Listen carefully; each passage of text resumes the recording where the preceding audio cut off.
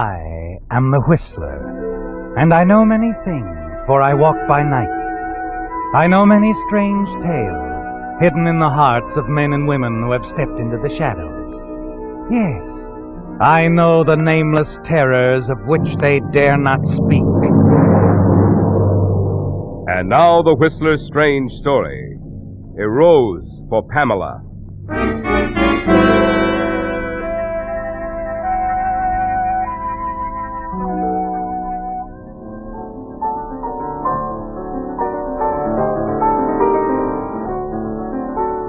The concert was progressing successfully, brilliantly. The young artist had perfect command of the keyboard at her fingertips, and the quiet, inspired audience watching her. This was because, like her famous father, Thomas Barrett, before her, she loved music. It was a part of her, and she felt no more nervousness than he might have had at the height of his brilliant career as one of the world's most celebrated pianists. Pamela Barrett might have felt differently, however, if she knew what was in the heart and mind of someone watching her. Yes, Pamela Barrett's touch might not have been so fine, so sure if she had the knowledge of a cold, calculated plan for murder.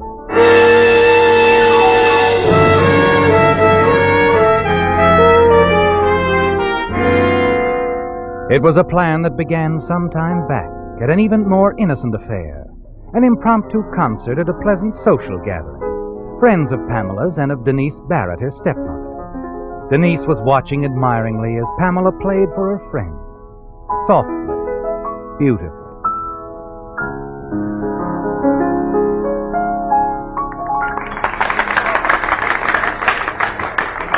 Pamela, darling, it was beautiful, wonderful. Thank you, Denise. All of you. Thanks so much. Oh, she's ready now. You must arrange a concert debut for her, Denise. I should say so. You hear them, darling? It's what I've been telling you repeatedly. You mustn't let anything interfere with your music. Nothing will, Denise. Now, if you'll excuse me, Well, you've done a marvelous job as her guardian, Denise. Her father would be proud. Yes, it's a shame Thomas Barrett couldn't be here. Yes, he would have loved to hear his daughter play tonight. Yes. Oh, yes, it's our only regret. Oh, now, dear, I'm sorry I mentioned that. It's all right. It's just the excitement, the thrill of hearing her play so much like Thomas himself.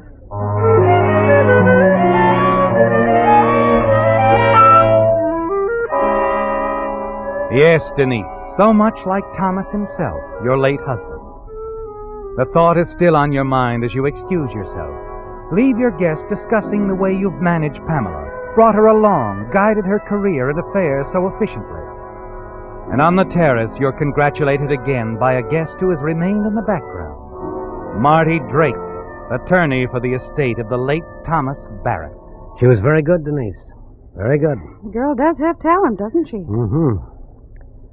You think she meant that about not letting anything interfere with her career? I hope so. So do I. You ought to make sure, you know. Young girl in love that way. I've managed her pretty well until now, Marty. And she has faith in you, both personally and as an attorney. She told me the other afternoon she was glad you were handling the estate. Oh, sure. I was just thinking, that's all. Her father's career ended by an accident. It'd be dreadful if anything had to end the daughter's, too. Please, Marty. Oh, I'm sorry. Like I said, I was just thinking. Oh, Marty, it would be terrible If you couldn't handle her and couldn't talk her out of marrying Richard Matthews? I can. I must. You can say that again, baby. The marriage had put us in the position of having to account for the $100,000 we managed to remove from the estate. 100,000?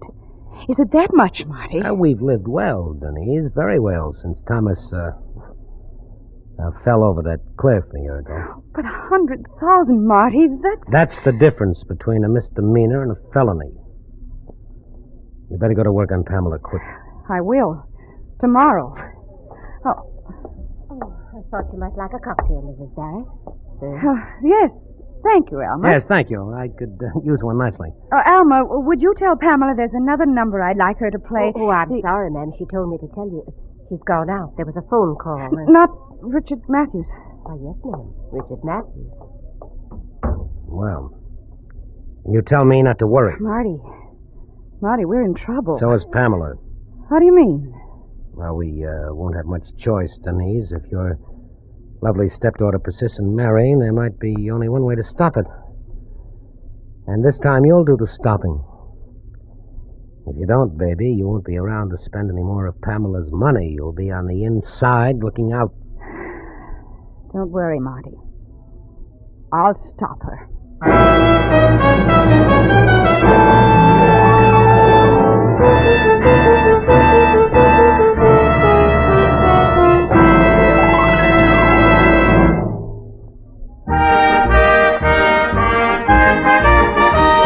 A $20 Signal gasoline book is being sent to Darian Guest of San Fernando, California, as a token of our appreciation for this limerick. A most thrifty young woman named Penny drove from Kalamazoo to Kilkenny. She found, did this lass, in checking her gas, that Signal went farther than any. Signal, signal, signal gasoline. Your car will go for the gasoline. Well, all I have to say to the lass from Kalamazoo is that if she'd been a Westerner, she would have known that from Canada to Mexico, Signal has long been famous as the Go Farther gasoline. But mileage, mind you, is only one of the benefits you'll notice when you switch to Signal. In addition, you'll enjoy Signal's quick starting, Signal's peppy pickup, and Signal's smooth, quiet power. For like birds of a feather, mileage and performance go together. To enjoy both, just heed the advice on those Signal billboards you've seen. Next time, fill up with Signal, the famous Go Farther gasoline.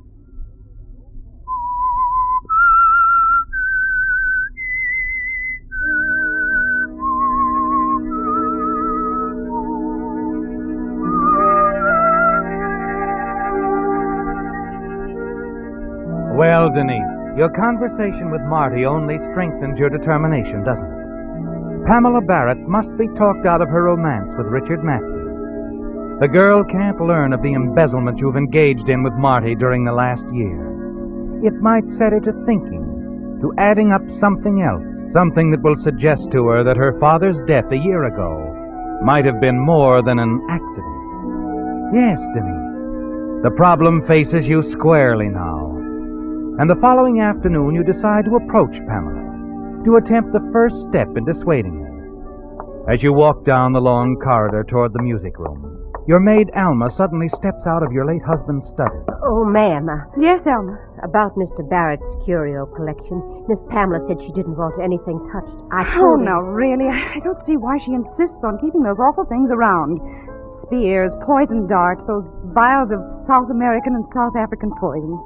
Curare, snake venom, and all those things. Her father's, ma'am, I can't imagine what Mr. Barrett had in mind, bringing those horrible things back with him after that foreign tour. Just can't... Poisons, they make me shiver. Oh, well, never mind, Alma. I'll talk to Pamela again later. Very good, ma'am.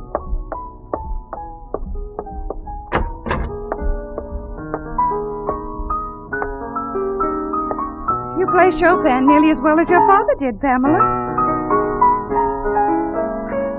You're still angry with me, aren't you? Well, I don't blame you, really. I should have told you the reasons I thought it best that you postpone your marriage to Richard for a year or two. The main reason is that you enjoy telling me I can't do things, isn't it, Denise? You think I'm very unfair, don't you, dear? Aren't you? I don't think so. Oh, Pamela, I know how hard it's been for you since your father died. It's been hard on me, too. I loved him very much. I've just been trying to keep a promise I made to your father about you. I guess I've gone at it very badly. Promise to Daddy? What was the promise? I promised him I'd see to it that you followed in his footsteps. Become a great concert pianist. You did? Yes, dear, I did. Dad asked you to? Yes, he wanted you to make your debut at Civic Hall on your 19th birthday. Well, that's hardly 2 weeks away. Yes, but I made all the arrangements some time ago. That's why I was so shocked when you said you wanted to give up your music and marry Richard. And why I was so emphatic in saying I wouldn't let you. My career meant a lot to Dad, didn't it? Pamela, you're awfully young to get married. Why not wait for a couple of years and, in the meantime, go ahead with everything just as your father planned? I guess it would have made him happy. Of course it would. All right, Denise. I'll try to go on with my career. You'll always be glad, darling. You may feel badly now about postponing your marriage to Richard, but after you get started on your career... Oh, Denise, you must have misunderstood. I said I'd continue with my music, but I didn't say I changed my mind about marrying Richard. But you can't marry him. You wouldn't have time for both. Look, Denise. Legally, I'm old enough to be married, with or without your consent, even if you are still guardian of my money. If I decide to marry Richard, there's nothing you can do to stop it. Remember that. Nothing.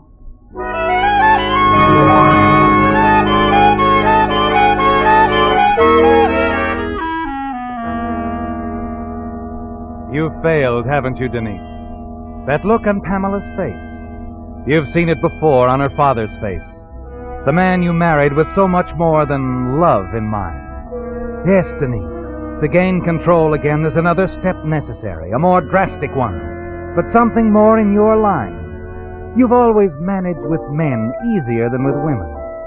And later that week, out at the swimming pool, you call on all the strength of your considerable feminine powers to turn the tide for you, win him away from Pamela. Morning, Richard. Morning, Mrs. Barrett. How's the water? Warm and wonderful. Here, give me a hand, will you? Oh, sure. There we are. Thanks. Now to get this cap off. Oh, it was such a beautiful morning, I just couldn't resist the pool. Hand me the towel, will you? Oh, here you are. Thank you. Pamela around? Oh, she had some shopping to do. That's why I asked you over. I want to talk to you. Alone. Sit down, Richard. All right. Pamela tells me you're quite a musician. She's prejudiced. You like Pamela very much, don't you? I love her. Enough to put her welfare before your happiness? Of course. Then, Richard, don't let her think about getting married until she's reached the place in the music world her father planned for her. Well, why couldn't she do both? She just couldn't, that's all. Well, hundreds of women have combined marriage with a career, and rather successfully, too. Perhaps, but not Pamela. She's different. Her life shouldn't be complicated with emotional disturbances. Her thoughts should be only of her music. And you are rather distracting, Richard. Oh, no, really, Mrs. Barrett, you make it sound... Denise, please. All right. Denise? Did it ever occur to you that the things Pamela sees in you are obvious to other women, too? I never thought much about it, Mrs. Denise. You know, Pamela's such a child. Naive and all. But you and I, Richard, we're the same kind. I knew it from the first time I saw you. Remember, Richard? Pamela's first concert, the afternoon you brought her the first rose? I remember. You seemed a little surprised when we were introduced. Yes, I suppose I was. I didn't expect Pamela's stepmother to be so... So, what, Richard? Well, young and so attractive. How nice of you to say that, darling. You really think me attractive? Yes, very. My, we are getting along well, aren't we, Richard? I think we should get to know more of one another, don't you? Uh-huh. Well, there's no time like the present, is there?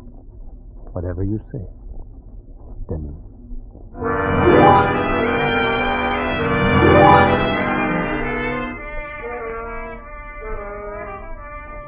He's falling into the trap, isn't he, Denise? Soon you'll be able to twist him around your little finger. Yes, you're confident that when you're through with Richard, he'll have forgotten that Pamela ever existed. You sit there at the edge of the pool with Richard for over an hour. Then when he's gone, you hurry to the telephone and call Marty. So you charmed the boy, huh? What'd you tell him? It isn't what I told him, it's what I left unsaid, Marty. That's what counts. I'm certain he thinks I'm quite mad about him. And he's very interested. He say he'd keep the little rendezvous? Of course not, and I didn't ask him to. I merely mentioned that I'd be dining alone tomorrow night at that quaint little cafe overlooking the sea. How I loved it there. The soft music, the candlelight. Yeah. Think he'll show up? How could he turn it down? Oh, well, honey. Don't worry, Marty. After tomorrow night, all our worries will be over.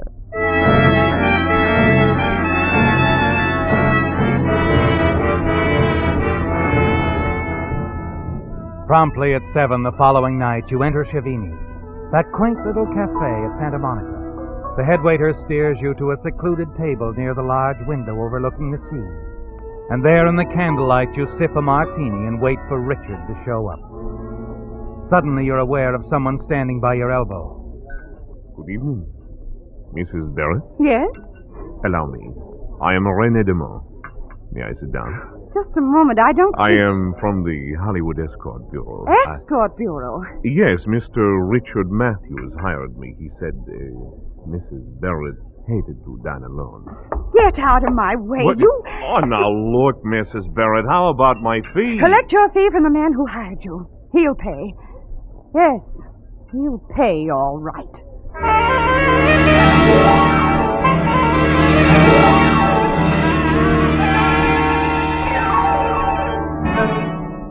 So, he sent you the two-bit Romeo, a guy from an escort bureau. Yes, of all the dirty, shabby tricks. Well, it's no worse than one you tried to pull on Pamela, baby. You must be losing your technique. You won't think it's so funny when I tell you that last night she informed me they're planning to get married right after the concert. What? I said they were planning, Marty, but the wedding will never take place. Uh-huh. How are you going to stop it? Poison her cornflakes? Don't be a fool.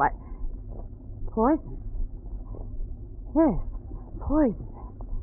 That's it, Marty. What are you going to do? My late husband's curio collection. The poisons he picked up in South Africa and South America.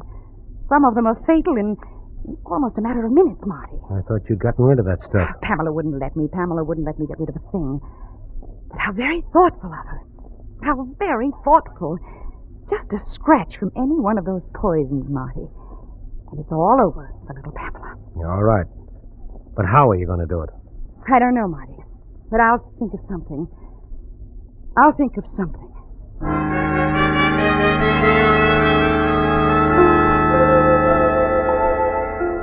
Yes, and it's on your mind all that night, isn't it, Denise? You've got to find a way to kill Pamela with one of the poisons from her father's collection. And somehow Richard must be blamed. Just how you're going to do that isn't clear, not yet. Not until the following afternoon, when suddenly, quite by accident, you stumble on the answer. You're sitting in the library when your maid walks into the room. Oh, Alma, Yes, ma'am. where are you going with those flowers? Well, Miss Pamela asked me to put them in here. The gardener picked them this morning. Aren't the roses beautiful? Yes, they are. They're quite beautiful. Put them in that vase over there. I just remembered I have something very important to do.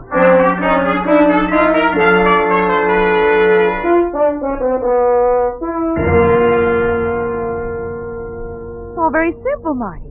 We poisoned Pamela with a rose. A rose from her darling Richard. I don't follow you, Denise. Richard always sends her a rose when she appears on the stage. It's become a superstition with them. She wouldn't appear without it. All right, so. I'll arrange to be at the door when the florist delivers it.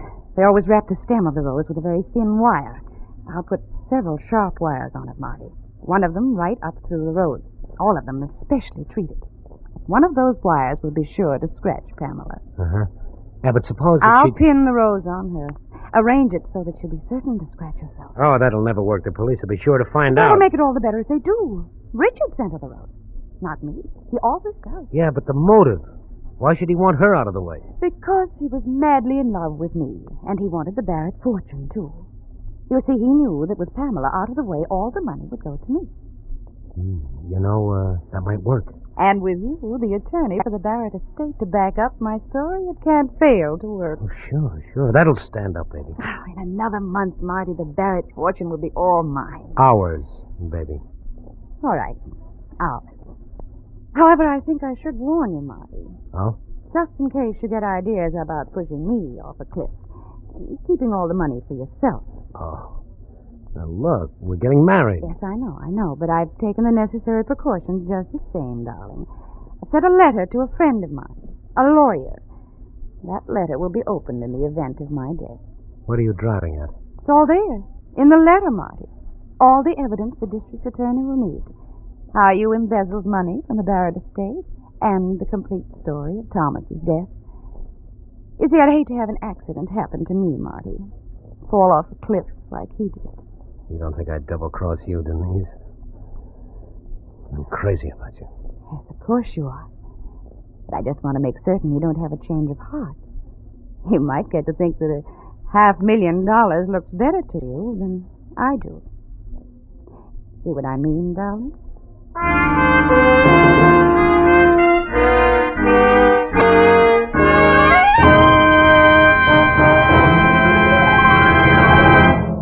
And now a suggestion to drivers. With cold winter nights and mornings ahead, you don't want to be caught with your battery down. So now is a good time to stop by a Signal service station for a free battery inspection.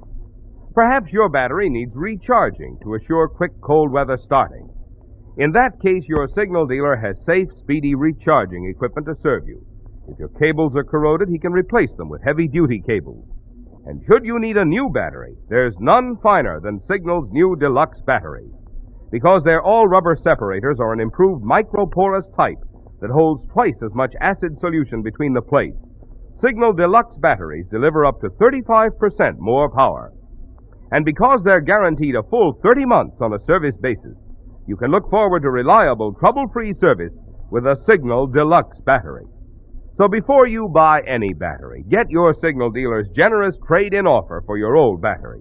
Find out his liberal credit terms. Find out why, any way you look at it, today's best battery buy is a Signal deluxe battery.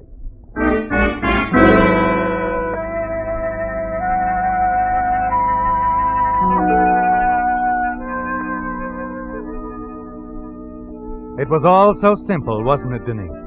Richard's rose arrived while Pamela was upstairs dressing for the concert. It took you only a few moments to turn it into a deadly weapon.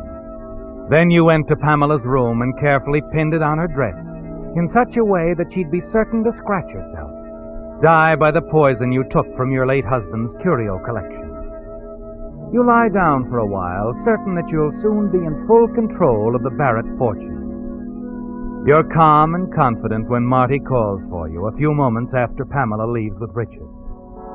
And now, as you sit beside him in the concert hall, watching Pamela's performance, your eyes are fastened on the rose she's wearing.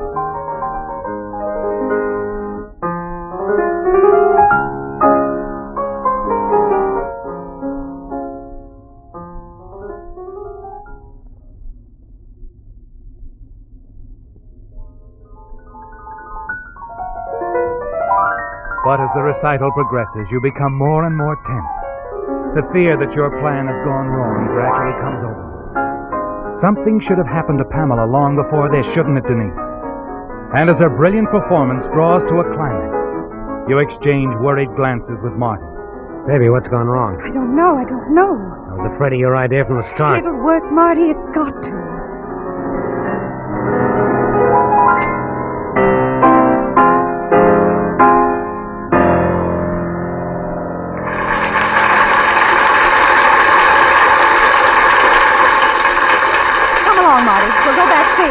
To her dressing room.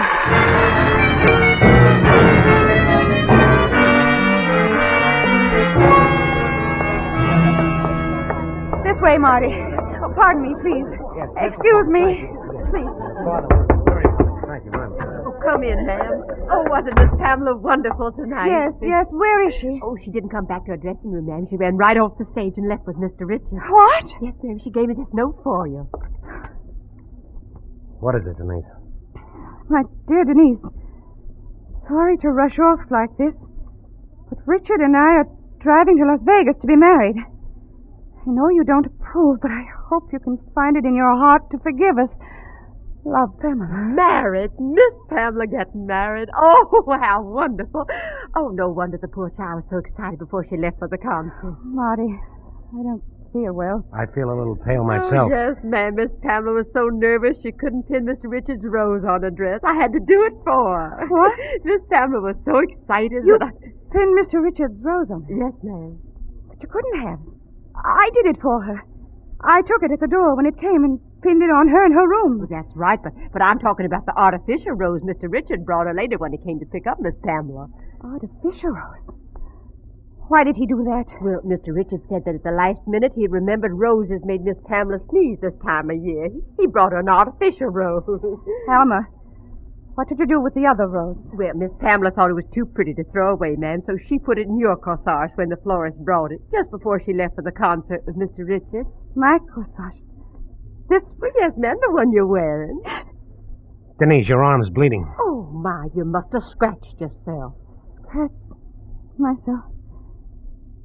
Yes, I have. When did you do that? I don't know. It must have been... Marty, I feel... Well, what's the matter, man? Is something wrong? Marty! Poison. Call a doctor. No, quickly. Oh, help her, Mr. Marty. She's... Denise. Denise!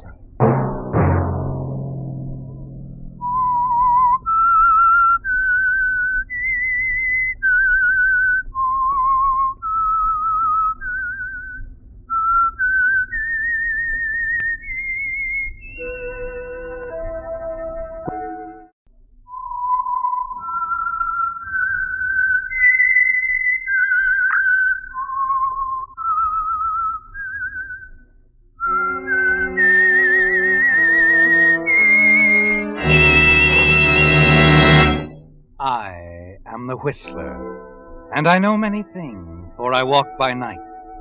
I know many strange tales hidden in the hearts of men and women who have stepped into the shadows.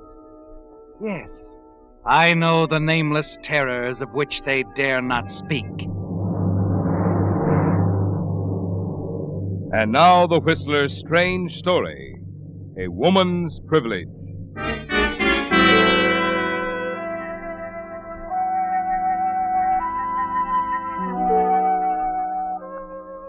In the drawing room of a palatial home in Beverly Hills hang a pair of priceless oil paintings, one of an Italian nobleman, the other of his wife. The surfaces are cracked, the frames old and wormy, but the colors are almost as fresh and brilliant as if they were painted yesterday. There's a strange connection between the paintings and a sordid, ugly scene in a Los Angeles police station. It's very late, and in the next room, a homicide lieutenant is grilling a suspect on the charge of murder. Oh, but he's coming along. Lieutenant Brady's getting to him, huh? Give the lieutenant 5 minutes more. Guy's ready to break now. You know, I can't help feeling there's more to this than the guy's telling. Something that maybe even he doesn't know.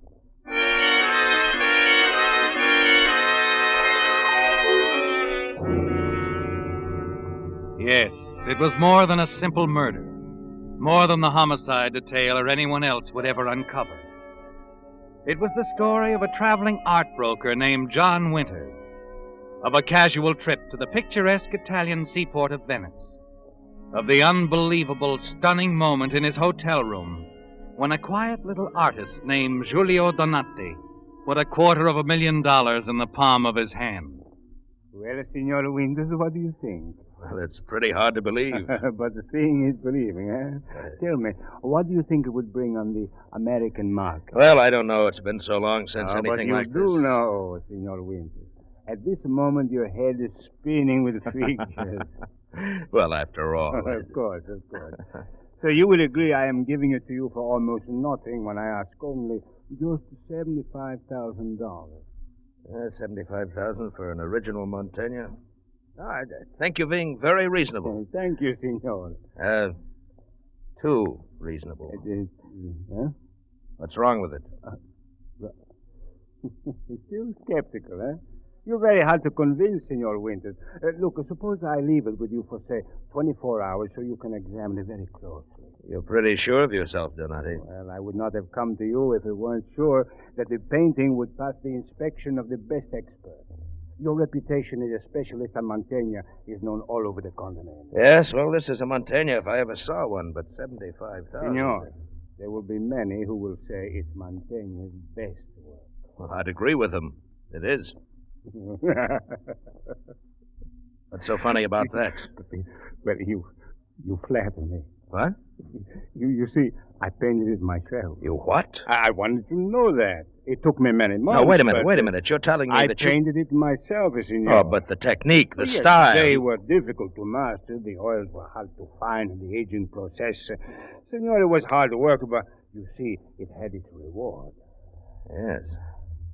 Is, this the only one? No, I completed a pair. The other was sent 3 weeks ago to a broker who was highly recommended to me in Los Angeles, a C.L. Brickley. I expect to hear from him tomorrow. Does he know about this one? Well, of course. I informed him in a confidential letter. I should think you'd keep it under your hat. Forgery's a serious Please. business, you know. They are not a forgery. I claim only to paint in the manner of Mantegna. Had I intended to pawn off a forgery, would I have been so frank? Yes, but you know what's going to happen. This Brickley will peddle that picture as an original. Senor, what you people do with my paintings is your own business. I am an artiste, not a forger. But I think you will find me discreet enough. Well, now I must go. You may examine the picture as closely as you want, senor. Where can I reach you? My studio, 11 Plaza Franchette. Good. Before noon, eh? Yes, right. Good day, Donati. Good day. Si, senor. Long distance, operator. I want Mr. Wilkin Potter, Chatelaine Hotel, Interlaken, Switzerland. Person to person.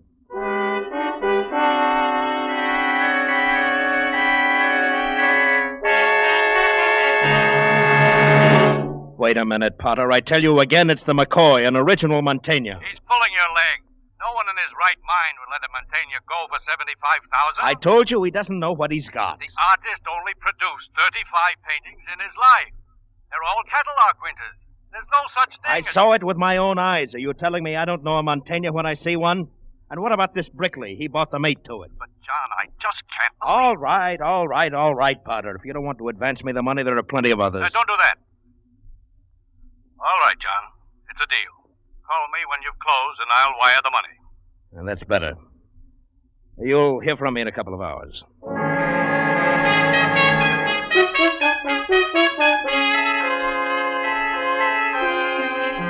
Well, John, Donati was right, wasn't it? Your mind is whirling with figures as you hang up the phone. Hurry across town toward the little shop in the Plaza Franchetti. Yes, there's over $250,000 in that special built briefcase under your arm, provided that the 3 people in the world who know the truth are discreet. That's the only gamble, isn't it, John? You, and Donati, and Brickley, the Los Angeles broker. With 3 who know, there's always a chance that one might talk. You turn a corner into the plaza, wondering if Brickley had thought of that one. The answer comes suddenly. A crowd is gathered at the front of Donati's shop. What's the matter? What's happened here? Get back, please. What is it, officer? What's happened? The proprietor of this shop, Senor Donati, was shot.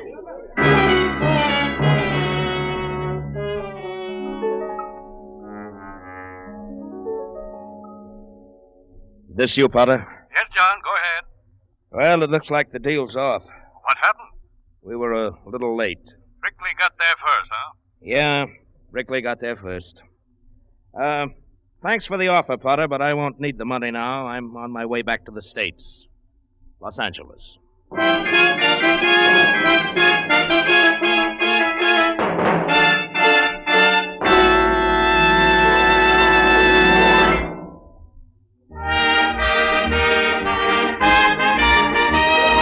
A $20 Signal gasoline book is being sent to Mrs. Georgia Vainig of Venice, California, as a token of our appreciation for this limerick. There once was a camel named Flo, whose mileage on water was low. But this far-sighted lass switched to new Signal gas, and now she has get up and go. Signal, signal, signal gasoline. Your car will go far with Go Father gasoline. Perhaps it may strike you as strange that a camel in the limerick drank Signal gasoline. But there's nothing at all strange about the fact that Flo found new get up and go when she switched to Signal. After all, fast-starting, peppy pickup and smooth, quiet power naturally go hand in hand with Signal's famous mileage. They're all the result of the more efficient performance that today's Signal helps your motor deliver. So whether you're looking for economy or just real driving pleasure, next time your gas tank gets thirsty, follow the advice on those Signal billboards you've seen. Next time, fill up with Signal, the famous Go Farther gasoline.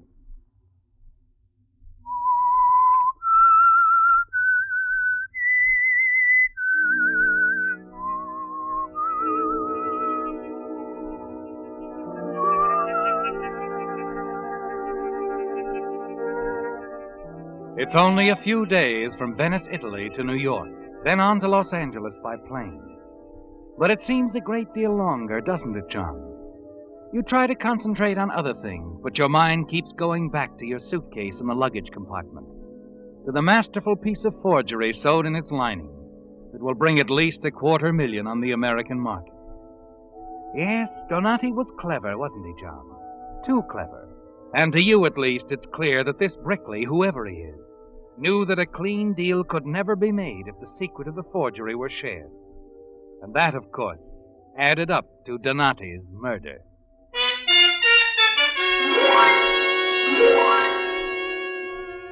You have a surprise for Brickley, haven't you, John?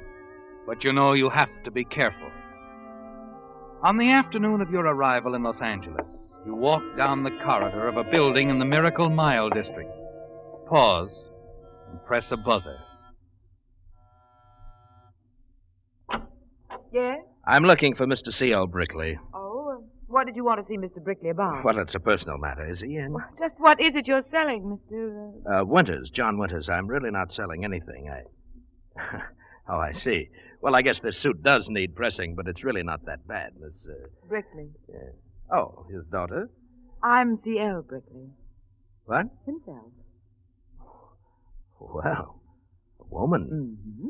But a woman who isn't interested in a vacuum cleaner at the moment, perhaps some other time, Mr. All right, Miss Brickley, have it your way. A friend of mine told me you had a picture or two that might interest me. Wait a minute. What kind of a picture? Oh, I'm collecting Italian Renaissance. You? Honest, Miss Brickley, I've got 11 other suits, and if I'd known I was calling on such a beautiful businessman... Sorry, Mr. Winters. Please come in. Shall I bring my vacuum cleaner? No charge for the demonstration. I'm sorry. Now, come in. Please sit down. Thank you. Here's my card. As you can see, I'm an art broker. I'm a broker, too, Mr. Winters. Yes, I see. You mentioned Italian Renaissance. What did you have in mind? Venetian school in particular. Mm-hmm. You know, of course, authentic Venetian things run a little high. How high? $300,000. Well, that's high enough. What is it? A Montaigne. Oh, now, wait a minute. I know. It's hard to believe. It came to light during the war. I was very lucky. You're positive it's authentic? You want to see it? No, that won't be necessary. Here, let me check my briefcase here. Well, I have the picture in my safe. Just a minute. Ah, here we are. How do you like this one? Where did you get that? Same place you got yours, Miss Brickley. Same artist, same convincing technique. Who are you? Winters. The name's Winters. That's what I mean. Where did you come from? Oh, don't worry about me, lady. I'm authentic. Let's stick to the Montaignes, huh? All right, Mr. Winters. How many of these are floating around? 2. And how many know about this? 2. You and me. That is, since you took care of Donati. It's a little crude. All right, so you had it done. What's the difference? That still leaves 2. You'd be smart enough not to give the hired help your reasons. You've got it all figured out, haven't you? Oh, it's water over the dam. Let's talk about the pictures. You know, we're hooked with each other. You know that. That might not be so bad, Mr. Winters. Better make it John. All right. John. You know, we've got a lot to talk over, C.L. I know. But since you're not quite the kind of guy I expected to meet, why don't we switch the conference to a nightclub? I'd like that. Okay, pick you up around 8. Fine. Oh, and don't worry. About what? I'll wear another suit, one that's pressed.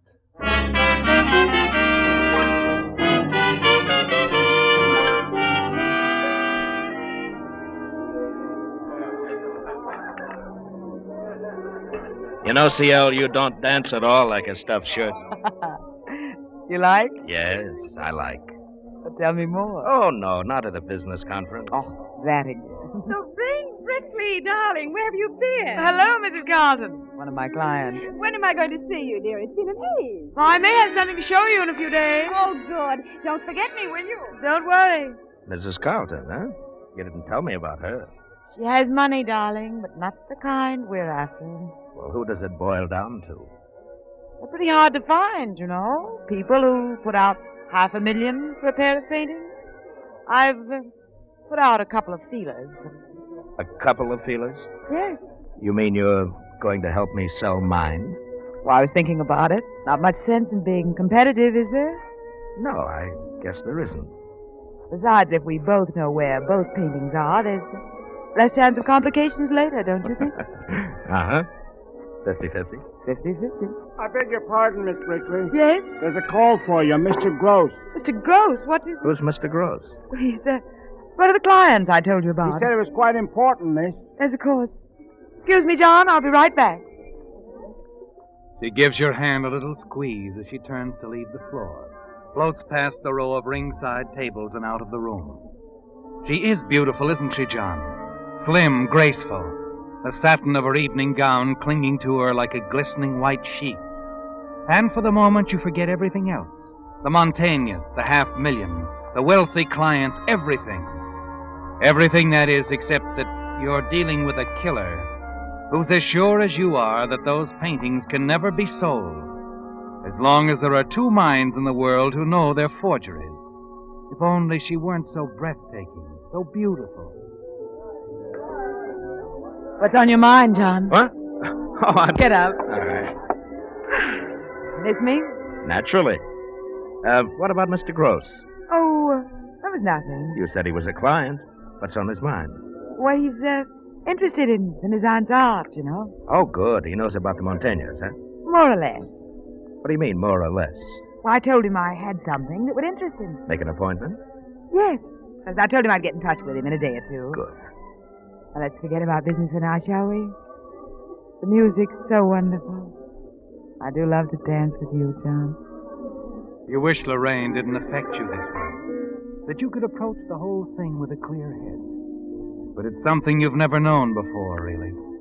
The music, the vibrant, thrilling feeling that sweeps over you as you dance with her. Her warm, low voice in your ear.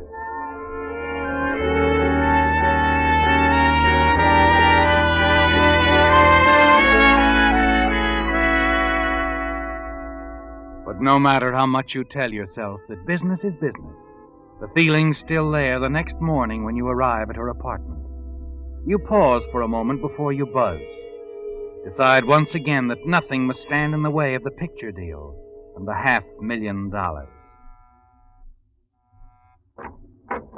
Well, hello, partner. Partner? Any objections? Not if I've really made the grade. You have, definitely. Come in. Thank you. I wish I could be sure I'd made that grade. I don't know what more I can do to make you sure. I'm trying to arrange for the sale of both Montaignes through my own contacts. I didn't have to. No, but the sale of two Montaignes will bring twice as much money as the sale of one. I want it. Half of this goes to you. I told you this is a 50-50 deal all the way. Yeah. You made a deal with Donati, too.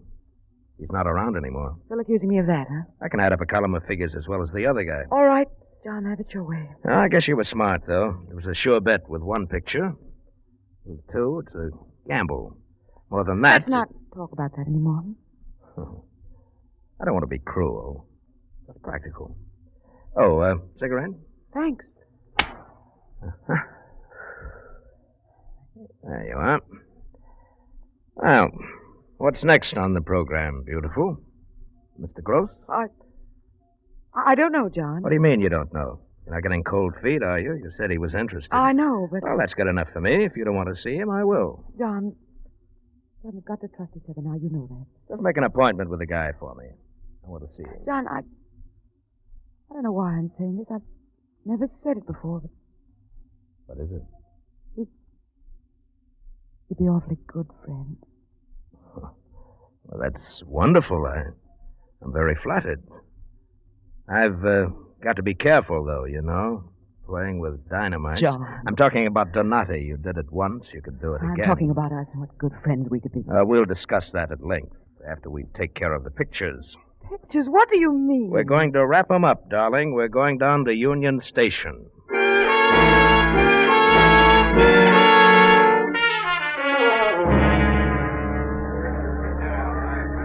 Yes, sir? I want to check this package, John, please. what are Just a minute, Lorraine.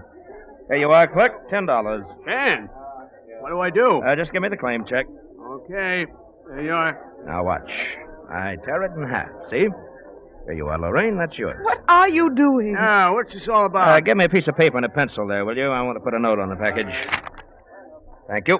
Well, To deliver it only when both halves of the claim check are presented. There we are. You get it? well, I don't know. You want that $10? Oh, sure, sure. All right, here's the note. Paste it on the package. Right. Good. Thank you. Come on, Lorraine. You know, I think this is all pretty silly. Maybe it is, dear, but I do a lot of silly things for $250,000. But don't get me wrong, Angel. I trust you like my own mother. I just trust you a lot more after you fix up that appointment for me with your friend, Mr. Gross. How soon can you make it? Well, I don't know, John. I'm not sure. Let me handle it then. When can you get a hold of him? I'll call him tomorrow.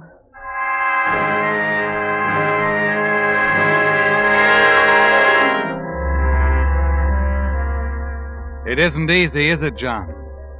You leave her standing there in the station, fighting to get her out of your mind and your heart, knowing that you must never let her come between you and the business at hand, the appointment with Mr. Gross. The next evening, you go to her apartment, determined to see it through. As you walk down the hall, the door is slightly open. No. You hear her No, talking on I the told you. telephone. You No. stop still and listen. No, there isn't going to be any deal, Mr. Groves. Forget I ever told you to come here at 11. The appointment is off. I know what I told you, Mr. Groves, but that was before.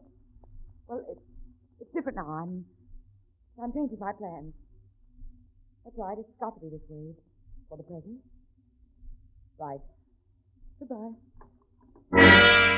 You stand there for a full minute, thinking, and then make up your mind. Two can play that kind of a game, can't they, John? And you know the one who wins is the one who gets there first.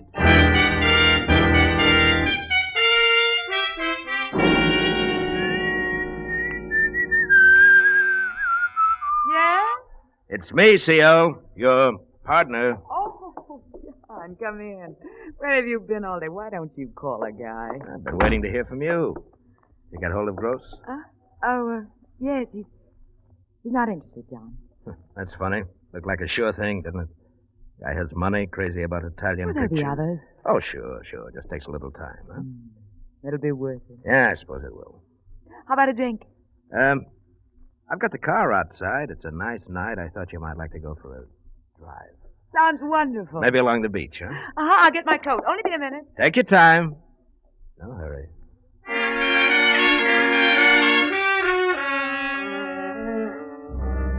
It doesn't take long, does it, John? Now that you've made up your mind to it. Just a few miles of riding, talking idly, with the automatic hidden down beside you in the seat. Occasionally, you glance from the road at her beautiful face in the moonlight. That's something you'll never forget. That face with the moonlight working magic with her hair. It even looked beautiful a half hour later when you looked at it for the last time. Only then it was very still, with the quiet, wax-like beauty of death.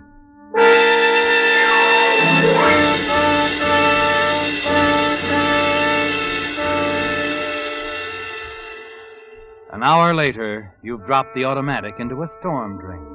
You're back at her apartment, both halves of the claim check in your pocket, going through the wastebasket next to the telephone. Here it is. A little slip of paper with the name Gross and a telephone number.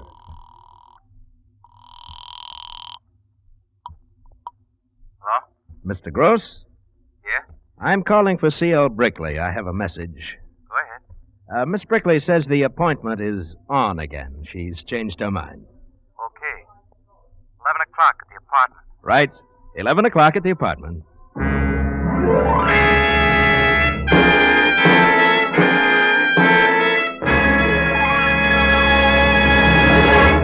Here's news about the greatest improvement in automobile batteries in 20 years, which is now yours to enjoy in Signal's new deluxe battery. I'm talking about microporous all-rubber separators, the type which has proved its superiority in submarine batteries. Because these highly porous separators hold twice as much acid solution between the plates, new Signal Deluxe batteries deliver up to 35% more power to take care of the many electrical gadgets on today's cars. What's more, the extra long life of microporous separators makes it possible for Signal to guarantee these new deluxe batteries not just for the usual 12 or 18 months, but for a full 30 months on a service basis. That means you're actually saving money while you're enjoying the extra power and dependability of a Signal Deluxe battery. So before you buy any battery, get your Signal dealer's generous trade-in offer for your old battery. Find out his convenient credit terms. Prove for yourself that today's best battery buy is today's finest battery. The new, improved Signal Deluxe battery.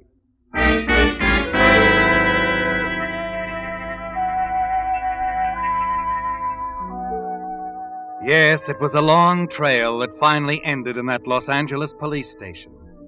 A trail that began in Italy with an artist who painted a pair of pictures in the manner of Montaigne and died because of them. Lieutenant Brady of Homicide has done his job now. The suspect has finally begun to crack. You know we've got the goods on you. Why don't you... Stop it, will you? Stop it. All right. I'll stop it. You ready to talk? Yeah. Yeah, I'll talk. All right, let's have it, Gross. The whole story and the whole truth. The guy in Italy, Donati. I killed him for the Brickley dame. Money? Yeah. Why did she want him dead? I don't know. I didn't ask any questions. She sent me to Italy to kill him, and I did. When I got back here in L.A., she called me again. She wanted me to bump off another guy. Oh? But the night I was supposed to bump off this second guy, the Brickley dame changed her mind. How come? I don't know, but she called up and said the deal was off. Then what? Later, I got a phone call that the deal was on again. So I went over to her apartment. And there he was. And that's how you happened to murder John Winters? That's it. I guess the Brickley dame changed her mind again.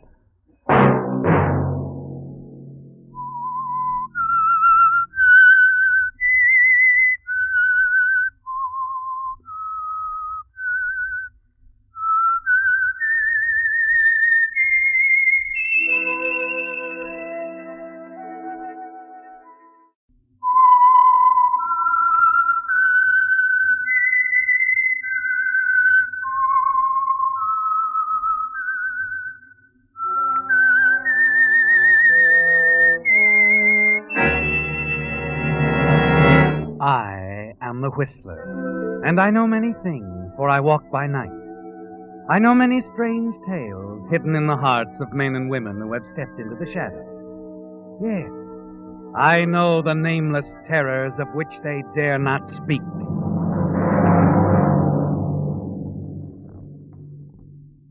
Before introducing tonight's story, here's an important time change announcement. Beginning next Sunday, The Whistler will be heard at a new time, 7:30 to 8. Remember, beginning next Sunday, October 2nd, tune in The Whistler each Sunday at 7:30.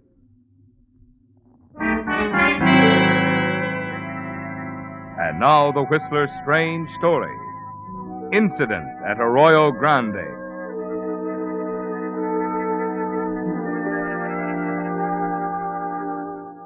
The conversations were varied at the Hilltop Cafe on Highway 101.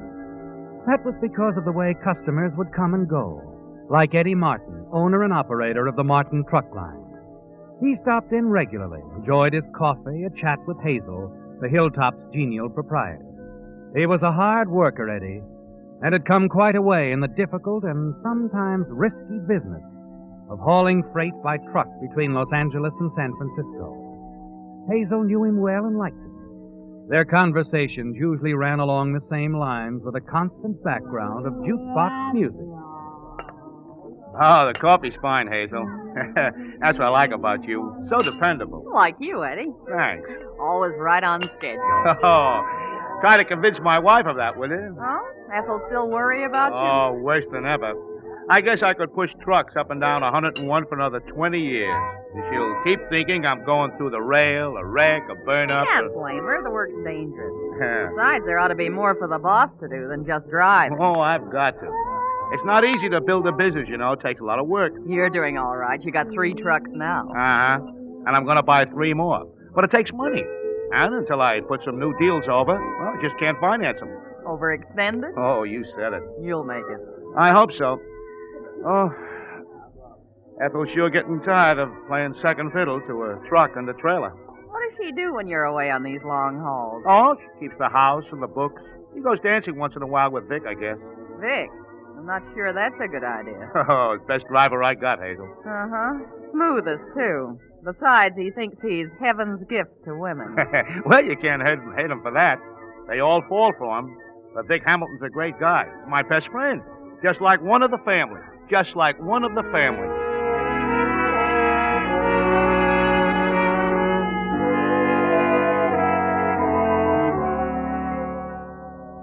Vic Hamilton is like one of the family. That's what Eddie always says, doesn't he, Vic? You've heard him say so yourself 100 times, haven't you? Yes. And it's given you a confident feeling. You have plans, haven't you, Vic? Plans which include a number of things belonging to Eddie. Plans which even include his wife, Ethel, for a little while. Hello? Ethel, Vic. Oh, yeah. Honey, I hate to break a date. You know that, but... Well, something's come up, and... I know. You can't make it. All right, Vic. Not mad at me. I wanted to see you. I guess can wait. Oh, sure, honey. I miss seeing you, too. I mean, with Eddie away and all, but... This is a business deal. Vic, are you sure? Are you sure you're not trying to make a fool out of me? You mean somebody else? I mean somebody else, yes. Oh, no, honey. I'll tell you all about the deal when I see you, and then you'll believe me. All right. Say you're not mad at me. I'm not mad at you. Atta girl. I'll see you. Bye. Goodbye, Vic.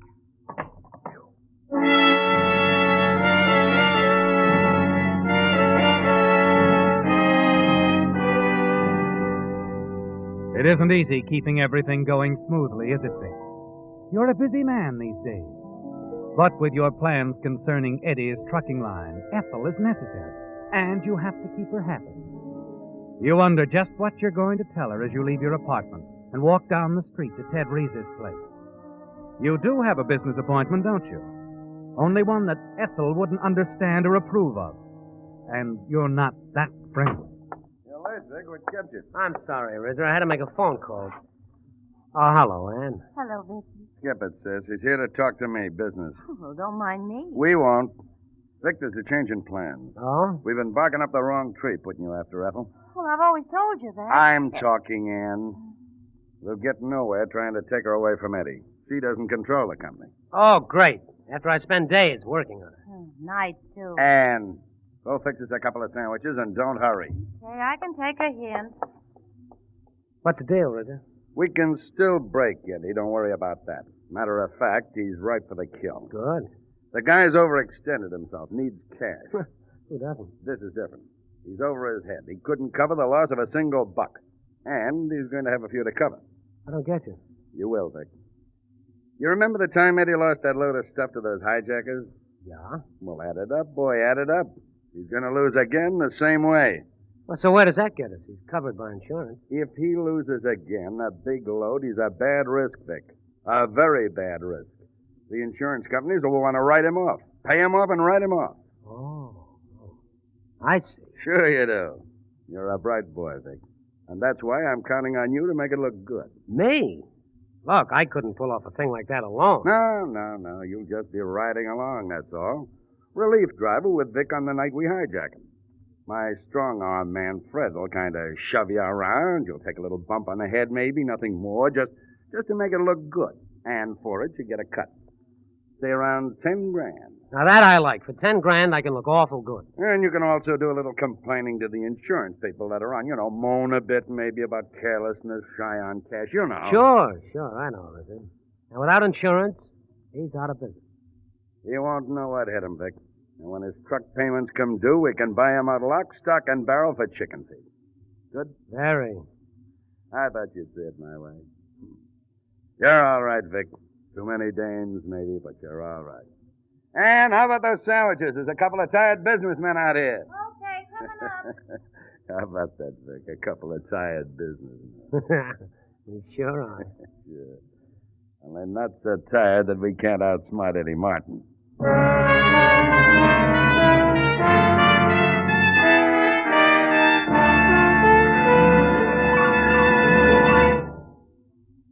Before reading tonight's limerick, I want to remind you that beginning next Sunday, the Whistler will be heard at a new time, 7:30 to 8. Remember, beginning next Sunday, October 2nd, tune in the Whistler each Sunday at 7:30.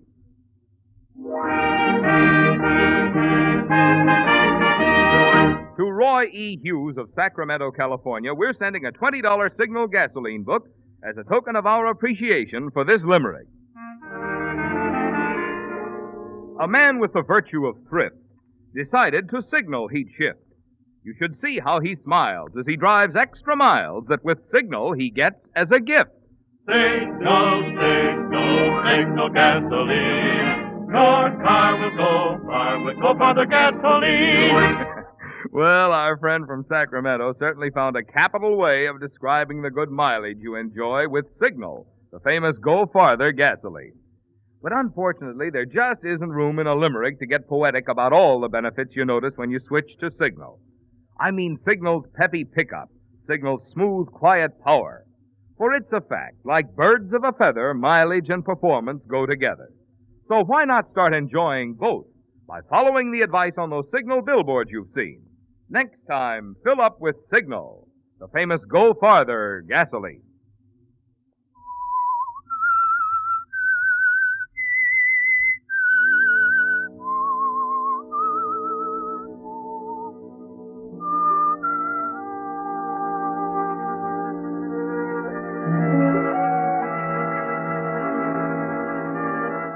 Well, Vic, your plans with Ted Reeser are shaping up, aren't they? You're glad that they no longer include Ethel, because it's more important than ever that you have Eddie's confidence.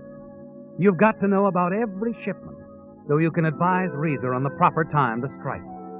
It comes less than a week later on an afternoon when you're alone in the dispatch office of the truck line and Eddie comes hurrying in. Oh, Vic, get this, will you? Hey, kid, we're in business. Look at this. Look, but good. Something exciting, Eddie? Oh, I got the Ajax contract, kid. $100,000 load to start with.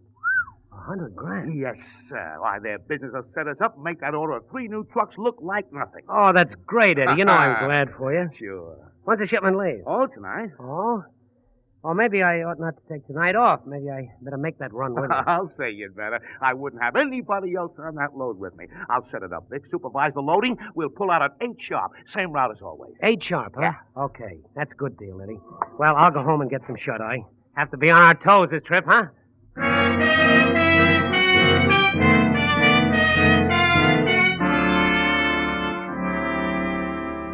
You leave, hurry outside, and hail a cab. It's time to alert Reeser, isn't it, Vic? And you want no slip-up. The hijack must be planned for the night. And you've got to outline the schedule of the run to Ann, since you and Reeser have decided that it wasn't smart to be seen together. You step from the cab at the Club Marimbo, where Ann will be rehearsing her songs for the evening show, and hurry inside.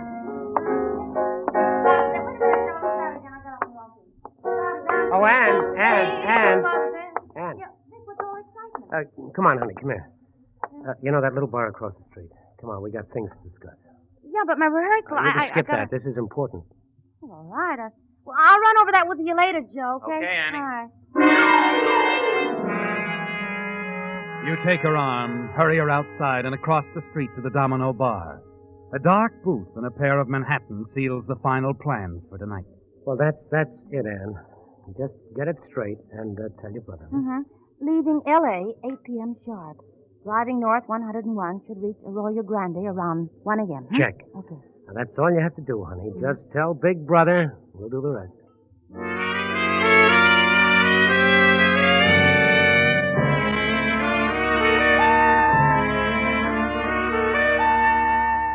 It's almost 7 o'clock when you return to your apartment. You're certain that everything is going to work out according to plan, aren't you, Vic? And when it's all over, your part in the affair will bring you a nice reward. Yes, 10,000 at least. And you tell yourself that's not bad for one evening's work. You glance at your watch. There's still more than an hour before you're due at the warehouse. You pour yourself a drink and take your time as you change clothes. And then as you're about to leave your apartment.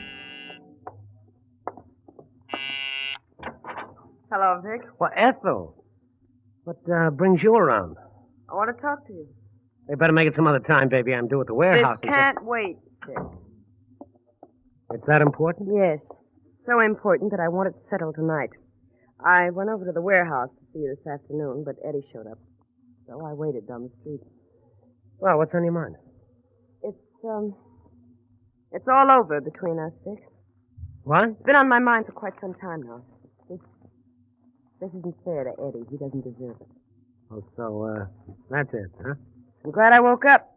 Came to my senses before it was too late. I'm still in love with Eddie. I guess I always have been.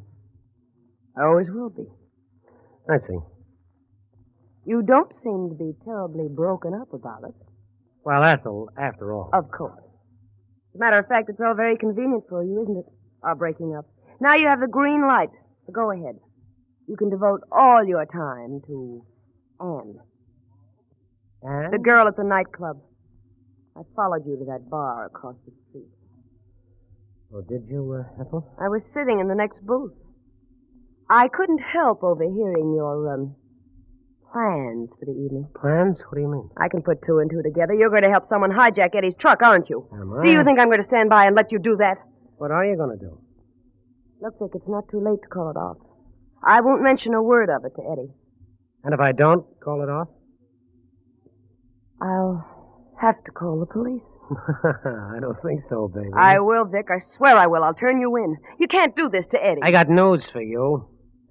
You're not going to turn anybody, and you're going to keep your pretty mouth shut, understand? What makes you so sure? Figure it out for yourself. You turn me in, it'll all be brought out into the open. Our little romance, Ethel. I'll see to it that Eddie finds out everything, all that's been going on behind his back for the past year. And I used to think you were so wonderful. I'd have done almost anything you wanted. Most girls would, and you will too in this instance, unless you want Eddie to know all about little Ethel, his devoted wife. You couldn't do that. I could, easily. Now, be a smart girl. If you love Eddie as much as you say you do, and if you want to hold on to him, you don't want to see him hurt, you'll play this my way. But, Vic, the trucking company, he'll lose everything. He can start again. I'll help him. I'll be in a position to throw in plenty of business. Besides, you'll still have you. That'll help a lot more. Yes, Vic. I guess it will. Good, good. Now I've got to move along. Important engagement. Ethel stands there for a moment, staring at you. Then, without a word, she turns and walks out. You're certain she won't carry out her threat to call the police, aren't you, Vic? Confident that nothing is going to interfere with your rendezvous at Arroyo Grande. And that confidence is still with you an hour later as Eddie wheels the big truck out of the warehouse, with you sitting beside him.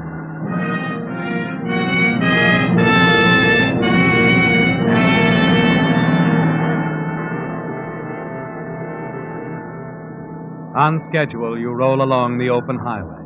Occasionally, you glance at Eddie, puff quietly on a cigarette, thinking about the 10,000 and how you'll spend it. Vic. Yeah? I had a talk with Ethel tonight. Oh? Yeah. She worries too much. What about? Oh, about me and the trucking company. These night runs. I guess you can't blame her. No, I guess you can't. You know, Vic, I've been thinking. Maybe she's right. I ought to look after the office more anyway. That would make her happy. Sure. Of course, I can't do that for a while yet. A few more hauls, and then I can turn the whole thing over to you. Me? Oh, sure. You take care of the trucks and the drivers. I'll handle the office and the warehouse. And I'm going to cut you in for a bigger percentage, too. How do you like that? That's swell. That's nice of you, Eddie, but... No, you deserve it, kid. You deserve it. You've been a lot of help to me. You lean back, Vic. Continue puffing quietly on your cigarette. Everything's going to be all right, isn't it? Eddie doesn't suspect. I think it's about You're time certain that Ethel hasn't told him a thing. fair, you know. Oh, Eddie. Yep. There's a guy in a car behind you blinking his headlights. He wants to pass. Oh, sure.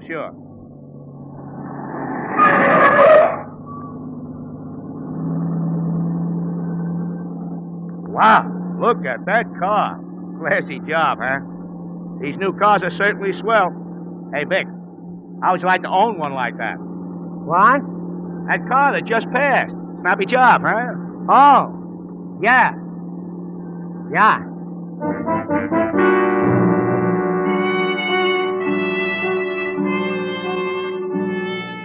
You recognize the big car, don't you, Vic? Reese's car. And suddenly the first twinge of nervousness hits you. You fumble in your pocket for another cigarette. Notice your hand is trembling as you light it. You grow more and more tense as time wears on. The black coffee you stopped for at Santa Barbara helps a little, doesn't it? Then you're on the road again, roaring north, toward your rendezvous at Arroyo, Grande. You got that little blonde on your mind, Vic? What? Back there when we stopped for coffee. Oh, no. I don't worry about dames. I let them worry about me. You sure got enough of them on a string. Hey, when you ever going to settle down? I'm in no hurry, Eddie. Hey, Eddie. Yeah? Listen. Cops. Cops, so what? They're right behind us. Oh, relax. We're not breaking the law. They're probably after some of those hot rod drivers. Hey, you see? Gone right past us. What's the matter with you, Vic? What are you jumpy about? What? Oh, I don't know. You think they were after us or something? No, of course not.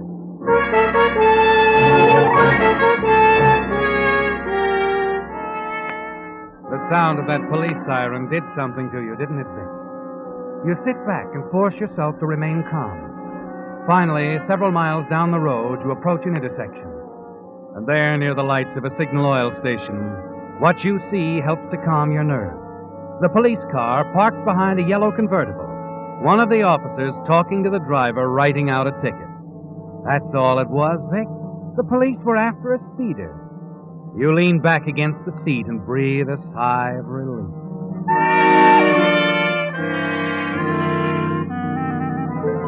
The uneasy feeling has left you now, hasn't it, Vic? And you're strangely calm. Over and over again, you remind yourself of what you must do when the right moment comes. Yes, you've got to make it look good. Put up a realistic battle, Vic, so that Eddie will never suspect. Well, we're right on schedule, kid. What? That was Arroyo Grande we just went through. Yeah. That was it. Hey, Vic. Yeah? Look up ahead there. Girl standing in the road. It's Anne, isn't it, Vic? Standing near the big car. Reese's car parked by the side of the road. You see her in the glare of the truck lights, waving her arms. Slow down, Eddie. We better see what the trouble is. Not on your life. Sorry, baby, no dice. Why don't you stop? I don't like the looks of it. Got my eye on that car. What do you mean? She's not alone. 2 men with her. I spotted them back in Santa Barbara when we stopped for coffee. One of those guys was eyeing this load. Are you sure? Yeah. If they're up to something, they'll come after us. You know, Vic, by the time you start up the grade, that Eddie will never get away from him. The truck begins to lose speed, and suddenly Reese's car is alongside, and then it cuts in sharply. Eddie slams on the air brakes. Even before the truck stops rolling, 2 masked men, Reeser and Fred, jump on the running board. Reeser on Eddie's side with a gun. Now, Vic, now you've got to make it look good. Okay, Bonnie Oldfield, this is as far as you go. What's the idea? Shut up, Keep your hands on the wheel, driver. Fred, get the other guy out of the cab. Come on, pretty boy. I said, come on, let's go. Wait a minute. Maybe this will hurry you up. What do you think you're doing? Vic, wait a minute. We haven't got all night. All right, take it easy. And get your hands off me. Wait a minute, Vic. Don't take any chances. Do like they say, will you? They've got us. Yeah? Vic, don't be a fool. Come on, break it up, I said. Vic, please. Wait a minute, he'll kill you. You gotta Your stop. pal's pretty stubborn. Sit here nice and still, driver. I think I can persuade him to quit with this gun. Come on, handsome. Get in the car. Vic, you all right? Yeah, sure, I'm okay, Eddie. Oh, come on, let's go. We haven't got all night. You, driver, wheel this truck down the road. Turn left at the cemetery. We'll be right behind you. Okay. Come on, Vic. Your pal's gonna ride in the car with us. And he might get hurt if you try to make a break. Now get moving. Okay. Vic, listen. Do what they tell you, huh? I don't want you to get yourself killed. Okay. All right, driver, roll on ahead.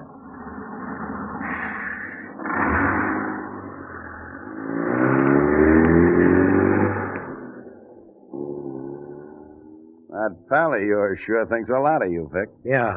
He thinks I'm just grand. How'd I do, Rizzo? Nice performance. You got an A for effort. Everything's worked like a Swiss watch. It's in that bag. Yeah. I told you I'd make it look good, didn't I?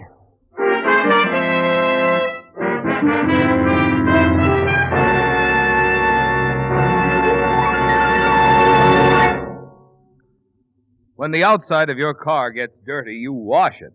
But because you can't see inside the engine, it never occurs to most drivers that engine parts get dirty too and may need cleaning. In fact, that's one of the reasons Signal brought out Signal Premium Compounded Motor Oil, the improved type lubricant that combines 100% pure paraffin base with scientific compounds. While you drive, one of the compounds in Signal Premium actually cleanses the inside of your motor of destructive carbon. Meantime, a second compound keeps Signal Premium from breaking down under heat and forming harmful gum and varnish. And still another compound stands guard against damaging corrosion. So you see, Signal Premium Compounded Motor Oil does a lot of things for your motor, which oil alone cannot do. That's why we call it the motor oil that does so much more than just lubricate. And it's why, if you want to keep your motor young, you'll be wise to get your next oil change at a Signal service station. Get it changed to Signal Premium Compounded Motor Oil.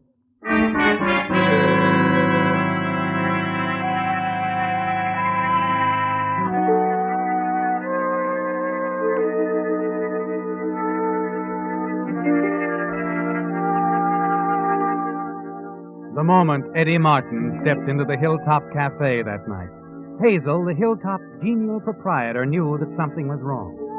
The ever-present smile was gone from his lips. His face was chalk white and drawn. He walked slowly to the counter and sat down. You're late, Eddie. Hey, yeah, I'm late. How about a cup of coffee, Hazel? Sure, I saw you coming. Here it is. Oh, thanks. Hey, turn off that music, will you, Hazel? I'm not in the mood for it. Sure, I'll pull out the plug. Eddie, what's wrong? You look like you've just seen a ghost. Hijack, Hazel. Two guys jumped us this side of Arroyo Grande. No kidding. Yeah. One of them, a guy named Risa, the cop said, shoved a .38 under my nose. Sure. Say, I've heard of him. The other guy hauled Vic off the truck and they slugged him. That's when Vic started swinging. Then they made me drive the truck down the highway and turn off at the cemetery. That where they hoisted the load? Now, they didn't get it, Hazel. Before they could start unloading, the cops came up. Cops? Yeah. Risa started shooting, and so did they. Vic fell back against Risa's car. And, well, a shot that was meant for Risa got Vic. Vic's dead, Hazel. Oh. That's tough. Vic sure fooled me. Too bad some of his dames couldn't have seen him tonight. He had lots of them, you know.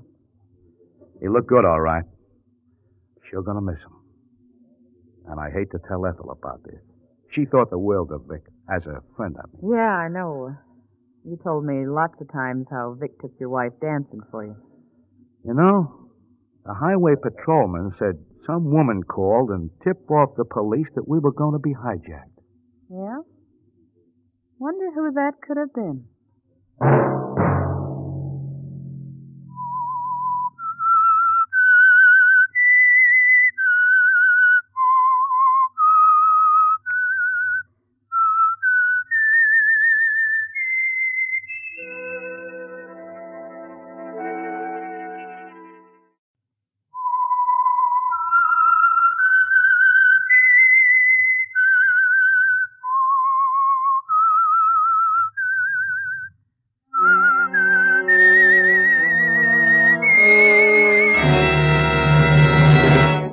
I am the Whistler, and I know many things, for I walk by night. I know many strange tales, hidden in the hearts of men and women who have stepped into the shadows. Yes, I know the nameless terrors of which they dare not speak. And now the Whistler's strange story, The Eager Pigeon.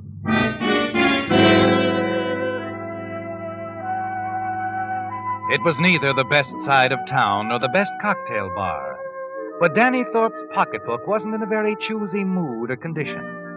Danny's clothes suggested better things, and as on other occasions, he was counting on them to make things pick up. That was when he first saw her, or rather her reflection in the big mirror across the back of the bar.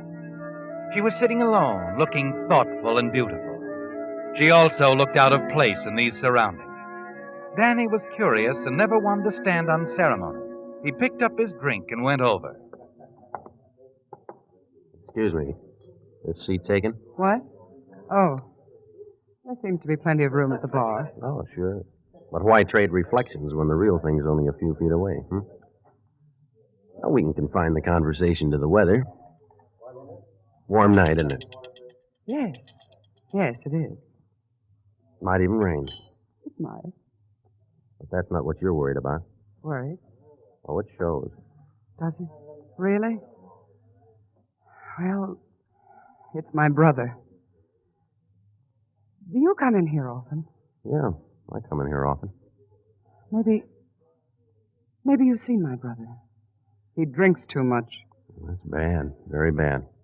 He was wearing a check coat, tall, wavy hair. The coat? My brother. Well, that's something. What's that? First time I've laughed in a week. Well, things are bad all over. I wonder if... No, I guess not. Try me. No. You certainly aren't in need of money. A man who dresses... Now, easy, lady. Don't mention that stuff and then run away. Money, you said? Yes. Well, I'm always interested. Your brother really isn't it, is it? No.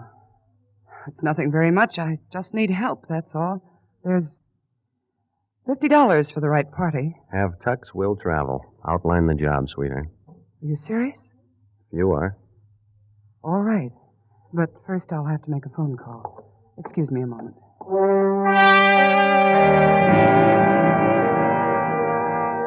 As she moves away, you look after her, telling yourself that it's the fastest deal you've ever managed. But suddenly you begin to wonder, don't you, Danny? Consider. Then you ask yourself if it might not be too easy. A moment later, you slip out from the booth you're sitting in, make your way quietly to a booth further back, and just outside the little hallway where she went to make a phone call. You sit down, lean back, and find that you can even hear the sound of the dialing. A pause, and then she gets her party. You crane your head to listen carefully. Hello, Otto? Monica. It's all set, Otto. I found someone. Yes, in the bar. You better get ready. I'm bringing home a very eager pigeon. You get up quickly, walk back to where she left, and sit down to wait. The picture has changed fast, hasn't it, Danny? And you had good reason to wonder about this girl. To use her words, she's bringing home an eager pigeon. You deliberate for a moment, almost decide to walk out, but you don't. You never do. Instead, you finish your drink, sit back and wait. But not for long, Danny. Sorry to keep you waiting. You said $50, didn't you? 50. Oh, I don't mind waiting. You'll be pleased then. It's all set. It's all right. What's all set? All right. Well, I'd rather not talk here. We can go to my apartment. Now, don't tell me it's right around the corner, not in this neighborhood. Hardly. I have my car. I have my hat. Let's go.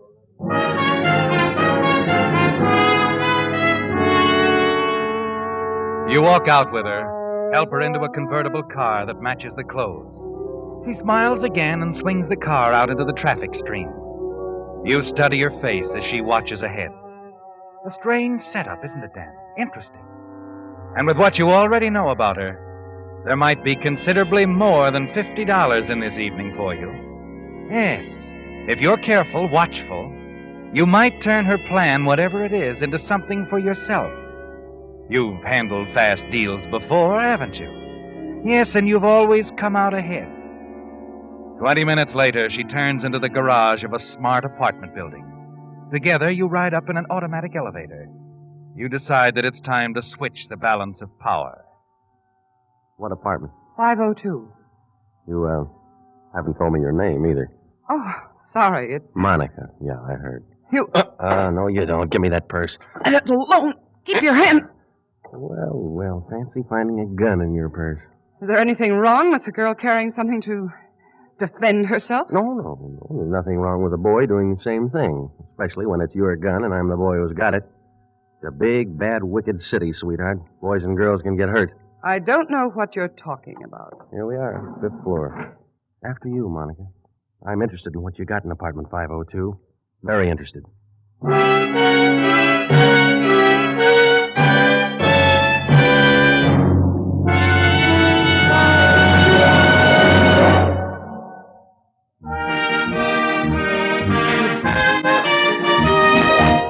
Mrs. Otta Buell of Oregon City is the Whistler fan to whom we are sending a $20 Signal gasoline book this week as a token of our appreciation for writing this limerick. Our car was anemic and slow till we gave it the gas with more go. On Signal ethyl diet, when we park it, we tie it. It doesn't run fast, it flies low. Signal, signal, signal gasoline. Your car will go far, will go farther gasoline. Oh, Mrs. Buell's limerick certainly hit the nail on the head in describing the extra driving pleasure you enjoy with Signal ethyl gasoline. And speaking of pleasure, if you'd like the fun of having a limerick of yours read on the Whistler, the address to which to send it is Signal Oil Company, Los Angeles, California. You'll receive a $20 Signal gasoline book if your limerick is read on the Whistler. And all limericks become the property of Signal Oil Company. Selection is made by our advertising representatives on the basis of humor, suitability, and originality. So, of course, your limerick must be your own composition. Remember, the address to which to send your limerick is Signal Oil Company, Los Angeles, California.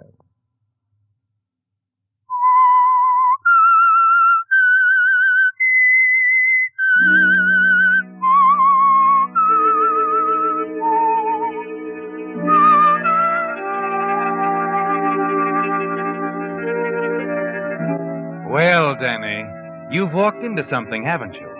From the cocktail bar to this fancy apartment. And as you follow Monica down the hall toward apartment 502, you keep watching her, waiting for her to break, to stop and tell you what it's all about. Why she picked you up and lied to you about some sort of innocent job she wanted done. Finally, when you're only a few feet away from the door of the apartment, you decide it's time to stop her. You touch her gently between the shoulder blades with a little revolver you took from her purse. You'll hold it right here, baby. Conference time. I want you to tell me who you talked to on the phone. Who's Otto? Otto? That's what you tagged him. I also heard you say you'd bring the Pigeon right up. I don't know what you're talking about. Is Otto the boyfriend? The jealous husband? What is this, a shakedown? No, nothing like that. Don't let the clothes fool you. Look, lady, you could turn me upside down and not shake out a nickel. Please get out of here. Let me alone. Come on, move, honey. I'll follow. I'm just busting to meet Otto. I may even bust Otto. All right, open up. What? Go on inside and then call him. No warning, understand? After you, sweetheart. Come on, call the guy. Otto? We're right there. I'm wondering what you've been doing. What's this? It's a gun, Otto, and it wants some fast answers. Who is he, Monica? I'm the Pigeon, Otto, but Squab's out of season for you.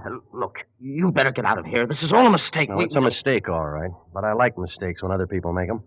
Now, come on, move over to the wall. I want to have a look in that room. What? Move, Otto. Come on, move.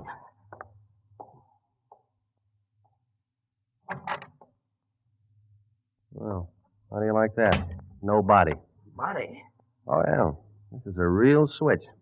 Figured to be a body in there. Okay, you'll have to brief me. What's it all about? All right. So I got all evening. I'll wait.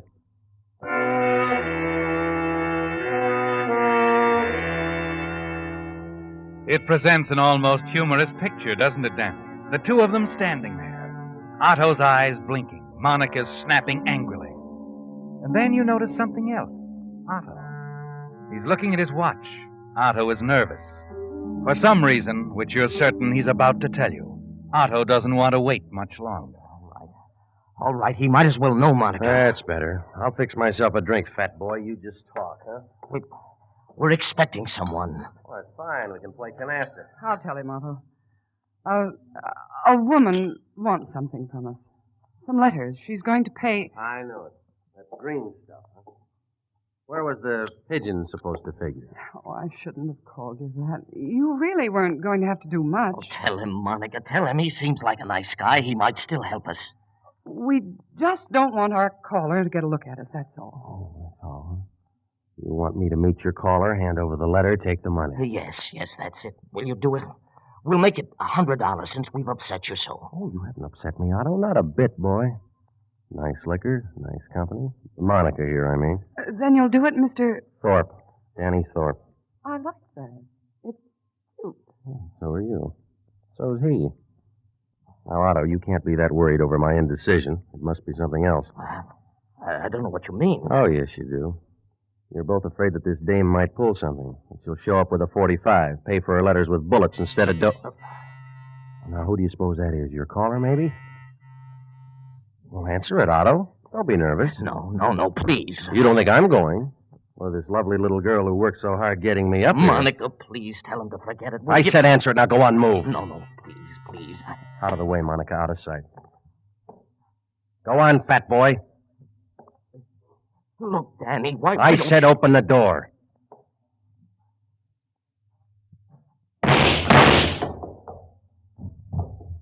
Rough games Otto plays. What excitable playmates. Stop it. Can't you see? He's dead.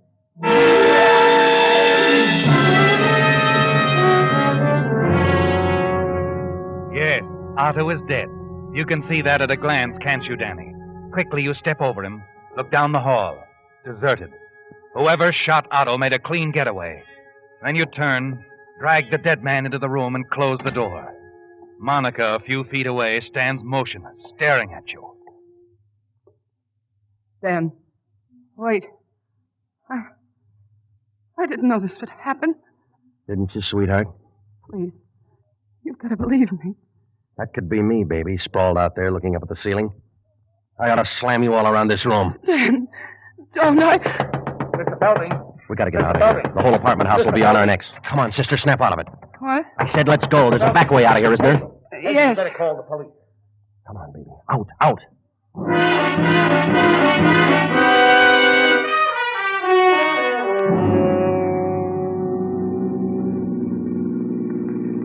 You're very quiet, sweetheart. Otto still on your mind? I'm not in the mood for conversation, sorry. Okay. Where can I drop you off? Oh, the night's young. Look, I'm not going to drive you around all night. Oh, relax. Don't let this thing get you. It's just that I'm old-fashioned. I always get nervous when I'm mixed up in a murder.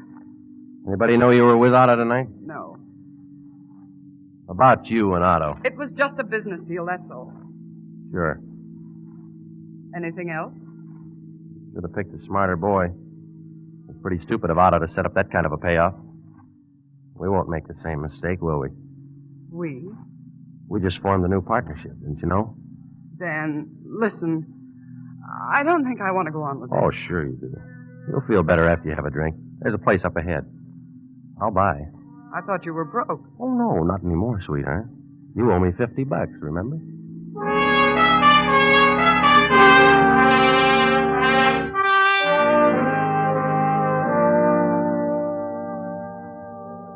You in the mood for conversation now, Monica? Yes. I guess so, Danny. About this dame you had in the pressure cooker, who is she? Mrs. Granger. Stanley Granger. Of the Nob Hill Grangers? Yes. Husband Stanley is pretty well healed, isn't he? That's why she married him, for his money. He knew that, but Granger was crazy about it and he didn't care. What do you have on Miss Granger? Nothing. come on. It's the truth. We don't have a thing. You mean all this was just a bluff? What made you think you could get by with it? Before she was married, Mrs. Granger was a nightclub singer. She had a lot of friends. Otto knew that some of them were mixed up in the racket.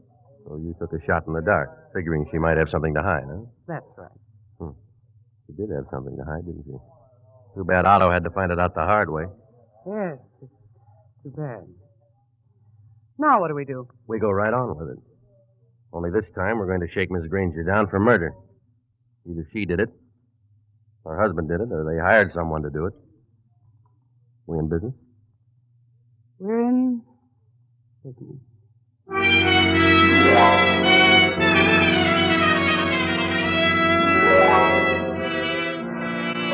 It's almost 2 a.m. when Monica drops you off at a fashionable hotel downtown, with a promise to call you later in the morning. The future looks bright, doesn't it, Danny? Yes. And for the first time in weeks, you enjoy a comfortable night's rest. It's almost noon of the following day when you wake up, have breakfast sent up to your room, and the morning paper. It's all there, isn't it? On the front page. The killing at apartment 502. You're not going to make the mistake Otto made, are you? No. You have it all planned, don't you? Know exactly what you're going to do. But first, you've got to be sure of Mrs. Granger, that you're dealing with the right person. That afternoon, you leave the hotel and slip into a phone booth. The Granger residence? Mrs. Granger, please. Whom shall I say is calling? Just tell her it's about apartment 502. She'll talk to me. Apartment 502, sir? Yeah. Go on, Junior. Hello. Mrs. Granger? Yes? Listen careful, sweetheart. I have some information to sell. It's about Otto Fielding and why he was knocked off. You can buy it for $10,000 or I'll hand it over to the DA for free. You follow me? Yes. That's fine. I'll be out at the Blue Pelican bar tonight. Usually pretty crowded, so don't get any ideas. Be there at 9 o'clock. Have the dough in a white envelope. And carry it in your right hand.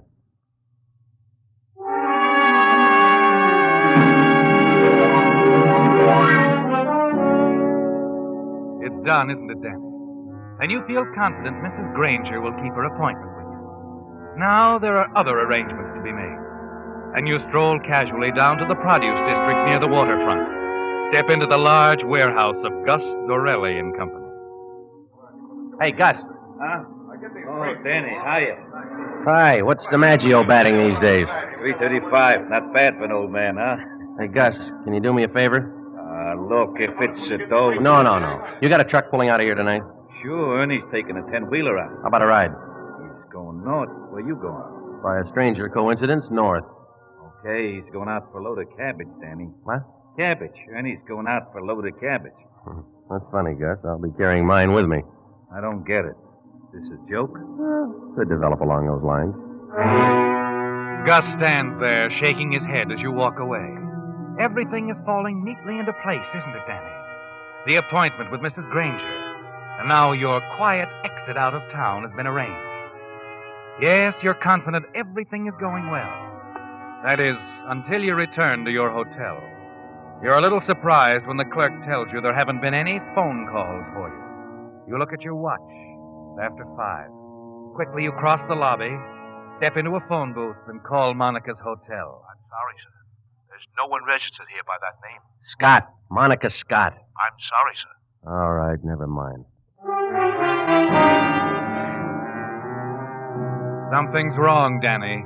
Monica lied to you, didn't she?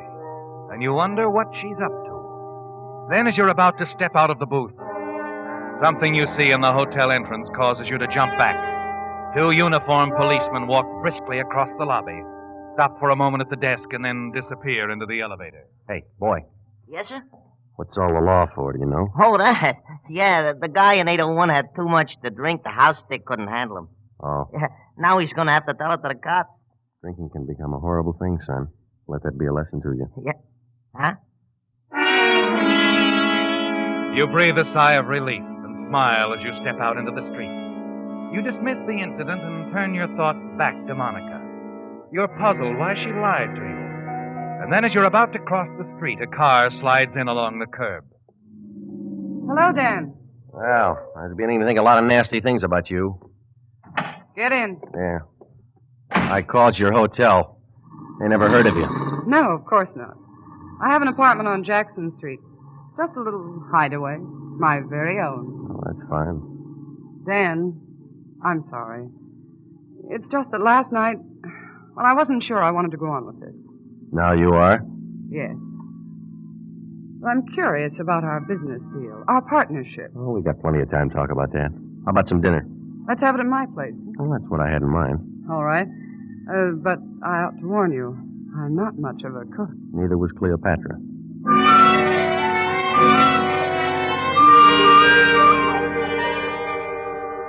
Well, here you are, Monica. We're out of soda. Plain water okay? Fine, just fine, Danny. Sit down. You know, it's pretty good stuff. Nothing's too good for little Monica. And from now on, it'll be champagne. Sure. I hate to bring up business again, Danny. What's on your mind? What? I said, what's on your mind? I was thinking about Mrs. Granger. You figured out a way? You said you would. No, not yet, baby. You haven't? It takes time. I want to case this setup pretty well before I make a move. I'm beginning to understand you, Danny. That's good. You know something? I'm getting awfully sleepy. You have a hard day at the Mangle? Maybe I need something to eat. Come on, help me fix dinner. Oh, look, let's hold it off for a while yet, huh?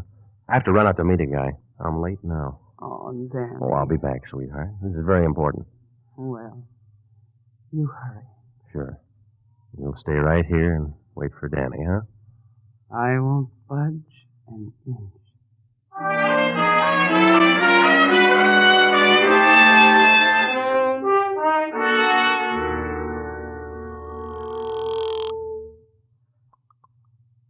Precinct, Sergeant Regal. Sergeant, write this down. Huh? 1331B, Jackson Street, apartment 411.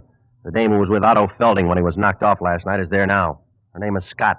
Monica Scott. Wait a minute, who is this? You might have a little trouble waking her up, Sergeant. Some louse gave her a sleeping tablet. It just goes to show, pal. You can't trust anybody these days.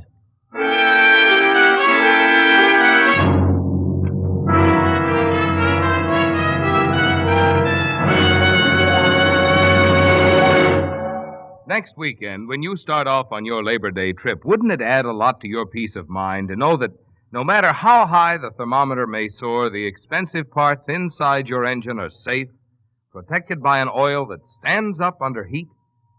Then this week, be sure to have a Signal dealer drain out your tired old motor oil and refill with fresh, clean Signal Premium Compounded Motor Oil. Because scientific compounds have been combined with Signal Premium's 100% pure paraffin base, this improved type Signal lubricant does things for your motor which oil alone cannot do.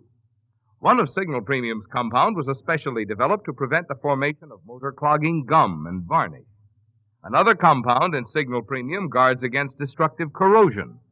And if there's any carbon already in your engine, there's even a special compound to wash that out. So you see, Signal Premium Compounded Motor Oil does a lot more than just lubricate. Obviously, this means longer life for your motor. And of course, more enjoyable performance for you. 2 good reasons to change oil before your Labor Day trip. And change to Signal Premium Compounded Motor Oil. You congratulate yourself, don't you, Danny, as you sit in the Blue Pelican bar waiting for Mrs. Granger. Yes, you've handled the whole affair with your usual finesse. Monica Scott is in the hands of the police now, and you're not sorry. You owed her that, didn't you, from the beginning? From the night she picked you up and took you to Otto Felding's apartment. You were going to be the fall guy, the Pigeon. But it didn't turn out that way. Instead, you took over their blackmail scheme. Otto was then eliminated by Mrs. Granger or someone she'd hired. And now you're sure you've gotten Monica out of the way, too. And the blackmail money will be all yours. You're not worried in the least as you look up at the clock behind the bar. Note that Mrs. Granger is already half an hour late. Then a few minutes before 10, as you finish your third drink, someone sits down beside you. Hello, Danny. You know mine. What's yours? Allow me. Police department. So? Waiting for Mrs. Granger? Never heard of her. Now, let me tell you about her. Mrs. Granger was being blackmailed. She had no money of her own, so her husband had to pay off a guy called Otto Felding. And he did, but with bullets. So? So you picked it up from there. Tried to go on shaking down Mrs. Granger. Where'd you get that idea? Too bad you didn't know that Mrs. Granger was a party to the blackmail setup. She and friend Otto thought it up to get some extra dough out of her husband. What? A girlfriend of yours told us the whole thing. Monica Scott. She also told us you'd be here, waiting for a payoff. That's crazy. How would she... How would she know? Simple. You told her when you made that appointment over the phone with Mrs. Granger. Get it? Mrs. Granger. Monica Scott. Same person.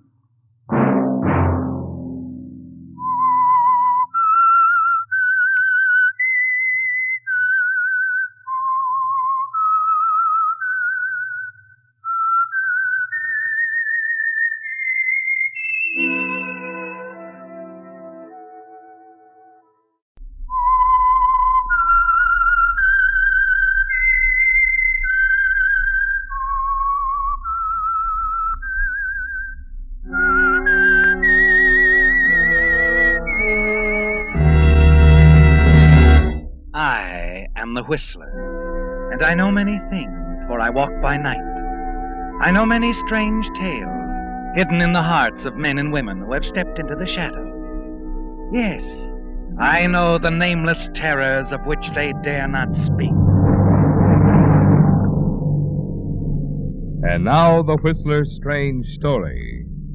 Confession.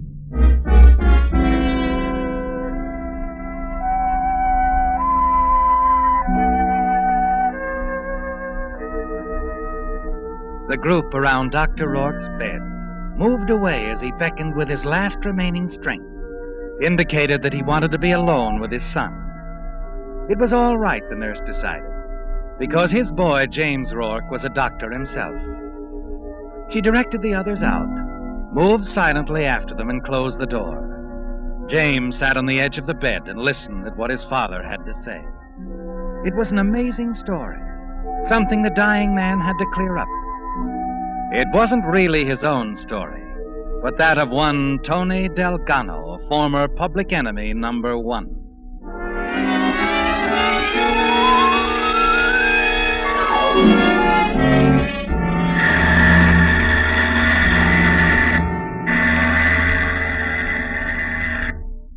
It was late. The steamer dock almost deserted when the big car pulled up near the gangplank. And Tony Delgado stepped out and turned to the driver. Salidi. Yeah, Tony? Not Tony, you fool. You want me picked up before this tub even sails? Okay, not Tony. What do you got on your passport? Tony Delgado is no more. The boss is now David Delmas. Delmas? Kind of close, isn't it, Mikhail? Should be close, Chief, so you don't slip. I'm not slipping. To see that you guys don't. You do any singing, Salidi, one little bit... Why do you now... always think I'm going to be the opera star? I don't sing to nobody. See that you don't.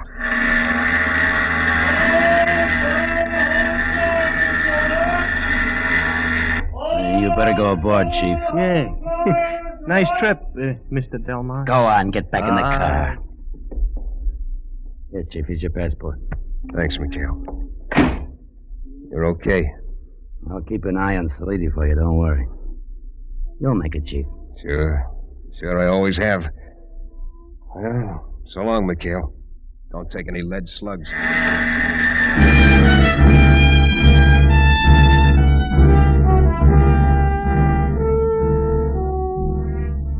You watch from the rail as the lights from the Golden Gate fade into the distance.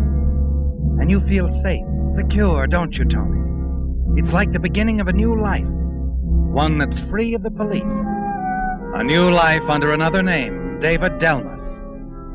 You enjoy it even more only a few hours later at a cocktail party on board, when you manage a meeting with a very exciting girl, Sharon Phillips.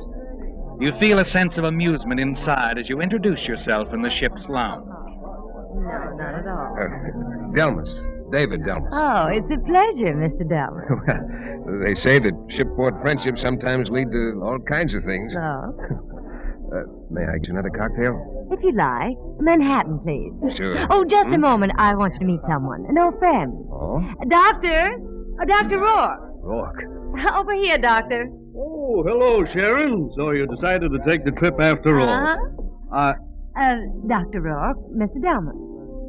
Hi. How do you do? I'll get that drink for you, Sharon. Oh, and hurry back, won't you? Yeah, sure.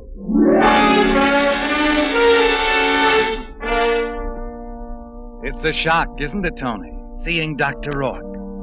And you know that it surprised him, too. It's been a long time, hasn't it? And you know that you must talk to him alone and soon. He's gone when you return with Sharon Phillips' drink. But later, out on the deck, you see him standing by the aft rail, quietly smoking his pipe, and you saunter over. Well, we meet again, Dr. Rourke. Oh, yes. I wondered when you'd be cornering me alone, Mr. Delgado. Delmas. David Delmas. I don't suppose I have to ask you why you're traveling under an assumed name. The police again. Yeah, the police again. But, Doc. Yeah? You're going to keep my secret. Not say anything. Am I? You haven't said anything yet? No. No, I haven't. You're wise, Doc. Very wise. I could mess up your life, too, you know. In what way? There's your memory, Doc. The time you fixed up my shoulder. After that hunting accident. I remember. Sure. And you remember it wasn't a hunting accident at all. I learned that later, Tony. Make it Dave. David Delmas. Don't tell me what to make it. I'll say what I please. When and to whom. You can't threaten me, Delgado. Sure, I know. Your son, he's a doctor, too, isn't he? Yes, he is. I wonder how his associates would feel if they heard his old man, Dr. Rourke Sr., had helped a criminal and never said anything about it. My son? You wouldn't? I would. So just forget Tony Delgado. Or your son, young Dr. Rourke, will have his life messed up, but good. I see. You're running away, I suppose? Yeah, you suppose good, Doc. What are you doing? One of your own prescriptions, maybe? A little sea voyage? I'm doing a favor for a friend. Oh? You on board? Yes. Don't go getting any ideas you can tell him about me. I want no one to know, Doc, till I'm free and clear. Then it doesn't make any difference. I understand. Just skip mentioning anything to your friend. Understand that, too. It would scarcely matter if I did. My friend is making his last voyage. Oh? His body is in a casket in the hold. I'm escorting him to his final resting place. His last request. Oh. Okay, Doc. I guess you won't do any talking. I'll see you around. Not if I can avoid it. Oh, did I hurt your feelings, old man? Well, forget it, see? I'll call on you any time for anything, and you'll do whatever Tony Delgado says. Sorry, I forgot my new name. Delmas. David Delmas. He speaks a little differently from Delgado. Delmas is going to be a real gent. But he's the same guy, Doc. The same guy.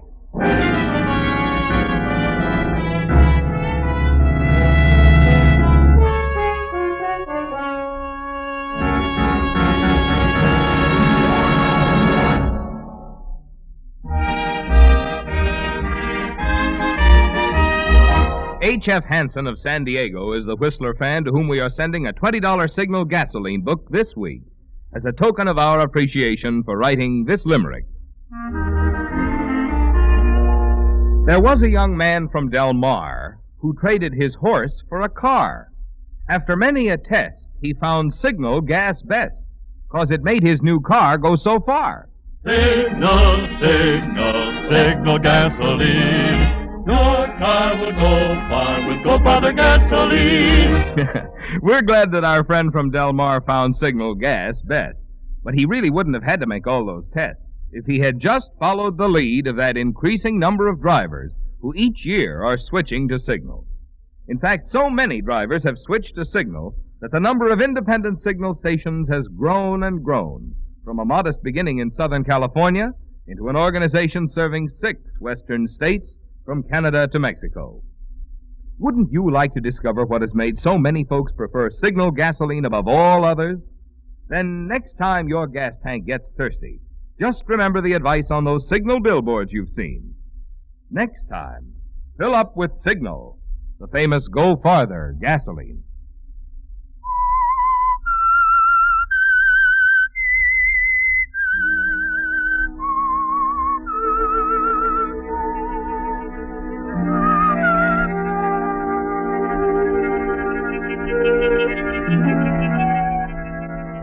It's clear sailing again, isn't it, Tony? As David Delmas, you're safe on the ship. Not a worry. And Dr. Rourke will say nothing, because he's afraid that his son, a young doctor with a bright future, will be hurt for the knowledge that his father once helped a criminal. He took a bullet out of your shoulder, didn't he, Tony? After a bank job. He didn't know. But it's the same now after all these years. He'd never be believed. And you'll take any advantage to be safe. You think very little about it the next few days. You're too busy with that girl, Sharon Phillips. She's exciting, isn't she, Tony? And seemingly very interested in you. Oh, you won again. David, I'm afraid I'm no shuffleboard player. Oh, David. I like you to call me that, Sharon. David, what do you do? You work, I mean. Why do you ask that? Oh, no reason except that, well, we had been seeing a good deal of one another. I asked Dr. Rourke if he knew anything Rourke, about... what did he say? Why, nothing. Nothing at all. That's why I asked you. Oh, Sharon, I'm just a guy moving about, seeking... Seeking? Yeah. Someone like you. David, the steward's coming. I don't think... Oh, the fool. What is it, Stewart? Mr. Delmas, could I see you alone, sir? Sure. We'll dance twice around the main funnel. What do you want? Later then, sir. Alone. Look, what is this? I don't mind, David. I'll join you later. Mr. Long. Not much later. 10 minutes, Sharon. Now, boy. Easy, Tony. What? I might not like that. Tony, where did you... I've seen your picture. So what? This, Mr. Delgado. This radiogram from San Francisco. From Mr. David Delmas. Let me see. The ladies singing received well here. Anticipate big reception for you in Australia. McHale. So, lady, that double-crossing little squealer, if I... Tipped off the cops, huh? If I ever get my hands Save on your him... breath, Mr. Delgado. You can still lick him from here. You got a Sunday punch. Yeah? Yeah. Your friend, Dr. Rourke. What about Rourke? He's escorting a stiff, isn't he? So? So? What's to prevent us from, disposing of his quiet friend? You take his place in the casket, go ashore as nice as you please. Nobody's the wiser. You're a bright boy. And your end of it? Just give me a little help, that's all. Help? Yeah.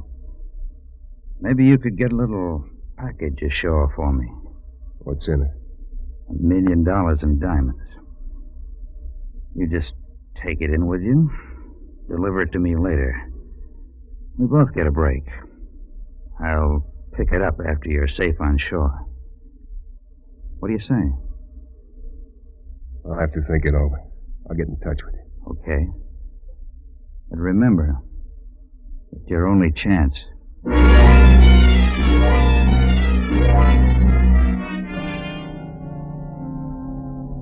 It's a way out, isn't it, Tony? But you're not certain you want to take it. You tell yourself there must be another way you can escape the police, who'll be waiting for you when your boat docks at Sydney. In the days that follow, you search for the answer, find yourself thinking more and more of the steward's plan. Then one evening, as you stroll along the half-deserted deck... Evening, Mr. Delmas. Beautiful night, isn't it? Yes, it is, Stewart. Do you have a light? Righto. Here you are, sir. Oh, been a pleasant voyage, wouldn't you say, sir? Too bad it'll all be over soon. Dock day after tomorrow, you know. Yeah. Yeah, I know. By the way, Mr. Delmas, Miss Phillips has been inquiring about you. What? Asked if I'd seen you.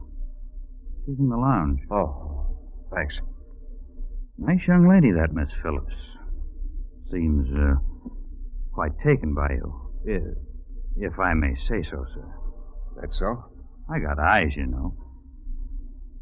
Yes, sir. Very attractive woman. Lots of money, too, I hear. Too bad if anything happened to spoil your beautiful friendship. Like the police. Hey, Mr. Delmas? Yeah, it would be too bad. Been thinking any more about my proposition? Sure, I've been thinking about it. It's a deal? It's a deal. Bring the package to my stateroom in 10 minutes.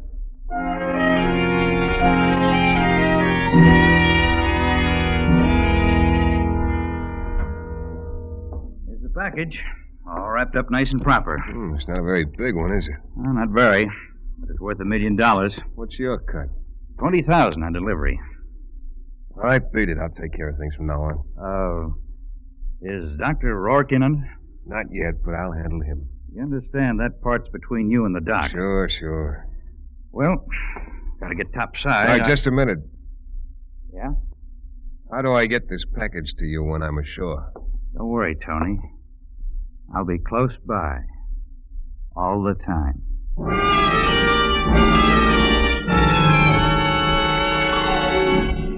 After he's left your cabin, your gaze wanders back to the small package lying on the desk. You stare at it for a moment. Then quickly you walk over to it and rip it open. You're examining the contents of the package when quickly you close the box. Slip it into the desk drawer. Come in. Hello, David. Oh, Sharon. Come in.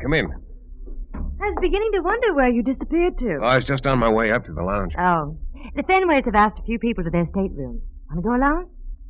Have I been invited? Oh, have you? Mrs. Fenway won't take no for an answer. What's the occasion? Oh, nothing special. There'll be drinks and cards, I suppose. Mrs. Fenway has suddenly discovered the game of blackjack. She's crazy about it. Wait till she starts losing. Oh, come on, David. The Fenways are waiting.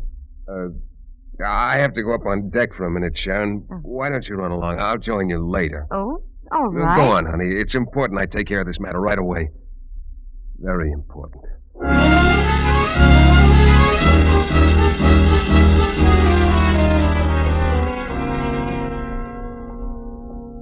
Oh, steward. Huh? Oh, Mr. Delmas. I didn't see you. Rather dark here. Yeah, nice and dark. Out for a bit of a stroll? I am. Join me? Well, Come on, it's business. You'd like to make 10 grand easily, wouldn't you, steward? 10 grand? When I left the States, there was a reward out on me. 10 grand. Is that so? Yeah, that's so. You knew about that, didn't you? Why, no. No, I didn't. You figured you'd like to collect, didn't you? Why, I don't know what you're talking about. You wanted to hide me out where the cops couldn't find me, then you'd lead them to me. How am I doing? Oh, that's crazy.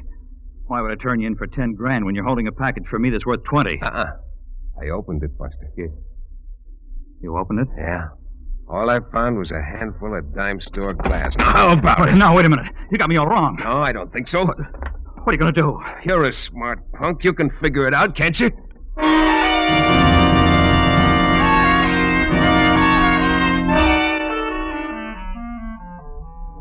It was easy, wasn't it, Tony? The steward won't bother you anymore. Sharon and the rest of the passengers will think he's fallen overboard. When you retire for the night, you're confident you're in the clear, that your plan can't fail. Then the following morning, there's a knock on your stateroom door. Come in. Your breakfast, sir. Oh, thank you. Set it down here, will you? Yes, sir. You're new, aren't you? Where's the other steward I had? Well, it's rather odd, sir. He's disappeared. What? The ship has been searched. He isn't aboard. Are you sure? Yes, sir. One of the passengers on the deck last night thought he heard a splash. You mean the steward might have fallen overboard? That's exactly what might have happened, Mr. Delmar. Oh, Dr. Rourke. Good morning. Good morning. That'll be all, steward. Yes, sir. Too bad about the steward falling overboard, wasn't it? Yeah, tough. Well, accidents will happen. I don't think it was an accident. You join me, Doctor? Thanks. I've already had breakfast. The eggs look good. You sure you won't No. You were saying, Doctor. It wasn't an accident, was it? Accident? Oh, you mean the steward. How does it feel to be a murderer? I've often wondered. Have some coffee, Doc? He knew too much about you, didn't he? I noticed from the first day when he saw us talking together. He was rather inquisitive, in a guarded sort of way. Probably recognized you. He was a smart little operator, Doc, but not smart enough. I hated to do it, especially after he'd given me that bright idea. What bright idea? Way of getting off this boat. You see, the police are going to be waiting for me when the boat docks in Sydney. What? Mm-hmm. Sit down, Doc. Sit down. You know, it's going to be tough for both of us if they grab me. Tough on your son, too. What are you going to do? Well, there's a way I can slip past them. You'll help. And I'm pretty certain you will, Doc. How? You told me you're accompanying an old friend to his final resting place. Yes, that's right. Sure. And that's how I'm going to slip off this boat. You'll never think of looking there for me. You're not suggesting that... Right again. We make a switch. No, I can't do that. I won't. Relax, Doc, relax. You can't ask me to do such a thing. I'm not asking, I'm telling. What's more, you'll keep your mouth shut or you know what happens to your son. Now beat it, huh? Now, listen to me. We'll be docking tomorrow night. I'll let you know in plenty of time. Plenty of time.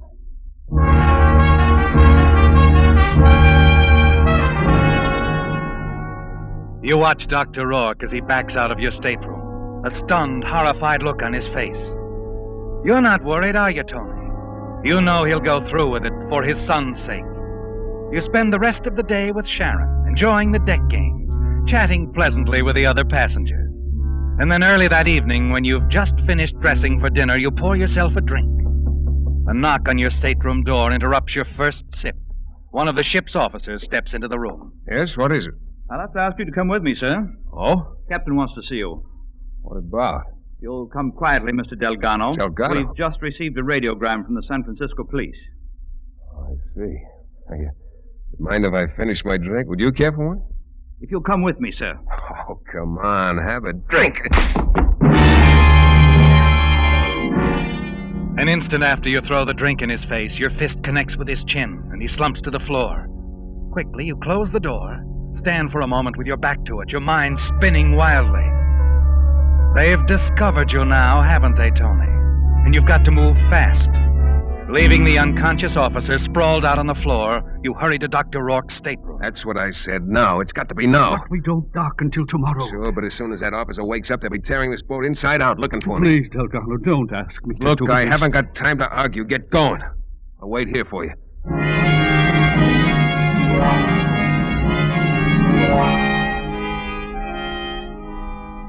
The minutes drag by, and you wait for Dr. Rourke to return. Pace his stateroom floor, stopping occasionally to pour yourself a drink from the decanter on the nightstand. An hour goes by, and then finally... Where have you been? I had to be careful. Is everything all set? Yes, I just had a talk with the captain. What? Are you double-crossing? No, wait. I told him I thought I saw you trying to hide in one of the lifeboats. Huh? Saw you lose your footing. Oh, I see. The boat is circling the area now. Hey, pretty smart. Pretty smart, Doc. Yeah, that calls for a drink. I could use one. I see you've helped yourself.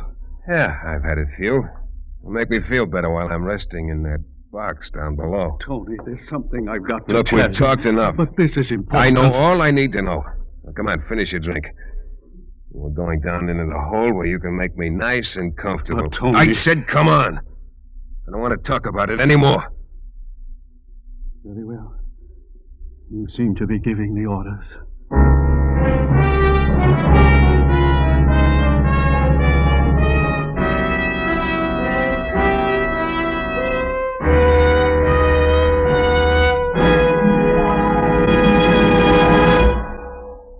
Now, here's some hot weather mathematics for drivers.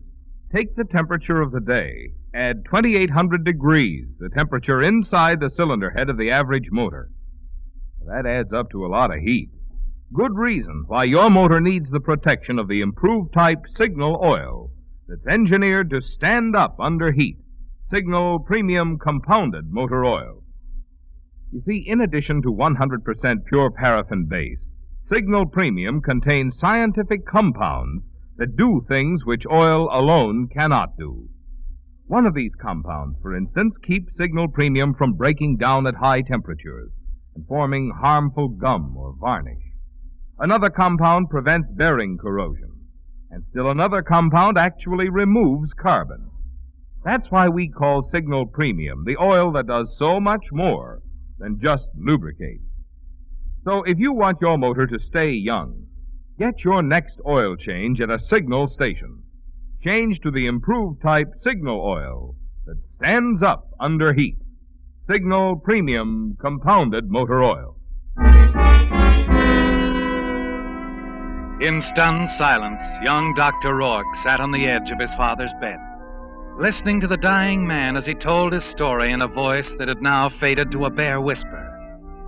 The end was near for the elder Dr. Rourke, and as his son James leaned forward to catch the last few remaining words, an expression of horror crossed his face. Dad, you let Tony Delgado get away? No. No, son.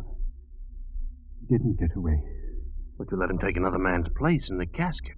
Your friend. Yes. He took my friend's place in the casket. The body I was accompanying to its final resting place. But, you see, there was something Tony Delgado didn't know. Oh, what was that, Dad?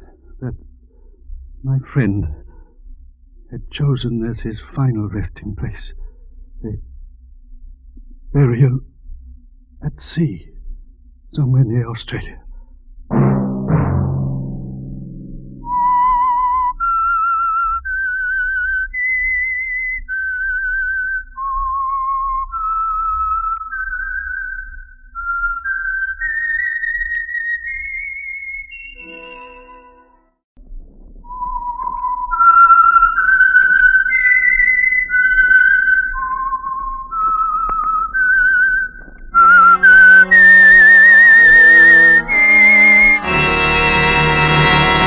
I am the Whistler, and I know many things, for I walk by night. I know many strange tales, hidden in the hearts of men and women who have stepped into the shadows. Yes, I know the nameless terrors of which they dare not speak. And now the Whistler's strange story, Brotherly Hate.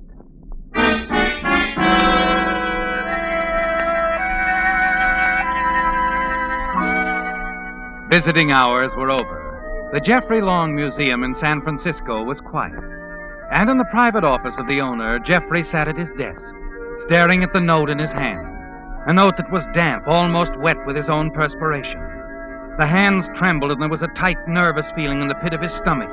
Symptoms of terror. It had all started 3 months ago when Jeffrey Long had received the first envelope while in Cairo.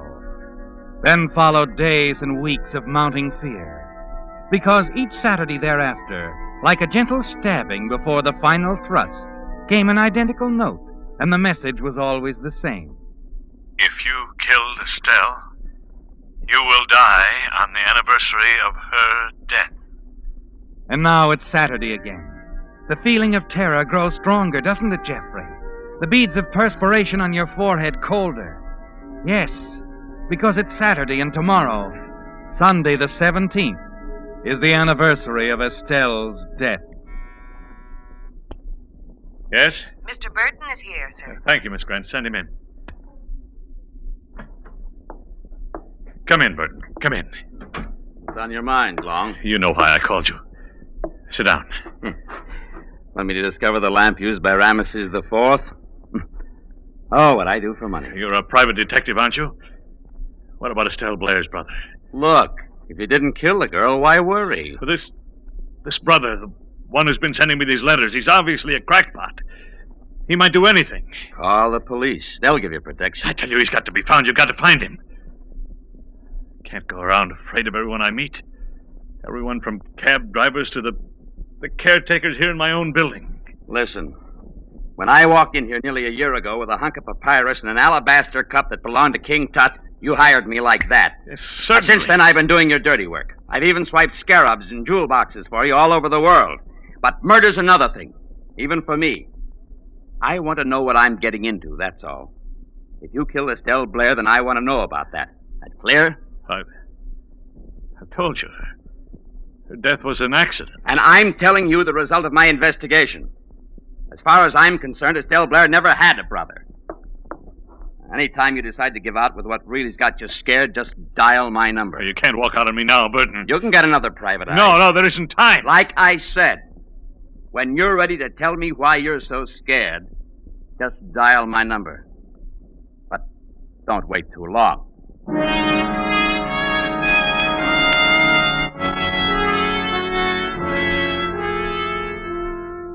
It's turned out as you feared it would, hasn't it, Jeffrey? Yes. Burton, the private detective, hasn't been able to find Estelle Blair's brother. And now there's only one thing to do. You know there's too much to lose if you were murdered. The resultant investigation would certainly reveal the ugly facts surrounding your former assistant's death. You have immortality to lose, Jeffrey. Your name is the greatest private collector of Egyptology in the world. The proud name that shines brightly from the brass plaque on your great museum. The museum you intend to will to the city on your death. Quickly, you get to your feet. Hurry to the small cabinet and take down a bottle marked poison. There is a way out, isn't there? A way you can preserve the honored name of Jeffrey Long. Excuse me, Mr. Long. Yes? What is it, Miss Grant? You won't be needing me anymore this evening, sir. I thought I'd run along. No, I won't be needing you, Miss Grant. No. On second thought, perhaps you'd better stay a few minutes. There is something you can do. Yes, sir? I'll call you.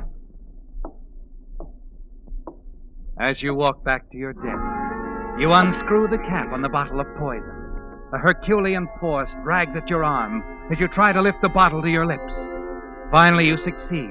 Your throat is numb as you take one swallow, then another, and another. Then a sudden stiffness seizes your hand. The bottle slips through your fingers. Slowly, you walk around the desk, slump into the chair. You wait a minute or so and then press the buzzer. Come in, Miss Grant. Mr. Long, is something the matter? Yes, I made a terrible mistake. In the cabinet there, 2 bottles almost identical. One contains cough medicine. The other, deadly poison. Mr. Long, you didn't really take... Listen to me carefully, Bernice. It was a mistake, do you understand? Be sure they know. They mustn't think otherwise. It wasn't suicide. Remember that. It wasn't suicide. You're not going to die. What? I was afraid you'd do something like this. I poured the poison down the sink yesterday afternoon. What you drank was just colored water.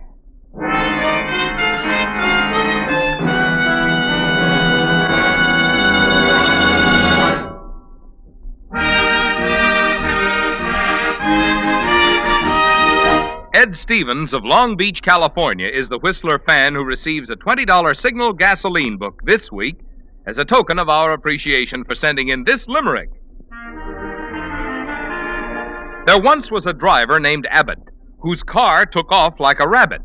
Signal Ethel, said he, is the fuel for me. From now on, I'll make it a habit.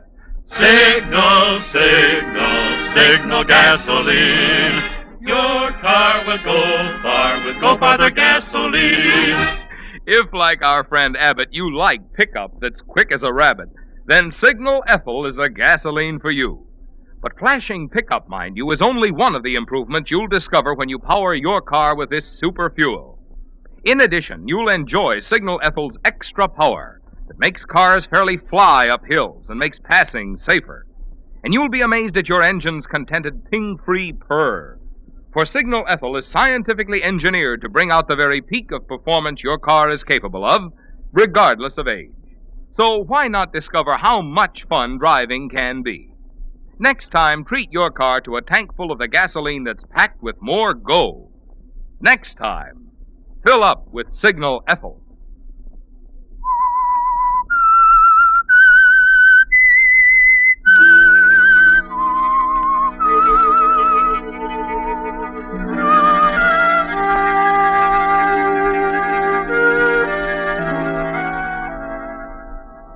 When you raised a bottle of poison to your lips, you thought it was the only way out, didn't you, Jeffrey? You would cheat Estelle Blair's brother, the man who had sworn to kill you, if you took your own life and make it appear as an accident. And you would preserve the honored name of Jeffrey Long. Then, as you sat at your desk waiting for death, your secretary, Bernice Grant, informed you that you wouldn't die because she'd poured the poison out of the bottle the day before, replaced the deadly contents with harmless colored water. I was afraid you'd try to kill yourself. You see, I've known about the letters. You knew all along? Yes. I've seen the fear, the worry in your eyes, the torture. But I couldn't let you do it. I'll do it again. You or no one else can stop me. No, you mustn't. Please. I can help you. Please leave me alone, Bernice. Promise me you won't try. Leave me alone, Bernice, please. I can help you. I want to help you. I said... What'll I do, Bernice? What'll I do? We must find Estelle Blair's brother. You could talk to him. Tell him it was an accident. Yes. Yes, I could tell him how she slipped. Fell off the boat. I could show him I wasn't to blame. I'm sure I could find him. I know if you'll trust me. No, it's impossible. What if I told you I'd already located Estelle Blair's father? You what? Yes. I learned about him the other day. He's living in the old men's home in Santa Peralta. I know if I can talk to him. Please, let me try. Well... You promise not to try again to take your life. Are you sure you're not making all this up just... I tell you, I know I can find Estelle's brother. Now, promise me. All right. Then go to the King Tut room in the basement. There's a telephone there and a couch. Stay there until I call you. I'll bring you some food later. Will you go? Yes, Bernice. If you say so. And please, no matter what happens, trust me. You must trust me. You see, I love you, Jeffrey.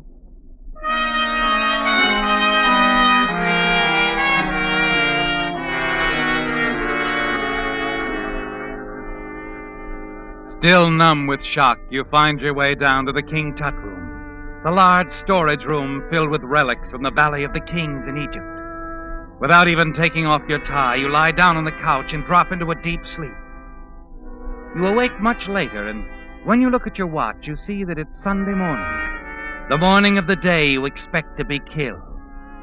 Your thoughts fasten on the tiny bit of hope Bernice gave you yesterday. You quickly reach for the phone.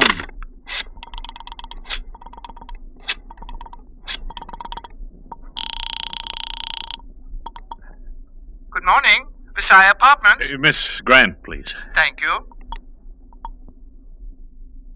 Hello? Bernice, this is Jeffrey. Have you found anything more about Estelle's brother?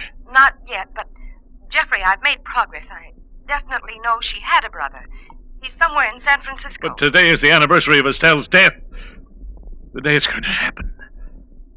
I can't just wait. You've got to wait.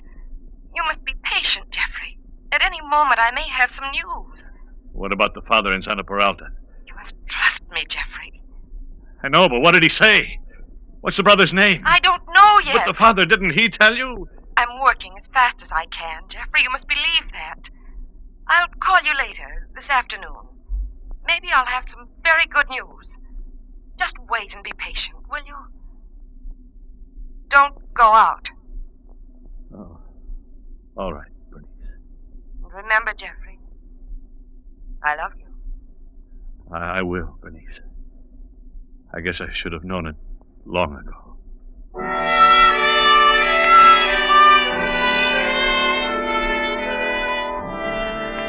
She convinces you to wait, doesn't she, Jeffrey? And you sit there quietly in the near darkness, trying to fight down your desire to run away and leave town. You're debating this when you hear footsteps from the direction of the stairs outside. You tense nervously, staring at the door. Someone is coming, Jeffrey, into this room. Someone who moves quietly and has a key. You want to run, but the door's the only way, and then... Good morning, Mr. Long. Carruthers, what are you doing here? Why, Grady, the regular caretaker, is on his vacation, sir. I'm relieving him this week. But this is Sunday. You're not supposed to be here on Sunday. Miss Grant instructed me that you were here, sir, doing some special work. She asked me to bring this breakfast tray. Oh, yes, of course, I didn't see it. Sorry, Carruthers. It's all right, sir. Anything else? No, nothing else. Thanks.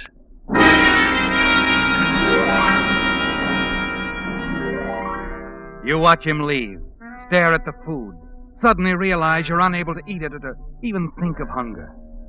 Your nerves are getting the best of you, aren't they, Jeffrey? And you decide to take a chance and drive to Santa Peralta yourself at once. Talk to Estelle's father.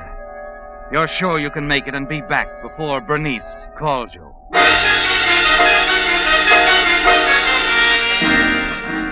You're on the highway in 5 minutes, headed south. An odd feeling tells you that a car somewhere behind you has been making the very same turns and that it picked you up near the museum. But you try to put it out of your mind when no attempt is made to catch up with you. Hours later, pull up before an ancient stucco building bearing the sign, Santa Peralta Home for the Aged.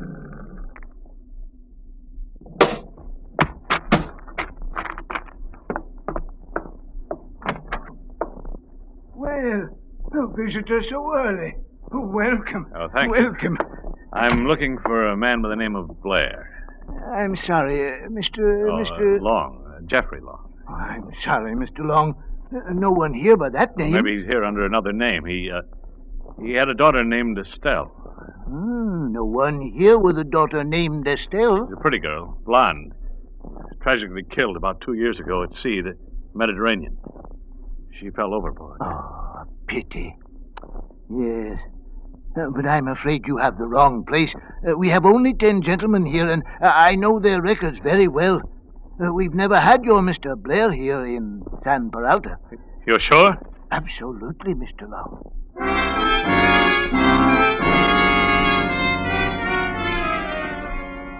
Something has gone wrong, hasn't it, Jeffrey?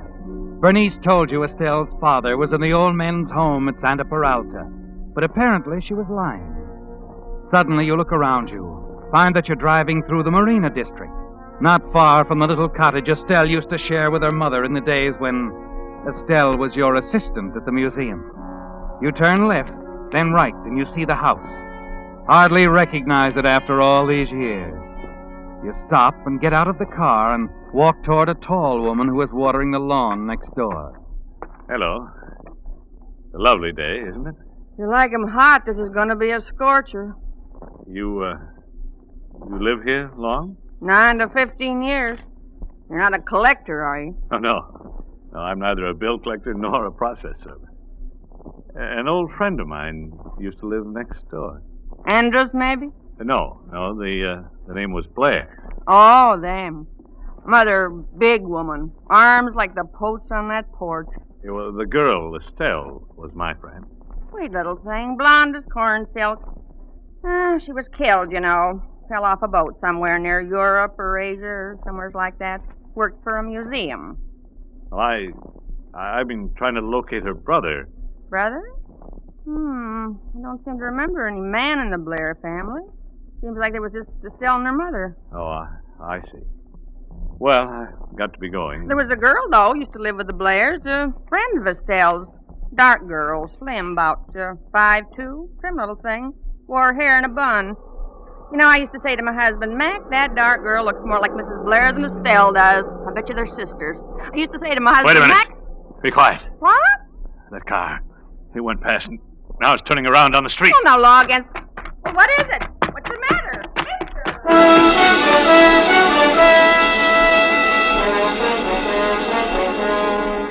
In your car, driving fast, you begin to pull away from the car in back of you. Soon lose sight of it altogether.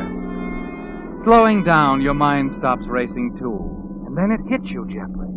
Something that woman back there said. Dark girl, slim, about 5'2", trim little thing, wore hair in a bun. You know, I used to say to my husband, Mac, that dark girl looks more like Mrs. Blair than Estelle does. I bet you they're sisters. That's it. Sisters. Of course. Yes, Jeffrey, that's it. An exact description of Bernice, your own secretary. Suddenly it all becomes very clear to you, doesn't it? You noticed it the first day she came to work for you. There was something familiar about her. She reminded you of someone, but you were never able to figure out who she resembled. And now you know. You've been a fool, haven't you, Jeffrey? The way you've played into her hand. You're certain Bernice is Estelle's sister. And all the while, she's the one who's been sending the notes, intending to avenge her sister, Estelle.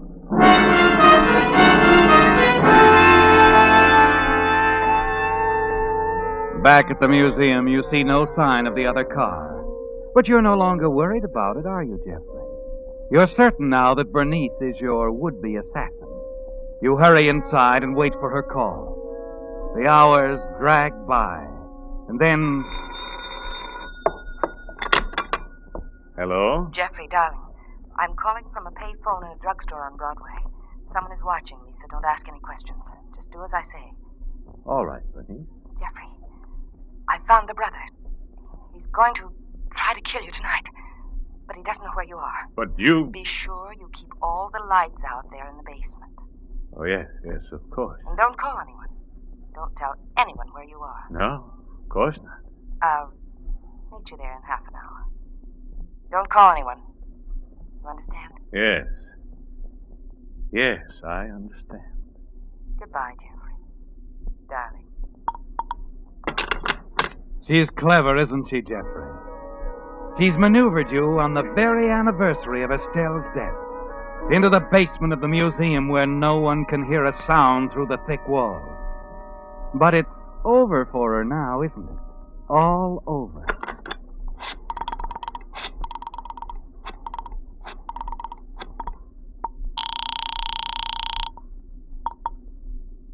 Burton Detective Agency, Burton speaking. This is Jeffrey Long, Burton. Oh? What now? I know. I know who's been sending me those notes. Yes? My secretary all along. Bernice Grant. What? Yes. She's Estelle's sister. Now, you've got to help me. Look here, Long. I've told you where I stand. Before I do anything, I have to know. Are you prepared to go along with me? The whole way, if I tell you? What do you mean by that? I mean, even to doing away with someone? You mean Bernice? Yes. If it's necessary. Anything for money. You know that. All right. Yes, I killed Estelle. Pushed her overboard. But she had it coming. I'll tell you about it later. Are you with me now? Of course. I'll be right over. You better bring along a man you can trust. Bernice is coming here to the King Tut room in the basement in half an hour. She'll probably have a gun.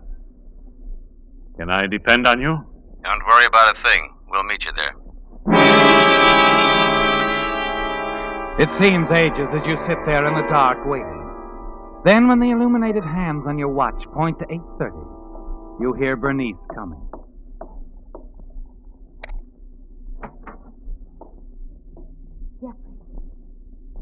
Jeffrey, where are you? I'm here.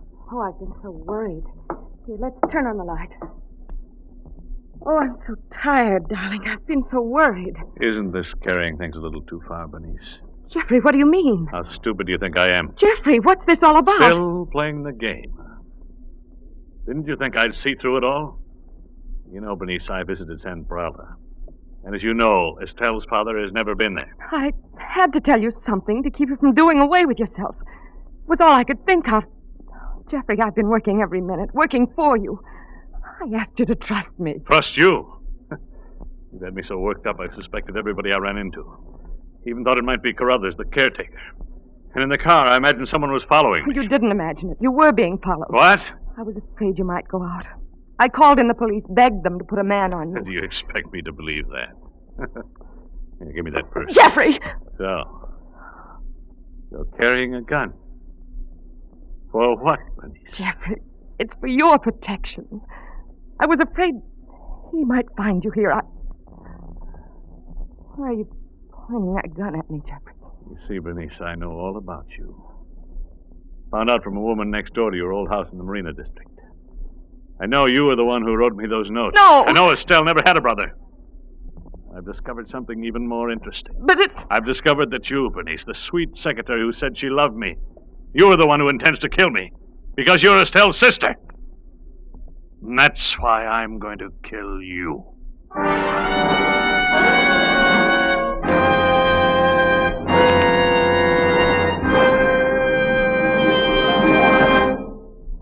There are two ways to buy new tires. One way is to keep driving on smooth, unsafe treads until one day you're sailing down the highway, probably miles from nowhere. When all of a sudden, broomp, broomp, broomp, you've got a flat. Your old tire is probably ruined before you can stop, so it's now worth nothing. All you can do is take whatever make of tire the nearest station carries, at whatever price they're charging. Well, there must be a better way to get new tires. And there is. That way is to trade in those remaining unsafe miles to your signal dealer now, while he's giving today's biggest allowance. What's more, the new tires on which signal dealers are giving this generous trade-in allowance are first-line Lee tires, famous over 47 years for long mileage. And today's Lees, made of cold rubber, toughened still further with patented Fill Black O, actually wear 30 to 40% longer than ever before. So from a dollars and cents standpoint, you just can't afford to keep on driving on treadbare old tires. Not now, while signal service stations will trade them for new Lee tires at such surprisingly small cost. Stop in at your nearest signal dealers tomorrow. Get his generous trade-in offer, and you'll know what I mean.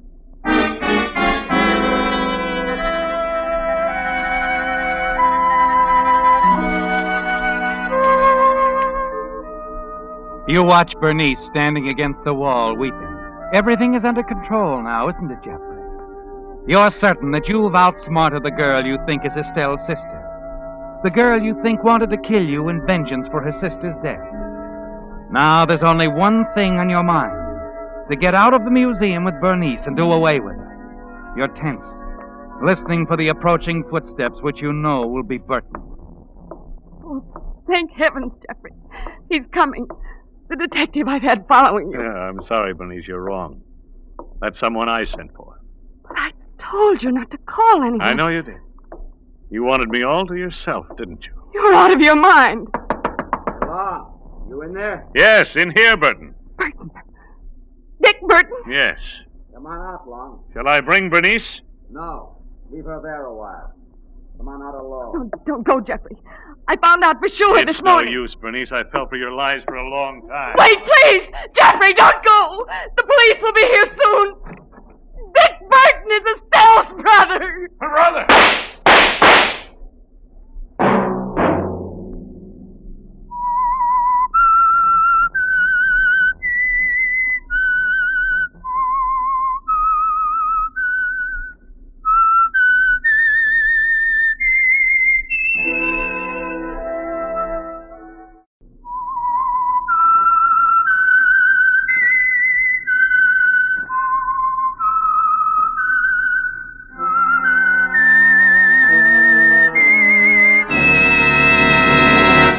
I am the Whistler, and I know many things, for I walk by night. I know many strange tales, hidden in the hearts of men and women who have stepped into the shadows.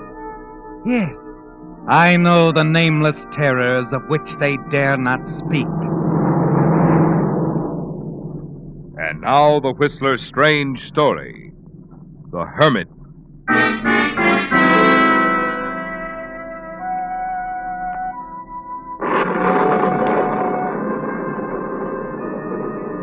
The storm made it all seem ghostly somehow, unreal. Ben's face at the window, the worried, frightened look in his eyes.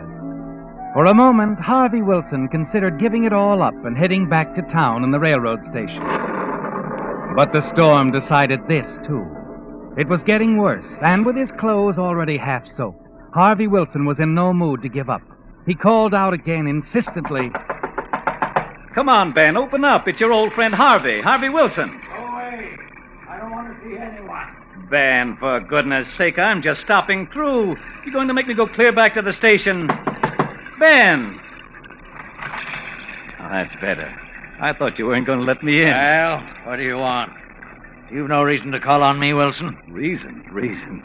That's the trouble with the world. Always have to find reasons to call, excuses to visit. The old milk of human kindness is almost dry. I was just passing through, Ben. You going to let me stand out here till I'm drenched? All right. Come in. Well, nice fire going. Let me move there, quick. Better. Much better. Harvey Wilson. All right, now really, why did you come here? Just let me get this wet coat off. Well, like I said, I was passing through, Ben, heading up north. Still a salesman, still on the road, are you? That's right, Ben. Same old line. Yeah, I remember. You think what all the rest of them do, don't you, Harvey? What? How about the money? All that money I'm supposed to have embezzled. You'd know plenty about it, Harvey. You talked to people from the company. Heard how they fired me. Ben, that was years ago. It's not too many years ago.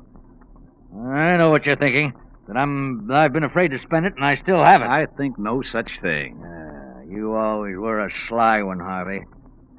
Just passing through. Just took you this long to find me, that's all. Ben, let's get one thing straight right away. I don't think you had anything to do with taking that money. Yeah. You don't believe me, do you? I'd like to. I'd like to think somebody believed. But you don't. Go ahead, say you don't. I can see, Ben. I know you. Maybe you do, Harvey. I think I know you. Always did. You haven't changed much. Certainly not around the eyes. Still eager, aren't you? Now, let's be friends. It's only for a few hours. Till morning, huh? I want to stay overnight. If you really don't mind. I do, but that's all right. I'll put you up, Harvey. Just this once. Now, there's a good friend. You're all right, Ben. I always knew it. And you won't be sorry. No, sir.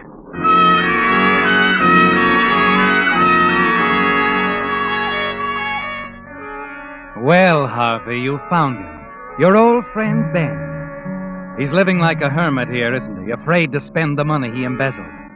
But you're sure he has it, aren't you? And that it must be hidden somewhere in this old house. You wait a couple of hours after he shows you upstairs to a room. Then, when you're sure he's asleep, you let yourself out, slip quietly down the hall to the stairs. The fire is still throwing a good light, and you move around the room, searching systematically, checking the floorboards, the walls, when suddenly... Ben. Yes, Harvey. Your friend, Ben. You believe me. You're like all of my relatives, the people who worked with me. Stay away from me, Ben. No, you're getting out of here. I'm putting you out. Ben, I warn you. Put it down, Harvey. That's my collection, Just a bookend, Ben. One that I'll use on you if... Put it down, I say. I'll put it down, all right. Harvey, no!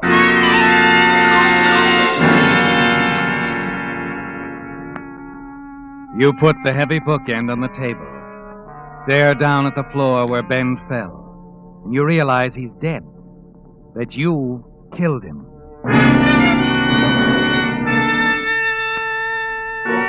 It's a terrible feeling at first, isn't it?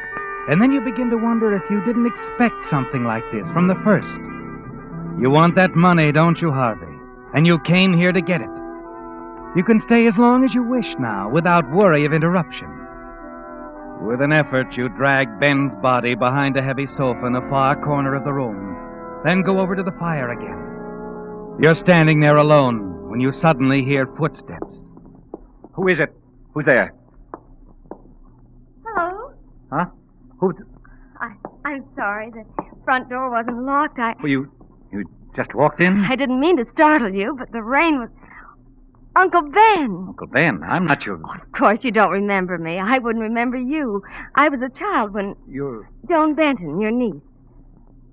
Uncle Ben. Yes?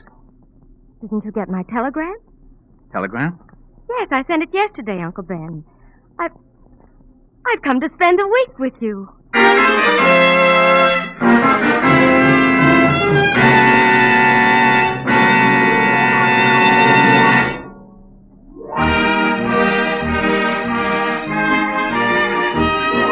As Jimmy Durante would say, everybody wants to get into the act.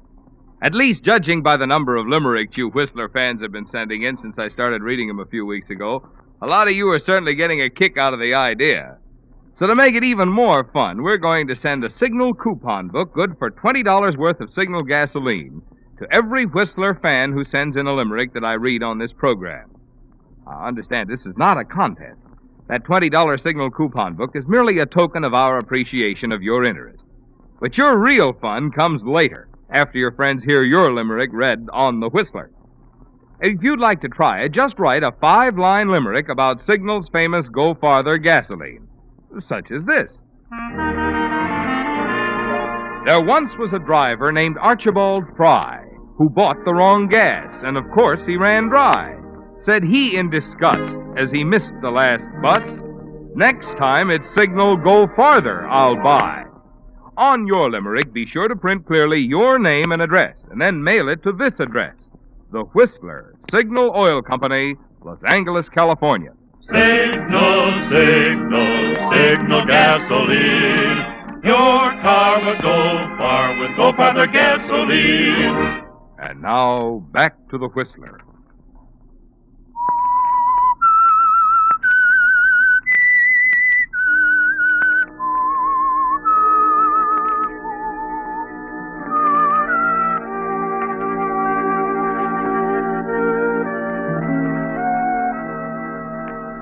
It's a shock, isn't it, Harvey? The suddenness of it all.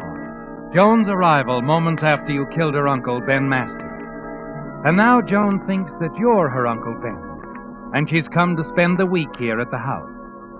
You could send Joan away, but you decide to let her stay, at least until you've been able to think it all out and find the money you're sure that Ben stole. Carefully, you get her out of the living room and show her upstairs to a room.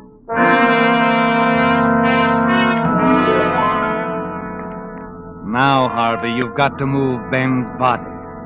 You decide on the cellar as the safest place. It's a struggle moving him that distance, but you manage it. Carry him into a small furnace room down there. Then you close the door of that furnace room, step back carefully, avoiding some freshly dug holes for new water pipes, and then... Huh? Who is it? It's me, Uncle Ben. Joan, I thought I said... I'm sorry. I can't sleep, Uncle Ben. Please? Well, don't come down here. I'll be up. Fine thing, bursting into my house, wandering around. Just trouble, that's all. Relatives, just trouble. Uncle Ben, please.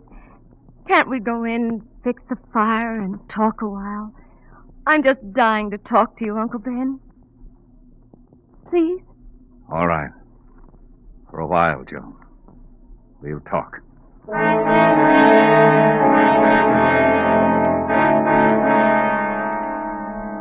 You didn't count on this, did you, Harvey? And your nerves can't take it much longer. The girl wants to talk, and not just for a while, like she said. Only fortunately, she does nearly all the talking, and it fills you in on Ben's family, his brother, Joan's father.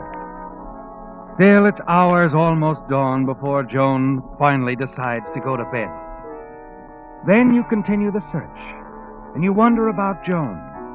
Why she came here after not seeing Ben since early childhood.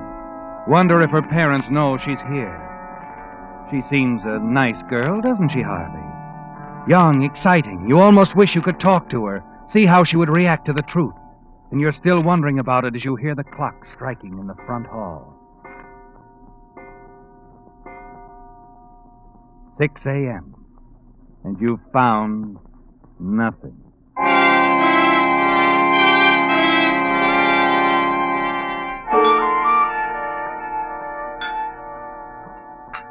Oh, wonderful breakfast, my dear. You're an excellent cook. Thank you, Uncle Ben.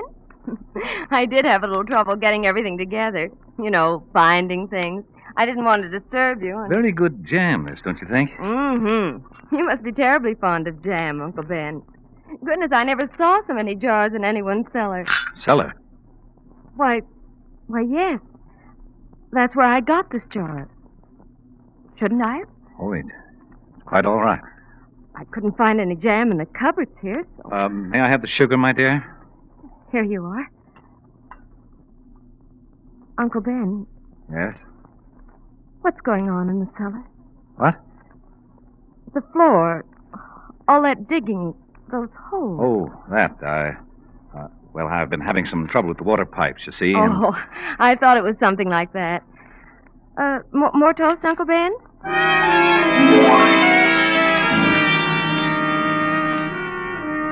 It was close, wasn't it, Harvey? And later you have cause for more concern. Writing a letter, my dear? Just a note to Mother. You know how she worries. Promised I'd write as soon as I arrived here. Telling her all about your trip, eh? That and about you. Oh? Joan, my dear, Yes? I wonder if I might add a postscript to your mother. Oh, would you, Uncle Ben? Just a few lines at the bottom of the letter, if you don't mind. Of course I don't mind. Here.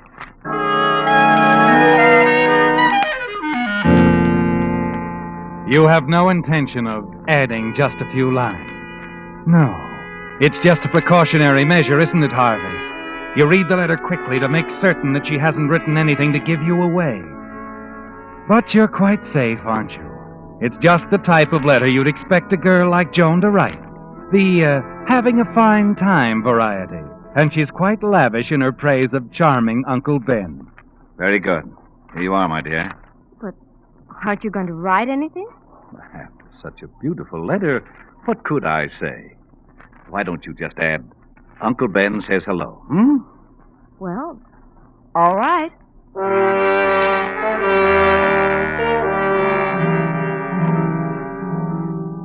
That evening, the opportunity to continue your search of the house presents itself. It's difficult to do much during the day, isn't it, Harvey? With a girl, Joan, always around you, you have so little time alone. You leave Joan at her bedroom door, say good night, and then hurry down the hall to your own room. Sitting in the darkness, you wait till finally the hall clock strikes 11. You tiptoe down the corridor, past Joan's room, hurry down to the library. As you're about to open the door, you hear someone moving about inside. Looking for something, my dear? Oh, Uncle Ben, you frightened me. May I help you? I hope you don't mind my going through your desk like this. I was just looking for some writing paper. I seem to have used all mine. I see. Have you found any? Yes, here. It's all right if I take it, isn't it? Of course, Joan. Of course. Thanks. Well, good night again, Uncle Ben. Good night.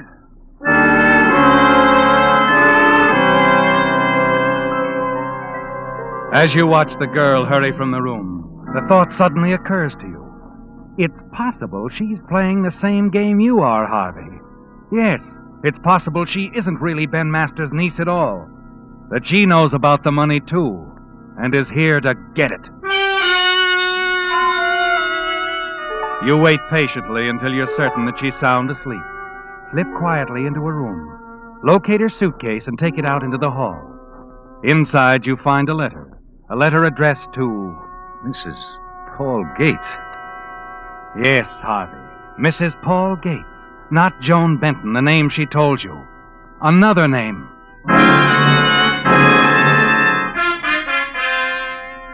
The following morning, after another night of fruitless searching for the money, you're starting down to breakfast when you overhear Joan talking softly to someone on the telephone. Yes, You hurry forward, quietly want you straining to to come listen. It'll work out perfectly. What? No, he doesn't suspect a thing. I've got to ring off now. He may hear me. Yes, I'll be careful. Bye. Oh, you startled me, Uncle Ben. Oh? Sorry. Have a nice sleep? Not too nice, no. Oh? Nightmares or something? As a matter of fact, it was a nightmare, Joan.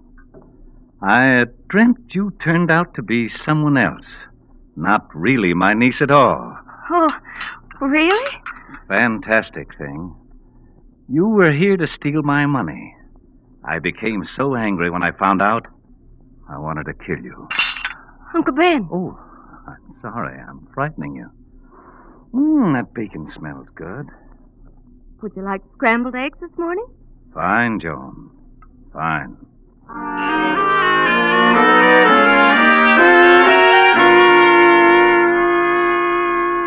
You watch her closely during breakfast, but she betrays no sign of fear. Breakfast over, you leave her in the kitchen, hurry down to the cellar, and continue your search for the money. But the money isn't to be found.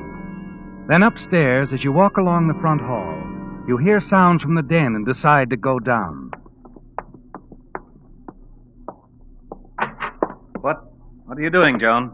Oh, just tidying up. Dusting. You shouldn't be moving that heavy furniture, child. Oh, it's nothing really. You don't mind, do you, Uncle Ben? My sort of taking over, doing things. I'm afraid you're not a very good housekeeper. No, I don't suppose I am, Joan.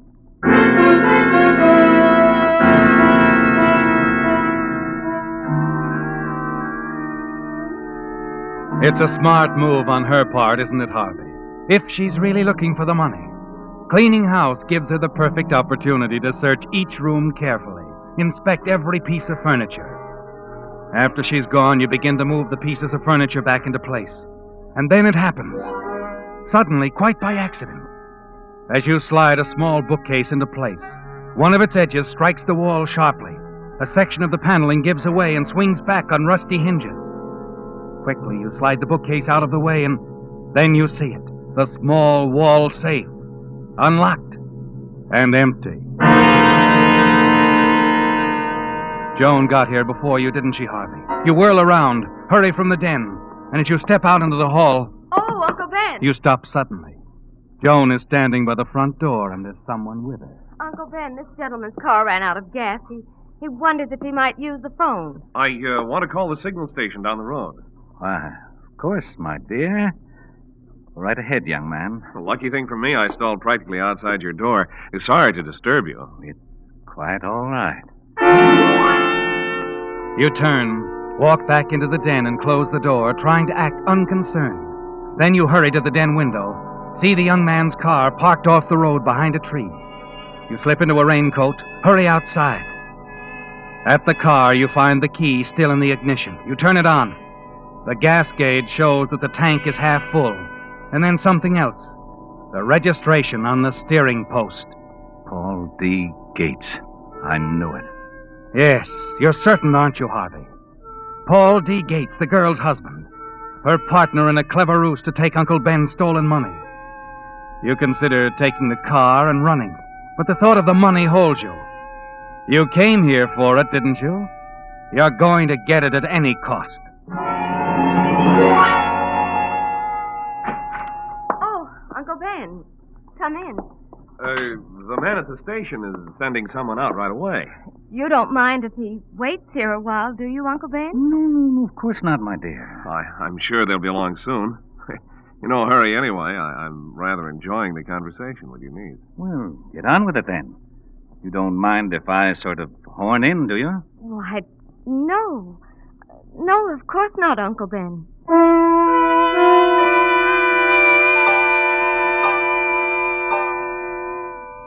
You sit back in the easy chair, watch them closely, listen to them make idle chatter.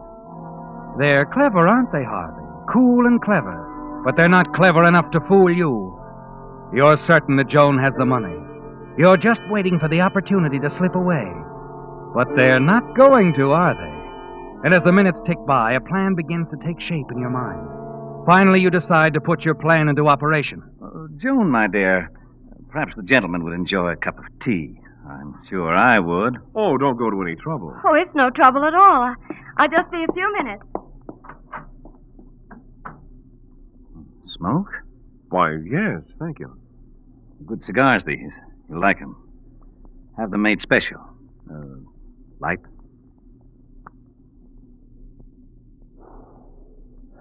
Thank you. Hey, this is a good cigar. Glad you like it. Say, are you by any chance interested in Chinese art? Well, never thought much about it one way or the other. But I must say, you do have some beautiful things here, sir. I think so. Now, take this pair of bookends, for example. Ever see anything like one of these? Oh, they're beautiful. They're heavy, too. Yes, quite heavy.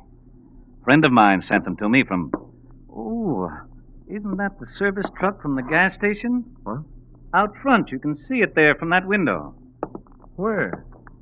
I don't...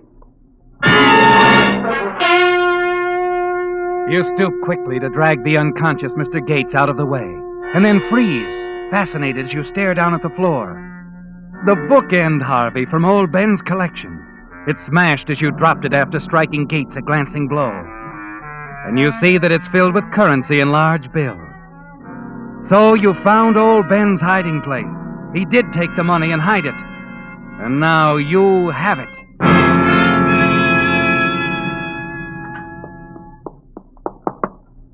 Uncle Ben. Huh? Oh, Joan. It's all right. You can drop the act now. What have you done to him? Your friend is out for a while, my dear. The money. You have it? Yes, most of it. I imagine there's a good deal more in that other bookend. No wonder they were made so large. I don't understand why you hit him. You're a very clever young lady, Joan. Or rather, Mrs. Paul Gates. Yes, clever. But you don't fool me one bit. What? You and your Mr. Gates. I suspected from the start. You better sit down, my dear, while I decide what to do with you and your husband. This money is mine, and I'm keeping it.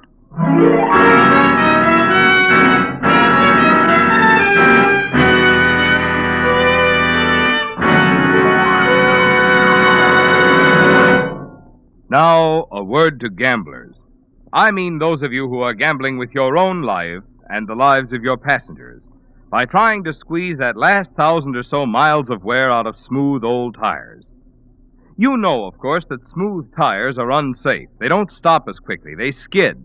And they puncture or blow out more easily. In fact, records show that in 1 year, almost 6,000 vehicles involved in fatal and non-fatal accidents had either punctures or blowouts. So much for what you stand to lose. The next question is, what do you save by gambling on old tires? Well, right now, the answer is nothing. In fact, it's actually costing you money. Because now, signal dealers are giving today's biggest trade-in allowance for old tires. What's more, the Lee tires your signal dealer is now selling are made of cold rubber, toughened still further with patented Phil Black O, and actually give 30 to 40% more wear than ever before. So it's just penny wise and pound foolish to keep driving on smooth old tires. It's time to find out how little it will cost to trade your unsafe old tires for safe new Lee tires at signal stations now.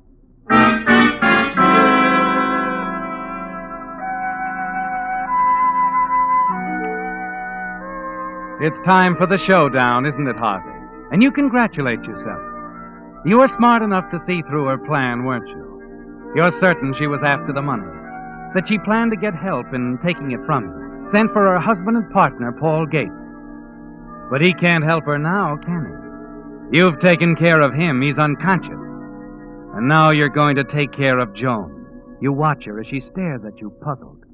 So, you did take the money. You had it all the time. Not all the time, my dear. Yes, you did. I believed you. Told everybody at home that you were too nice to have stolen anything, ever. What are you talking about? Paul is my husband, like you discovered. We were passing through town, and I decided to look you up. Now, don't give me that. You came for the money. Here, what are you doing? I can make it more comfortable while we talk. Poor Paul. You might have killed him in your anger. All this mistrust in the world. I thought Mother and Dad and Uncle Frank were all wrong about you. Just stubborn, like when they disapproved of my marriage to Paul. I thought we were two misunderstood people. That's why I looked you up. Will you stop this crazy act? It isn't an act, not with me, only with you. You're a thief, just like they thought. I'm sorry I phoned them now. What will they think? Phone them? You've asked someone else to come here? Yes, the whole family. Mother, Dad, my brothers. I thought we'd have a reunion. All try to understand one another. That's why Paul was stalling you, waiting for them to get here. Hello? Joan, dear, we're all here. Just a minute. Don't come in. Yes, all of you, come in. Mother, Dad. Well, hello. What? What's all this? What happened to Paul? Uncle Ben did it, Dad. Uncle Ben? He hit him. Knocked him out. He thought we were after his stolen money. But where is he, Joan? Where is Uncle Ben? What did you say? Your mother said, where is Uncle Ben? If this man isn't Uncle Ben, I can't tell you. You'll have to ask this imposter. Or maybe... In that case, we better call the police. Let them ask him.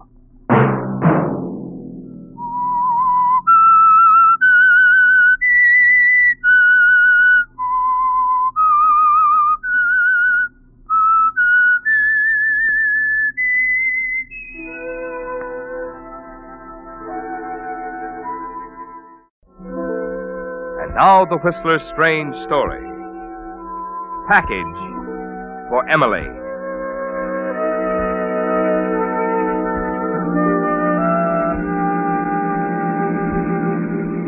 As the gray convertible raced along the storm-darkened country road, Vivian Sedgwick leaned forward at the wheel, peered through the rain pounding against the windshield.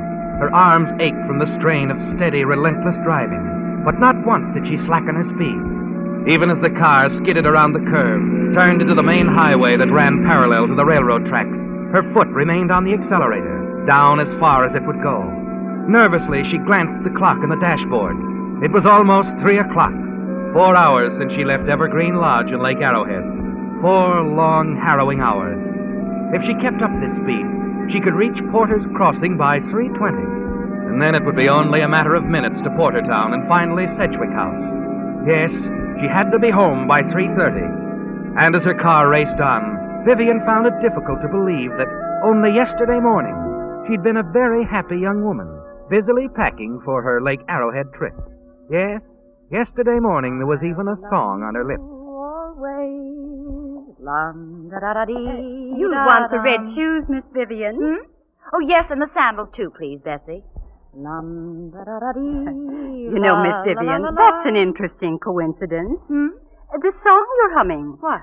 When Dr. Thorpe comes to call, it seems I hear him whistling the same tune. Well, you've a good memory, Bessie. Perhaps that's why you're the best maid we've ever had at Sedgwick House. Could it be that Dr. Thorpe is going away for a trip, too? You're also the most inquisitive maid we've ever had. Oh, I'm so happy for you, Miss Vivian. Oh, hand me that robe, will you, Bessie? Yes, and here it is. I do hope you're going someplace that's real dreamy-like. Well, I guess you can call it that. A friend of mine has a charming place at Lake Arrowhead. She asked us both up for a week. I'm glad Dr. Thorpe will be able to get away from the hospital for a spell. Goodness, the way he's been driving himself lately, not eating properly. Oh, the poor darling has been overworking. But you wait and see, Bessie. One of these days he'll be appreciated. He'll have a clinic of his own, a real clinic, the kind he keeps talking about. Well, there, that's that. Will you get my beige coat, Bessie, please? And the scarf, too, the brown one. Yes, ma'am. And, Bessie? Yes, ma'am. After I leave, will you tell Miss Emily I'll be away for a week? I already have, Miss Vivian, last night. Oh. What did she say? She didn't say a thing. Not a thing. That's not like her. Vivian! You'd best go to her, miss. Yes. Take these things downstairs, will you, Bessie? I'll be down shortly.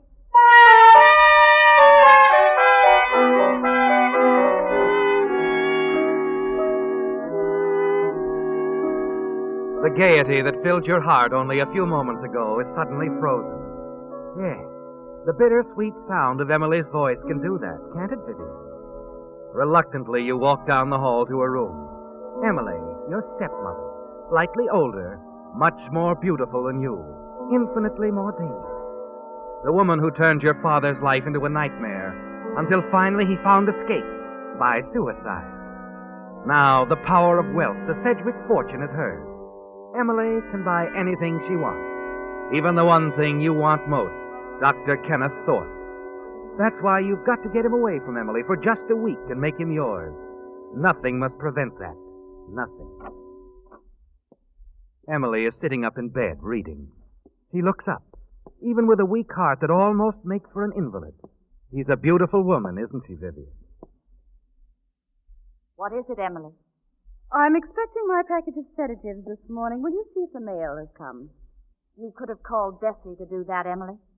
Of course. But I assume she was rather busy getting your things together for your little trip. Oh, how I envy you, darling. The mountains are delightful this time of year. And Evergreen Lodge at Lake Arrowhead. An enchanting place, really. Too bad you can't join us, Emily. I can't tell you how happy I am that the hospital finally gave Kenneth this free time. Been eavesdropping again, have you? 1 week up there at the lodge. With you. We'll make a different man out of Kenneth. Won't it, darling? There's no danger of what you're thinking, Emily. He'll make it. How nice. How very, very nice. Now you'll be able to discuss your dreams of the future together. Kenneth with his new clinic, and you, his noble wife. Tidying up shop, bringing new little doctors into the world. You can't stand it, can you? My father's out of the way. You have his house, his money. But that still isn't enough for your empty little life, is it? Darling, your fangs are showing. Whenever I'm near you, Emily, I like to dress for the occasion. You'd like some of that money for yourself, wouldn't you, darling? So you could buy Kenneth his dream, his clinic. That would be one way of getting him. I don't have to win his love that way. Then what is your technique? Being his sweet, adorable girl who uses all the advertised products? Emily, you know I've loved Kenneth all my life. Then I should think you've had more than your share. Now it's my turn to love him the rest of my life. Oh, dear, it's probably that hard Mrs. Fenway. She said she'd call. Hello? Well, hello. We were just this minute talking about you, Kenneth, darling. I'll take it, Emily. I was so delighted to hear about your little vacation. Oh, you'll love it up there. I said I'll take it, Emily. Oh, yes. Yes, just here, Kenneth, just a moment. He wants to talk to you, Vivian. Thank you. Hello, Kenneth. Vivian, I had to call you right away. The most wonderful thing has happened. Oh, what, Ken? Well, it's just unbelievable. I can't go into too much detail now, but the clinic, Vivian. I'm getting my clinic. The clinic? Oh, that is wonderful, Kenneth. But who? I mean, how did it happen? Well, the funny part of it is I don't know. A guardian angel, I'd say offhand. You know how some of these millionaires are. I like to stay behind the scenes. Yes. Yes, I know. But how is it that you were chosen? Well, I haven't been. Not exactly, anyway. First off, I've got to submit a formal report on what I think a modern clinic should be like. Have to start on it right away. Right away? You mean the trip you... Afraid so. I'll have to cancel it, Vivian. Oh, but couldn't you work on the report up at the lodge? It's an ideal place, really. I could do the typing. No, Vivian. I'm afraid it's out of the question. I really should stay here in the event something pops suddenly. Why don't you go on ahead? Oh, Kenneth, you promised. You promised nothing would interfere with this vacation. Yes, I know, but... Vivian, I can't risk the chance of a lifetime for a week in the mountains. No, of course. Of course, I'm sorry, Ken. Look, I've got to run along now. I'll call you at the lodge in a day or so, huh? Yes. Yes, do that, Kenneth. Bye. Ken?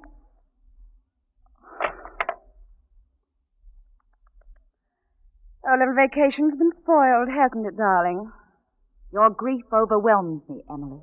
Now, darling. I'm even more overwhelmed by your split-second timing. What in the world are you talking about? You honestly think you have a chance, don't you? You think you can get him away from me by buying him his clinic. If Kenneth has been given a clinic of his own, this is the first I've heard of it. It's a clever device, Emily. Keeping your magnanimous gift a secret. Oh, yes, let him be grateful first. blindly grateful. And then at the right psychological moment, tell him he owes it all to you. Really, Vivian, aren't you... You don't deny it, do you, Emily? Kenneth is a very desirable specimen of American manhood, darling. I think if I made up my mind, I might do anything to have him for myself. Listen, Emily. You've taken everything from me, but you won't take him. I'm warning you. For all your charms, all your subtleties, you'll never get him away from me, do you understand? Never.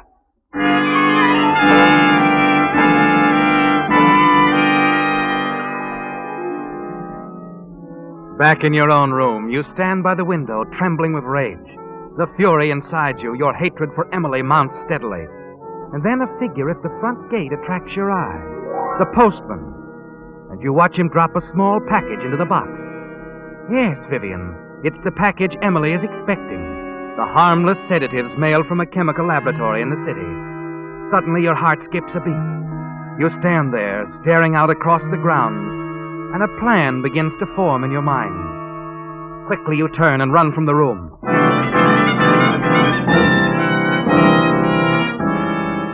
Moments later, you're in the downstairs hall, hastily throwing a raincoat over your shoulders. You open the front door and go to the mailbox. Yes, there it is, with a package safely hidden in your coat pocket. You return to the house. Miss Vivian? Oh, Bessie. I was just about to go out for the mail. I already have it. Was there something for Miss Emily? No, just a letter. For me. But didn't Miss Emily's package of sedatives arrive? No. Miss Emily's package didn't arrive.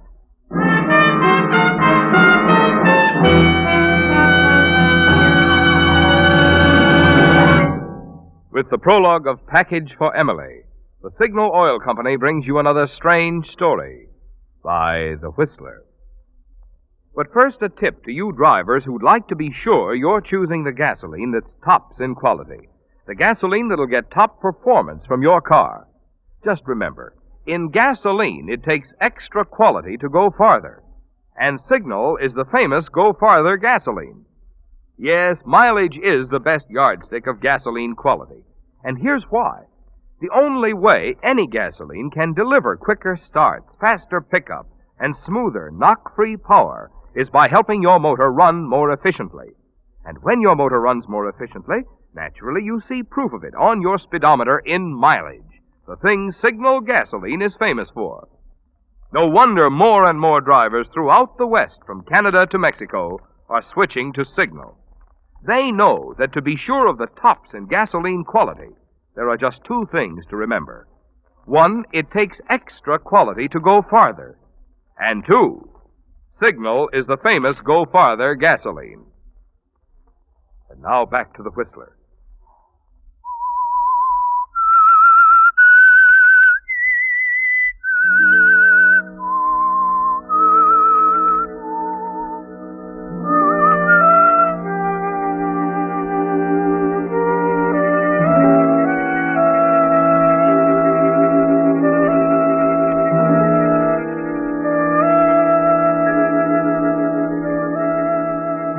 You've made a decision, haven't you, Vivian? In a split second, it all occurred to you. The moment you saw the mailman drop the package into the mailbox. The package of harmless sedatives for Emily, you knew you had to kill her. As you climb the long, narrow stairs to the turret, high above the rest of the house, to your father's den, you're certain it's the only way you can prevent Emily taking Kenneth Thorpe away from you. Inside the small room, you hurry to the desk, unlock it, and from the far corner of the lower drawer, you remove a small bottle labeled poison. You unscrew the top. A small white pill rolls out into your palm. One of the pills your father bought the night he killed himself. For a moment, you stare at it, wonder why you've saved it. Wonder if perhaps you've saved it for yourself, or because someday you knew you'd give it to Emily.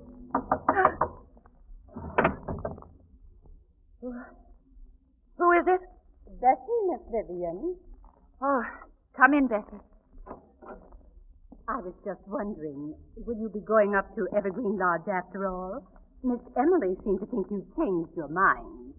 Of course I'm going. I haven't changed my plans in the least. Not in the least.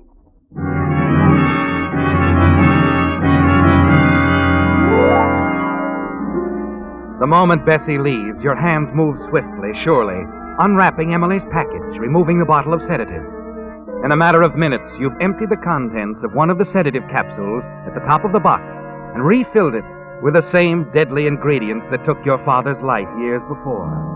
You know the nature of the poison, that it doesn't lose its strength, and you feel strangely exultant as you think of Emily going in the very same way. And it's going to be simple, isn't it? Only a matter of rewrapping the package, applying the same address label after you've steamed it off the original package, and then remailing it. Yes, Vivian, the postmark, everything must be the same. Emily's package must arrive in perfect condition.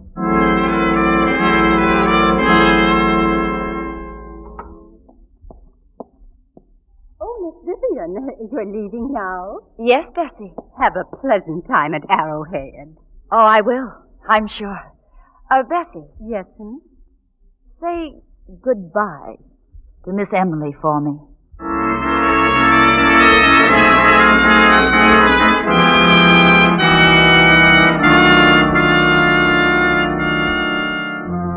An hour later, as you reach Los Angeles and drive toward the chemical laboratory that sent Emily's prescription, the freshly wrapped package with the laboratory's label on it is on the seat beside you.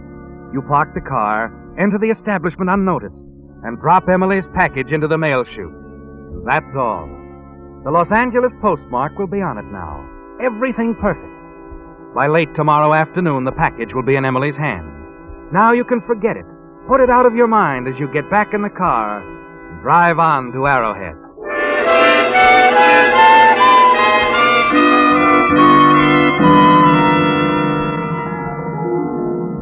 Vivian, darling! I was about to give you up. So glad you could make it, dear. Well, the roads were rather bad. I had to drive slowly. Oh, I thought you might have gotten mixed up, taking the road that led back through the city. No. No, Florence. I came directly here. Here, let me take your bag. Oh, you're alone? I thought your nice doctor friend was coming. Oh, he couldn't get away. Oh, too bad. Well, bear up. There'll be a big gang over tomorrow. I promise you won't be lonely. How's Emily? Why, she's fine, Florence. I know. Sorry I asked. Look, darling, while you're here, you just forget about her, understand? Promise? Oh, I wish I could, Florence, but I... Just do it, that's all. Now I'll show you your room. Upstairs, darling. Goodness, I'll bet you're dead tired. Yes, I am. The driving all afternoon. I'd like to rest a while. Of course, darling. And that before dinner, and you'll be as fresh as a daisy. I just made that up. Come along.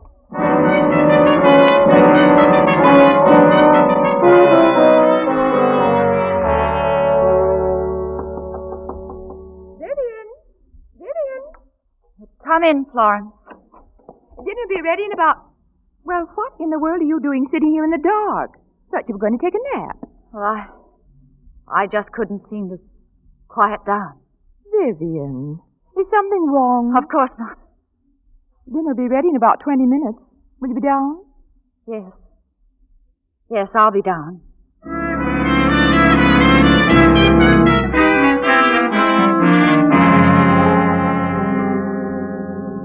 And would you believe it, Vivian? Right in our own mad little group. His wife didn't know a thing about it. Of course, I'm so suspicious by nature, I should have gone on at once. Why, she... Oh, what's the matter, darling? I'm sorry, Florence. But you'll have to excuse me. But, darling, your dinner. You haven't even touched a thing. Oh, I know. I'm sorry, but I'm not feeling very well. I'll be all right in the morning, though. I'll see you then. Well, whatever you say, Vivian.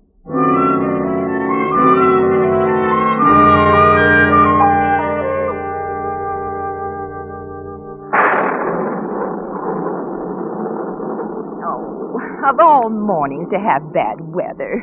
I'm sure no one will want to come over. It does look like a storm. Vivian, what is the matter with you? Florence, I shouldn't have left Emily. Oh, so that's it.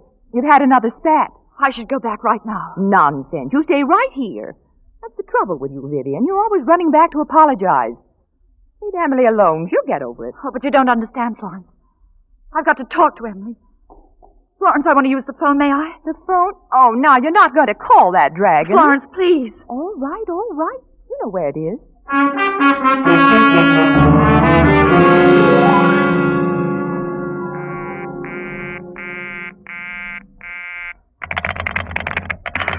Operator? Operator, my number, are you trying it? I'm sorry, but that line is still busy. Would you kindly place your call later? Busy? You're sure? Porter 970 is busy, madam. Oh, very well, thank you. No luck? I can't understand why it should be busy. Oh, darling, nobody ever gets me. My line's always busy. Yes, but Emily. I can't understand why today of all days her phone should be busy. I still don't see why anyone should feel obliged to apologize to Emily. I don't want to apologize, but I've got to speak to her right away. Well, all right, darling, all right. Try the number again. Oh, operator. Operator? Hello. Would you try my number again? Porter 970. The circuits to Portertown are busy now, madam. I'm sorry. Oh, Vivian, you're working yourself up into a perfect friend. Florence, I've just got to drive back home. I've made a terrible mistake. But you can call later. No, I can't wait. Emily wasn't feeling very well when I left, and I've got to get back now. All this sudden solicitude for Emily's a bit baffling. I must say It's more than solicitude, Florence. And I've got to go. I must leave right away. Leave? But, Vivian, I don't understand. You were going to stay a week. I know, Florence. Oh, please forgive me. Look, I'll be back. I'll leave my things. But now, I've got to go, Florence. I've got to hurry.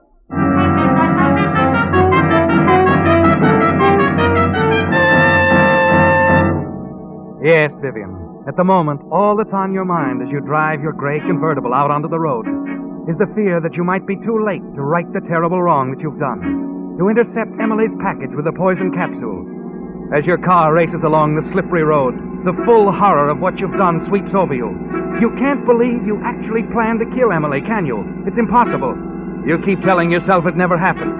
Yes, that's what you're thinking as your foot presses down harder on the accelerator.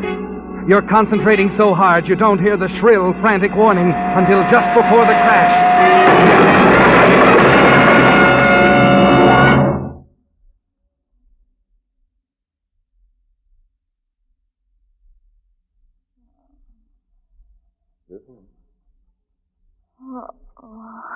Vivian.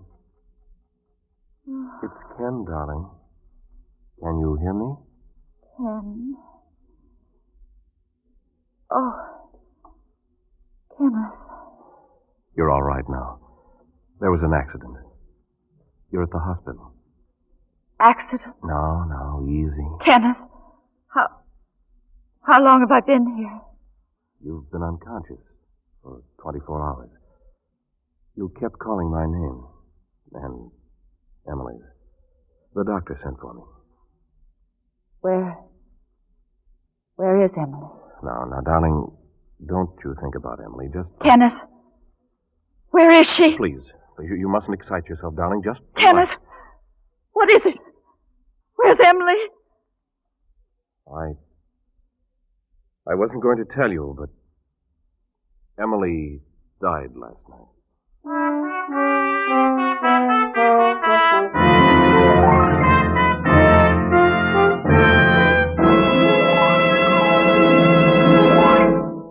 The Whistler will return in just a moment with a strange ending to tonight's story. But now, since most all of us are interested in making our budgets go farther these days, I'd like to tell you drivers how you can actually save money while enjoying today's finest battery, the new Signal Deluxe battery. The reason? These new super-quality Signal batteries are built to last and last, unlike ordinary batteries that may be guaranteed for a year or 18 months. New Signal Deluxe batteries are guaranteed for 30 months on a service basis. And all during their long, long life, you enjoy the most powerful, most trouble-free performance ever built into a battery. For instance, these Signal Deluxe batteries deliver up to 35% more power because of their improved all-rubber separators, which are considered the finest type known to battery engineering. And their genuine hard rubber cases are designed to need less frequent addition of water. What's more, when you find out the generous trade-in Signal dealers are now offering for old batteries, plus convenient credit terms, you'll be surprised how little it will cost you to enjoy really quick starting this winter and for a long time to come with a Signal Deluxe battery. And now back to the Whistler.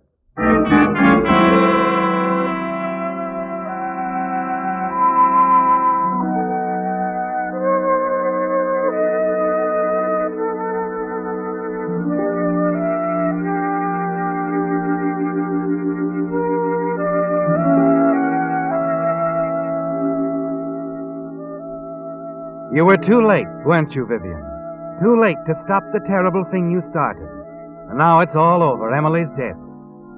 Later that afternoon, an ambulance is bringing you back to Sedgwick Manor. You think of Kenneth riding in the car ahead. Kenneth still doesn't know, does he, Vivian? He doesn't know that you were responsible for Emily's death. Yes, you've got to tell him, haven't you, about the poison capsule. And you shudder a little to think of the look on his face when he finds out. As he carries you up to your room and places you gently on your bed, you realize you can't delay another moment. There's something... Easy now, dear. Better be quiet for now. Oh, but can I? I'll do the talking. I haven't told you. I heard from Dr. Morris last night. You remember him, don't you? Yes. Back east, isn't he? Uh-huh. He called me about the new clinic. Seems he's been giving me quite a build-up to the people sponsoring the project. What? They're in the east? Yes, a group of Boston men. Well, Dr. Morris seemed quite certain the clinic could be mine. But I thought that Emily... What's this? Oh, Kenneth, you must listen. Oh, that must be my call from the coroner's office. They'll tell me the results of the autopsy. Be right back. Oh, but Ken... Oh. Hello? Yes? Yes, this is Dr. Floyd. Excuse me, Miss Vivian. Yes, Bessie. What is it? I just wanted to know what I should do with this package. Bessie, where did you get that package? It just came in the afternoon mail. It's for Miss Emily. But that's the package I mailed. Well, the autopsy is just as I thought.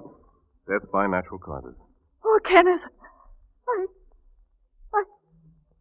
Oh, thank heaven. Oh, the package came a whole day late. Package? Yes. Oh, Kenneth, that's what I was trying to tell you. I mailed this package. The postman said he was sorry the package came a day late. But you know what? He said it was your accident, your own car running into the train yesterday, that delayed the mail.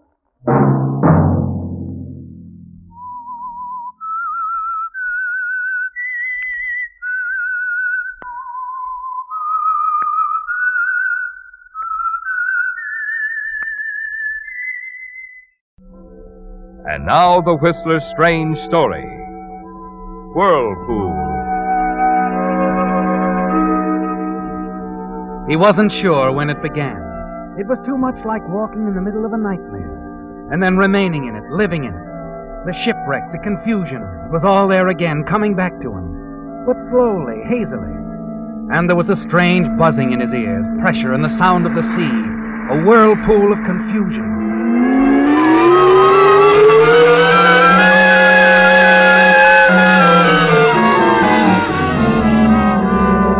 And then gradually, out of the whirlpool, voices, dimly, faintly at first, but voices growing, coming closer and closer. Is he coming around? He'll be all right, Captain. It's the shock. His exhaustion.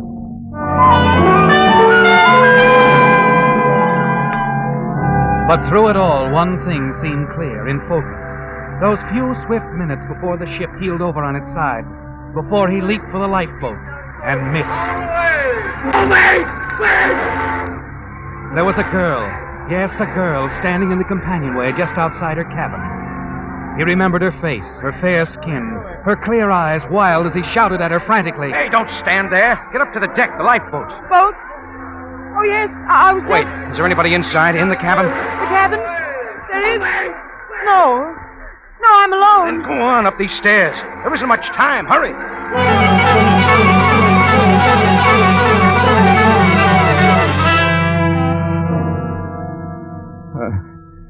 Much time. Whatever. Much time. Yeah. Well, that was going through it all over again. He's better, though. He's coming around, Captain. Hastings. Mr. Hastings. What? Mr. Hastings, now, you're safe. They got you in time. Can you hear me? I'm the ship's doctor. You're on board the SS Aragon, bound for Singapore. Yes, Arroyo. That's right. Singapore. Here. Try to drink this, Mr. Hastings. Easy. That's it. I'm all right. I made it. I made it. You sure did, Hastings. Hastings? There couldn't be any mistake about his identity, Captain? Huh? No, that's who he is. He's Hastings' doctor. There's no doubt about it. Oh. The girl says so. He's his wife. Oh, I see. Could you get her to come in here, Captain? What? My wife? No, Now, just relax. You're suffering from shock, Mr. Hastings. Exhaustion and severe shock. Oh, but Would you come in, Mrs. Hastings? My husband, is he all right, Captain? Just come in, please. No, I haven't any. You stop, Marty. The protest dying in your throat as you struggle up to one elbow and look toward the door. It's the same girl, isn't it? The one you faced in the companionway and shouted at. But now she's coming toward you, speaking differently. Very differently. My darling, I was so afraid for you. But I told them you'd pull through when I told them who you were. What? Doctor, he isn't delirious. Oh, no, don't worry, Mrs. Hastings. Mrs. Hastings. Yes, dear. Doc. Oh, yes, Mr. Hastings? Can you leave us alone a minute? Oh, why, surely.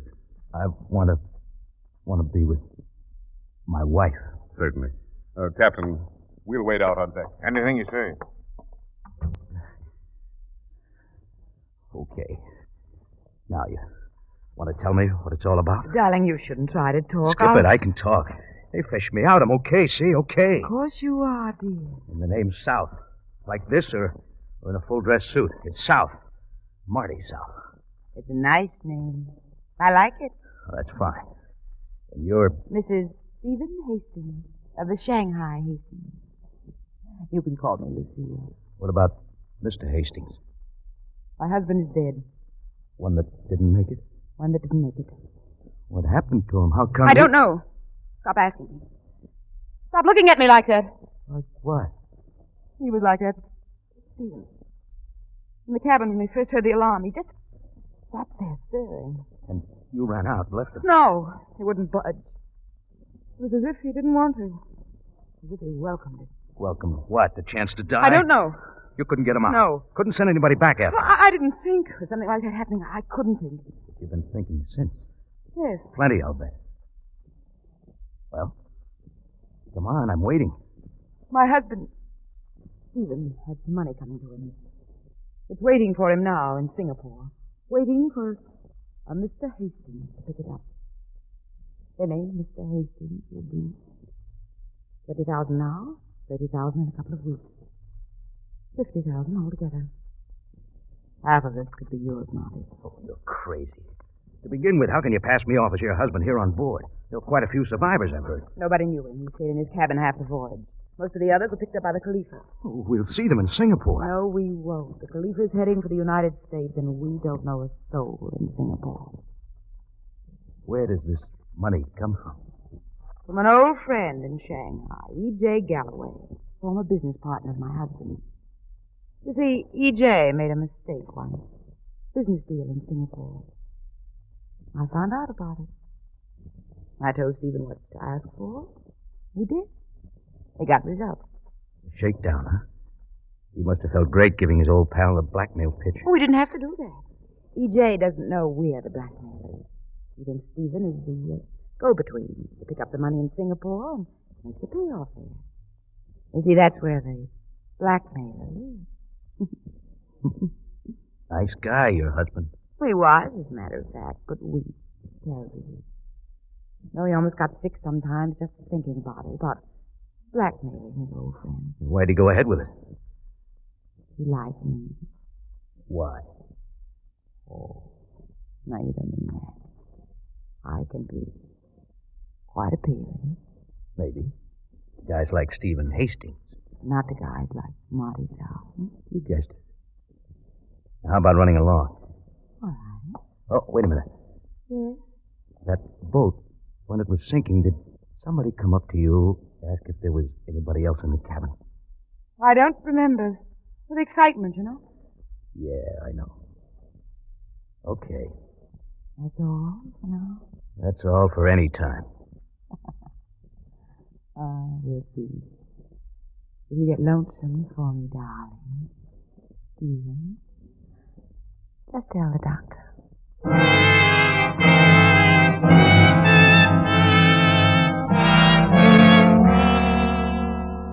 That's all, Marty, and then she's gone, leaving you to think it over. But you know her kind. Lucille is a man-trap, and you figure she'll be back soon to try to help you make up your mind.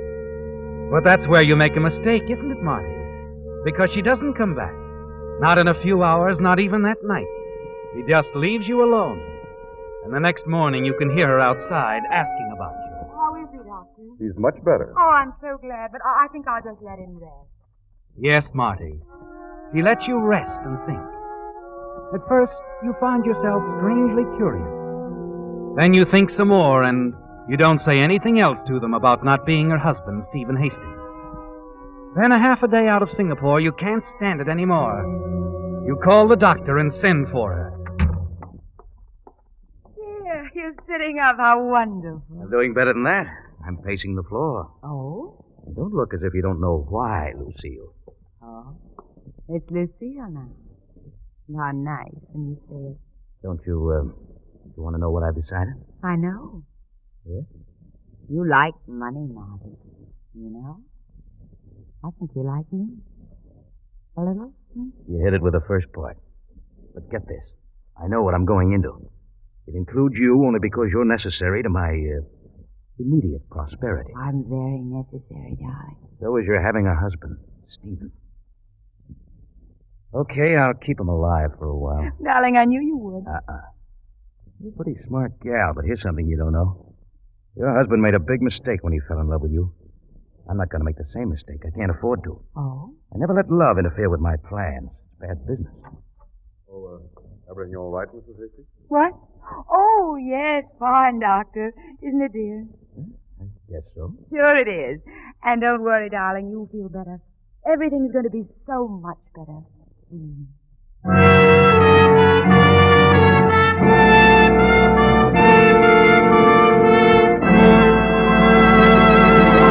With the prologue of Whirlpool, the Signal Oil Company brings you another strange story by The Whistler.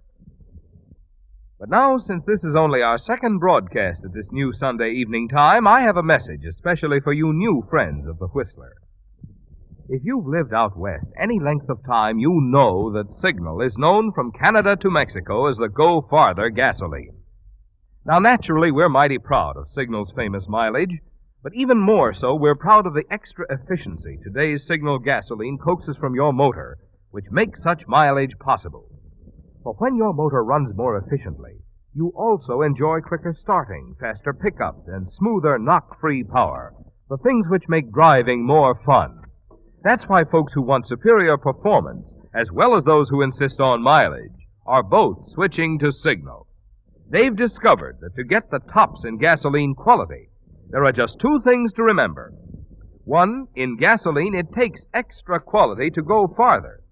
And two, Signal is the famous Go Farther gasoline. Now, back to the Whistler.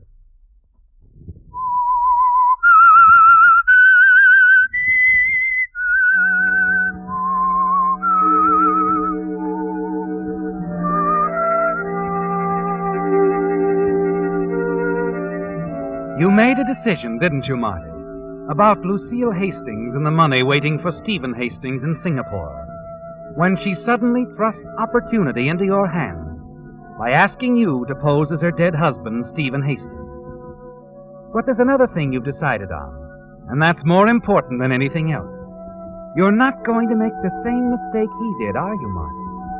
No, you're not going to fall in love with Lucille, because that doesn't fit in with your plans at all. Money is the most important thing, isn't it? It always has been, even though you don't have much of it at the moment. And you've never let a woman interfere. You've never let your heart rule your head where money is concerned.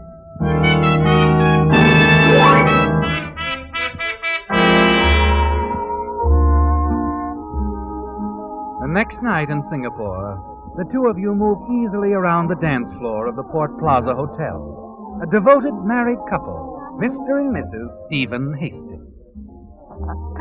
How you dance well, dear. Stevens learned to dance better? Oh, very much.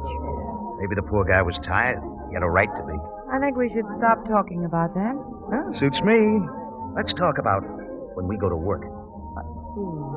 I think we'd best wait a day or two. You can go there Wednesday for the first payment. The second will be ready in a couple of weeks. EJ couldn't raise it all at once. Where do I go? I'll have to look at EJ's letter again for the exact address. It's a little tailor shop somewhere on Ponderosa Street. You don't have to look again. Not with that memory. It's a tailor shop. Why Wednesday? No reason. I just think it's best. All right? Maybe it is. Maybe it isn't. I don't get all this mystery. There isn't any mystery, I told you. If Galloway stood still for a 50 grand shakedown, why didn't he just give it to you or send it to you direct? Why all this movie stuff? This was my idea, not EJ's. You see, in case EJ couldn't raise the money or changed his mind or decided to talk with the authorities, I thought it would be much better for me if I were far away. With me for the fall guy if anything goes wrong here. Nothing can go wrong here. There's no crime in having your coat pressed. What do I do when I get to this tailor shop? Like I said, you just have your coat pressed. You can wait for it if you want to. Tell them you're Mr. Hastings. What if they want proof? They can call the hotel and ask Mrs. Hastings. But they won't. Relax, darling. Sorry, I can't relax. Not till I've had my coat pressed.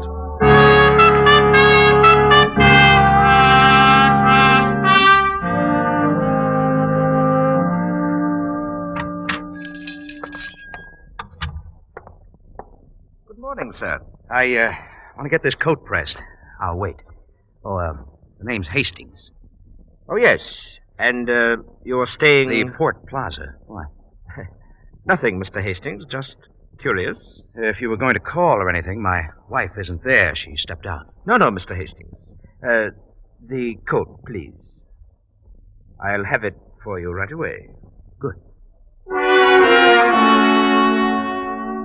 You watch the proprietor of the little tailor shop as he takes your coat, moves off toward the back of the establishment. You look around nervously, ready to run for it if anything goes wrong. But nothing does, Marty. He's back in a matter of minutes, handing the freshly pressed coat across the counter. You pay him and slip it on and feel the bulge of a heavy envelope in the inside pocket. Satisfactory, sir? I think so, thanks. Will you be dropping in again? Yeah, sure. Perhaps if you'd call the day before. Call. Okay. We'll give you quick service, sir. Good morning.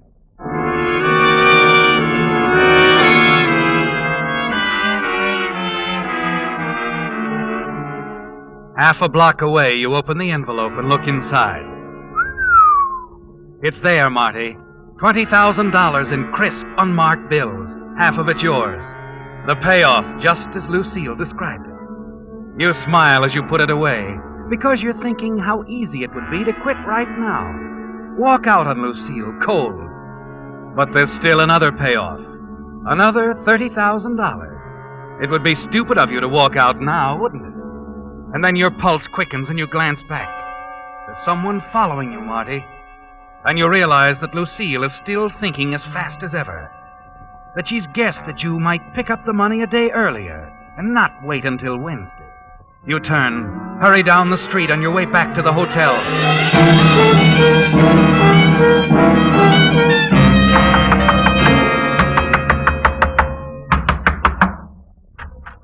Darling, you don't have to knock the door down. My own husband? What'll the neighbors think? Never mind, inside. What's all the excitement? What kind of a double cross is this? Double cross? That's a funny way to put it. Not to me. You had me followed, didn't you? Did I? The fat guy in the white suit, right out of the book. How quaint. Stop it, Lucille. Don't give me that ice cube stare. I'm not Stephen. Not so loud, darling. Someone might believe you. You going to tell me what's going on? When you calm down, you might tell me. I went there like you said. Tailor shop? Yeah, I went through the routine. Didn't they give you the money? That's not the beef, Lucille. I'm talking about the guy who picked me up on the way out. One of your pals, huh? A high-powered insurance policy. You're not making sense, darling. Somebody followed you. It's because you're in Singapore. Stay out of alleys, darling. Rough neighborhood. This is a big, bad city. I wish I could buy that. You can buy anything, Mr. Hastings. How much did you get? 20,000. Here, in the envelope. Pretty, isn't it? Darling. Yeah? Speaking of double crosses, I thought I told you not to go to the tailor shop until tomorrow. All right, I'll forgive you this time. No, you won't. Well, I'll try, honest. What are you thinking? Something pretty foolish. But sometimes you'd really like to level. Marty, darling, put your arms around me. What, so I can hold on for the sleigh ride? I wouldn't take you on a sleigh ride. Not you. You'd take your mother on one. Don't hate me, Marty. Not now. Not this minute. Here I go, huh? Well, my back's against the door anyway. Marty. Too bad it's not for keeps, Lucille. Let's not talk about for keeps. Let's think about now. Right now. Yeah, right now. Only admit it. Tomorrow it could be a knife in my back. All right, if that's what you want me to say. But right now, kiss me, Marty. Kiss me.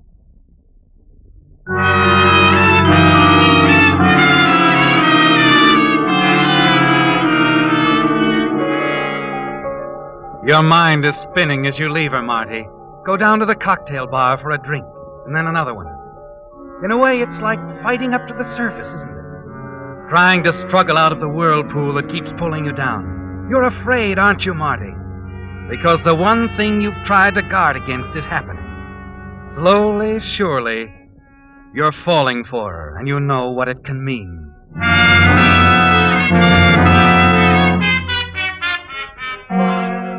You don't do anything about it the next day, or in the days that follow. Just go along, trying to keep your head above water. And then one night, as you walk alone through the streets of Singapore, you catch sight of him again, the man she's had following you. You hurry forward, turn into an alley, stop, and wait. Here I am, mister. Hey, what do you want? What do you want? Hey, take it easy, Mr. Hastings. I just wanted to talk it over. Talk what over? The deal. I thought maybe you'd change your mind of the way you've been acting, avoiding me. Of course, this is a crazy setup. Huh? I naturally thought you were going to meet me when you got in last week to set it all up. Yeah, naturally, but... Well, I almost forgot what you looked like. You didn't know what I looked like. You never seen me before. You made a deal with a guy I work for, remember? I think you'd better keep talking, Mr. Gray's good enough, Mr. Gray. It might be. I don't blame you for being careful, Mr. Hastings. It's a screwy deal like this. But, how's it sound to you? You take your wife to the Red Angel Cafe tomorrow night. Just casual like, see? You have dinner with her. The last one. And then you stroll out on the terrace. The terrace? Yeah, nobody out there much. Just give me a chance to get lined up, and then light a cigarette. Match will give me a target. An easy one. Well, what do you know? Stephen. It hits you suddenly. Stephen Hastings, the weakling. He'd actually set up a plan to kill her at the end of the voyage. A plan that he was too weak to go through with. It's perfect, isn't it? You can get rid of Lucille tomorrow night. And a few days later, you can drop around to the tailor shop, pick up the rest of the money, and leave town. But you're not sure that this is the way you want it to be. Not even for $50,000. What's the matter, Mr. Hastings? You changed your mind? Changed my mind? Well, I'd like a little more time to think it over. Look, I've been doing some traveling. I want the $5,000 that you agreed to pay my employer, Mr. Hastings, huh? 5,000. Yeah. Okay, you'll get it. Want to leave it in your hotel box? Small, new bills, cash? Sure. Mr. Gray. Yeah. If the money's in the box, tomorrow night, you'll see us. My wife and me at the Red Angel Cafe. On the terrace? Yeah. I'm to light her cigarette.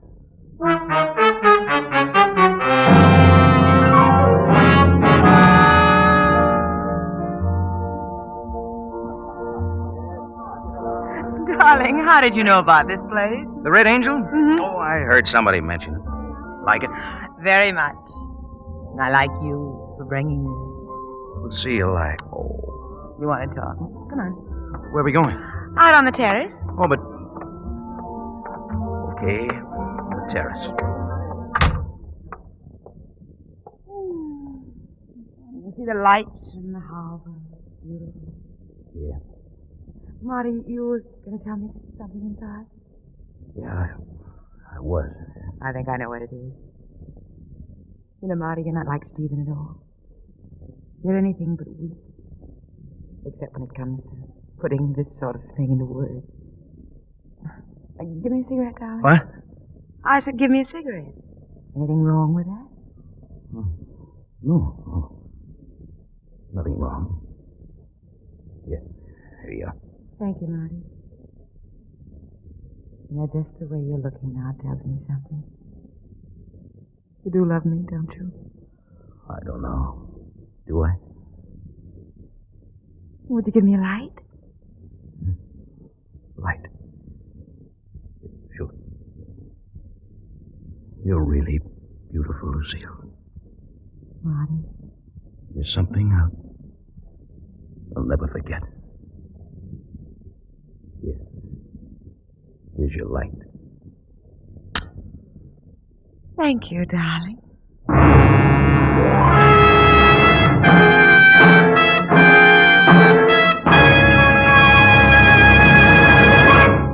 The Whistler will return in just a moment with a strange ending to tonight's story. Meantime, a suggestion to drivers. The colder nights and mornings that we'll be having from now on place an extra strain on your car's battery. So now is a good time to stop by a Signal service station for a free battery inspection. If it appears that anything is going to interfere with your cold weather starting, your Signal dealer is equipped to give you complete battery service. For recharging, he has new type safe, speedy equipment. If your cables are corroded, he can replace them with heavy-duty cables. And should you need a new battery, there's none finer than Signal's new deluxe batteries that are guaranteed not for just 12 or 18 months, but for 30 months on a service basis. Incorporating the latest type all-rubber separators plus a new design hard rubber case, these Signal Deluxe batteries deliver up to 35% more power and don't need water nearly as often. So before you get any battery, get your Signal dealer's trade-in offer for your old battery, plus his convenient credit terms on today's finest battery, the new Signal Deluxe battery, available only at Signal service stations. And now back to the Whistler.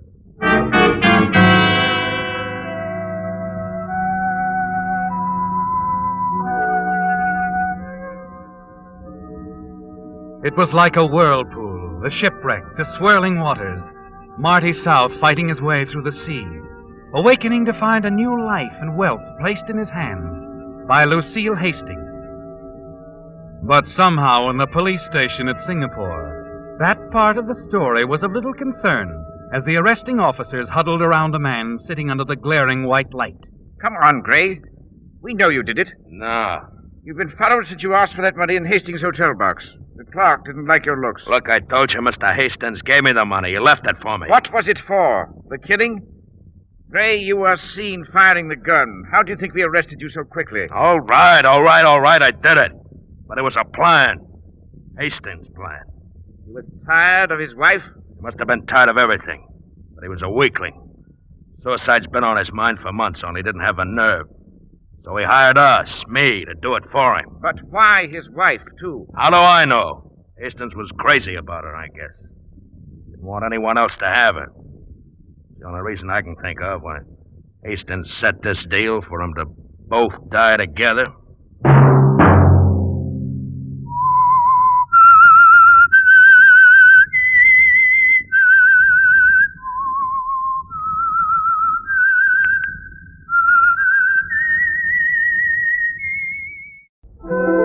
Now the Whistler's strange story. The Big Gamble.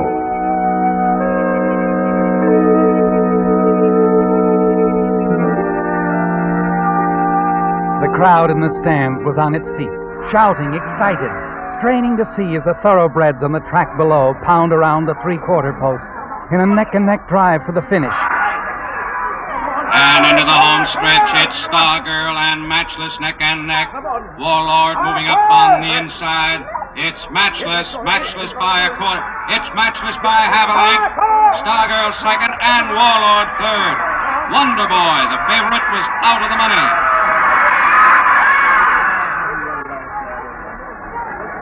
Oh, Mark, you lost.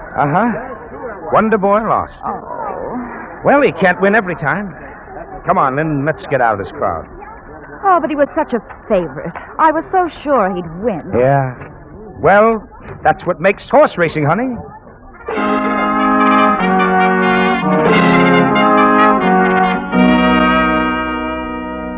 Yes, to Mark Kroner and countless other sportsmen and owners, that's what makes horse racing. But few men are able to take defeat so easily, so quietly, are they, Mark? And to Lynn Carlton, a soft-haired girl with a quick smile, this matter-of-factness is puzzling.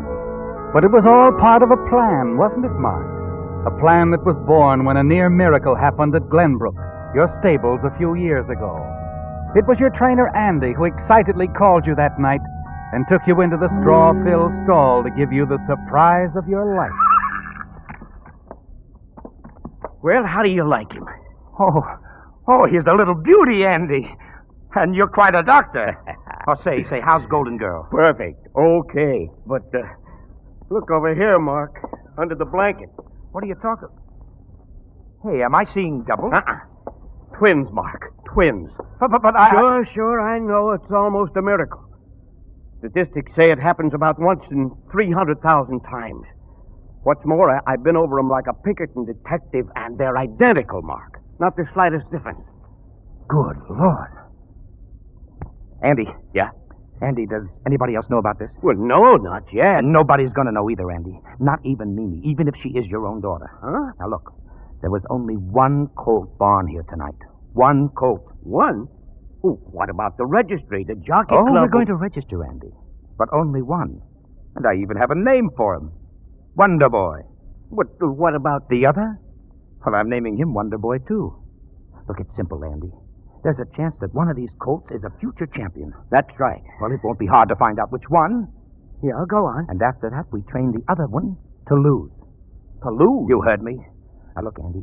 We'll have him so no jockey in the business can boot him home. But he'll still go to the post of favorite when we want him to. Sure, because of the way his brother will have won his recent races. Oh, you got it, Andy? We'll operate from here. We'll keep both horses undercover here at Glenbrook.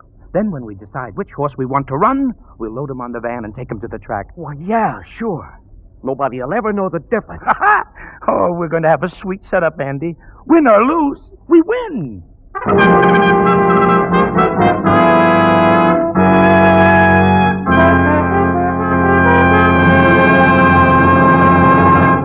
With the prologue of The Big Gamble, the Signal Oil Company brings you another strange story by The Whistler. Although this is the 5th year that The Whistler has been sponsored by Signal Oil Company, tonight is our first broadcast at this new Sunday evening time. So there are, no doubt, many new listeners among you who would like to know more about the organization that brings you The Whistler. Well, first of all, Signal products have always been sold only through independently operated stations. The reason? Signal Oil Company believes that a man who has his own money invested in his own business naturally has more incentive to serve you better. Secondly, because you want top-quality products for your car, each Signal service station is backed by an organization that serves almost 2,000 Signal dealers, with facilities to bring you every latest advance in petroleum science. Do drivers like this combination of Signal's personalized service plus fine quality Signal products? Well, just consider the facts.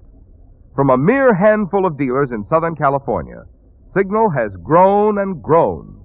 Until today, Signal stations serve 6 Pacific Coast states, from Canada to Mexico. to discover for yourself some of the reasons behind this ever-increasing switch to signal, why not treat your car soon to a few tankfuls of Signal, the famous Go Farther gasoline? And now back to the Whistler.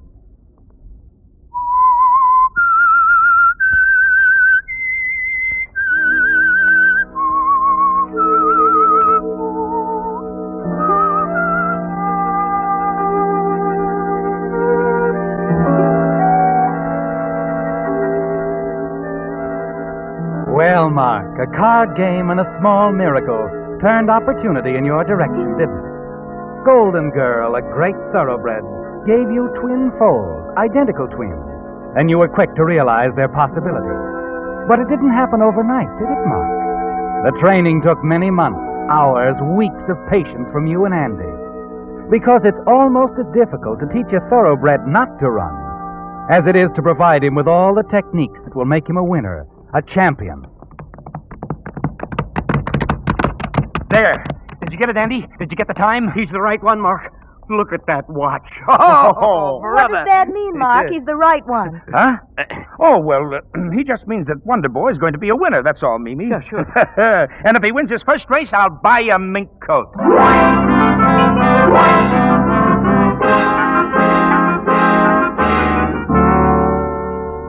You almost wanted to tell Andy's daughter, didn't you, Mark, that you had two racehorses? But the secret was too dangerous to share, and it was to become even more dangerous. It took time, and in the weeks that followed, your winnings weren't large. But Wonder Boy's occasional brilliant performances opened the doors for you, put you amidst the kind of people you enjoy, the kind that can do you so much good. The lovely Lynn Carlton, for instance. You know that she's interested in you, and each evening that you're together, you gain ground. The night on the dance floor at the Club Madrid is no exception.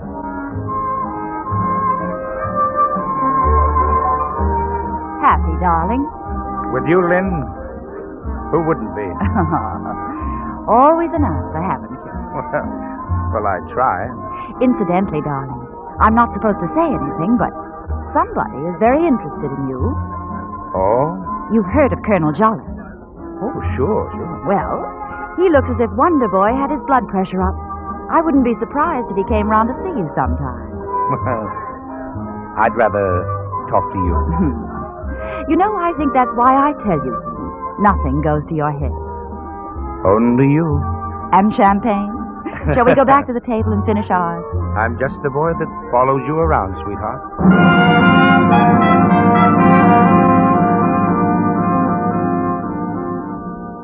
You try to say all the right things, don't you, Mark? Above all, try not to give away any sign that this is what you've been waiting for. Colonel Jolly, his money, the setup that it can provide. And in the morning, you almost can't wait to get down to the stable to be there when he arrives. As you start to leave your apartment, the phone rings. You walk back impatiently and lift the receiver. Oh, hello. It's Mimi, Mark. Oh, hello, Mimi. What is it? You sound as if you wish I hadn't called. Oh, don't be silly. It's just that I'm in a hurry, that's all. Mark, what is it? You keep breaking dates. It was another excuse last night and... Look, Mimi, I've told you I'm on to something big. Mark, were you with Lynn Carlton last night? Well, sure, but it was business. I've told you, honey, nothing's changed between us. Will I see you tonight? Well, if I can, but I'm not sure. Tomorrow night? Yeah, sure, baby, sure. And someday it'll be for keeps, like I've always said. All right. Goodbye, darling. Bye.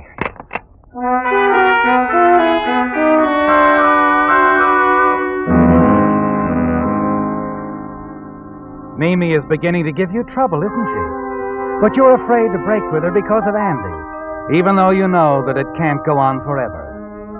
Lynn Carlton is the nicest girl you've ever known, isn't she, Mark? And you're thinking about her as you drive out to the stables and get out of the car and start toward Wonder Boy's stall. But before you round the corner, you hear something. Laughter. And then a voice that you recognize, and you stop to listen.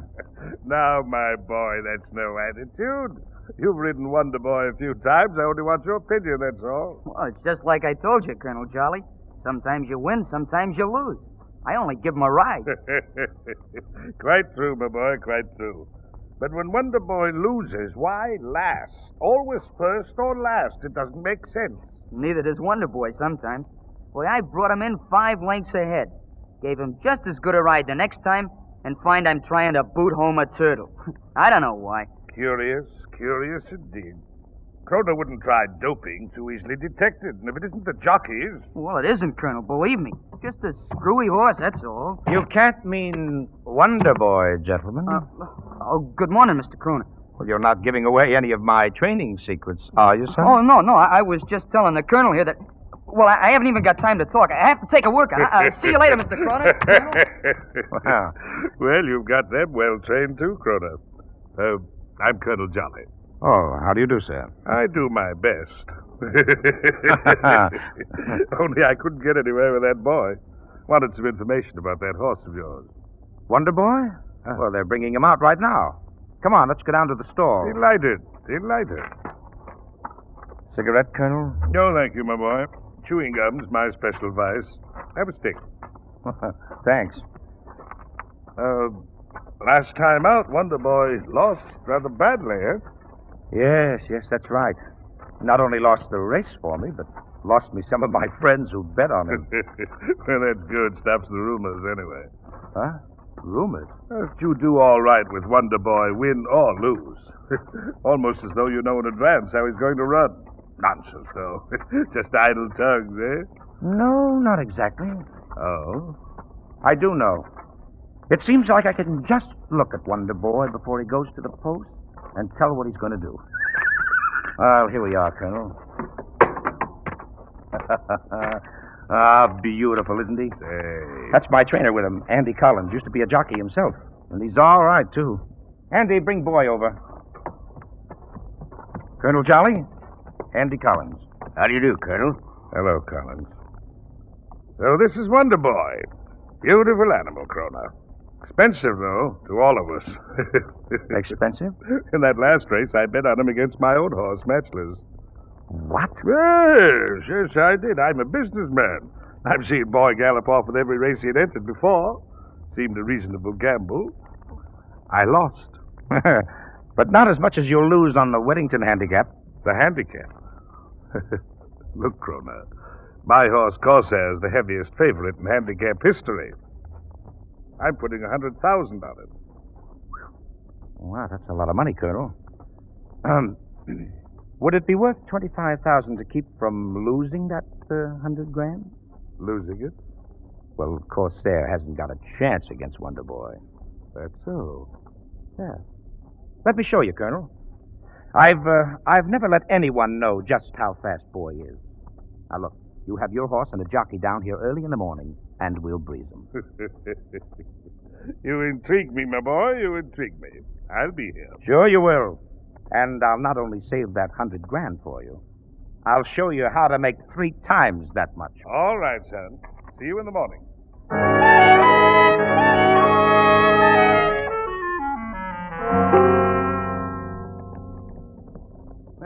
What's the matter with your horse, Colonel? Johnny must be holding him in. No. It's just that Wonder Boy is being let out for a change. Now, here they come. Keep your eye on that watch. Aha, there. Oh, take a look at that time, Colonel. Could Corsair come anywhere near it? Quite a horse, that Wonder Boy. Quite a horse. You can save yourself a lot of money, Colonel, if you play it smart. Uh-huh. Smart, eh? If you have a proposition, I'm willing to listen. Well, it's simple enough, Colonel. If you think I've earned my 25,000 from you, keep it. Keep it and bet it on Wonder Boy for me. And if you're smart, you'll do the same. At the odds he'll bring, it'll be a cleanup. It's a temptation, but there's too much money going on Corsair. If he loses and it gets out that my money was on Wonder Boy... You want to stay healthy, huh? That's the idea. Well, what do you suggest? Why not put our money on Corsair and let Wonder Boy lose? What about the odds? We change, quite simply. For instance, supposing Corsair should hit a slump. And Wonder Boy wins every race between now and the handicap? That's the idea, son. Every race, but not the handicap. You've just made yourself a deal, Colonel. So have you, my boy. And don't forget it. Wonder Boy loses in the handicap, or the only thing either of us will collect will be a long ride and a bullet. You understand? Wonder Boy has to lose, or it's curtains for both of us. You just leave it to me, Colonel. We haven't got a thing to worry about.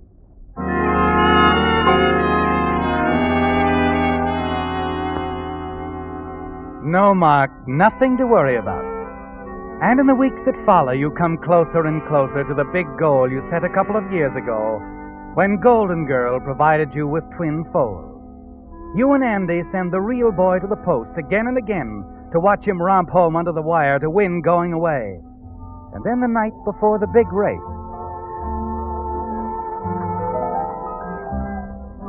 You're awfully quiet, Lynn. Sorry. Guess I shouldn't forget that tomorrow's the handicap and I'm dancing with the man of the hour. I wouldn't be too sure about that, Lynn. With all the races Wonder Boy's been winning, I should think you... Look, he is a great horse, Lynn. One of the best. But don't put any of your money on him tomorrow. That's a strange thing for you to say. Let's talk about something else, Lynn. You, huh? No. Let's talk about that girl in the bar. Girl? She's been watching us all evening. You know her? Well, Lynn, I see someone I do know. Would you excuse me, please? Certainly. I'll go fix my things. Hello, Mimi. Surprised you could get away, Mark. She's been hanging on to you so closely. Listen, Mimi, I've explained it to you before. Business, I know. And nothing's changed. Well, I think it has. Only not quite as much as it's going to. Oh? I love you, Mark. That's something I can't help. But I'm not going to be made a fool of. Mimi, you're not being made a fool of. No? You know, Mark, I suspected you of leading a double life. It was only this afternoon I found out that Wonder Boy does, too. Mimi! It should interest the Racing Association and some of your new friends. Your father, Andy, he's in it, too. That doesn't make it right. I suppose I love you enough that you could make it right. How? By leaving with me right now. Well, Mimi, I just can't walk out. You'd better. You'd better walk, or I'll talk. But I... All right, Mimi. My car's just outside. Let's go. You mean it, Mark? Sure. Sure, we'll go out this way. There's no need to make a scene. Let everybody see Mark, us. maybe we could drive down by the river like old times, The river? Yes. Yes, it's only a couple of minutes from here, Mimi. Yes, that's exactly where I'd like to go. The river. Just the two of us. Oh, Mark, I'm so sorry I said anything. So am I, Mimi. But it's all right. From now on out, everything's going to be all right.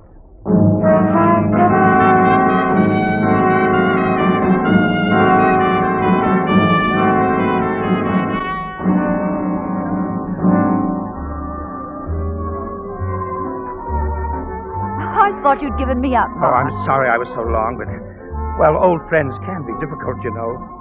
Especially old girlfriends. Oh, I understand. Mark, you're not nervous about anything, are you? Nervous? Well, sure I'm nervous. I've got a lot at stake, and tomorrow's a big day. Well, let's start it off together. Pick me up and we'll have breakfast at Nathan's. Mm-hmm. We can go on to the track from there. All right. And Mark. Yes, dear? About the race. I wouldn't worry. The first day I met you, I said to myself, there's a man who'd let nothing stand in his way. There's a man who can't lose. You know, Lynn, I've got a hunch you're right.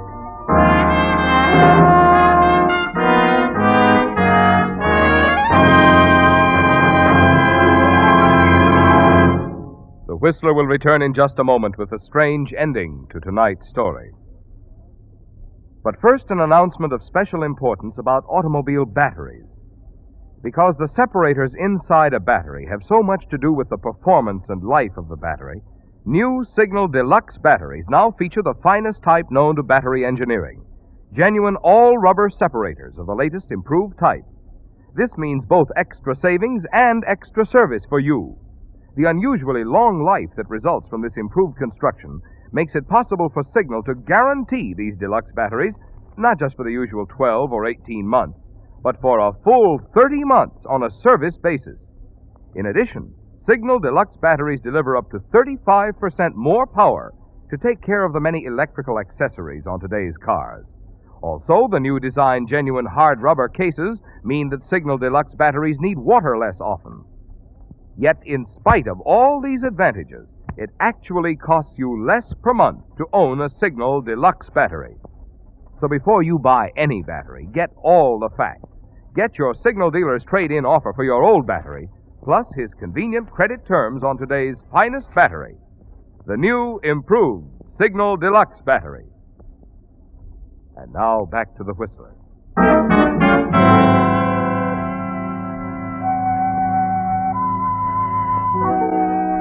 It's been a big gamble, hasn't it, Mark? All the way.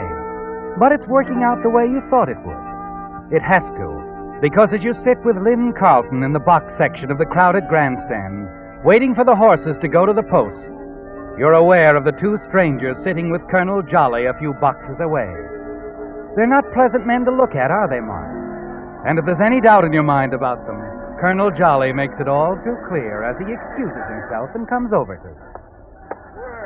Hello, you two. Oh, Colonel Jolly. Colonel? All set, my boy? I think so, yes. Sorry, I'm going to have to defeat your colors today. Well, that remains to be seen, Colonel.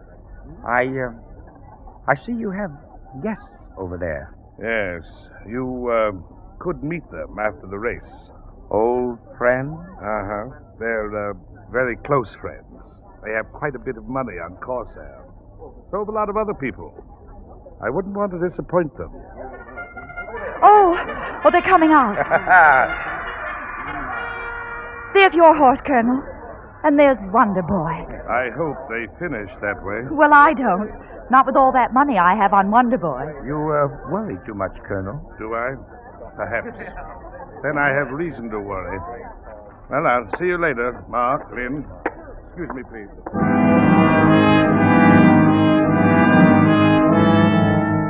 You watch the Colonel go back to his friends, the two men who are staying close by, to take care of you and the Colonel just in case anything goes wrong. In case Wonder Boy should win.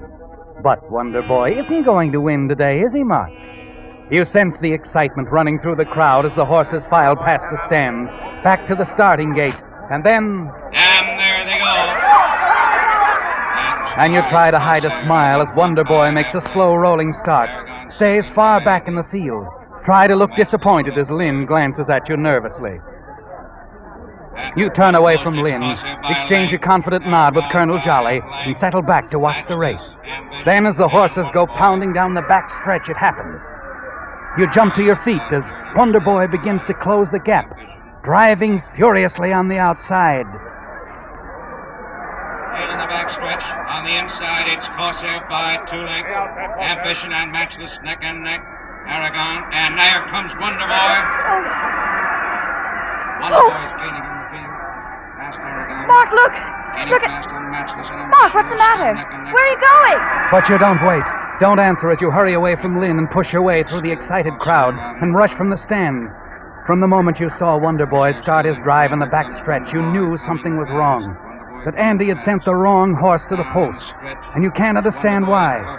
And then as you race toward the stables, you can still hear the shouts of the crowd, the pounding hooves as the horses come around into the home stretch. It's Wonder Boy by 2 lengths. Corsair second, then Ambition, Aragon, and Matchless. Wonder Boy, it's Wonder Boy on the outside. You rush to Wonder Boy's stall, grab the stable boy who stands on the fence watching the race. Come on, boy! Come on, Wonder Boy! Come on, Wonder Boy! Where is he? Where's Andy? Oh, hello, Mr. Kroner. Where's Andy? Well, gee, Mr. Kroner, what's the matter? The winner is Wonder Boy. Wonder Boy by 3 lengths. Hey, you hear, Mr. Kroner? He won. Wonder Boy Are you going to tell me where Andy is? Where is he? Well, gee, he ain't around here, Mr. Kroner. What? Kroner, you certainly took care of everything, didn't Colonel. you? Colonel, look. Something went wrong. You've got to believe me. I know. My friends here want to talk to us about it. Yeah, that's right. I didn't think you'd double-cross me, Kroner. I didn't. I had nothing to do with it. Save it, boys. It's a nice act, but it won't work. Wait a minute. I tell you, I had nothing to do with it. We'll talk about it out in the country. You and the Colonel are joining us for a nice little ride. If you'll only let me explain, Look, kid, where is Andy? What happened to him? Well, I thought you knew, Mr. Kroner. Last night he got a call from the police about his daughter, Mimi. Huh? They found her in the river. Cops think it's suicide. He took off right then. I ain't seen him since. Oh, no. Well, No. gee, you can't blame him for leaving like that, Mr. Croner. Poor guy went all to pieces. Why, she meant more to him than anything in the world. When he didn't come back, why, I drove out to Glenbrook, your stables. Got Wonder Boy into the van and drove him here to the track. Well, I thought you knew... Oh, Mark wasn't Wonder Boy marvelous. I can't believe I won all... Oh, am I interrupting? Lynn, I'm sorry, but I have to go for a little drive with these gentlemen. Oh, well, that's all right. Shall I wait for you? No, I don't think so, Lynn. I'm afraid you'd have a pretty long wait.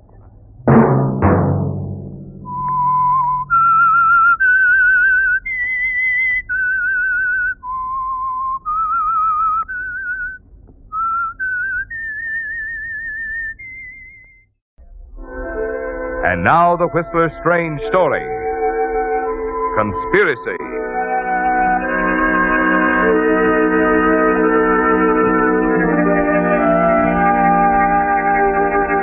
The lunchroom was deserted, except for a young man who sat perched on a stool at the end of the counter.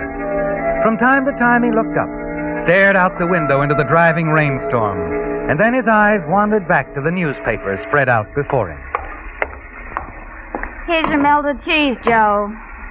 Anything in the paper about the storm? Mm-hmm. Who's that guy's picture there? Alvin Pettis, local citizen, shoe clerk, and murderer. Coffee or milk, Joe? Coffee. Who'd he kill? His wife. His wife, huh? On account of another guy? No. He had a dame? No. He did it for the insurance. No. He just didn't like her. Let me see what he looks like, Joe. So this is Alvin Pettis, huh? I don't like his looks. So he's a murderer, so people look at his picture and they shudder. I wonder how many of them are entitled to do that. Wonder how many of them might not be murderers, too, if the circumstances were right and there wasn't any law. Huh? Salt and pepper, Hazel. Here. You newspaper guys. What about people being murderers under the right circumstances? Haven't you ever hated somebody enough to kill him if you knew you could get away with it? Well, I don't know. Still, there was a guy in St. Louis once. Yeah. Mm-hmm. You take a city full of people, the innocent and the guilty, with their loves and hates, their pride and greed and jealousies. And in that city, a pronouncement is made that on this date, between this hour and that one, there is no law, no retribution, that the crime of murder will go unpunished. Don't you think there'd be quite a few people killed? Don't you, Hazel? Think it over, baby. Think it over. Never mind, probably for me. I'm expecting a call from Forney. Hello. This you, Joe? Yeah, what's the latest report on Old Man River? Just got a call from the sheriff at Greendale. Things are getting tough down there. If the river breaks through, they'll have to start looking for that town somewhere off the coast of Cuba. Greendale? But the army's out there. They're losing ground, Joe. The levee might hold another hour or two, maybe more, but she's going tonight, and I want you to be there when it happens. You're liable to pick me up off the coast of Cuba, Forney. Send a boat after you, sweetheart. But phone that story in first. You know, color stuff. I was there. I saw it happen. Hot coffee, sweating soldiers. Man versus nature. Okay, I'll give my all for the dear old Baton Rouge Times. I'm on my way, Forney.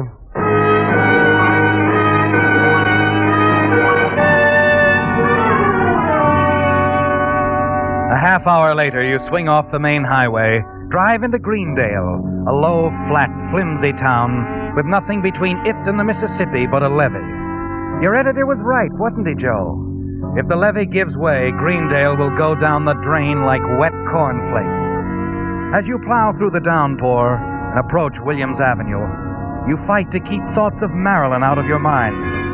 Marilyn. She lives on Williams Avenue, doesn't she?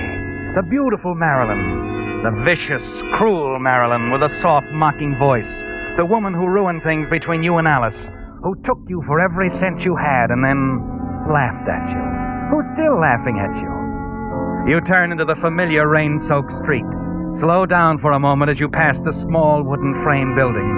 The two-story apartment house where she lives. Marilyn, the one human being on this earth you'd almost enjoy killing. And then you slam your foot down on the accelerator and race off in the direction of the levee.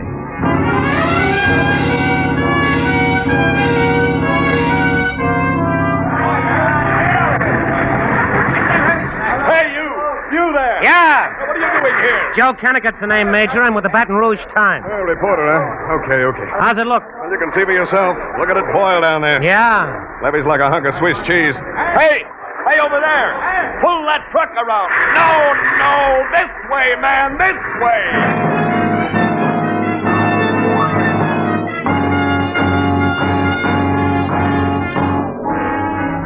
It's a weird scene, isn't it, Joe?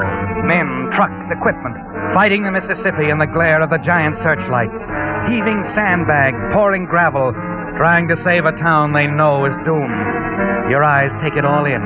Your pencil is busy making notes, but your mind is on Marilyn. You wonder if she's back in that apartment on Williams Avenue. You hope that she's asleep, that somehow she'll get washed out into the river with the rest of the rubbish, and then suddenly everything stands still. The pencil slips from your hand. Your eyes shut out the scene on the levee as the realization hits you. It would be so simple, wouldn't it, Joe? Yes, you could kill Marilyn and get away with it. The river would cover for you.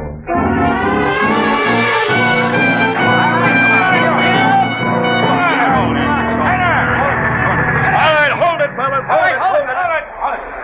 There's no use punching any longer. We're licked. Come on, pull the equipment out. Evacuate. Come on, hurry up. How much longer before the river breaks through, Major? 10, 15 minutes at most. Oh, Sergeant. Yes, sir. Send a man to warn him down at Greendale. Hey, look, Major. Yeah? You'll need every man you've got here. I'll go. Oh, now don't be a fool, Kennicott. If the flood hits before you get to Greendale... I'll take my chances, Major. That's where my story is going to be, Greendale. Besides, I can spread the warning myself.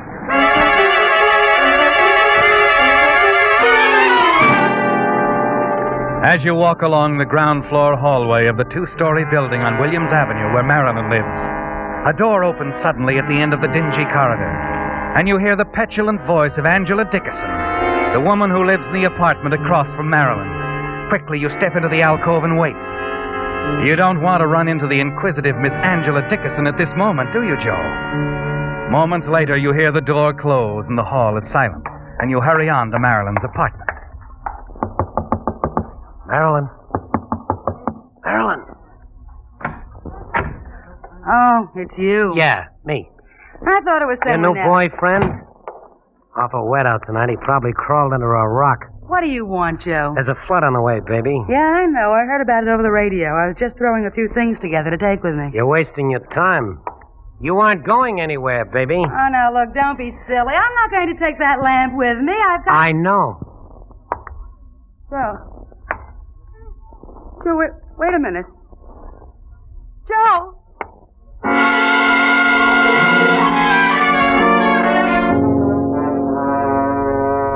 You stand there in the center of the room, staring down at her. Then as you set the lamp back on the table, you hear it. A distant rumbling, and the floor seems to be swaying beneath your feet. The door behind you bangs shut, and you wheel around and watch it open again and then close. It's not your imagination, is it? The building is actually swaying. The flood has come. Quickly, you run into the hall and right into a thin-faced little man. You hadn't counted on a witness, had you, Joe? Wait a minute, buddy. Come here. Get out of my way. I gotta get out of here. No, you don't. No, you can't stop me. What's your hurry? Let me go. No use struggling, pal. You're not going to get away from me. Let go. Hey! You can't let him get away, can you, Joe? You're sure he saw what happened in Marilyn's apartment, and you've got to kill him, too. You reach him just at the entrance of the apartment building, and the two of you go crashing down into the flooded street.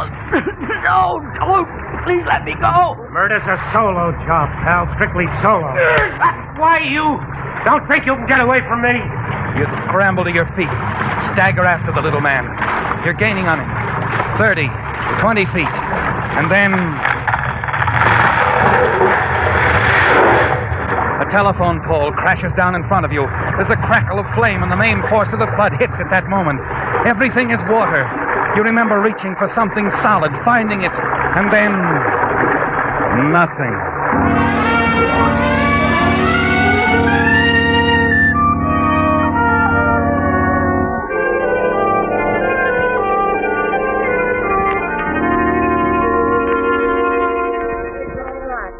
Just relax.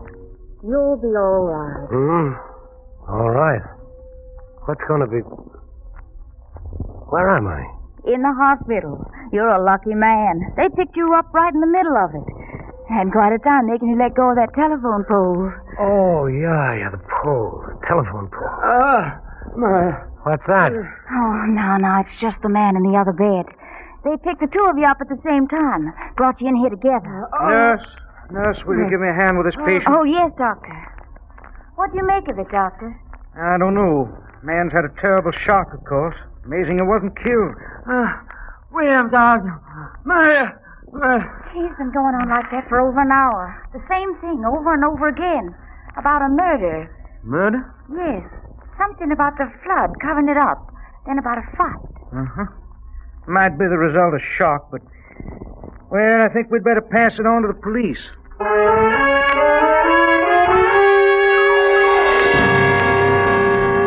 You know who the man in the other bed is, don't you, Joe? Even though you can't see him behind the screen. The man you're certain saw you commit murder, and they put the two of you in the same room. 1,000 crazy thoughts hit you all at once. You want to kill him, jump out of the window, run. Anything but face him when he comes to. You wait till the doctor and the nurse snap off the lights and leave the room. Quickly, you fumble around for your clothes, throw them on, and step falteringly into the hall. Where do you think you're going? Oh, Florney, I got a little tired of this place. I thought you might need some help. Thought I might need some help, huh? Look, just leave it to me, huh, Joe? So you're a hero. So you warn the town and get caught in the flood. Well, fine. Don't overdo it. Listen, Florney. I'm not going to lose my best reporter because he's too dumb to know when he ought to stay in bed. And that, sweetheart, is where you're going right now. Will you listen? Don't butt in. You've been through a lot tonight. You're lucky to be alive. Now back into that room and get to bed. The doc's ordered a hypo to make you sleep. And just to make sure you don't get any more ideas about leaving, I'm taking your clothes.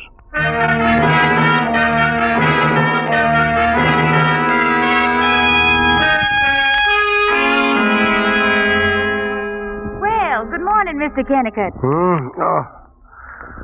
Good morning, nurse. About time you woke up. It's almost 10 o'clock. How about some breakfast? Breakfast? No, Nurse. Nurse. Mr. Willis is coming to the party. Better have a look. Nurse, wait. Yes, Mr. Willis? Well, good morning, Mr. Willis. How are we feeling this morning? Better, thanks. Here. I'll move the screen out of the way. There now. How about some breakfast? Well, I don't know. Of course you do. I'll find something. Oh, Mr. Kennicott. Yeah? This is Mr. Willis. Hello, Mr. Willis. How do you do? Now, about some breakfast, Mr. Kennicott. Nurse. Those bandages on his head. What? He's had a terrible electric shock. He's blind.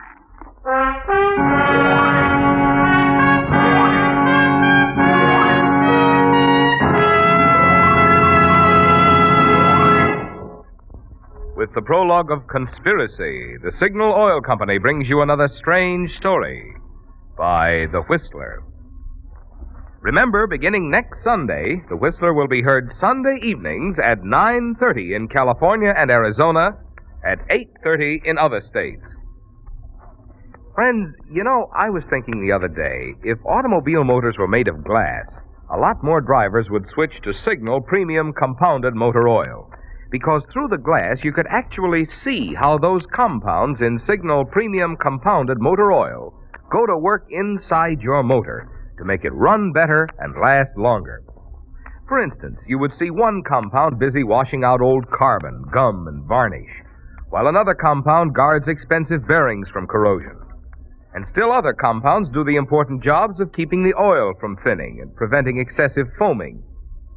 Yes, this improved type Signal oil that combines scientific new compounds with 100% pure paraffin base does a lot more than just lubricate. So if you really want a sweeter running motor, be sure you make your next oil change a change for the better. Switch to Signal Premium Compounded Motor Oil at Signal service stations. And now, back to the Whistler.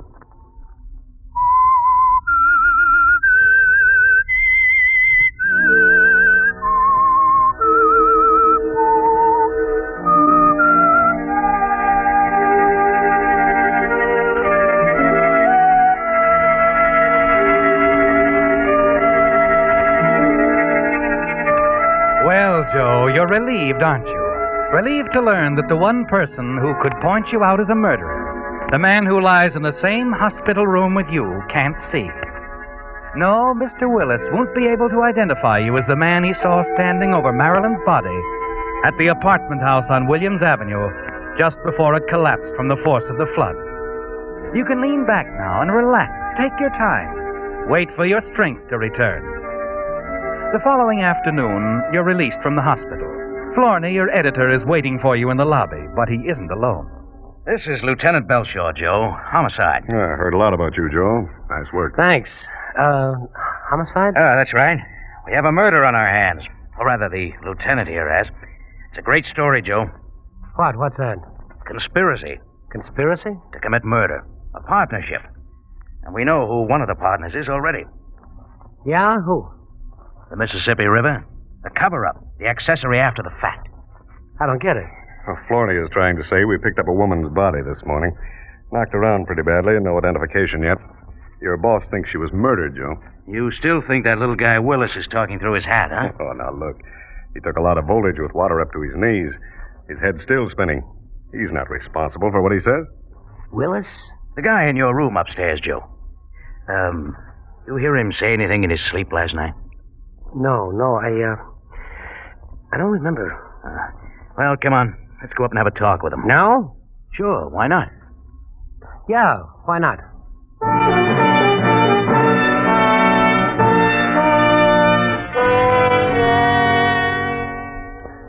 Please, gentlemen, I can't remember now. I don't know what happened. Well, you've got to try, Willis. Oh, look, Florney, the guy's sick. Leave him alone. Willis, I know you've had a tough go of it. I want to be as easy on you as I can.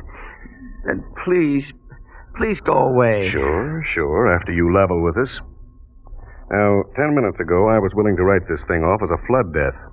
Now, I'm not so sure. Listen, Lieutenant, I told you If it's murder, one thing can lick us. Time. We've got to move now. So, let's go over it again, huh? I told you. I must have been dreaming. You don't dream the same thing over and over again without a reason. We picked up a woman's body out of the wreckage this morning. She could have been murdered. And she could have lived in that apartment on Williams Avenue you mentioned. Who was she? We don't know. There's nothing to identify. Now, look, I asked you for a straight story when I got here, and I haven't got it yet. Well? You're scared, aren't you? No. Oh, why should I be? Come on, Willis, come on. We'll take care of you. Just give me the story. Well, I ran into the building because I thought I heard someone shout. A woman. Mm-hmm. And then water must have hit just about then because the building started to sway. And the door flew open and I saw him standing there. Who was he? I don't know. I never saw him before. Then he came after me. We rolled down the stairs into the water. I managed to get away. I ran out in the street and I don't remember anything after that. Mr. Willis, think now. What did this man look like? Oh, dark hair, about 6 feet, I guess. Medium build. About your size, Joe. Uh-huh. Do you think you could identify him? I mean, If I could see, yes. How about his voice? Sound something like the lieutenant's, or mine, or maybe Joe's here? I don't know, really. Please, I'm very tired. I'd like to rest. Sure. Okay, Willis. Take it easy. Come on, Florney. Joe. We'll be back to see you, Willis, when you feel better. Lieutenant. Yeah? What about his eyes? I mean, is he... the doctor says it's just temporary due to shock. He might regain his sight any time. Oh, any time, huh? Mm-hmm. Well, Joe, how's that for a story? Oh, it's great, Florney. Now, here's the angle. Conspiracy with the Mississippi River. You know, play it up as a hunk of human drama. Here's a law-abiding citizen. Maybe a bookkeeper or a salesman. Hews to the line, cuts the lawn every Saturday. Turns the paycheck over to the little woman, obeys traffic signals. Yeah. I know. The flood comes. The big cover-up. No law, no nothing, see? Mr. X turns into something else. A lifetime of frustration suddenly breaks loose. He turns into a murderer with no fear of the consequences. Bingo. He kills. Sure. It figures, Joe, don't you think? Oh, yes. It figures, all right.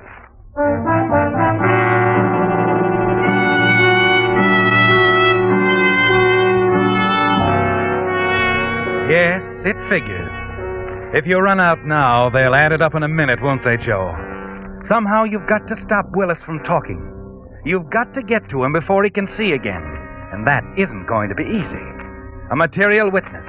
The police are probably watching him every second, waiting for those bandages to come off so they can hustle him down to police headquarters to put the finger on you. You've got to think of something, some way to silence Mr. Willis.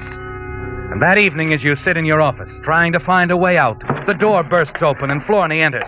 Joe, get your coat. What's the matter? Get your coat, man. We're meeting Lieutenant Belshaw at the hospital. It's about Willis. He's being released. Willis? Yeah. He finally came out of it, Joe. He can see.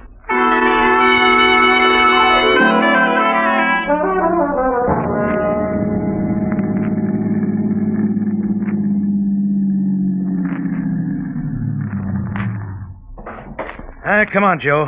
There's Belshaw waiting for us. Look, Florney, Come on. Oh, hello, Floney. Joe, you got here in a hurry. Yeah, let's go up, huh? I'm anxious to see. No. We better wait here. They're bringing him down. We'll take him down to headquarters. You know, I think... Oh, wait. Here he comes now. Swell. Let's go over it. Florney, wait a minute. Yeah? What is it, Joe? About this guy, Willis. Lieutenant! Huh? Yeah? What is it, Madsen? Main levee's starting to go. Whole department's ordered over there immediately. The main levee? That'll take the whole north end of town. All right, Madsen. Florney, I'll go with the lieutenant. No.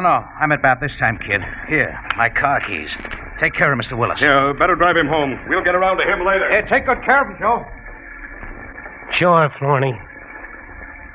I'll take care of Mr. Willis.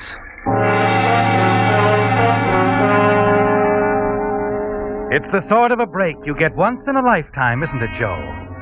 Just a split second before Willis had a chance to identify you, the river saved you. The police are gone now, Florney with them. And you stand alone in the rain and watch Mr. Willis approach. He won't get away this time, will he, Joe? You turn up the collar of your overcoat. Keep your face away from him and hustle him into the car, the back seat where he can't see you. Minutes later, you're racing across town. Then as you hit a deserted section not far from the Red River Bridge. Mr. Kennicott. Yeah? Would you stop the car? Stop the car? Sure.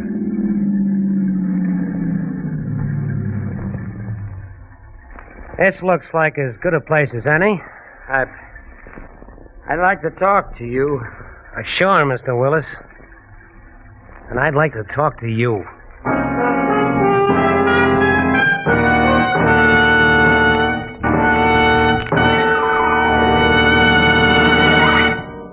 The Whistler will return in just a moment with the strange ending of tonight's story.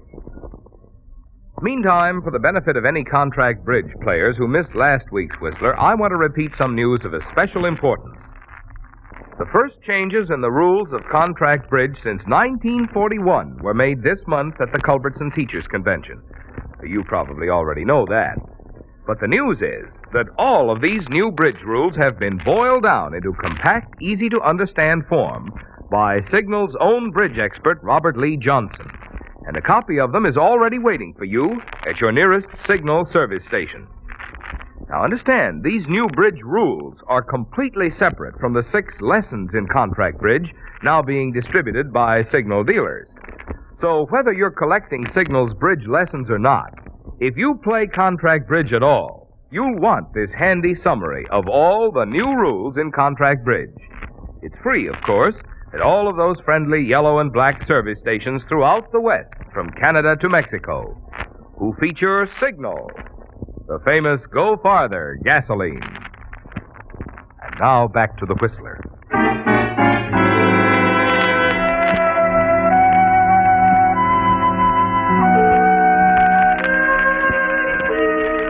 The morning broke bright and clear. The storm had passed, and some 20 miles out of Greendale, a police car was parked on the highway by the washed-out Red River Bridge. 2 men stood there looking down into the ravine. There's your car, Floney, down there. Yeah. I guess the river had washed the bridge out before it happened. Willis didn't know that. I can't get over it, Belshaw. Joe is the greatest guy who ever lived. He was already dead when the car crashed, Florney. Dead? Joe was dead before they... Yes, come on. Willis is over here at the bank. He's cracked up pretty bad. All right, Kelly. I'll take over. I think he's ready to do some talking, Lieutenant. Yeah. Willis. Willis. You must be Lieutenant Belshaw. I remember your voice. Yes, look. You're not going to last much longer. We found the wrench you used in Joe Kennicott. Why did you kill him? I had to, Lieutenant. At the hospital. I knew he was in another bed at the hospital all the time. Yes, go on. That's why I faked blindness. I had to find some way to cover my face before he woke up. But why? So he wouldn't recognize me. And last night when he picked me up in front of the hospital, I knew I had to get rid of him so he could never identify me. Identify you? What did you... That woman you found yesterday morning. Huh? Her name is Dickerson. Angela Dickerson. She was my wife. Ran away years ago. I killed her the night the levee broke. There at the apartment on Williams Avenue. I killed her. Joe Kennicott was in an apartment right across the hall. He must have seen me. That's why he chased me. I see. But there's one thing I'll never understand. He wasn't just trying to catch me. He was trying to kill me. I can't figure out why.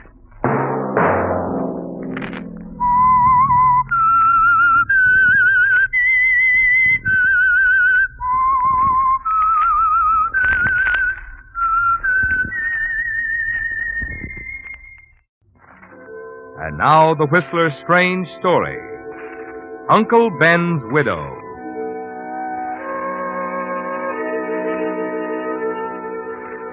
From the veranda of the Crestview Sanatorium, nestled high on the Mount Tamalpais slope, Monica Dawson looked across the low rolling hills to the bay and San Francisco beyond. Presently, the faint sound of a bicycle bell reached her ears, the sound of a dog barking. Moments later, the rider appeared along the narrow dirt roadway and then wheeled into the hospital grounds. Shielding her eyes from the sun, she peered through the haze, watched the dusty figure on the bicycle approach. And then suddenly she sat upright in her chair. There was something familiar about the man in the khaki trousers, the yellow T-shirt, the knitted cap. She leaned back in the chair and closed her eyes. Her head began to throb again. Minutes later, she heard his footsteps approaching, and a cold wave of fear swept over her. Mrs. Kittredge? Yes? I am Amos Schlegel. Schlegel? I'm sorry, I don't seem to... Of course, you do not remember me. I was there on the road the night of your motor accident. It was I who summoned help. I see. You know, you almost ran over me shortly before the accident occurred. Yes. Yes, I remember you were the man on the bicycle. That is right, Mrs. Kittredge. Tell me, how are you feeling? Much better, Mr. Schlegel. Amos Schlegel. I want you to know I'm grateful for everything. Of course. Oh, I only wish I could have done more for your husband, I mean. There was nothing anyone could do. He died instantly. He was dead when I found him, yes. But then that was quite some time after the accident occurred. Mr. Schlegel. Yes? The accident occurred only a few minutes after we passed you on the road. I heard the crash and hurried to the place where your car had gone off the road. I could see your car at the bottom of the ditch. I also heard voices.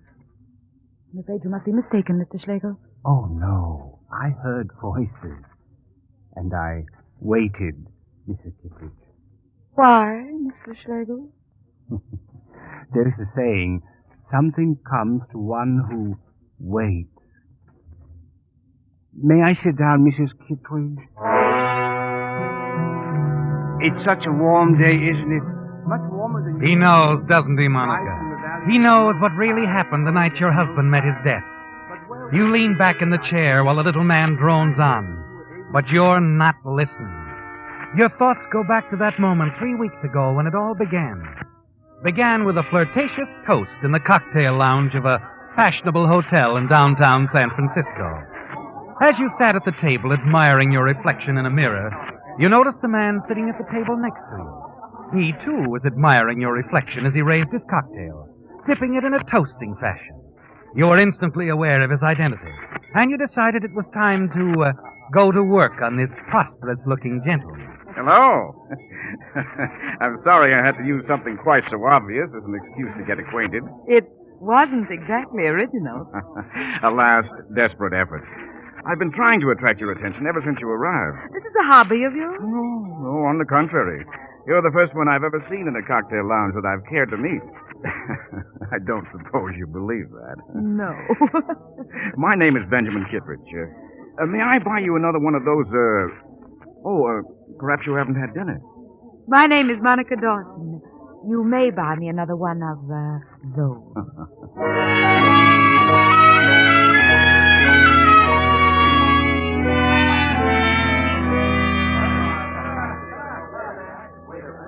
Made up your mind about dessert, Monica?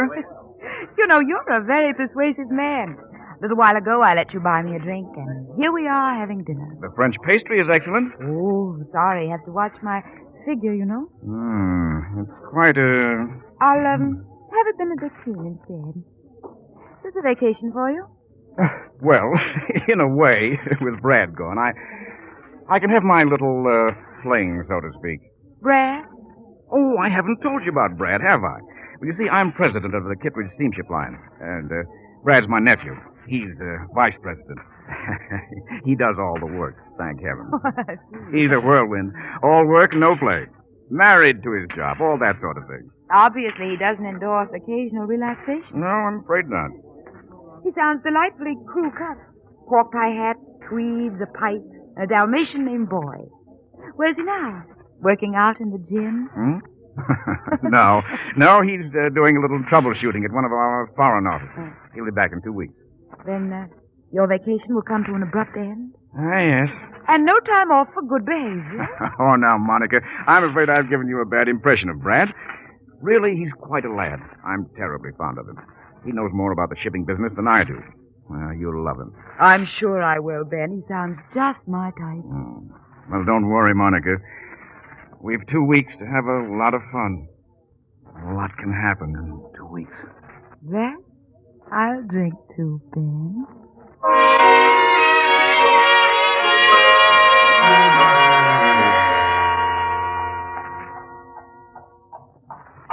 Well, this was a wonderful idea, Monica. Wonderful.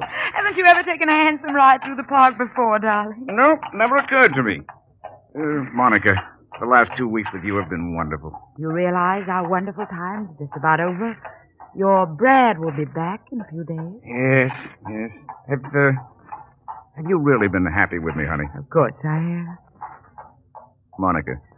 Yes, darling? Monica, would you marry me? Ben. Would you, Monica? Well, I don't know. We could start making plans right now. Be married the day Brad gets back. Would we have to wait for Brad? You mean you'll... Oh, Monty. I've loved you since the day we met. But I never dreamed you'd ever consider marrying me. Well, I haven't said yes, darling. Well, Brad will be home by the end of the week. He can be my best man. Why couldn't we get married right away and surprise him? Well, I don't know. He'd feel bad about it. I really should tell him first. You're afraid of Brad, aren't you? Oh, that isn't it at all, Monica. I just want to do the right thing. You really don't believe that Perhaps we better forget the whole thing, Ben. Brad probably wouldn't approve of me anyway. Oh, look, Monica. I don't give a whoop whether Brad approves or not. It's none of his business. You'd marry me even if he tried to stop you? He'll have nothing to say about it. I can make my own decisions. We're getting married right away.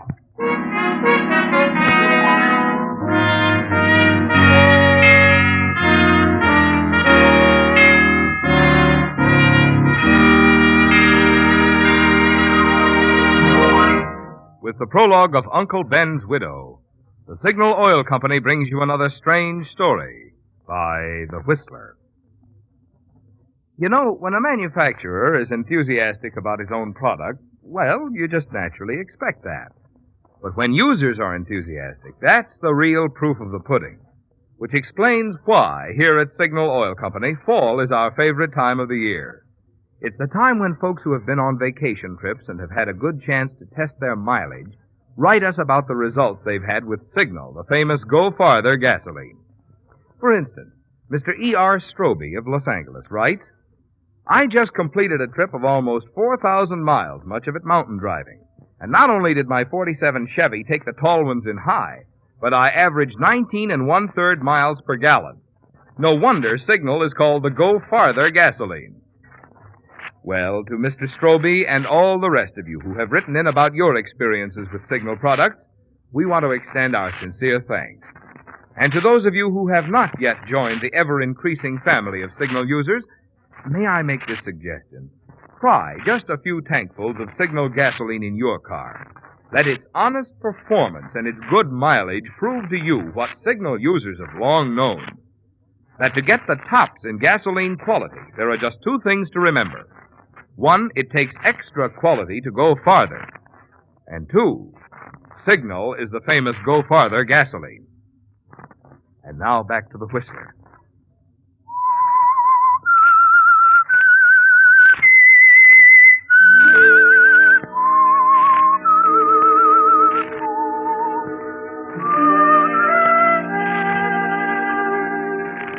It was easy for you to make Ben Kittredge fall in love with you, wasn't it, Monica?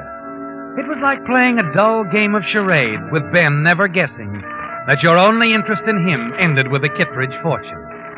Yes, it was all so easy to marry Ben. However, you're a little worried about Brad, aren't you? And that night, as you sit across the table from Brad at a dinner party Ben is giving in honor of his return, you wonder what Brad really thinks of his new aunt. How about another drink, Brad? Why not? This is a celebration. A double celebration.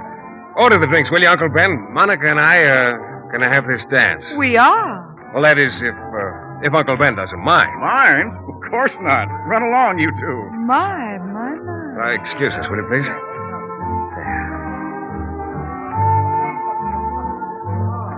Brad. Hmm? You know, I was a little afraid when Ben and I went down to the pier to meet you this afternoon. Afraid? Why?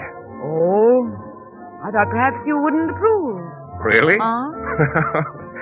Well, it's going to take me a little time to get used to the idea of being married. Been a bachelor all his life. I never thought he would marry, especially someone... Someone young enough to be his daughter? I was going to say someone as beautiful as you, Monica. Was it difficult for you to say that, Brad? No. You are quite beautiful, you know. And you approve of Uncle Ben's selection? Of course. Any reason why I shouldn't? Well, I suppose some people would think I married your uncle for his money. What's so funny, Brad? I don't see why people should think that, Monica. Uncle Ben has no money.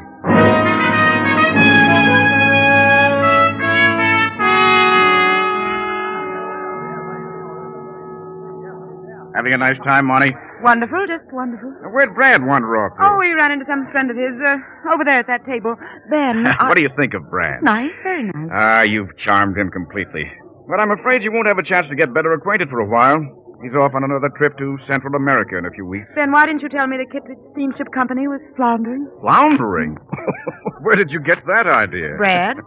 Well, he didn't say it that way exactly, but he did say you have no money. Darling, the steamship company is worth approximately $12 million. Brad was probably referring to my personal fortune, or I should say, lack of it. Lack of it? What do you call $12 million? Well, that money isn't mine.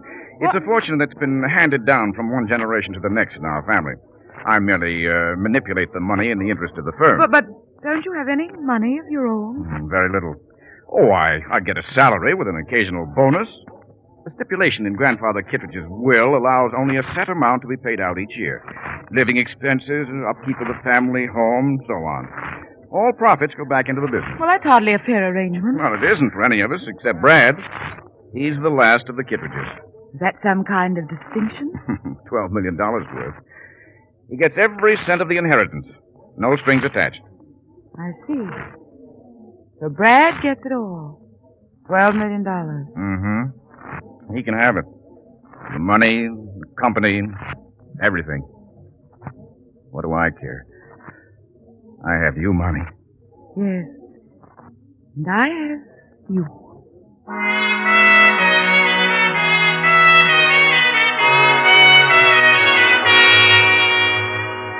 You've made a mistake, haven't you, Monica?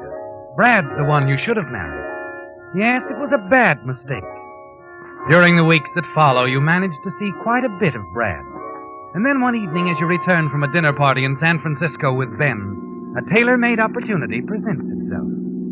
Ben, must you drive so fast? These mountain roads are dangerous, and you've been drinking too much. I don't see why you insisted on coming this way. It's a shortcut, Monty. When we reach the signal oil station at the bottom of the grade, we'll turn into the main highway. Well, be careful. There's a man on a bicycle up there. I see him. For heaven's sakes, will you slow down? You almost hit him. No, Monty. I know this road like my own pocket. Come on, give me a kiss, huh? Oh, stop it, Ben. Watch the road. Oh, come on, Monty. One little kiss. Ben, watch where you're going. There's a curve ahead. Ben, look out!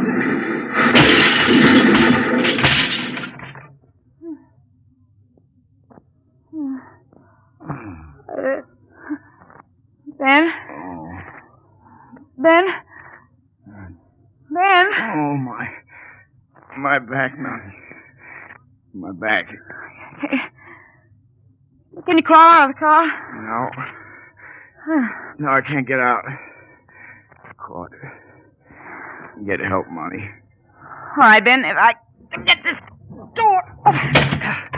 Hurry, Monica. Get help. Up on the road.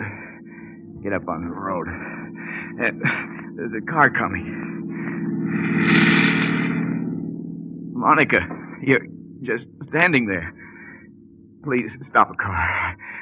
I need help. Yes, Ben. I know you do. Monica, you're deliberately letting me die.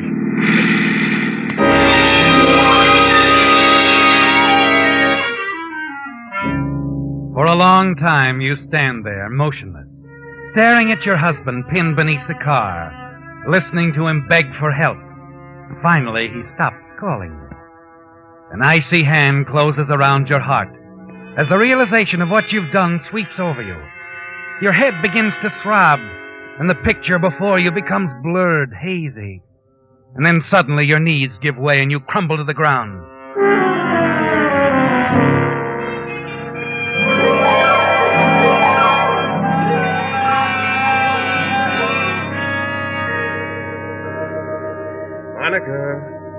Monica. What? Oh. Brad? Brad, where? How do you feel? Oh. All right, I'm sort of tired. You practically slept the clock around. Oh. Brad, what am I doing here? You're at Crestview Sanatorium. They brought you here last night, after the accident. Accident? You were pretty well shaken up. But everything's going to be all right, Monica. All you need's a little rest. The accident. Ben. Where's Ben? Now, Monica, please don't. Where is he, Brad? Where is he? He's dead. Yeah. Oh, no.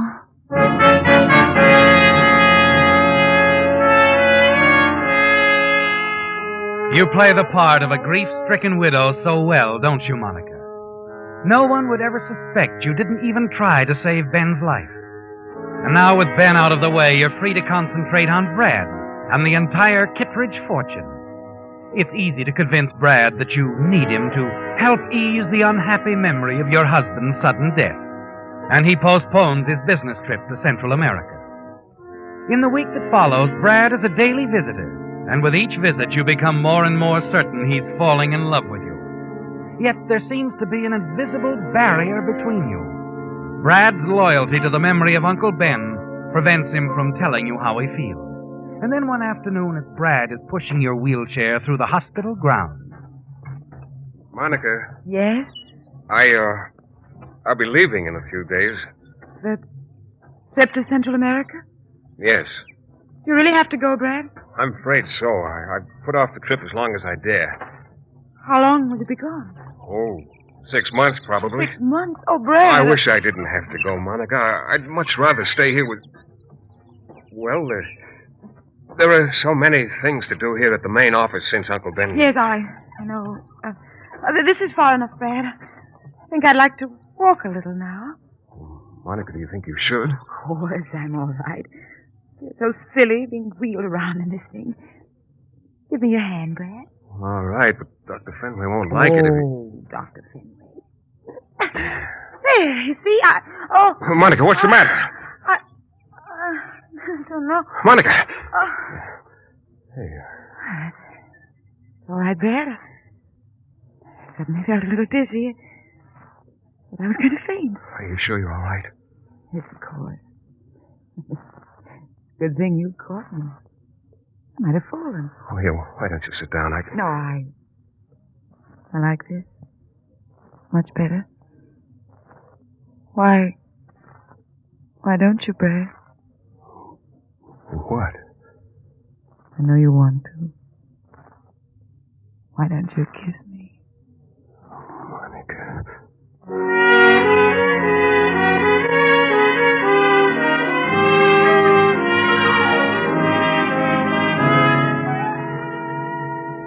A moment later, you watch Brad as he turns and hurries away. You've finally broken through the barrier, haven't you, Monica? Yes. The rest of the way will be easy. But you haven't much time if Brad is to sail to Central America in a few days. As you continue your stroll, you plan your next move. And a quarter of an hour later, as you pass beneath the window of Dr. Fenway's office, you hear voices. Brad's and Dr. Fenway. You mean. Don't worry, Mr. Kittredge. I'll take care of everything. You understand how I feel about this, Doctor, but it's of utmost importance that I sail for Central America. I've already made arrangements to leave tonight. I understand. Thank you, Doctor. You'll talk with her in the morning? Yes, I'll explain everything to her then.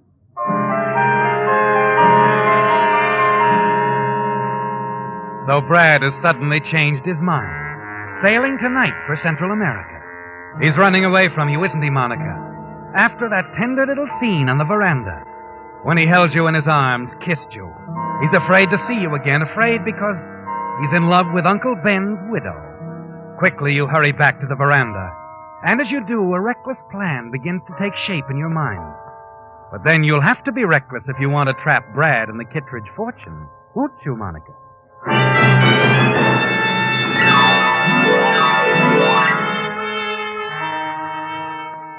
Now, as you sit on the veranda, a few minutes after the arrival of the man on the bicycle, the man who has come to blackmail you, you're confident your plan won't fail.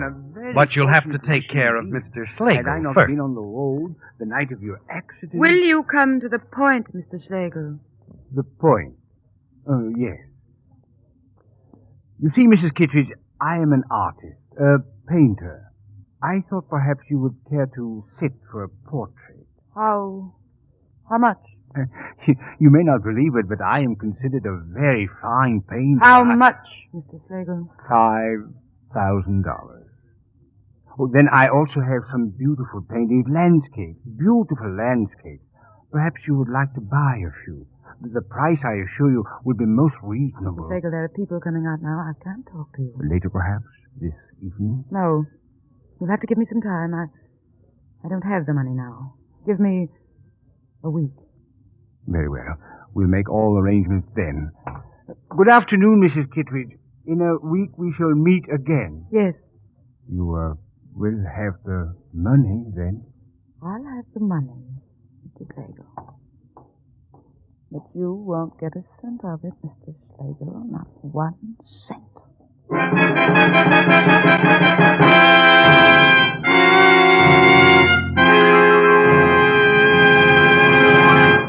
The Whistler will return in just a moment with a strange ending to tonight's story. But now, since the hot weather that we usually have at this season tends to make ordinary motor oils break down and cause carbon, wear, and corrosion, I thought this would be a good time to tell you about an improved type motor oil, specifically designed to protect your motor against these abuses. It's Signal Premium Compounded Motor Oil, the finest lubricant ever offered by the makers of Signal, the famous Go Farther gasoline. Naturally, Signal Premium Compounded Motor Oil has 100% pure paraffin base, the finest money can buy. But in addition, Signal Premium contains scientific compounds that make it do what no regular oil could ever do. While you drive, these compounds are busy doing many jobs, such as washing out destructive carbon, gum, and varnish, neutralizing the acids that corrode costly bearings, keeping the oil from losing its body or from excessive foaming.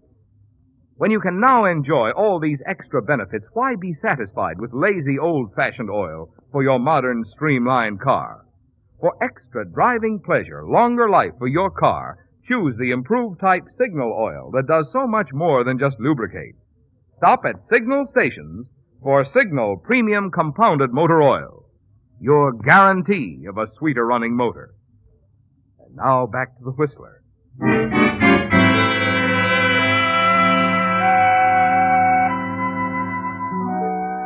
3 days out of San Francisco, the freighter Isham Kittredge plowed through heavy seas, a few hundred miles off the coast of Central America.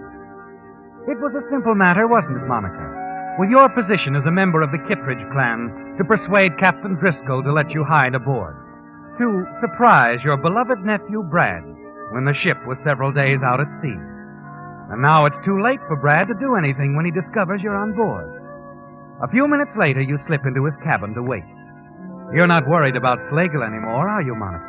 No. Once Brad is yours, completely yours, you know he'll stand by you. You're certain he won't believe Slagle's story, should the little man decide to make trouble. A quarter of an hour goes by as you wait in Brad's cabin, and then you hear voices outside. Care to join me in a nightcap, Mr. Kittredge? Oh, thanks, Captain, but I think I'll turn in. Oh, by the way, I'm expecting an important radiogram. Will you instruct the steward to awaken me when it arrives? All right, sir. Good night. Good night, Captain. Hello, Brad. Monica! Oh, now, darling. Don't act as though you've seen a ghost. Monica, you shouldn't be here. Why not? I think it's a splendid idea. I just couldn't stand that sanatorium another minute. You didn't see Dr. Fenway before you... Oh, we wouldn't have approved, I'm sure. Monica, why did you wait so long to let me know you were on board? Oh, I had to, darling. Had to wait till we were out far enough so you couldn't send me back. Now, we're miles at sea. 3 days at least from the nearest port. It's too late for you to do anything. Yes. It's too late to do anything. Ah, Brad, darling, don't be angry with Monica. Be nice. I've such a horrible headache. I just couldn't bear it if Oh, you weren't Monica, nice. you don't understand. The afternoon before I sailed, I had a talk with Dr. Fenway. He'd consulted a brain specialist about your case. The report had just come in. Brain specialist? Monica, your head was injured in the auto accident. The report confirmed Dr. Fenway's findings. Subdural hematoma, hemorrhage of the brain. What? What does that mean? Brad? Answer me? They were planning an immediate operation. It would have cured you. But any delay, even a few days, means death.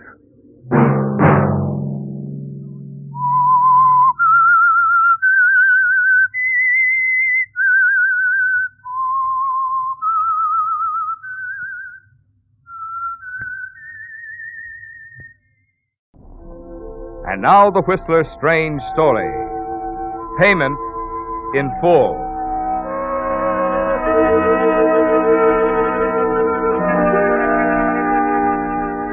It had been a series of little things, in themselves insignificant, but gradually they had lighted a fuse in John Chapman's mind, touching off the entire sequence of events. Gloria, of course, had been at the center. All through his most recent trial, John Chapman, the noted criminal lawyer, had been conscious of her presence there beside him, sensed her warm interest and admiration. But when at last the case was won, and they were alone again in his office, he was certain she was showing more than just the concern of a devoted secretary. You look so tired, Mr. Chapman. I think you should rest a while before you go home. Oh, thank you, Gloria. But my wife will be expecting me.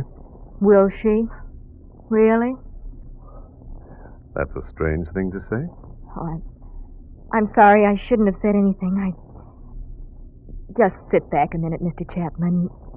Forget this afternoon, the trial and everything. That's it. You're a wonderful girl, Gloria. Wonderful.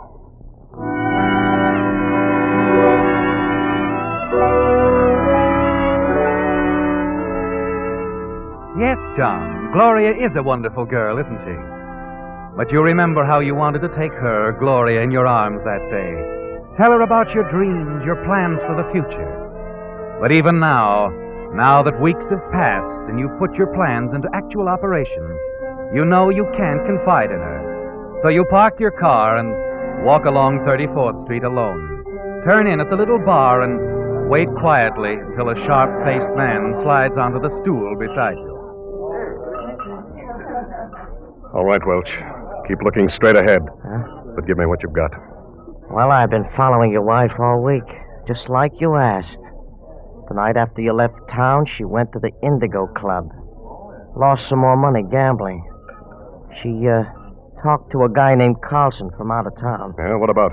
I don't know. I couldn't get close enough to find out. All right.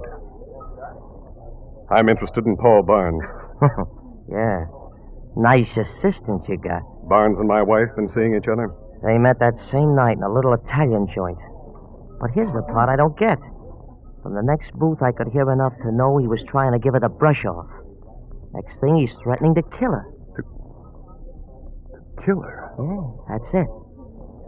How did my wife take all this? Cool as a new bedsheet. But he got a continuance. Yeah, they're talking it all over again tonight. Yeah, where? You got a summer place up in Connecticut, huh? Connecticut? Yes, of course. You've done a good job, Welch. Yeah. What's the next stop? I'll worry about that. Unless I need you to testify. Testify? Barnes. And those murder threats. How do we know he won't try to carry them out sometime? I don't know. You answer that question. You're the lawyer.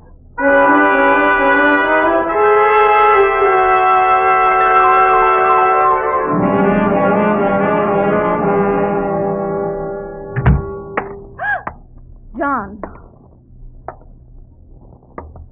I wasn't expecting you. I thought... That I was still in Washington? I got back a day early and came on up to Connecticut. You could have wired me. Oh, no. No, that would have spoiled things. The plans you've made. Plans? A friend of mine, Alice, a private detective named Manny Welch. He gave me a very complete report. Oh, I see. So what's the next move, John? If you think a cheap detective is going to get you anywhere in court... I'm sure he wouldn't. Not with you there. I could tell them plenty about you. And I would. I'm sure you would, Alice. We've been through all this before. You know I'm not letting you get a divorce. So why waste money having your dirty little man follow me around? Oh, I suppose I should go on endlessly paying your gambling debts at the Indigo Club? Welch told you I was there, too. That's right. You talked to a man named Carlson.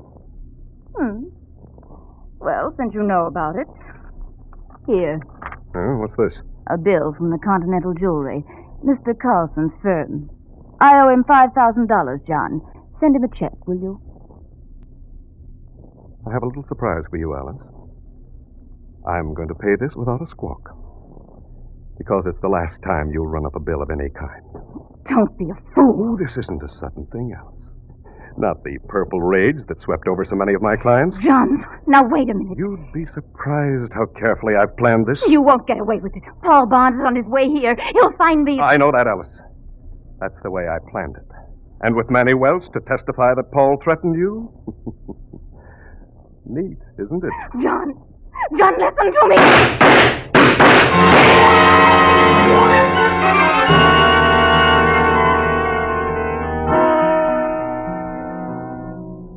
The drive back to Washington is long and lonely, but you don't mind it, because you've so many things to think about.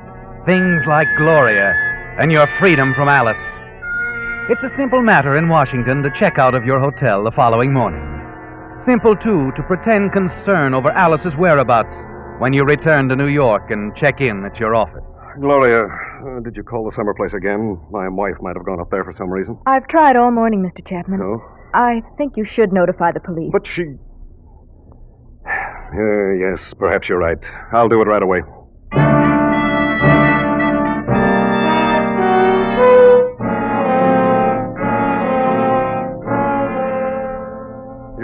You say you found her already, Lieutenant Kincaid? That's right, Mr. Chapman. But why hasn't she called me? I've been almost She out of my... couldn't call anybody. Not since sometime last night. Your wife is dead. Dead? I sent a man up to your summer place. That's where she was.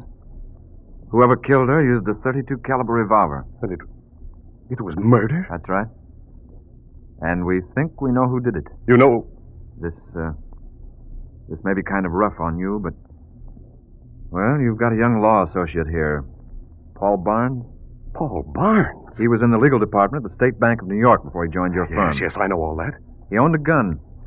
Had to have it around for his work, I guess. It was a .32. Would you mind calling him in here?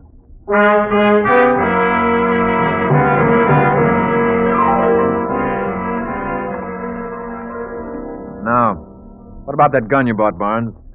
Where is it? It disappeared from my apartment about a month ago. Oh, that's so?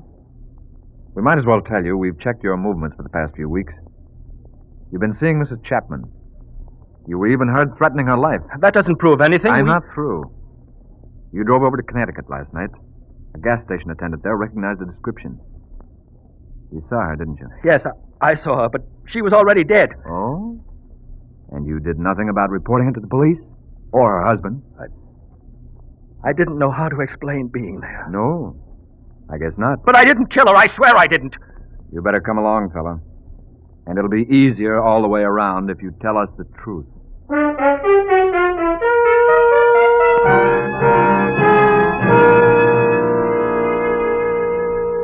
It's only a week after the funeral, John, that Lieutenant Kincaid and his men have gathered enough evidence to charge Paul Barnes with murder. You wait patiently, finally returning to your desk at the office and to glory.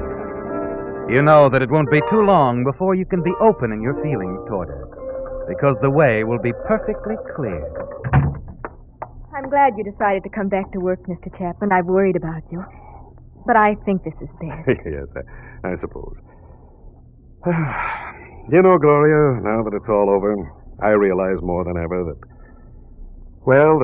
Alice and I should never have married. I understand. Do you? You've heard about... Her and Paul Barnes? Yes. I wouldn't have believed that. Oh, Alice wasn't a very nice person. She gambled, ran up debts.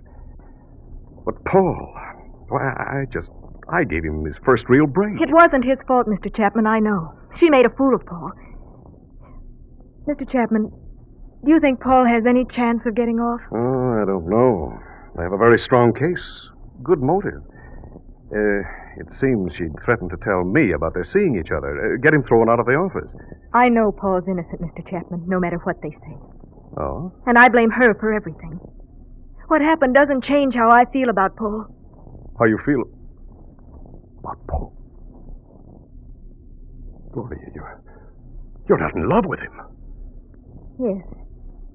It's something that happened just in the last few months.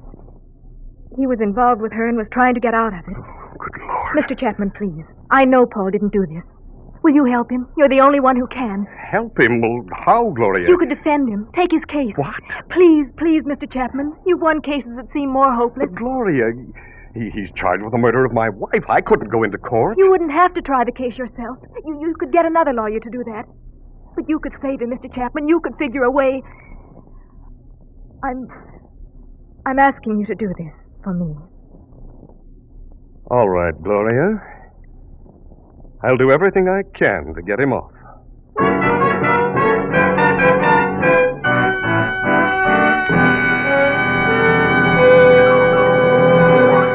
With the prologue of Payment in Full, the Signal Oil Company brings you another strange story by The Whistler.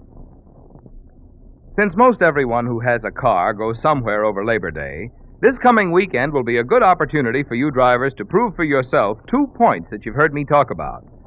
One, why Signal gasoline has become famous as the Go Farther gasoline. And two, why Signal says it takes extra quality to go farther. Your speedometer, of course, is the best yardstick of signal's good mileage. But how can you measure quality? Well, if it's a chill morning up in the mountains and your motor springs to life the instant you touch the starter, there's proof of signal quality. When you tramp down on the gas pedal and your car spurts ahead of the throng without jerk or hesitation and sails smoothly, silently up the steepest hills in high, there's more proof of signal quality. Quality that helps you go farther because it helps your motor run more efficiently.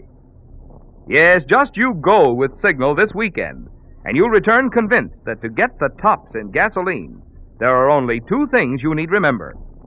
One, in gasoline, it takes extra quality to go farther. And two, Signal is the famous Go Farther gasoline. And now back to the Whistler.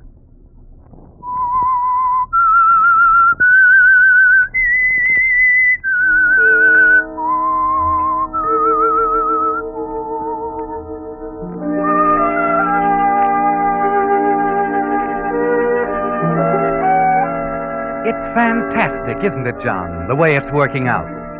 Your careful plan to fasten your wife's murder on Paul Barnes, his arrest, and now the shock of learning that Gloria is in love with him, that you'll lose her if you don't try to save him. You've got to make it look good, John, very good. And gradually it comes to you, exactly how to handle the case of the people versus Paul Barnes.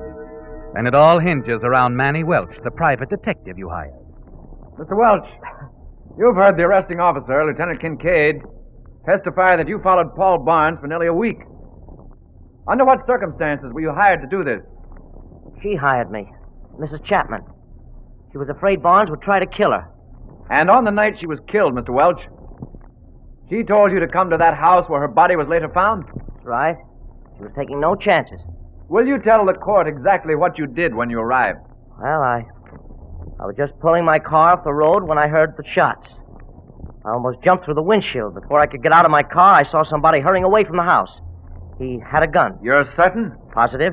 Were you able to get a good look at him? Sure, he went right past the driveway light. And can you identify him positively? That's him right there, Paul Barnes. Your witness, Mr. Stacy. It's amusing, isn't it, John? Watching the attorney you hired to defend Paul stride toward the witness chair. You've coached him very carefully, haven't you? As carefully as you coached Manny Welch. And they both play their parts well. So, Mr. Welch, you say that you went to that house, and before you could get out of your car, you heard shots. It happened before I could do anything. How many shots? Why, there were 2 shots. 2 shots? Then how do you account for the fact that 5 bullets were found in Alice Chapman's body? 5? You mean 5? What you heard could have been only the backfiring of a car somewhere on the road. Isn't that possible, Mr. Welch?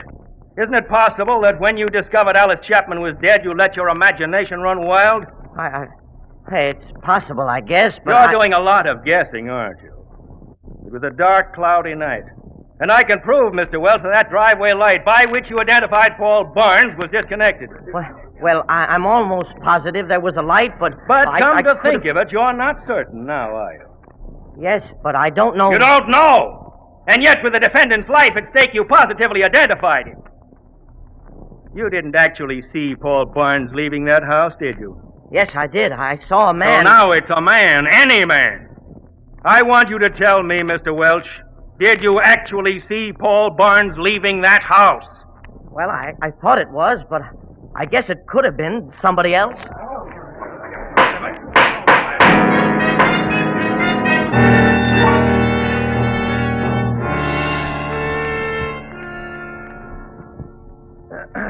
Ladies, gentlemen of the jury, have you reached a verdict? We have, Your Honor. We find the defendant, Paul Barnes, not guilty.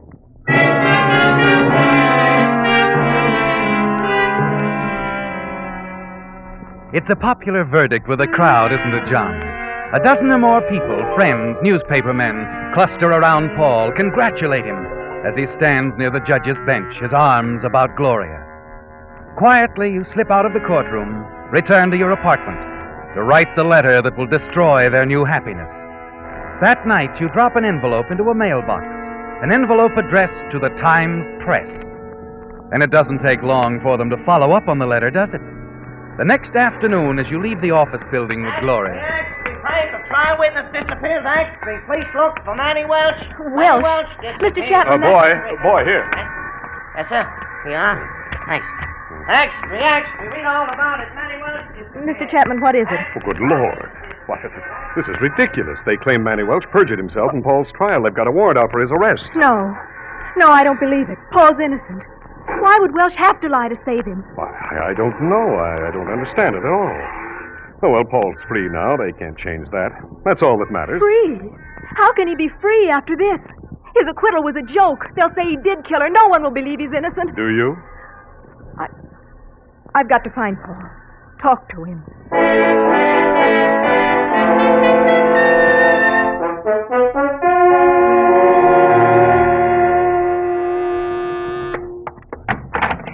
Let me in, Counselor. Welch, you fool. What's the idea of coming to my apartment? So you read about it in the paper, Well, yes, of course. Counselor, there's something screwy about this deal. I've been wondering who it was tipped off the cops. You should be traveling instead of wondering, Welch. Costs money to travel. What happened to the money I gave you a couple of weeks ago? I had to buy some groceries. Look, you. I'm not in the mood for that, Welch. I'm going to give you some advice. Now, you get out of town and get fast. I want you to remember one thing. If you involve me in this case in any way, I'll see to it that the DA hears about that little affair you were mixed up with in Scranton. Do you understand? Sure. I'll play it smart, Counselor, but I sort of hate to blow town without knowing who tipped off the cops about me. It's a thing with me, you understand. I kind of like to know. Good night, Welch. Yeah. Good night, Counselor.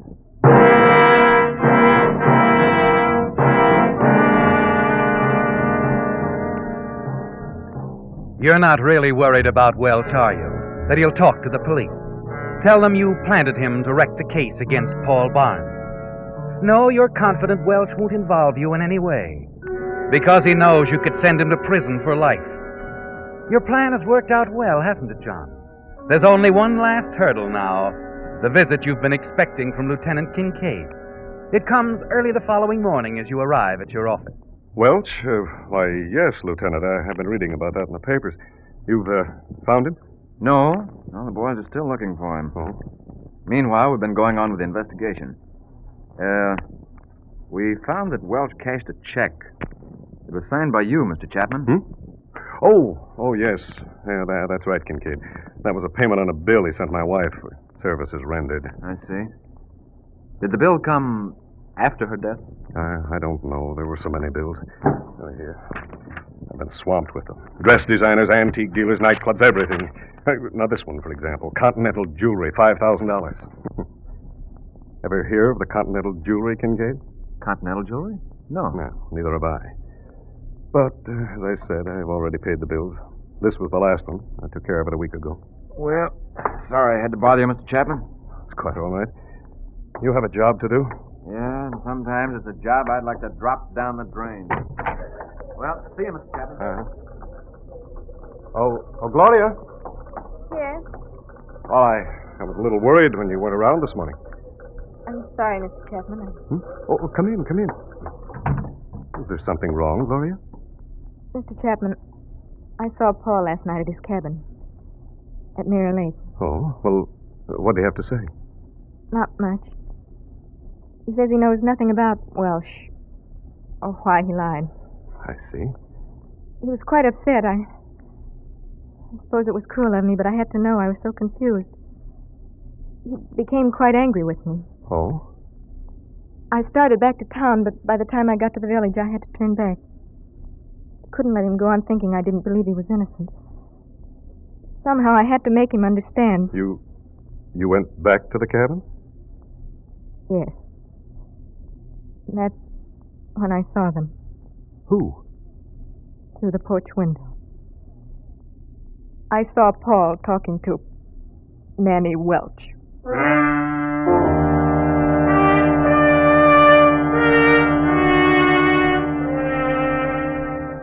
Your plan wasn't so perfect after all, was it, John?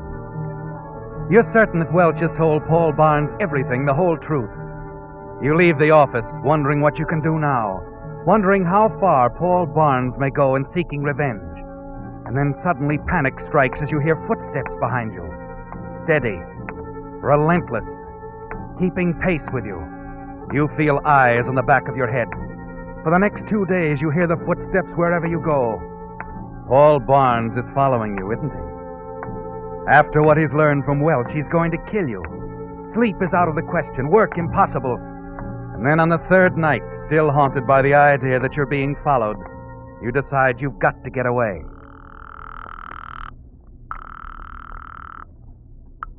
Universal Airlines. Yes, how soon can I catch a plane for Seattle? Seattle? 1 moment, please. Hurry, please. Well, the earliest I can get you space going west is at 5 o'clock tomorrow morning, sir. Can I reserve... All right, that's fine. My name is John Chapman. John R. Chapman. My address... Yes, sir? Hello? Hello? Suddenly, you drop the receiver into place. You're too late, aren't you, John? Someone has opened the outer door of your apartment. You're sure it's Paul Barnes. Now it's either your life or his. Hurriedly, you reach over, snap off the lights. And as the footsteps move toward you, you reach into the desk drawer for a gun. Then sit motionless in the dark, afraid even to breathe. Come in, Paul. I've been expecting you. Chapman? You're not Paul Barnes. Who are you?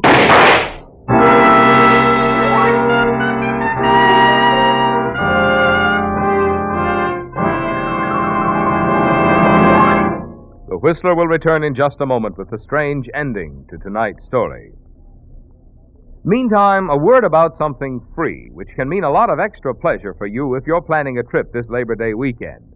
Stop by your Signal dealers for one of his new road maps. You'll find Signal's new maps a great help in suggesting interesting places to go and the best way to get there. Being just recently printed, they have all the latest road changes and conditions. They're large size for rapid reading, but have the improved accordion fold for easier handling. And you'll like their many extra features not included in ordinary maps, such as a radio log showing where on your dial you'll find your favorite network programs as you travel. Also a guide to interesting places to visit, plus a Western States mileage chart. So for more travel fun this weekend, remember these 2 tips. Get one of Signal's new maps from your Signal dealer.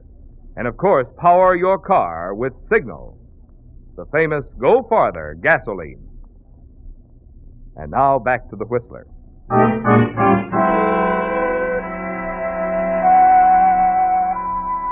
It was over now, settled in the harsh finality of sudden gunfire.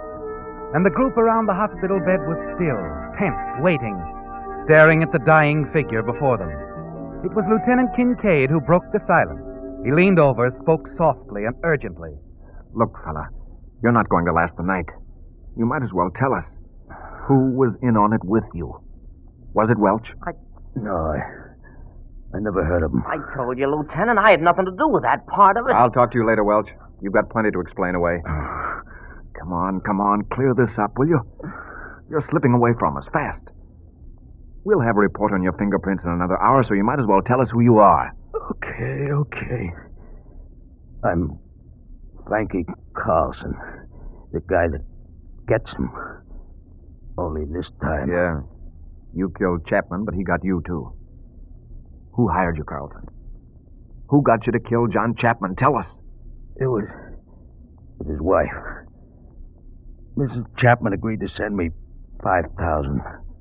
Wanted him out of the way so she could have her cake and eat it, too. But Mrs. Chapman is dead. Has been for over a month. I know. When I read it in the papers, I thought the deal was off. And last week, the money come through addressed to the Continental Jewelry Company. Continental Jewelry? What's that got to do with it? It's a front. The code Mrs. Chapman and me agreed on. She told me when I got the money addressed that way, I was to go through with the job, no matter what had happened. In my racket, you just don't ask no questions. But this is impossible. She couldn't have paid you after she was... Wait a minute. Continental Jewelry. Carlson, that check was... Yeah. That's the funny part of it. The check was signed by Chapman himself.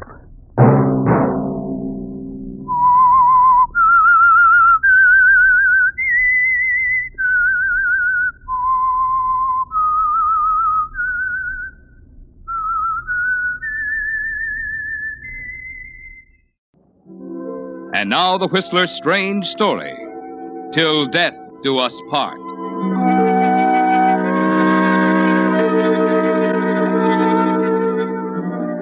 Norman Grayson was an art dealer, an enterprising young man who usually wore a friendly smile.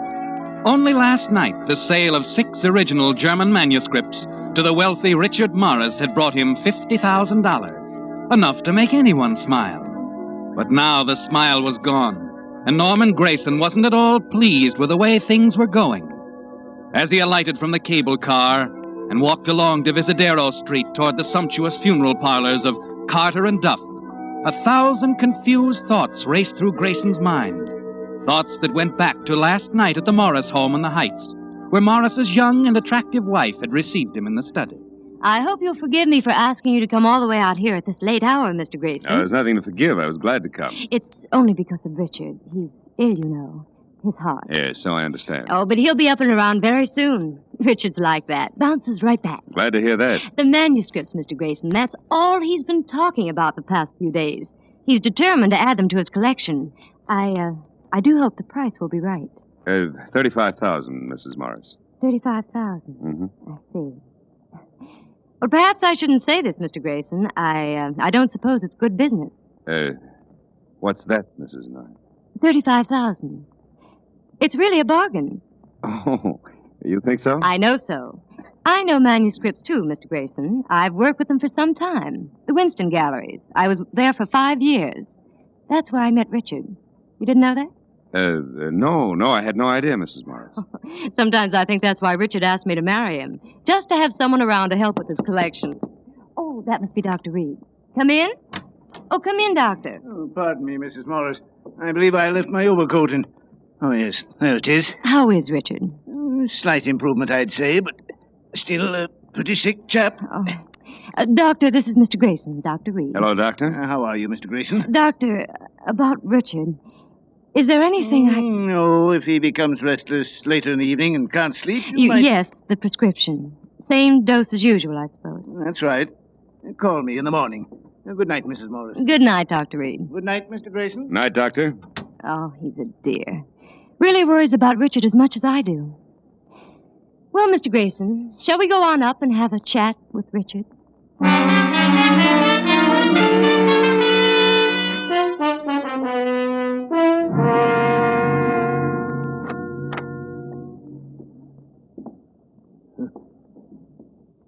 Richard. Richard.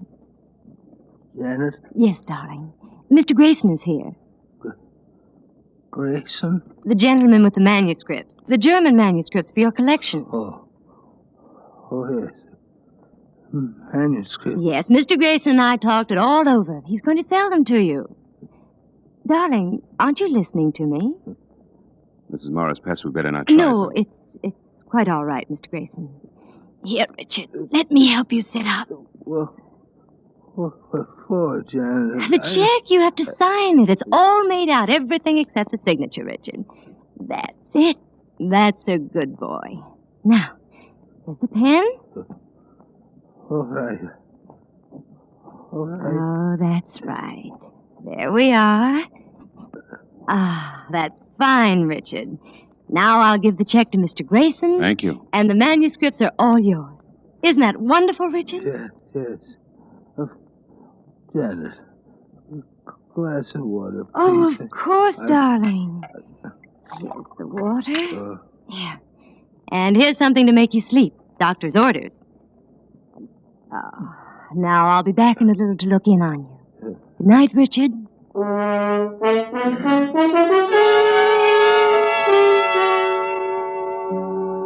You didn't know quite what to make of it, did you, Norman? You were puzzled about Mrs. Morris and the way she rushed the sale. And then the check. That puzzled you even more. Downstairs, as you walked towards the front entrance with Mrs. Morris. Mrs. Morris, the price I gave you on the manuscript was $35,000, but this check is for... $50,000. Yes. That was the sum my husband intended to pay. We feel it's no more than right. We still consider it a bargain. Thank you, Mrs. Morris. Of course, I won't refuse it. Good. You must drop around to see us soon. Perhaps we can have dinner when Richard's up and around again. Oh, thanks, Mrs. Morris, but I'm flying to New York at the end of the week, and Oh, dear. I had hoped we could see more of each other. We had so much to talk about. Well, I'm not leaving until Friday. Dinner tomorrow night, then? Sounds wonderful. We'll have cocktails at 6. I couldn't think of a better time. Love to have you, Mr. Grayson. Norman, isn't it? That's right. I'm Janet. See you tomorrow evening, then. Tomorrow evening it is. Janet.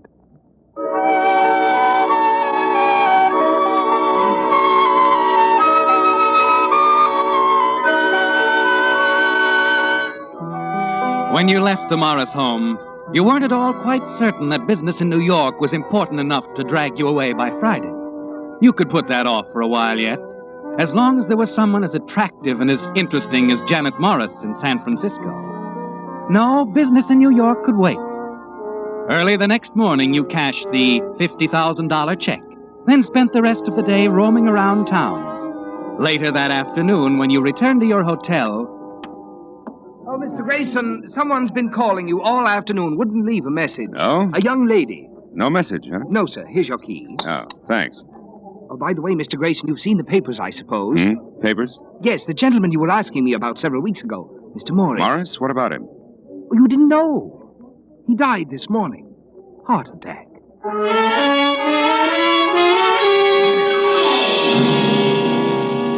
Yes, it was all there in the evening paper. Richard J. Morris, prominent Bay Area businessman, art collector, dead. You hurried up to your room and began to pack, and then the phone rang. Hello? Norman, this is Janet. Janet Morris. Oh, yes. Yeah, I just read the papers.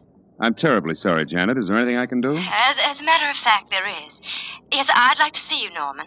There are a few things we should discuss about the manuscripts. Oh? What is there to talk about, Janet? Don't you know? All right. I'll come right up. No, not here at the house. That wouldn't be right. Suppose you meet me in, say, 2 hours from now.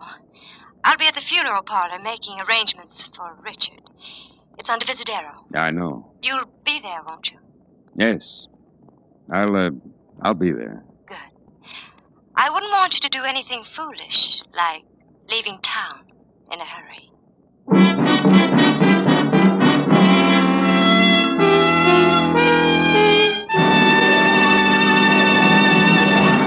With the prologue of Till Death Do Us Part, the Signal Oil Company is bringing you another strange story by The Whistler.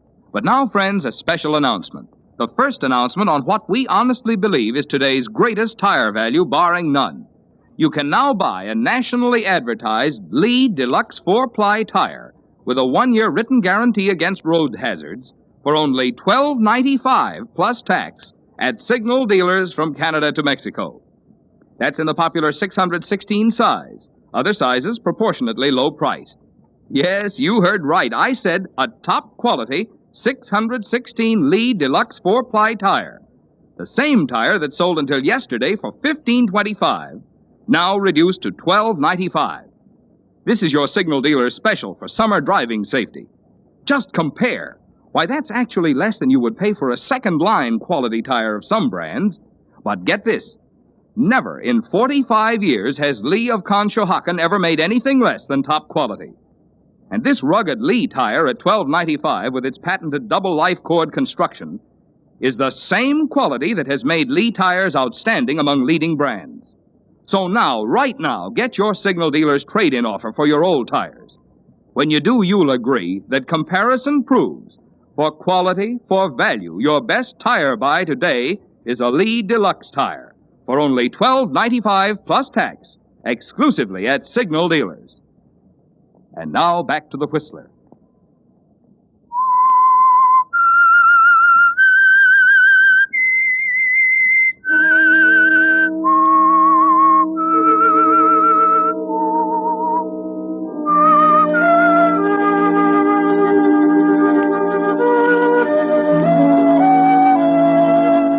Yes, it had been a profitable business deal, hadn't it, Norman? Selling the 6 original German manuscripts to Richard Morris.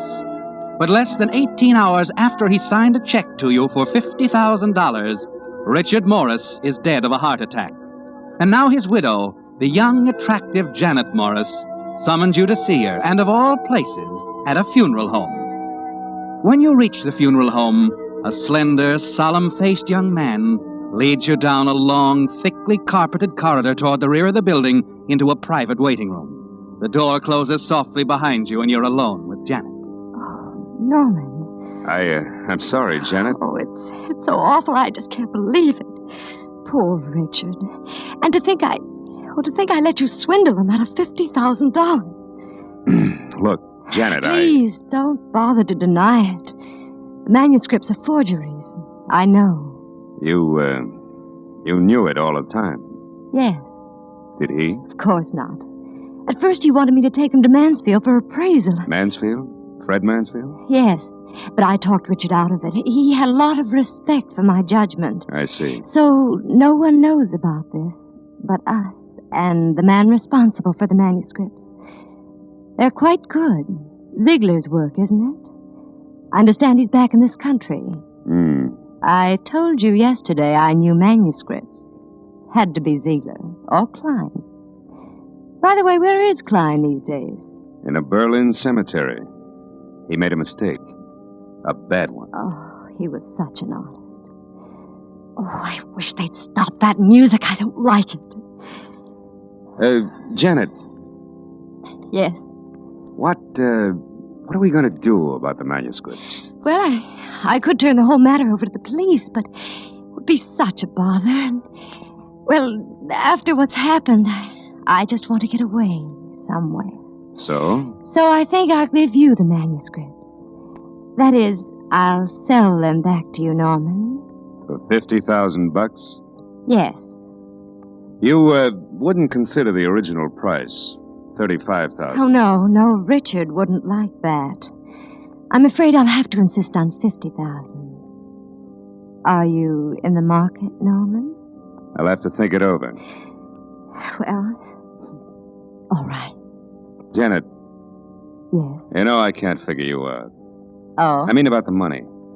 Morris must have left you a fortune. Why should you worry about $50,000? $50,000 is very important.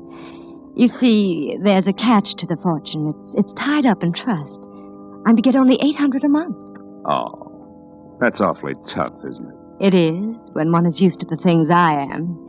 Richard planned it that way. My own good, you know. Wasn't that thoughtful of him? Yeah. So when I came along, you saw your chance to grab off a little pin money, huh? Money that he'd never know you had. That's why you upped the ante from $35,000 to $50,000 on that check. Yes. Wasn't that thoughtful of me? You knew it was coming back to baby. Smart. Very smart. Norman, people will be arriving soon. I'm afraid I can't talk to you anymore. I'll give you till tomorrow night to think it over. It's nice of you. 8 o'clock. The house. And Norman... Yeah? Don't forget to bring the money. I'll tie a string around my finger.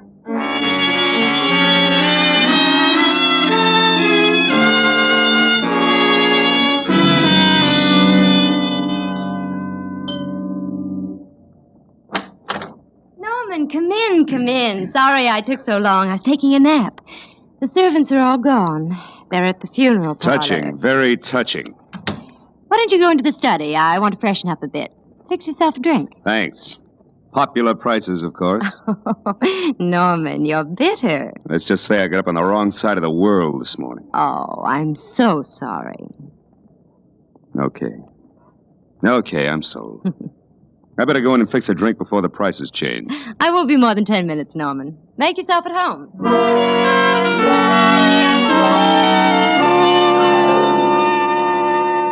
You stand in the hallway, listening to Janet's footsteps overhead. Then a door closes.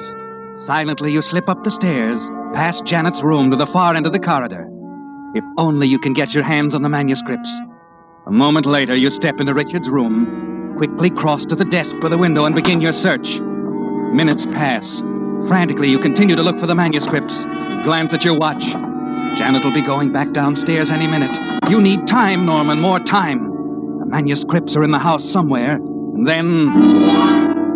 Your eyes fall on the nightstand next to the empty bed. The nightstand. And the half-dozen bottles of medicine. You pick up the small blue bottle. You remember this one, don't you? Sleeping tablets. You stick them in your pocket. In less than a minute, you're back in the study downstairs.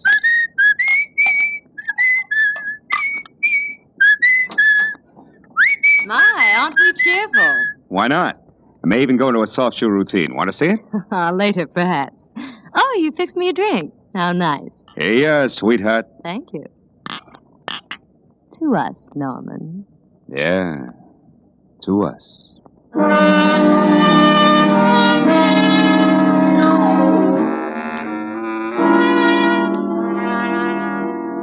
You know, Janet, the funny thing about Ziegler seems to pop up in the most unexpected places.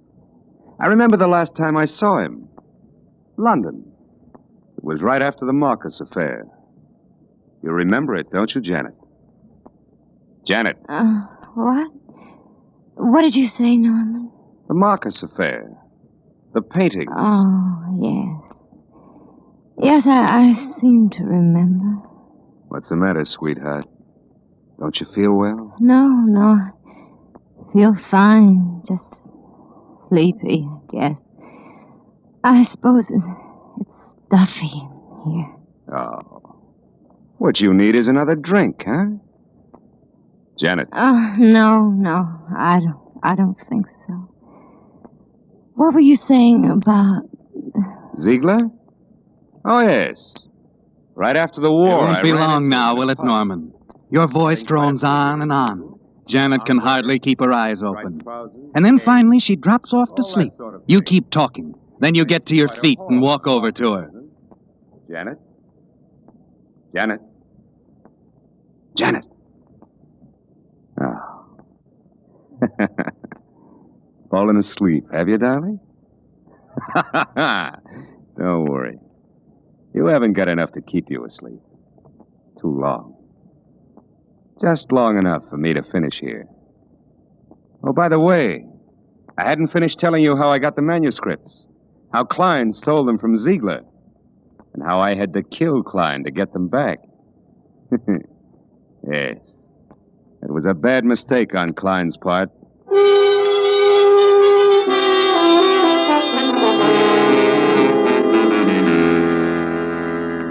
You haven't much time now, Norman. The servants may be coming home at any moment. Quickly, you begin a systematic search of the study, and you're in luck. In less than 5 minutes, the manuscripts are tucked away in your inside coat pocket.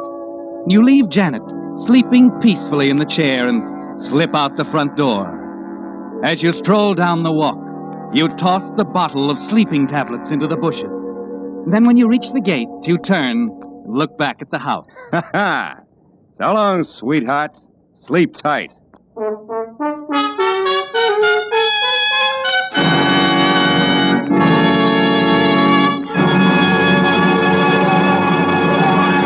The Whistler will return in just a moment with a strange ending to tonight's story. Meantime, since this is spring, the season when a young man's thoughts turn to love, and also to oil changes if he has a car, I'd like to say a word tonight on both subjects. Love, that is, and oil changes. If you really love your car and want to keep it young, happy, and purring with contentment, make this spring's oil change a change for the better. In short, make it a change to that new type Signal lubricant that's your guarantee of a sweeter running motor. Signal Premium Compounded Motor Oil. You see, because it combines 100% pure paraffin base with protective compounds, Signal Premium does much more than just lubricate. In fact, tests proved Signal Premium Compounded Motor Oil reduces cylinder wear 1/3 and keeps motors 6 times cleaner than today's finest regular oils. So remember, if you want a sweeter running motor, if you want to keep wear down and performance up, the oil to change to this spring is Signal Premium Compounded Motor Oil. And now, back to the Whistler.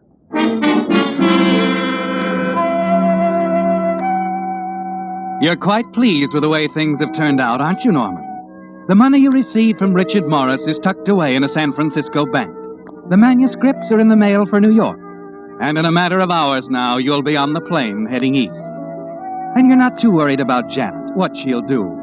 You've just outsmarted her, that's all. She won't do a thing. She'll take her beating like a good little girl, perhaps look around for another sucker. Then an hour before your plane time, you're about to leave the hotel when there's a knock on the door. Yes? Lieutenant Benson, San Francisco Police. You're Grayson? Yes. What is... Can I come in? Thanks. Leaving town, Mr. Grayson? Yes? Mm-hmm. You had some sort of a business deal with a gentleman named Richard Morris a couple of days ago, didn't you? Did I? An art dealer named Mansfield dropped over to have a little chat with us yesterday. Seems Morris had asked him to check on some German manuscripts you had for sale. So? The manuscripts were forgeries, according to Mansfield. And when Morris died, sort of suddenly, well, Mansfield thought he should bring it to our attention. I don't know what you're talking about, Lieutenant. You were at the Morris home last night, weren't you? Okay. I just dropped in to say goodbye, that's all. Mm-hmm. You were there the night before Morris died, weren't you? The night you poisoned him because he was going to turn you in for fraud. Poisoned him? Wait a minute. Yeah, he was poisoned. Looked just like a heart attack. Now, listen, I didn't poison him. Janet, she must have. Mm-hmm. Why, of course, that's it. She had everything to gain, don't you see? Money so and... she did it, huh? Then last night, she turns right around and takes some of the stuff herself. What? Yeah, the sleeping tablets. It turned out to be poison. She's dead, Grayson. We found the half-empty bottle hidden in some bushes in front of the house. That's some fingerprints on it. Be very interesting to see how they stack up with yours. Hmm?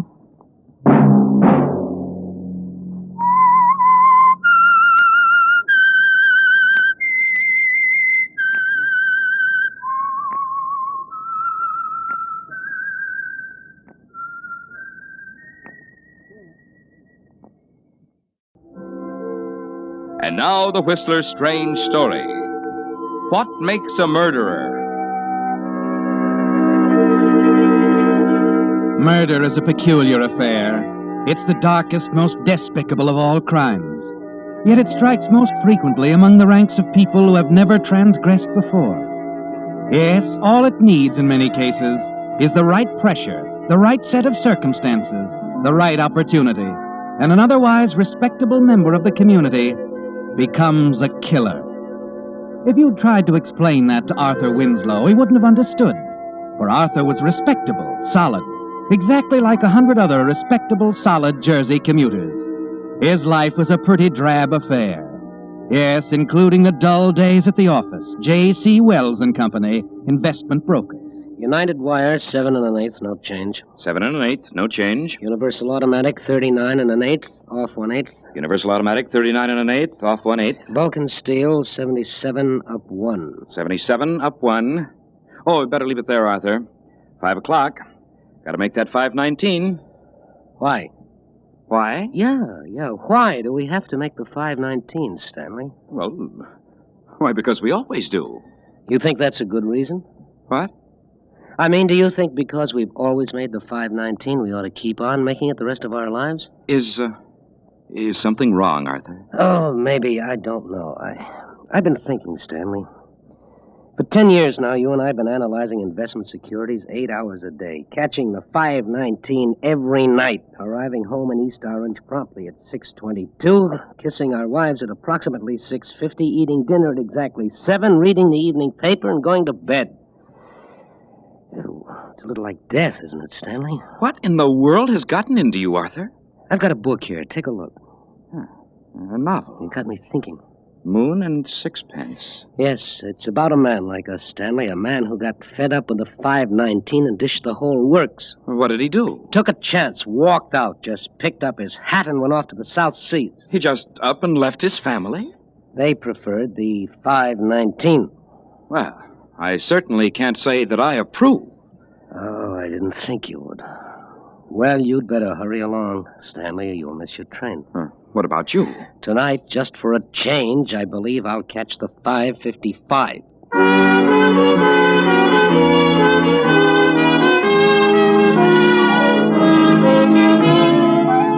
Just for a change, Arthur, after 10 years, you walk slowly down Broad Street, deliberately casual, noticing the swarms of hurrying commuters objectively, as if for the first time.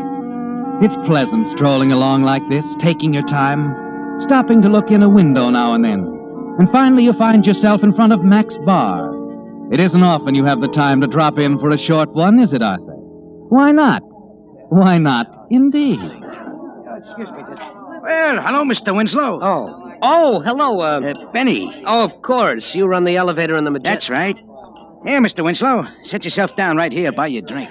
Well, Come on. Little Benny's in the chips. I'm fat.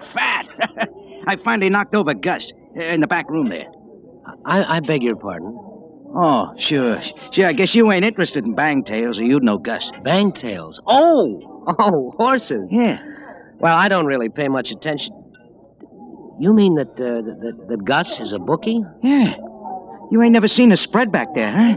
No. Come on, I'll show you. You sure it's all right? Sure. Oh, it's okay, Harry. Friend of mine. Come on, Mr. Winslow. Well, there it is, pal. There's the board. Tomorrow morning's line. Take your pick. The current odds in that column there. Oh. Pink Lady, Mike the Second, Big Bonanza, Moon and Sixpence. Yeah, that's a horse. I've been watching him. Been thinking about playing him in a parlay. Parlay? What's a parlay? You don't know what a parlay is? No. Easy. You pick 3 horses, see?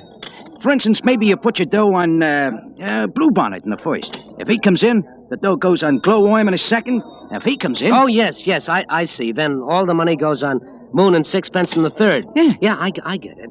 Plenty long shot, of course, but there's a big payoff for the gent who's willing to take a chance. Take a chance, huh? Believe me, you never get nowhere if you don't take a chance once in a while. I'll take $10 worth. Look, I ain't the bookie, pal. He's over there. You got it. Wait a minute. Give me your dough. I'll lay it on for you. $10 in the parlay, huh? Yeah, lay it on for me, pal. $10 on Bluebonnet, Glowworm, and Moon and Sixpence.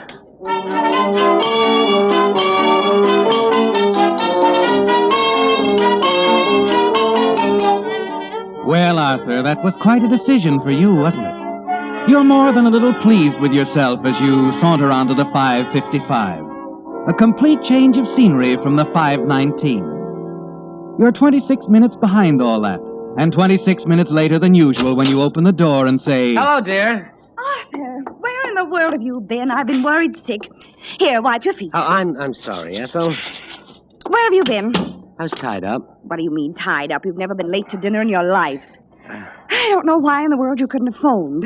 You know, it's Monday night, and Mr. Dinwiddie expects me at the agency at 7:30 sharp.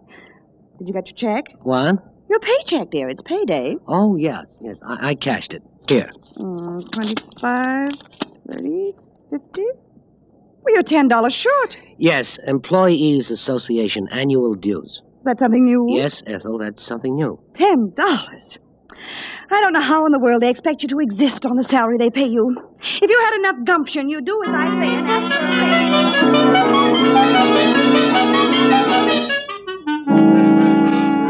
raise. You forgot Mr. Dinwiddie, Arthur. That's an important part of the weekly schedule.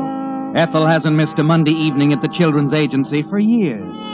You should have picked another night to miss the 519. You're used to Ethel now.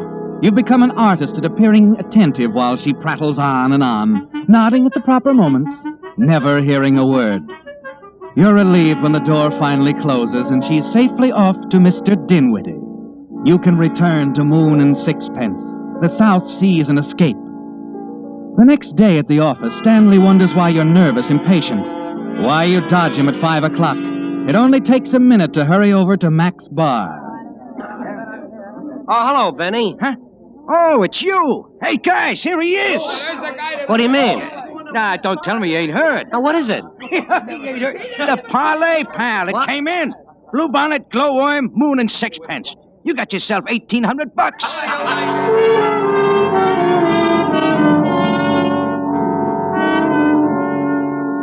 $1,800, Arthur. You can't quite grasp it. That's almost a year's salary, and you're holding it right in your hand. You know what's going to happen, don't you? You walk the streets for an hour or two thinking, but you can't help yourself, so you make a beeline for the nearest phone booth. The South Seas. No more figures. No more 519. Brighton Travel Agency. Oh, hello. I'd like to inquire about a reservation. Yes, sir. Where to? Oh, let's see. Florida. Very well. And the name, sir? Oh, yes, the name. The name is Charles White.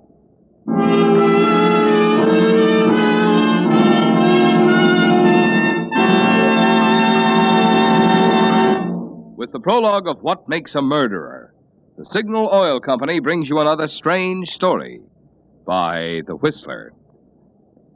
But now, may I have a word with you about the prevention of cruelty? Back in the horse and buggy days, there were laws to keep drivers from beating their horses. Too bad there isn't a law today to keep drivers from beating their motors with old-fashioned motor oils that cause excessive carbon wear and corrosion. After all, it's unnecessary today to put up with those old bugaboos that up repair bills and cut down performance, thanks to the improved Signal oil, which combines pure paraffin base with protective compounds, Signal Premium Compounded Motor Oil. In comparative tests with today's finest regular oils, Signal Premium actually keeps motors 6 times cleaner, reduces cylinder wear 1/3. And what does this mean to you? Well, less carbon means that your motor runs quieter, smoother. And less cylinder wear means more power. So to keep your car's performance young, make your next oil change a change for the better. Switch to Signal Premium Compounded Motor Oil, your guarantee of a sweeter running motor. And now, back to the Whistler.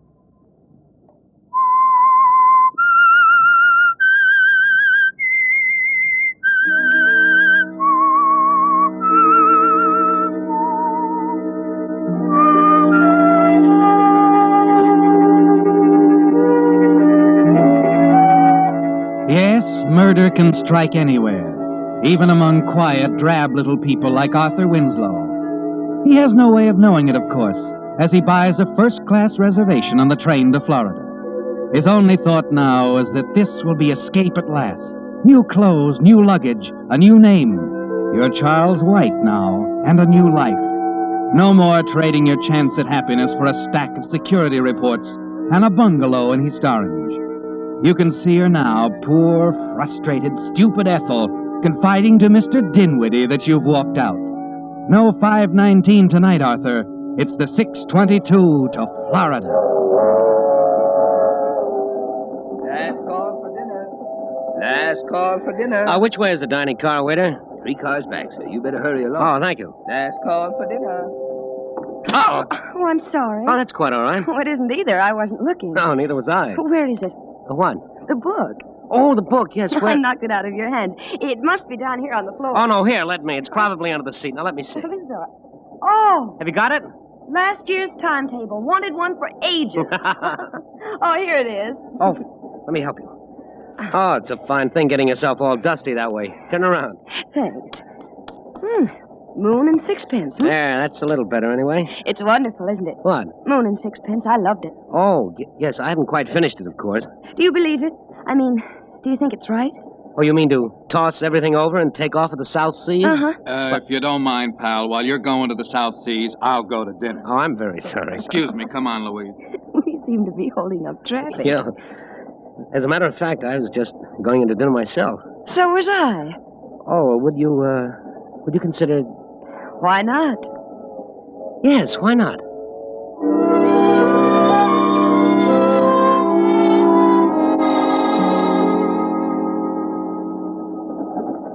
I'm glad that you like Moon and Sixpence. Oh, it was a wonderful story. Of course, I can't say it was very realistic. What do you mean? Well, I admit it was convincing, but when you stop to think about it, this running away business... You don't believe in it? Well, after all, running away is no solution. Well, sometimes there's nothing else to do. He could have stuck it out. Licked it if it took the rest of his life, Well, all right. He licks it. He's found happiness at last, and he's 70. I think running away is better than that, don't you? I did once. Oh, I'm very sorry. I That's didn't mean all to. right. You see, I did run away. It was just as you said, a routine, a deadly routine, and when I couldn't stand it any longer, I ran away. What kind of a routine? Keeping up with my father. Perhaps you've heard of him. Edgar Brewster. The Edgar Brewster? Yes, the Wall Street Edgar Brewster. He's in Miami now, waiting for me. Oh, I see.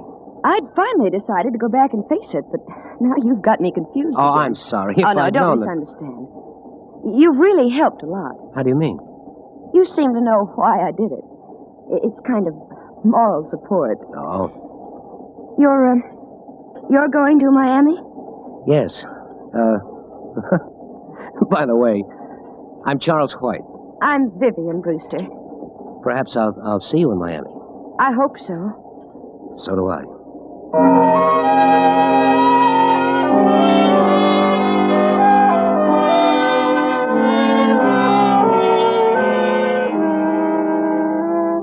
The daughter of Edgar Brewster. Edgar Brewster, the millionaire. A big name on Wall Street, isn't it, Arthur? And you talked with his daughter, had dinner with her. She even said she'd hoped you'd meet in Miami. You wait for her call. And then finally it comes, Arthur. You're invited to the Brewster home. You can hardly believe it, can you? A few days ago, an obscure clerk. Tonight, you're sitting with Edgar Brewster drinking his bourbon. That about right, Mr. White? Father's a tightwad with his soda. That's an outrageous way to treat good bourbon. What about it, White? Well, that looks about right, Mr. Brewster. There you are. Oh, thank you. What are you doing in Miami, White? Oh, I got a little tired of New York. Oh, you've got the right idea. I did the same thing myself 20 years ago, and I never went back. What's your line? Oh, I was in the market, more or less. The less, the better these days. Nobody knows where it's going. My broker and I were talking today about consolidated plastics. You know anything about it? Oh, a little. What do you think of it? Well, I don't know whether I should say. What's the matter with it? Well, after all, it's your business, Mr. Brewster. I wouldn't want to offer an opinion. All right, I'll put it this way. What would you do if you were into it pretty heavily right now? Well, I'd sell out. When? Right now. Any particular reason? Well, only that I happen to know it's a bad investment. I can't tell you why. Why, that's unbelievable. My broker told me... Yes, I know. It's only my opinion, Mr. Brewster, but I happen to know that company's financial position. You asked me what I'd do, and I told you. You seem to know what you're talking about. Well, investments are my hobby, you might say. I see. Go on, my boy. You interest me.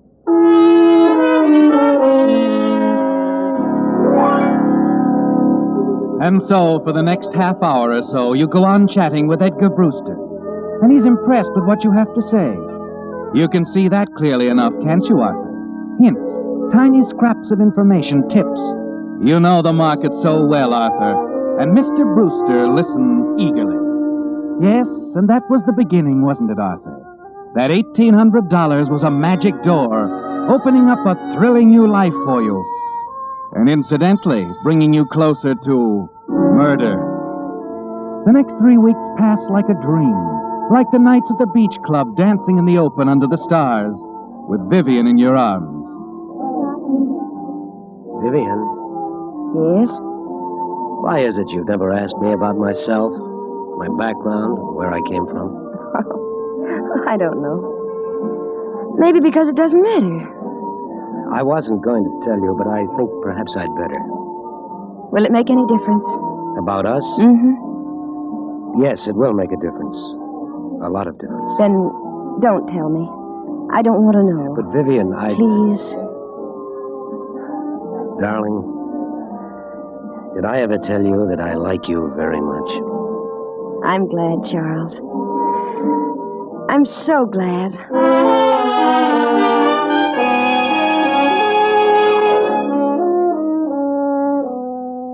You're in love, Arthur. And for the first time in your life, you know what love really is. Mr. Brewster begins to concern you. He'll never approve in a million years. Or you think so, until that evening he drops up to your hotel room with a copy of the Financial Journal in his hand. Look at that, Charles. What is it? Don't ask silly questions. Look at it, man. Oh, I thought so. Consolidated Plastics snowed under in selling rush. I'm sorry, Mr. Brewster. Well, I'm not. What do you mean? I took your advice. Sold out 3 weeks ago. Saved myself $100,000. Well, congratulations. Well, don't congratulate me. You're the one who deserves it. Yeah, do you mind if I sit down? Oh, I'm sorry. Here you are. Oh, thanks. Would you be open to a proposition, White? What kind of a proposition? Oh, I realize you probably have other interests, but I could make this worth your while, I think. There are two considerations. Yes? The first is the plain fact that my affairs are getting a little beyond me. As you know, I'm retired, haven't time to look after them properly. I think you're the man to take over. But, Mr. Brewster, Now, wait till I'm finished. I've watched you pretty closely during the past month or so. I can tell you no investments. You're sure of yourself. And I'm not just being generous, White. I'm a businessman. If it weren't a profitable deal for me, I wouldn't think of it. I see. What is the other consideration? I believe you're aware of that already. Vivian. You approve? I do. Oh, well, can I think this over? Oh, of course. Just let me know in a day or so.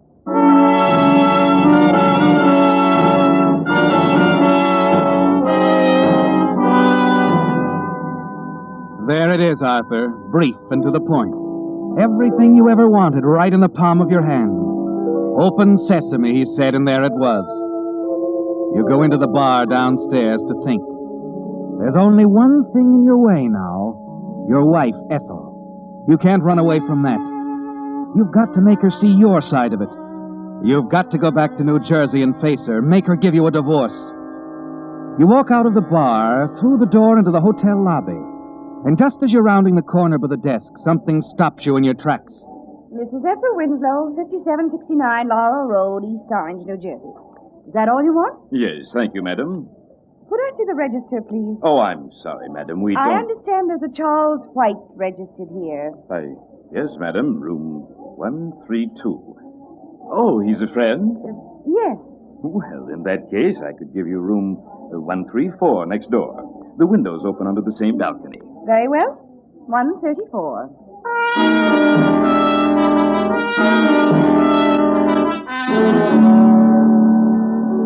It was too good to last, Arthur. Just a beautiful dream, and you're just waking up. It's all over. You go back in the bar and think. Ethel, your wife, here in Miami, she's found you. And she'll never let you go, will she? You know her too well, Arthur. You're beginning to see now what makes a murderer. There's no other way out, is there, Arthur? You sit in the friendly darkness of the bar all afternoon, late into the evening, thinking. It's almost 11 when you make up your mind. There's a phone booth near the door. Hello? Vivian, I have to talk to you. It's important. Charles, what's the matter? Vivian, I love you more than I dreamed I could ever love anyone. What? Now listen, I'm a phony. My name is not White. I was running away when you met me. I'm just an investment clerk. No money. Darling, I have a wife. I've hated her for 10 years, and I'd rather be dead than go back to her, and I'm not going back to her. And now I probably won't ever see you again. Oh, wait. Goodbye, Vivian.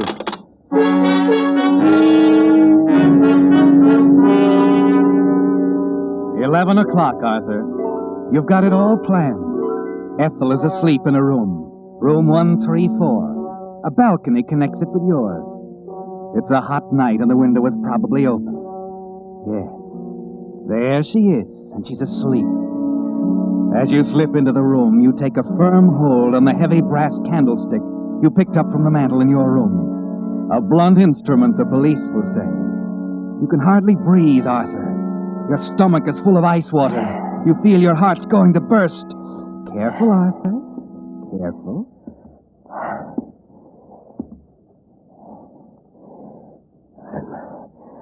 I'm sorry, Ethel.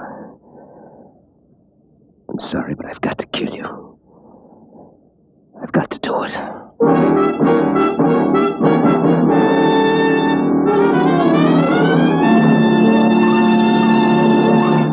The Whistler will return in just a moment with the strange ending to tonight's story. Meantime, I thought you drivers might like to compare your buying habits with those of other automobile owners. Surveys show that more and more motorists today prefer to trade with service stations that are privately owned. But also they want top-quality products. These two reasons, no doubt, account for the amazing growth of Signal Oil Company from a mere handful of stations in Southern California into a coast-wide organization serving 6 western states. You see, since the very beginning, over 16 years ago, Signal oil products have been sold only through dealer-owned service stations. But each independent Signal dealer is backed by the facilities of the entire Signal Oil organization, which supplies almost 2,000 Signal service stations from Canada to Mexico. As a result, you're assured always the very tops in gasoline, lubricants, and automotive accessories at Signal stations. Plus, more conscientious service by men who own their own business and have a personal interest in pleasing you. Because this combination of finer products and personalized service naturally means smoother performance and longer life for your car, it's no wonder that year after year, more and more drivers switch to Signal. And now back to the Whistler.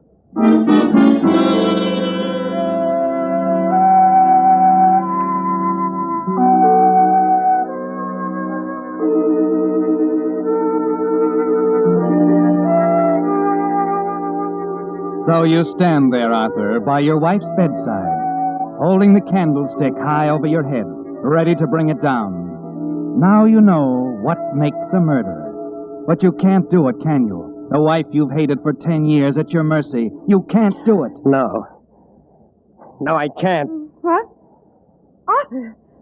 Arthur! I'm sorry, Ethel. I'm sorry I waked you. Turn the light on. Don't stand there. Yes, Ethel.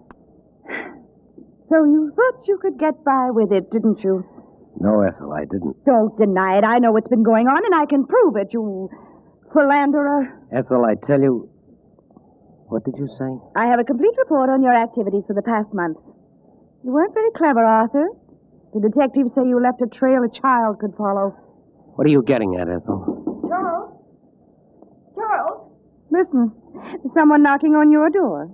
A woman. Vivian. Yes, Vivian. I've already had a talk with her, Arthur. Well, she might as well come in. This way, Miss Brewster. Charles. Oh, Charles, darling. Vivian. A pretty picture indeed. And you have the nerve to ask me what I'm getting at. Well, for your information, Arthur, I'm leaving for Reno in the morning. In view of what's happened, I don't think you'll feel it wise to contest the case. Contest it? We've waited 5 years for a chance like this. We? Mr. Dinwiddie and I. Dinwiddie? Oh, no. He's a wonderful man. Goodness, I don't know how I could have put up with you all these years if it hadn't been for Mr. Dinwiddie. He's so understanding. Dinwiddie? Arthur, you look so ridiculous. What are you doing holding that silly candlestick in your hand?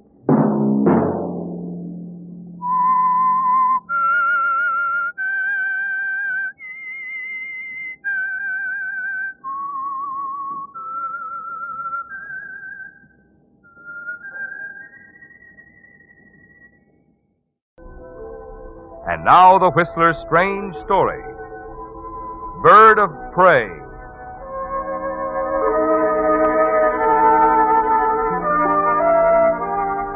Eddie Smith was pleased, very pleased, and he congratulated himself, for the long trip from St. Louis to Havana was about to pay off. It had been quite a task tracking down the elusive, mysterious J.C. Raven, the big question mark of the literary world. Author of a half a dozen bestsellers, the man's true identity had remained a secret over a period of years. A secret that was shared by two men, Raven and his literary agent, Barclay Wells, who was as mysterious as his famous client.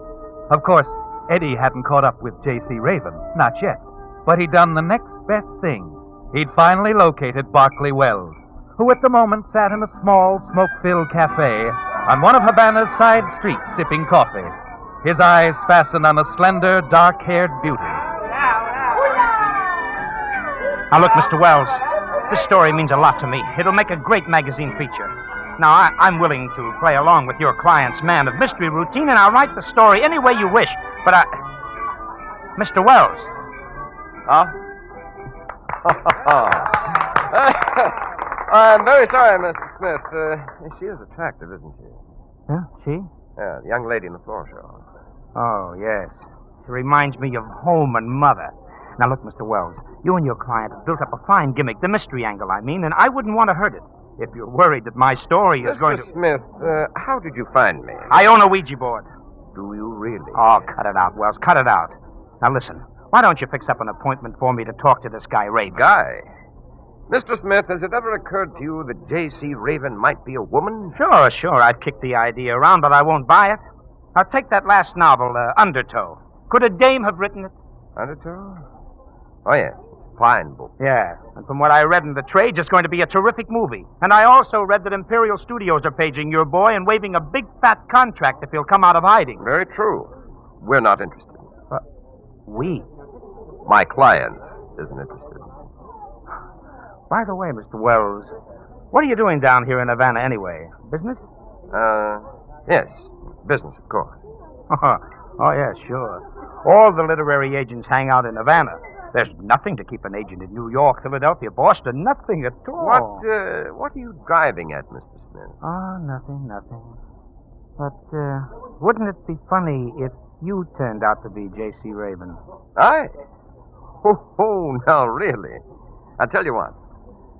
Suppose you drop around to my apartment tomorrow afternoon. We'll have another little chat, eh? I live at... Yeah, 36 Plaza del Norte, 3rd floor front. See you around, too? Well, do you mind if I walk along with you to the door? Why should I? Come right along, Mr. Smith.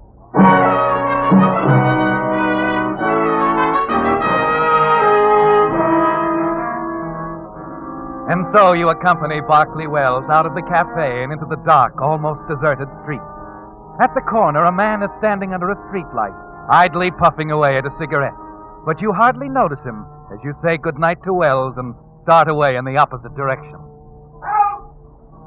Then you hear it, a shout. You break into a run. As you move back past the cafe and round the corner, you see two men struggling in the street. One of them is Wells. Suddenly he falls to the pavement. As the other man wheels around and rushes you, you block the knife. No, you don't. He crumples. Senor, what has happened? I hear a noise. Hold up, I think. This is the guy. I knocked him cold. Here, help me with my friend, will you please? Si, senor, si. Easy now, easy. Wells. Senor, he's hurt bad. Say, is there a phone around here? Si, in the shop. Well, get a doctor, will you please? And the police. Si, senor, I will do this. Wait a minute. What? Never mind the doctor. Wells is dead. Just call the police for this guy that killed him.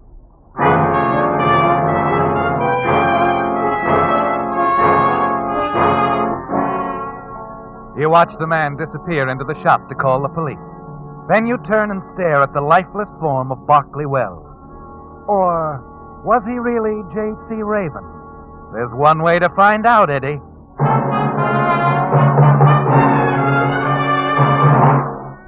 You stand in the shadows and watch the police pick up the killer. Then you slip away. A quarter of an hour later, you arrive at 36 Plaza del Norte and slip into the apartment, 3rd floor front. The first thing you find is a letter, an offer from Marcus Rosamond of Imperial Pictures addressed to J.C. Raven. Then you find it under some penciled notes in a desk drawer. A synopsis, a complete story plot, Eddie, for a brand new J.C. Raven novel. It's all here, Eddie, waiting for someone to write it. And then an idea hits you. The best idea you've ever had in your life.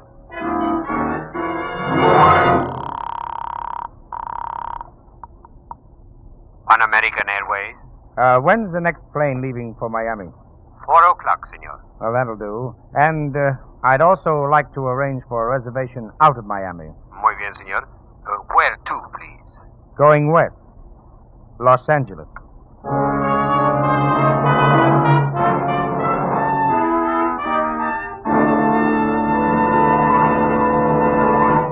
With the prologue of Bird of Prey, the Signal Oil Company is bringing you another strange story by The Whistler. But first, friends, a message especially for you drivers who have new cars or expect to be getting one. Just any motor oil won't do, you know, for today's high-efficiency motors. No, sir. They need special protection if they're to give you the long, trouble-free service you have a right to expect. That's why Signal Oil Company brought out Signal Premium Compounded Motor Oil, especially created to give modern motors this extra protection, and manufactured under strict laboratory control to ensure a uniform product. The result?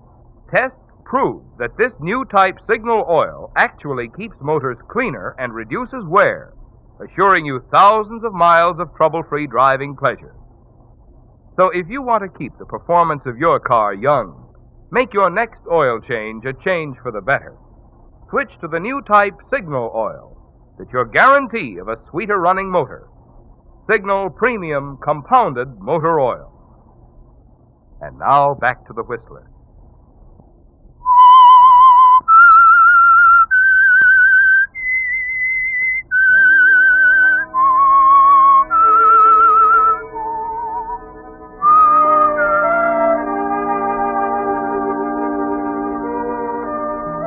So, Eddie, you're on your way to Hollywood, secure in the belief that J.C. Raven, the literary man of mystery, died on a quiet street in Havana. As your plane heads westward, New Orleans, Houston, El Paso, you go over your plan, carefully, over and over again. You can't miss, can you, Eddie?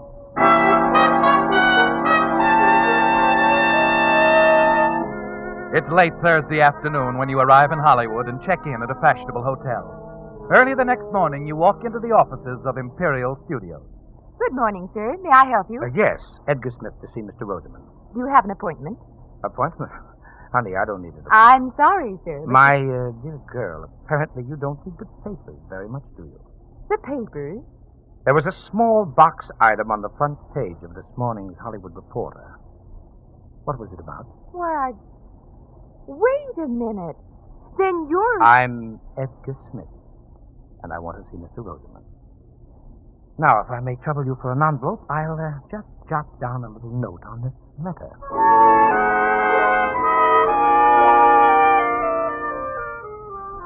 Yes, Eddie, she got it. All you have to do is insist that your name is Edgar Smith. And there's certainly nothing wrong with that, is there? You are Edgar Smith. You'd give anything to see the expression of Rosamond's face when he reads the few words you scrawled on the letter. The same letter he'd sent to Barclay Wells, the one you picked up off his desk in Havana the night he was killed. Yes, it'll be a pleasant surprise for Mr. Rosamond. Come in, Mr. Smith. Come in, come in. Thank you. Florence, tell everybody to go away. I don't want to be interrupted. Go, go, go, go. Yes, sir. Ah, Mr. Raven, let me look at you. Mm-hmm. Just as I pictured you. I cannot tell you what a pleasure. I'm indeed delighted. Delighted. Here, here. Sit down, sit down. Well, thanks, Mr. Rosamond. So you are J.C. Raven. J.C. Smith. Edgar Smith. I beg your pardon? Oh, of course, Edgar Smith. I'm afraid I must insist on it. Of course, Mr. Smith. I'm glad you didn't make it John Smith. I had nothing to do with it, believe me. Edgar Smith, wonderful, wonderful. Now that you're coming to work with us, you are coming to work for Imperial, no? If the terms are right. Terms. You write your own contract. Anything you want, we'll that is, within reason, of course, Mr. Raven. Smith. Edgar Smith. Excuse me. I can't impress this on you too strongly, Mr. Rosamond. I'm Edgar Smith, you understand? Yes. On the contract around the studios, Smith. Edgar Smith. Edgar Smith. And no publicity on J.C. Raven. No publicity? No publicity. But, my boy, such an opportunity we cannot afford to miss. Why, I So long, Mr. Rosamond. No, wait, my boy. Wait, please. Look, think of what the publicity So will long, be. Mr. Rosamond. All right. No publicity. No publicity. Fine. And now, shall we discuss money, Mr. Rosamond?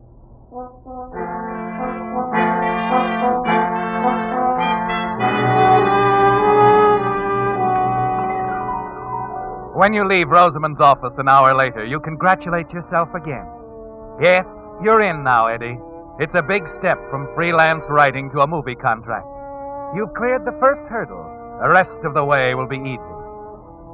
The next day, you settle the matter of the contract with Rosamond over lunch at the Brown Derby. Then there are a few other details that Rosamond handles personally, like your new office and secretary.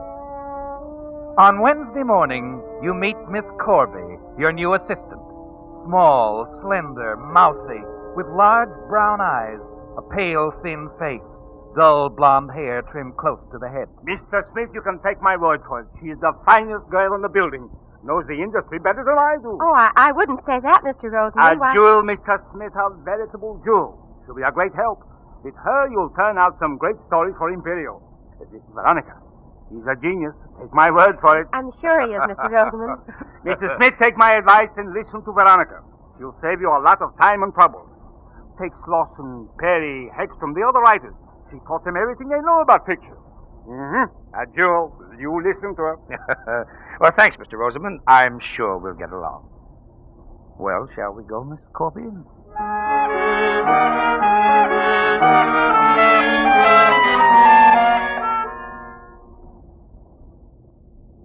And this is your office, Mr. Smith. How do you like it? Oh, it'll do. But where's the trout stream? Oh, well, whenever you're ready, I'll be glad to take you around the studios. You'll want to meet a few of the... Time enough for that, Miss Corby. Right now, I'm more interested in getting to work. I have an idea for a story I want to get down on paper as soon as possible. Well, yes, but Now, you just park yourself out there in your little office like a good little girl and see that I'm not disturbed. Very well, Mr. Smith.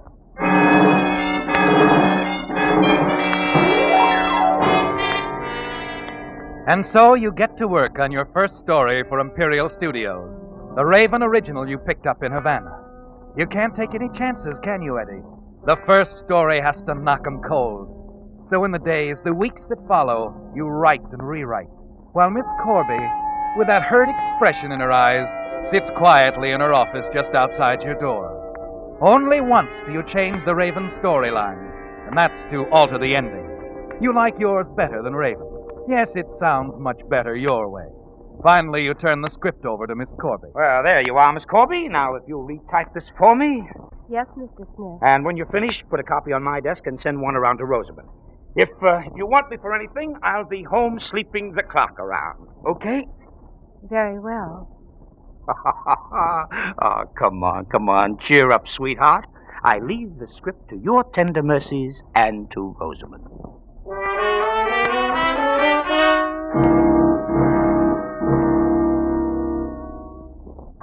Oh, Mr. Rosamond, come in. I was just about to run up to your office to... Mr. Smith, it's wonderful. I've just finished reading The House in the Swamp. Wonderful. The same ingenious touch, the same masterful approach of Undertow. Better than Undertow. Well, thanks, Mr. Rosamond. There are a few technical matters, but Veronica can help you out. But the storyline, wonderful. Mr. Smith, Eddie, you know something? What's that, Mr. Rosamond? For a little while, I was not sure. As I read your story, I was a little afraid. Afraid? Oh, ridiculous, of course. I should have known. Forget it. Oh, no. What do you mean? Well, halfway through the story, I saw the ending. I was a little afraid it would turn out that way. It was the way our $100 a week writers would end it, but no. The way you handled it, my boy, wonderful. A complete twist. The touch of a master. Well, you really like the way I paid it off, huh? I can see it now. That scene between the old man and the little girl at the edge of the swamp. What? The old man and the little... Yes. The confession. Beautifully written. Oh, wait a minute. You mean that's the way the... What's the matter, Eddie? Oh, nothing, Mr. Rosamond. Nothing.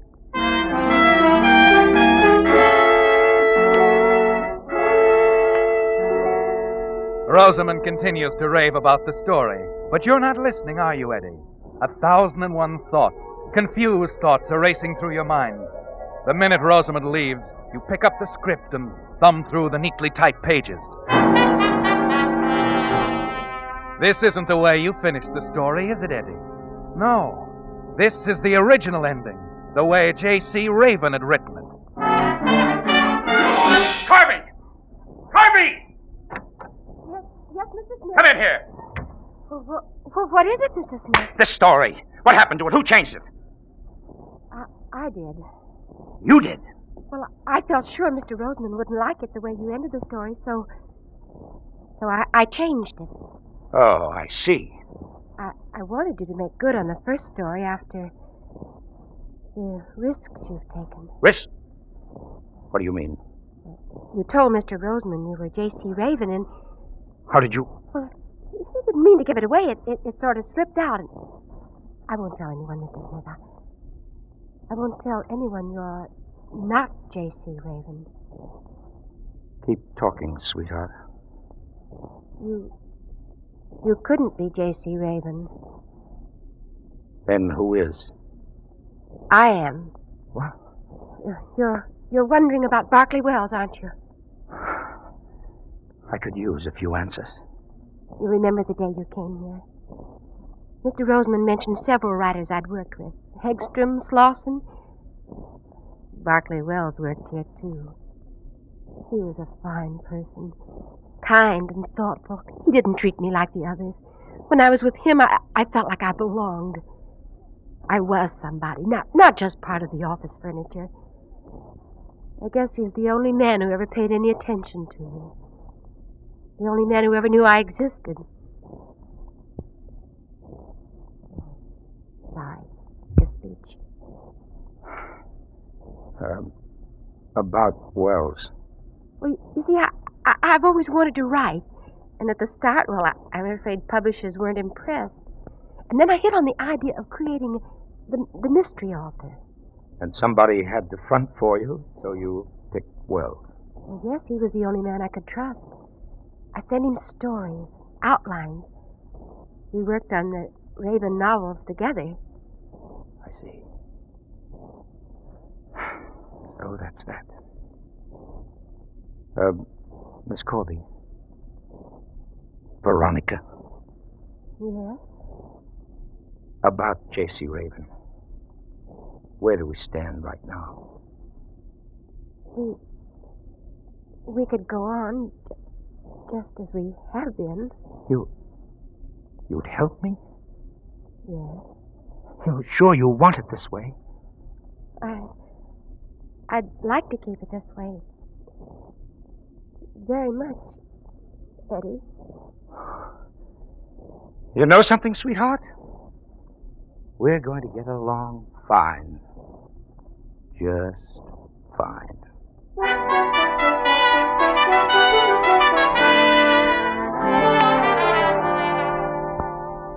In the weeks that follow, you spend quite a bit of time with Veronica, outside of office hours. Concerts, the supper clubs, weekends at Palm Springs, the races. It's the smart thing to do, isn't it, Eddie? Yes, you've got to put up with her if you're to continue as J.C. Raven.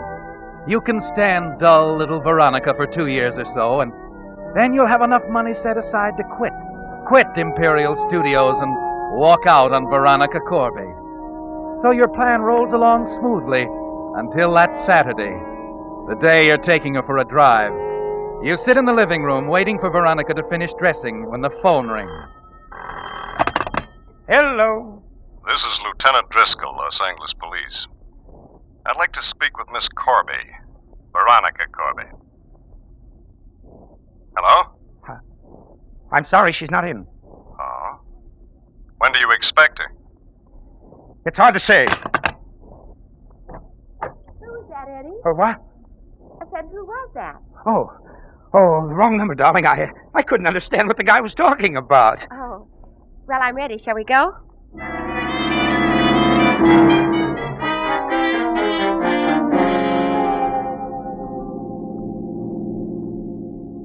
Eddie. Yeah? I've been wondering. Maybe I shouldn't bring it up now, but... What's on your mind? What really happened in Havana the night Berkeley Wells was killed? Why do you ask that? Well, I just wanted to know. The papers didn't have much information to give. The papers? I didn't see anything about it in the papers. Oh, it was there. The Havana police arrested a man named Emilio Vasquez, but he denies doing the killing. Well, he would, wouldn't he? Oh, I suppose, but a native who lived in the neighborhood said there was someone else at the scene of the crime. They seem to think this unidentified man may have done the killing. They do? And what do you think, Veronica? Me? Oh, I haven't the slightest idea.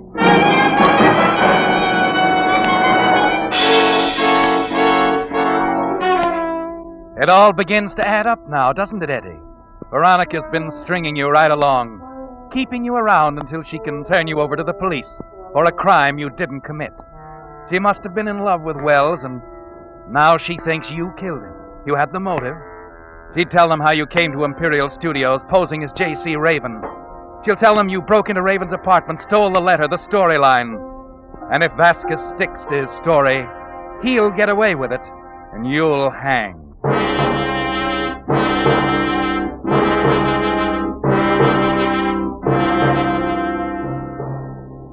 There isn't any doubt in your mind what Veronica's little game is. And the clincher comes that afternoon as you start to leave your office. You hear Veronica talking to someone on the phone. Yes, Lieutenant. Barclay Wells was a close friend of mine. Yes? Well, I'm not sure. That's why Yes. Yes, all right. I'll be there first thing in the morning. I'll tell you everything then. Oh, yes, Eddie? Veronica, darling, let's quit for the day, huh? Oh, well, I still have some typing to do. Oh, let it go. Look, why don't we run up to the Sunset Strip for a couple of drinks and an early dinner, huh? Oh, all right, Eddie.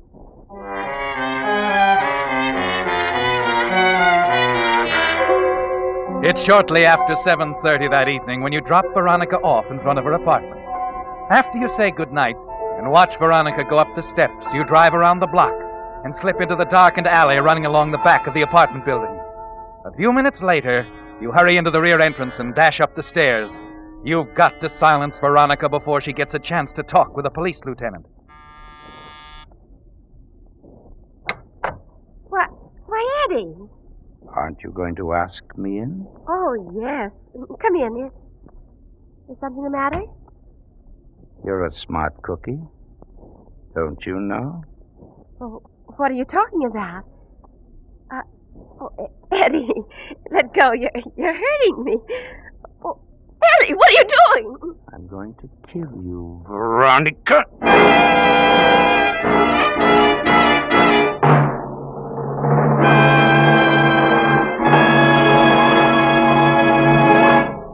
The Whistler will return in just a moment with a strange ending to tonight's story. Meantime, let me give you a clue toward solving another mystery: how to make today's shrinking dollars buy more value. When it comes to your gasoline dollars, if you want to be sure you're choosing the gasoline that gives you the very maximum in performance and mileage, there are just two things to remember. One, in gasoline, it takes extra quality to go farther. And two, Signal is the famous Go Farther gasoline. Yes, it's a fact. Your best yardstick of gasoline quality is mileage, the thing Signal gasoline is famous for. After all, in order for a gasoline to give you more miles per gallon, it has to help your motor run more efficiently. And when your motor runs efficiently, naturally you enjoy quicker starting, faster pickup, smoother knock-free power. In other words, the superior performance you expect of a superior quality gasoline. That's why we say, to be sure of the tops in gasoline quality, there are just two things to remember. One, in gasoline, it takes extra quality to go farther. And two, Signal is the famous Go Farther gasoline. And now, back to the Whistler. It's all over very quickly, isn't it, Eddie? Too bad Veronica won't be able to keep her appointment with the police lieutenant in the morning. No, she's dead. You glance at your watch, 7:45, then you start for the door. Miss Corby? Miss Corby? It's Mrs. Ellison, the house manager. You can get rid of her easily enough, can't you, Eddie? Quickly, you drag Veronica's body behind the Davenport, then you open the door. Yes, it's Mrs. Ellison, all right. Oh, Mr. Smith. Is Miss Corby in? These officers want to see her. Mr. Smith? No. That is, she's not feeling very well. That's so? Too bad. My name's Driscoll, L.A. Police. I talked to her on the phone this afternoon. It was routine business then. It isn't anymore. But you can't see her now. I told you... It's important, friend. 2 hours ago, we received a wire from the Havana police about the murder of Barclay Wells. Seems he wrote novels under the name of J.C. Raven. Well, look, It also seems he had an assistant. The assistant got a little greedy and decided to take over in place of Raven. What? This morning in Havana, a killer named Emilio Vasquez confessed to the murder of Wells, or Raven, or whatever you want to call him. Confessed he was hired to bump off Raven for $5,000. Says he was paid off by the dame that lives here, Veronica Corby.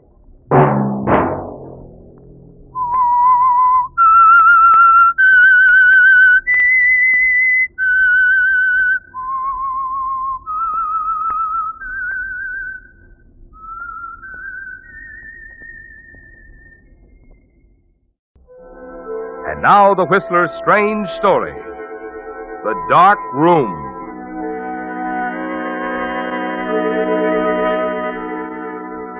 Moving around the crowded dance floor, holding Anne close to him, Stephen Lacey discovered that at last he was beginning to relax. The trial, the war of words waged with the district attorney, the final unexpected victory and the excitement afterwards had been almost too much for him. He was grateful that it was over now and hoped that with Anne's help he could somehow set things right again. Someday be welcome at parties like this. What is it, Steve? What are you thinking? About your uncle. How he must feel about me. Impressed, I'm sure. Everybody else in that courtroom was. But he was so determined. What of it? A district attorney can't win every case he prosecutes, even if he is my uncle.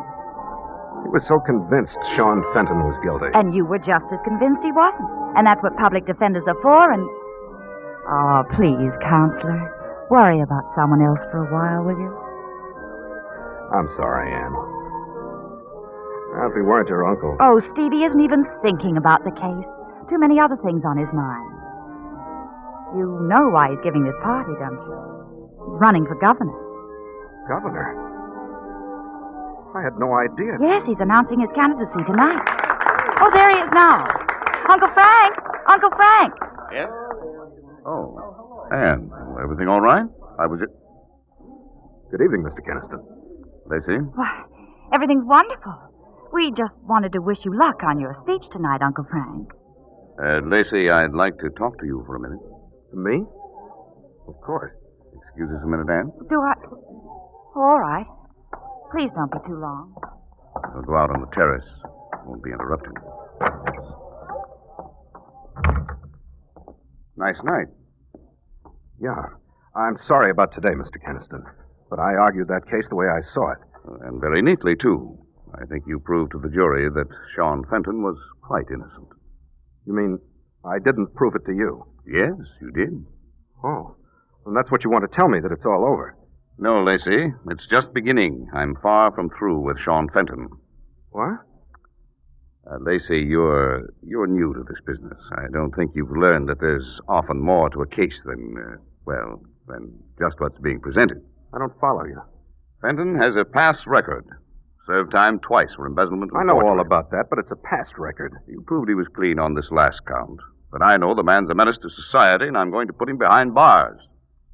I see. Matter of fact, I got an anonymous call tonight. Somebody who suggested that we look up a man in Seattle. A fellow named Josh Hogue. What about him? Well, Hogue wants to talk for some reason. Tell us some things we ought to know about Sean Fenton. Some things that might prove a lot more important than a forgery charge.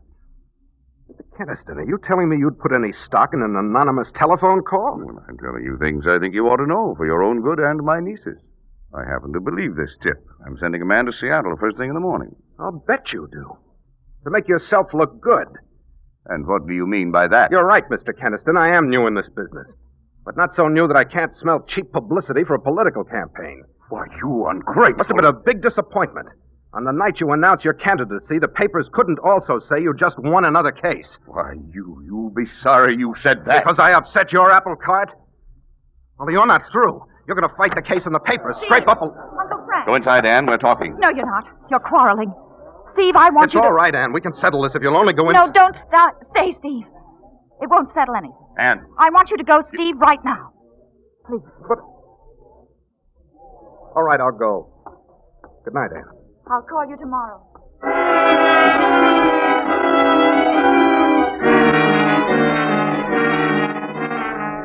You're trembling as you grab up your coat and leave the house, aren't you, Steve? Shaking and upset as you enter a bar a few blocks away. And instead of your own reflection in the big mirror in front of you, it's Frank Keniston's, smiling that cold, selfish smile. And then you see something that adds to your hatred of Keniston. A man in a worn striped suit. A friendly-looking man whose innocence you proved in a courtroom today. He hurries forward instantly to clasp your hand. Mr. Lacey, Counselor, I was hoping you'd stop by. Buy you a drink, huh? Buy you a drink? No, thanks, Sean. I've had a drink. Oh, what's doing? What's doing? You should ask that, Counselor? I'm celebrating. See, the table there? I've got friends, Sure, Sure you have. Come on, meet them. No, another time. No, not another time, Counselor. Now, when the mood is right, huh? When you've just won. I'm not at all sure I have one. Huh? We satisfied a jury today, Sean. We didn't satisfy Frank Keniston. He's going to keep digging, find something else. But there isn't anything else. I've done nothing. Besides, with you on my The side... facts were on your side, Sean. If they hadn't been, I wouldn't have gone along. That's right.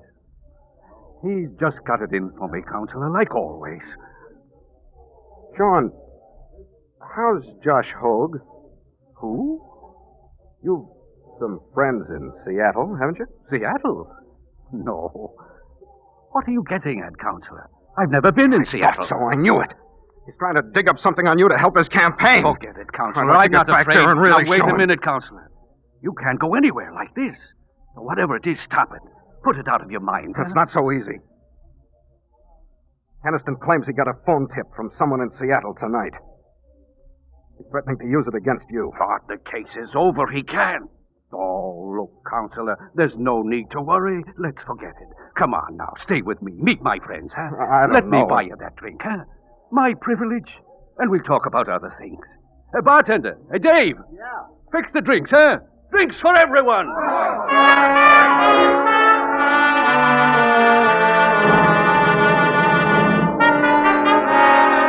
Come on, Counselor, drink up. Drink up. Any friend of Sean's is a friend of mine. I'm buying, Counselor. Around again, bartender, around again.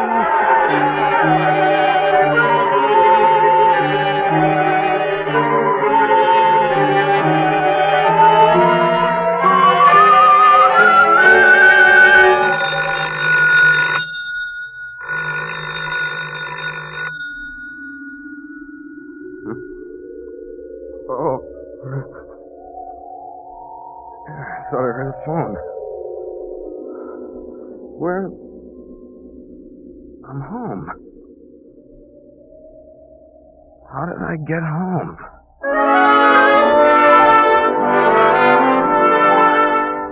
Yes, Steve. You sink back, surprised to find yourself lying half-dressed in your own bed. For a few moments, you stare up at the ceiling, unable to remember anything. Then, as you doze off, you have a vague impression of walking into a darkened room, of sharp words, a struggle. Who was it? But before you can remember anything more... Oh, the phone again. You get to your feet, walk painfully across the room to the phone, catching a glimpse of yourself in the mirror. There's a cut over one eye and a red welt across the back of one hand. Yes. Steve, it's Anne. I've been trying to get you. Anne? I've got to see you right away. Steve, they found Uncle Frank. Found him? In his study this morning. He was murdered sometime around 3 o'clock.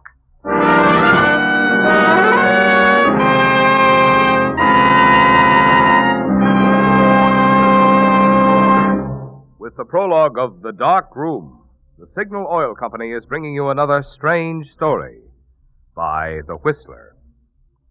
But first, friends, a question. What gasoline is known as the Go Farther gasoline? Well, if you've lived out west any length of time, you know that Signal is known from Canada to Mexico as the Go Farther gasoline. Now, naturally, we're mighty proud of Signal's famous mileage. But even more so, we're proud of the extra efficiency Signal gasoline gets from your motor, which makes such mileage possible. For when your motor runs more efficiently, you also enjoy quicker starting, faster pickup, and smoother knock-free power, the things which make driving more fun. That's why folks who want superior performance, as well as those who insist on mileage, are both switching to Signal. They've discovered that to get the tops in gasoline quality, there are just two things to remember. One, in gasoline, it takes extra quality to go farther. And two, Signal is the famous Go Farther gasoline. And now, back to the Whistler.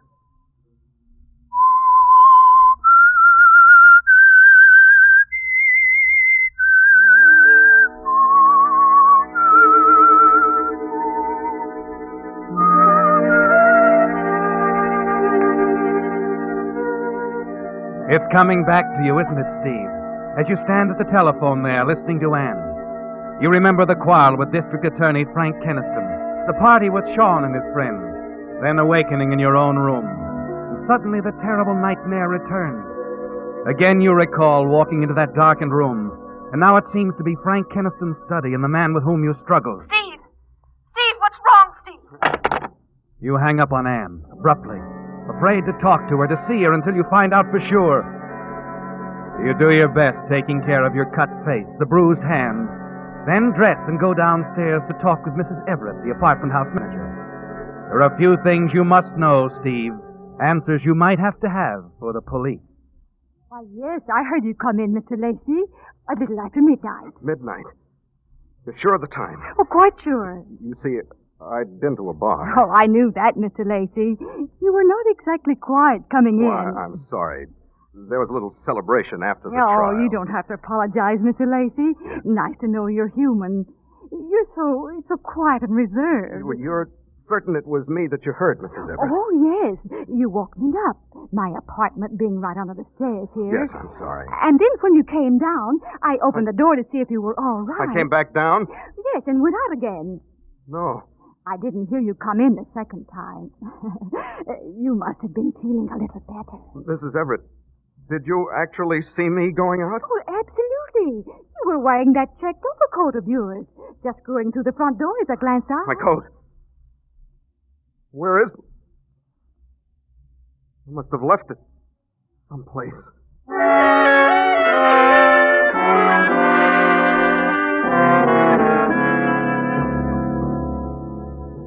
Sorry, Mr. Lacey, your coat's just not here. Like I said, I'm pretty sure you were wearing it when you left. And I didn't come back. No, I was on duty right up till closing time. Look, Dave, you remember I was with some people, Mr. Fenton and some friends of his. Yeah, I remember. They had quite a party. I wanted you to go with them, but you left. Said there was something you had to attend to. Did I mention what it was, Dave, or where I had to go? What's on your mind, Mr. Lacey? Oh, nothing, really. I've had a few too many. Just wondered if I got out of line or anything. Why don't you forget it, Mr. Lacey? Forget it? You know, I've been in this business a long time. Sometimes when I'm standing back here polishing glasses and filling them, I see and hear quite a few things I shouldn't. Oh? I always make it a habit to forget them. Okay, Dave. Well, sure is a nice day today, Mr. Lacey. Dave. Yes, Mr. Lacey? Did you know either one of those guys we were drinking with? Remember the big guy? Vaguely. Runs a pool hall over on 17th Street. Name's Al something or other. He's always around. Thanks, Dave. Mr. Lacey. Yeah? Leave me out of it. You remembered meeting him. Okay. I remembered meeting him. By the way, what do you want to see him about? As you said, nice day today, isn't it?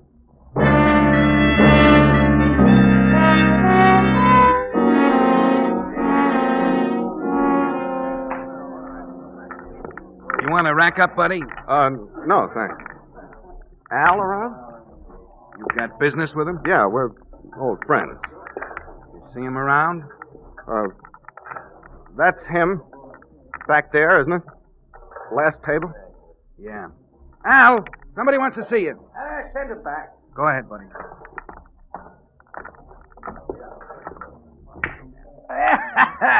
That takes you, Joey. Hey, what can I do for... Oh. Well, how you feeling this morning? I'm all right, Al. Talk to you a minute. Well, ain't we talking? Oh. Hey, Joey, get lost, huh? Business. Okay. Okay. Al, I don't know you very well, but I'm a good friend of Sean Fenton's, and I couldn't reach him. Oh, you want Sean? Hey, he'll be back. Probably buying some stuff. He's going to take a vacation. Hey, a friend of mine's getting his ticket. Oh, I don't have to talk to him particularly. Maybe you can help. Well, sure. I'm a little mixed up about last night, Al. If anyone was to ask just when I left you guys... You want us to say you didn't leave us, that it? No, I was only trying to find out... We'll say it. That settle your problem? No, Al, you misunderstand. Oh, that's so? Well, straighten me out, pal. Straighten me out. Maybe you can straighten me out. Did I say anything about where I was going when I left you. Listen, pal, I had a few myself, you know. Well, you were sort of belligerent-like. But if you said anything, well, I'll see that none of us mentions it. That what you want? Thanks, Al, but no, that won't settle anything for me. Sorry. Look, will you have Sean get in touch with me at my apartment? Here's a card. My number's on it. Oh, sure thing. Got your number now. Hey, Counselor? Yeah. Al. Yes, you have.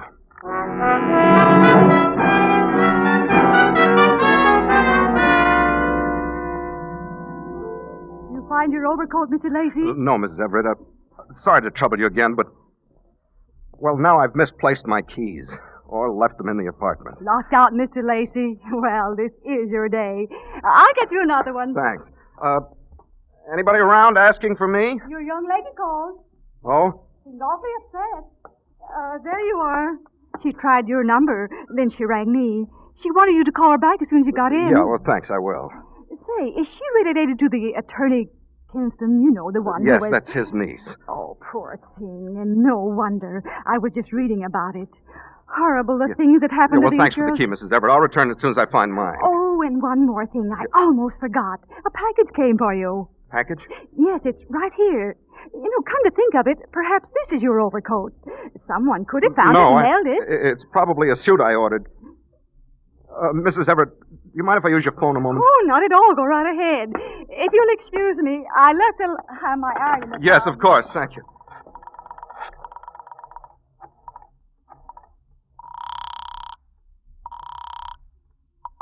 Hello? Anne? Steve, where have you been? I've been trying to get you. I know. Anne, I got the package. Your coat? Then you did send it. Darling, Let me do the talking. There isn't much time. Somebody might hear. I want to meet you in about an hour. Drive your car out to the 27th Avenue entrance of North Park. When I drive by, follow me. We'll find someplace where we can talk. All right, Steve. I'll leave right away. No, I've got something to do first, and I might want to get in touch with you. Stay there until I call again. Yes. Anne, Yes, Steve? don't talk to anyone until I've seen you. All right, darling. I understand. Bye. Yes.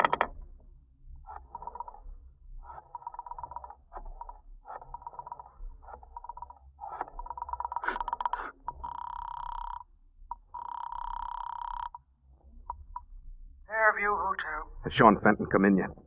Fenton? Yeah, he's back. Want him? No, I'll be right over.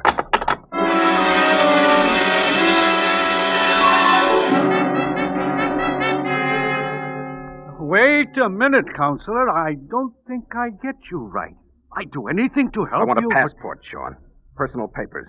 Anything I might need. But you asking me to do a forgery job? That's what I'm asking. But Oh.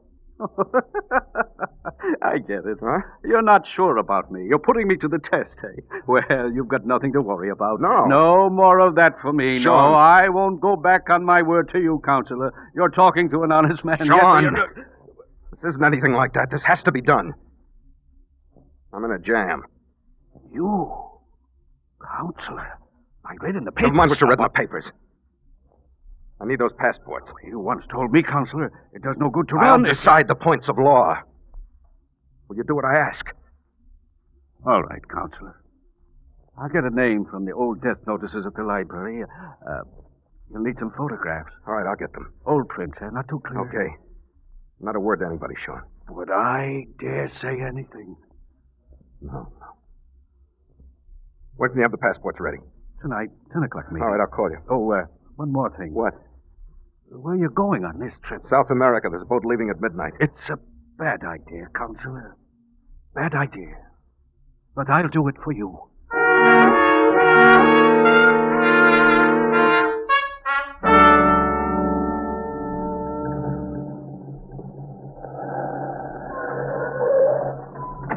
Anne, over here. Steve. Get in. We're driving. Oh, Steve. The coat. What about it? It was in the study.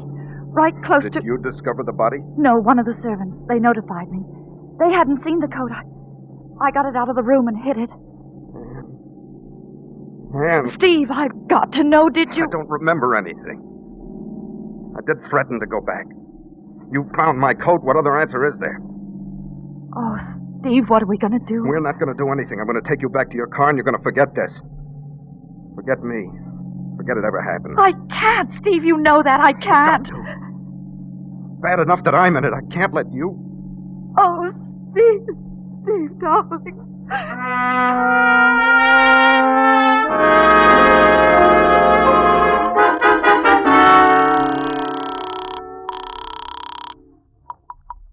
Hello? It's Steve, Sean. Oh, yes, Counselor. The passports. You got them ready? Yes, everything you need. Can you bring them over? Counselor, are you sure about this?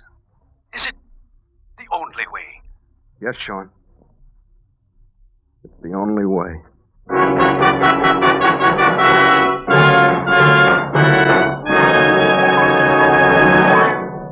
The Whistler will return in just a moment with a strange ending to tonight's story. Meantime, here's another reminder about the free safety service which signal dealers are featuring this month. I'm referring to the checkup without charge of your fan belt and radiator hose. You know, of course, the importance of a sound, properly adjusted fan belt.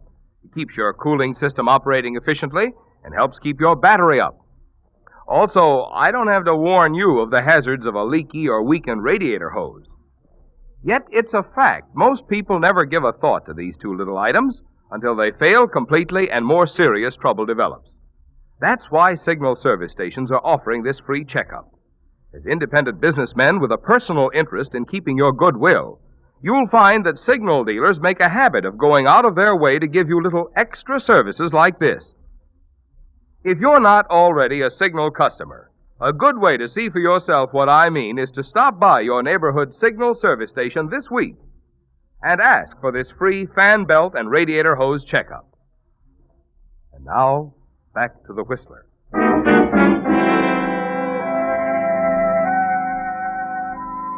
It's over now, isn't it, Steve?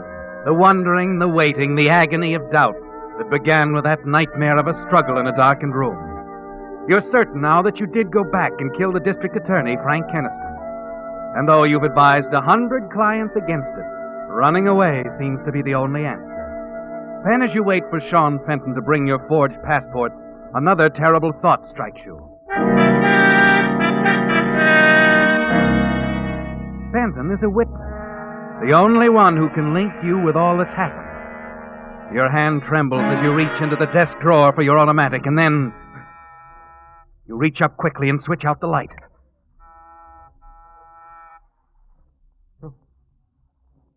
Come in.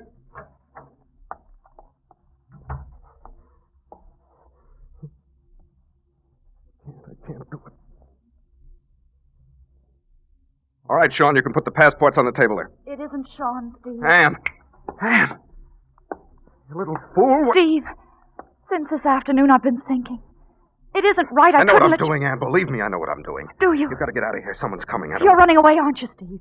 Your suitcase is all packed. Your overcoat on the chair. And you've got to get... Steve, someone... Wait a minute.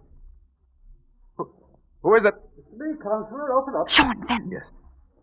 Just there we are. Forget anything you might hear. All right, Sean. Okay, Counselor. I don't like this coming around. Who's this? Never mind. Have you got the passports? The passports, Counselor? Well, look, I tell you, she's all right. Where are the papers? I've got them here. They're pretty good. All right, let me see them under the light.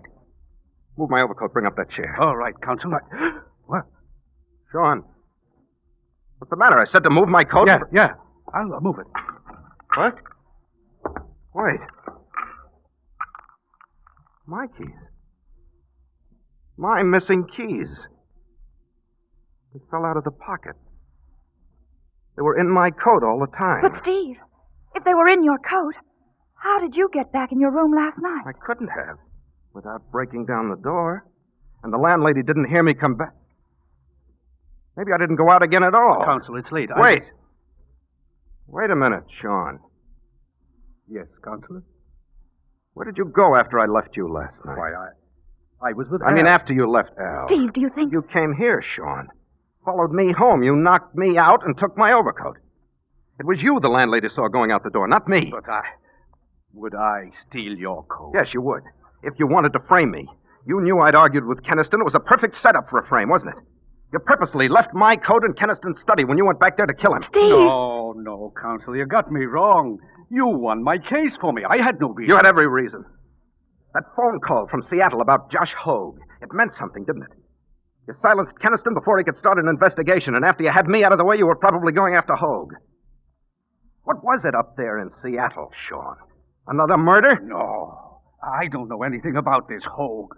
You're turning on me, Counselor, just like Kenneth. Steve, shall I get... No, I'll get it. Yes. Yes, he's here. No, I'll give him the message. Okay, thanks. Yes, I'll tell him.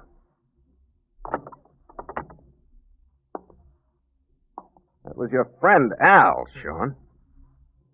He wanted me to tell you he managed to get those airplane tickets for your vacation in Seattle. No, don't move. Keniston was right about you from the beginning. He said you belonged behind bars, and that's where you're going. Except that when your murder trial is over, it won't be for long, Sean. Not for very long.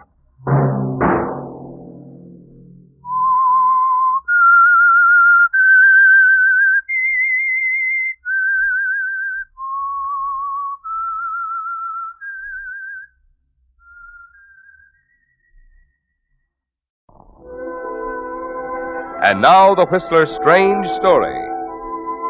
The Human Catalyst.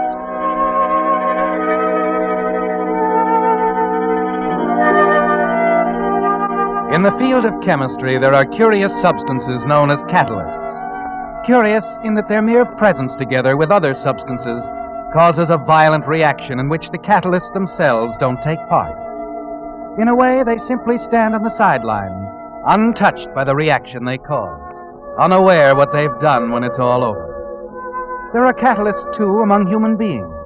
And on the night of February 3rd on the terrace of a resort hotel in Miami Beach, a 17-year-old girl named Arlene Foster was about to become one.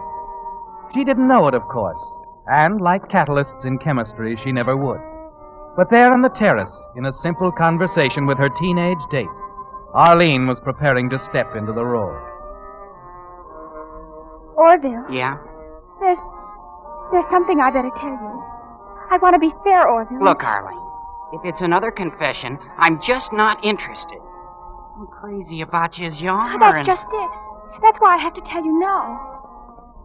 Vic's coming back, Orville. It's only a few weeks off. Vic who? Vic Stanfield.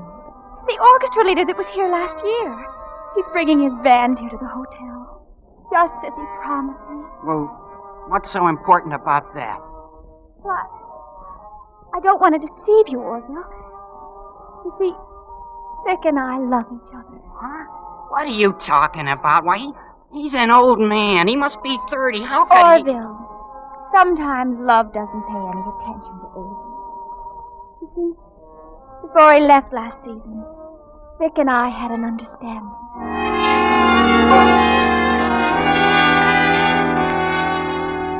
At that time, Vic Stanfield was many miles from Miami Beach.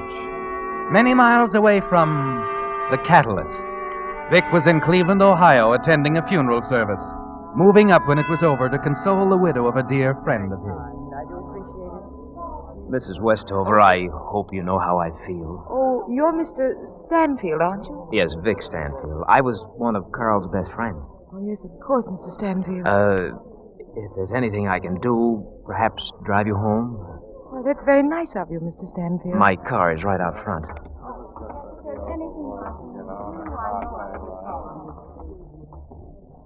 Here we are.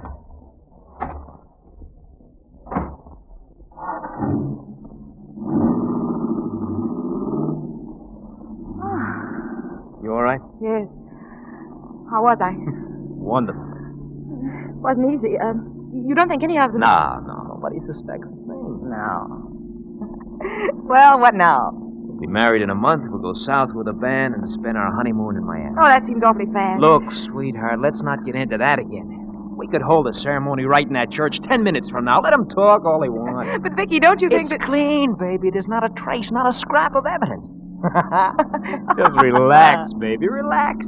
You left your husband's fatal accident up to me. Now do me another favor.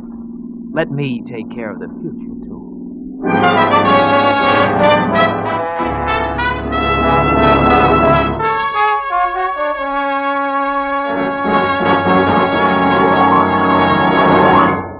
With the prologue of The Human Catalyst, the Signal Oil Company is bringing you another strange story by The Whistler. Well, friends, since this is St. Patrick's Day, you've no doubt been getting your share of Killarney with your radio program.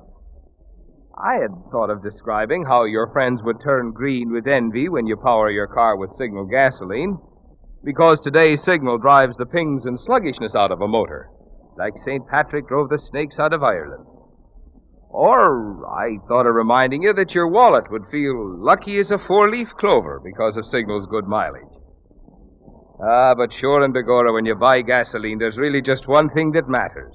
You want to be sure that you're getting the tops in quality, the gasoline that gets top efficiency from your motor. And that's something your own speedometer can tell you, because when your motor runs more efficiently, you not only enjoy quicker starting, faster pickup, and smoother knock-free power, but also more mileage. Good reason why we're so proud of Signal's famous mileage, and why we say, to be sure of the tops in gasoline quality, there are just two things to remember. One, it takes extra quality to go farther. And two, Signal is the famous Go Farther gasoline. Begorra. And now, back to the Whistler.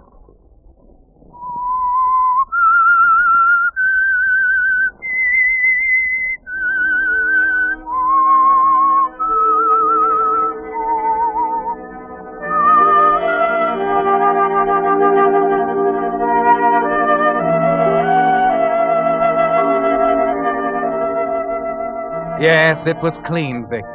So clean that you and Thalia could flaunt your love at them. Throw it in their faces, let them think and talk all they wanted. Because you're sure that in killing Carl Westover, Vic, you committed the perfect murder.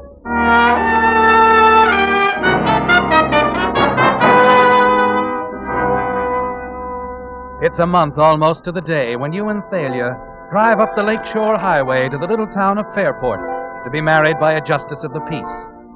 And that night you're on your way to Miami Beach in the new life that lies ahead for both of you. And in your complete happiness together, there's certainly no thought that each mile on the train brings you closer and closer to the catalyst.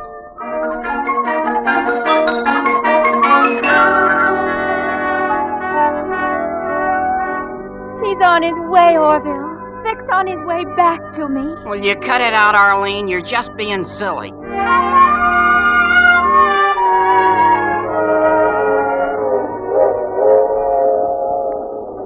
What's the matter, Vicky?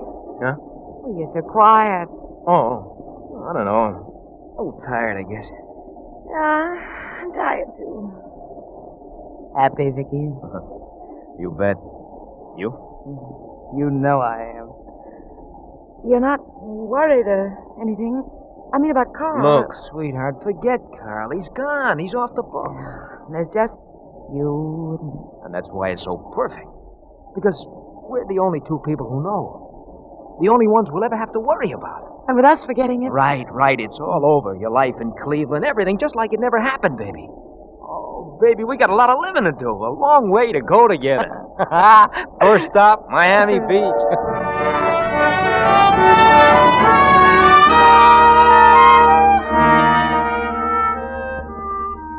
So there it is, Vic. The aftermath of a murder you're certain is perfect. The happily ever after part of the story. It's like a chemical solution with two ingredients, quiet, inert, in a stage of precarious peace, awaiting the catalyst. Naturally, you don't know it, Vic, but as you and Thalia arrive at Miami Beach and check into your hotel suite, the little human catalyst, Arlene Foster, very close to you now, is suffering from some very shocking news. Arlene, what in the world is the matter with you? I'm sorry, Mother. You haven't eaten a decent meal for a week. You wouldn't understand. Well, I have a pretty good idea what it is. The same thing happened last year about this time, didn't it? It's never happened before. Anything like this, that is. Well, if I'd have known it'd been like this when your father told me he was going to manage this hotel, I'd have stayed up north. Who is it this time? The bass player? The tenor saxophone? Or is it Victor Stanfield himself? How can you do it? How can you say this? Wait a minute, Arlene. I wonder if boys are any easier.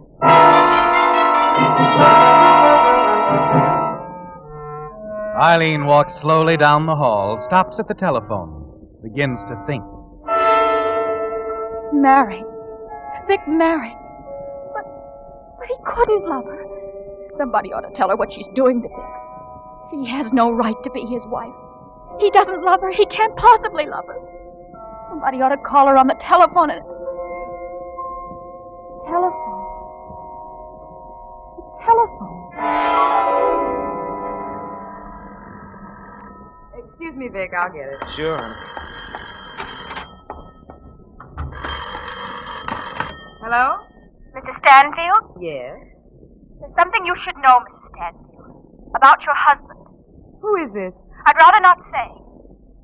I'm calling to tell you you made a very serious mistake. A dangerous one. Just a minute. Victor doesn't love you, Mrs. Stanfield. He never did.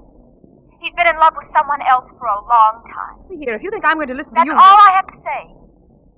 You may not believe it now, but you'll find out soon enough. I've told you the truth. Well, there's something you ought to know, whoever you are. Hello? Hello? Hello? All the... The way it's kind of funny. Well, I tell Vic. Darling, I had to run right up the minute I got off the plane. Well, I'd have shot you if you hadn't, Jeannie. Lord, it's so good to see you. It seems like a year since we... Thalia, darling, this is Jeannie Long. I've mentioned her to you. Used to sing with a band. How do you do? Yes. Jeannie's back with us for this engagement, darling. Been a long time, huh, Jeannie? You know, Thalia, we two practically started out together. Is that right, Jeannie? Mm-hmm.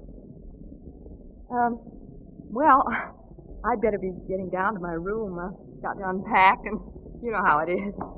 Take care, Vicky. See you in an hour or so. Yeah, you bet. She's a lovely girl, Vic.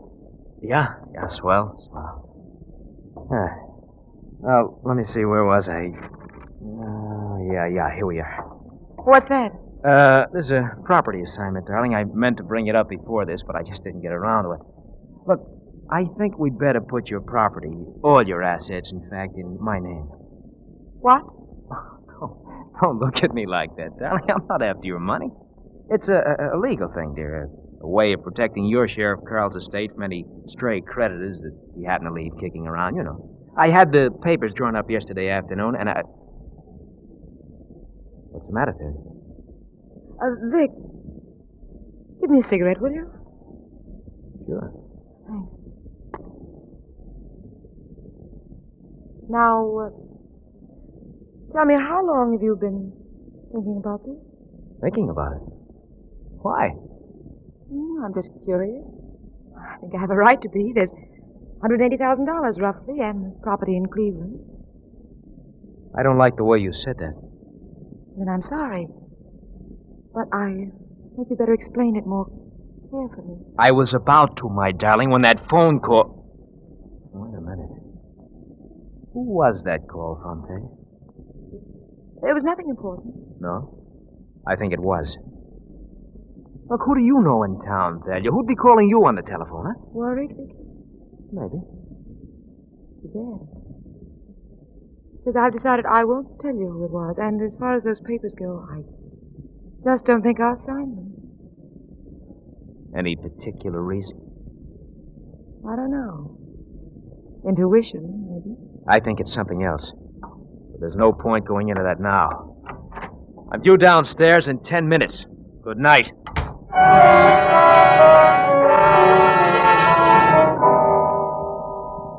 The reaction's well underway now, Vic. Something's wrong. You know it. You can feel it gnawing away inside you the rest of the evening. But you get hold of yourself when the job's over. Yes, it's ridiculous letting your imagination run away like that. Thalia's all right. She's got to be all right. She has your life in her hands. It's almost 2 a.m. when you let yourself into the dark apartment on the 10th floor, hoping she's thought it over, too. That the strange way she turned on you when you mentioned the assignment papers didn't mean what you were afraid it meant. Thalia, you awake? Yes. Glad you are. No. Skip the light. Look, Thalia, there's a few things we've got to get straight. You sound very determined. I am. Look, we can't afford to have any secrets between us, Thalia. Have we? I think we have. That phone call, for instance. Why won't you talk about it? What are you doing to me? Maybe I should ask you the same question. What are you doing to me? Why is it suddenly necessary to sign everything over to you? That property's mine. I intend to leave it that way. Oh. Well, that's it. That's what's eating you, huh? Nothing's eating me, Vic. But you never really understood me. I can be practical, too. Oh, sure. Of course, you don't want to overlook a couple of other little considerations, like marriage, like love. Love? Yeah, love. You sound like you doubt that. Tell you, maybe you ought to add things up again. I plan the whole thing. I lie. I commit murder for you. I see it straight through, then suddenly it isn't enough. You're not satisfied. I didn't say that, Vic. I understand your position quite clearly. Then it's worse. Look, how can you talk this way when I'm out on a limb alone? Not a chance to tie you into any part of it. And you try to tell me nothing has changed, that you're just being practical. What kind of understanding is that, Thalia? Is it any good for me, is it? You're good, Vic. Convincing, very sincere. Only through it all, I can hear only one thing. The money. I want that money. But there's a very good reason, Thalia. Yes, so I've discovered. Good night. Wait a minute, Thalia, wait. Good night, Vic.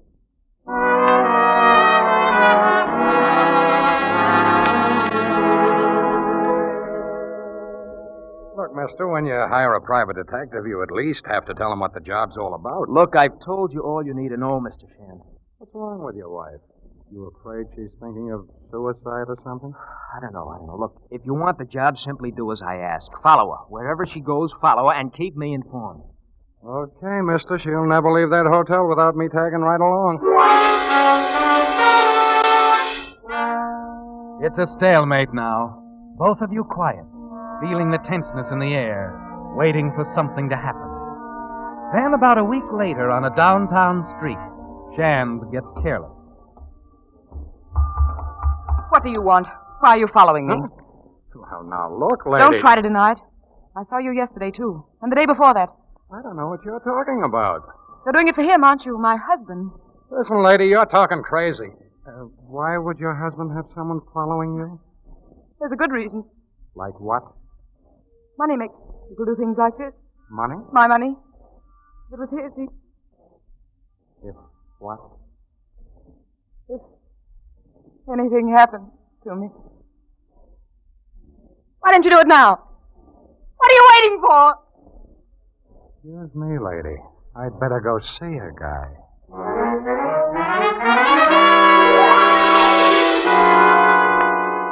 Look, be reasonable, Shan. Why didn't you level with me? Where do you get off dragging me in on a dirty deal like this? But what's wrong? Everything, the whole setup. I like money as much as the next guy. See, and I need jobs. But I'm stepping out of this one, mister, right now. I'm getting out of here. You don't even have to pay me. Look, I don't get you, Shan. What could you... heard me. I'm getting out.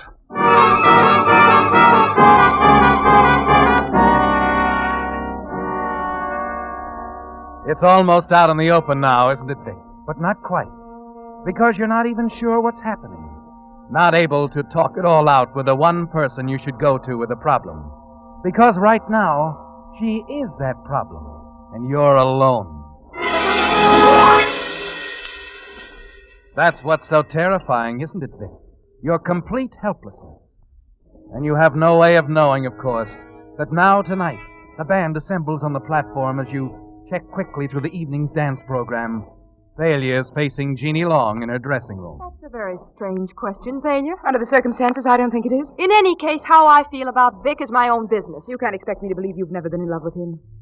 That'd be pretty silly. Yes, I think so. I think you're still in love with him. Maybe. But why do this the hard way, Thalia? Why not ask Vic how he feels? I know how he feels. Well, you leave me speechless, darling. I'm not surprised, Jeannie, but Vic might be. I'm going to settle a few things for him tonight.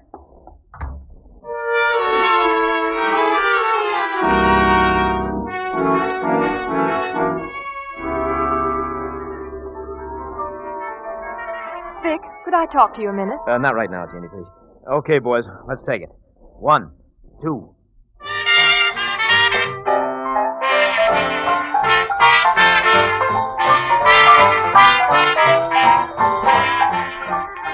It's a struggle, isn't it, Vic, as the job begins? As you try to concentrate on the music and the piano in front of you, while your mind is on other things. The money, the property, it's mine. I intend to leave it that way.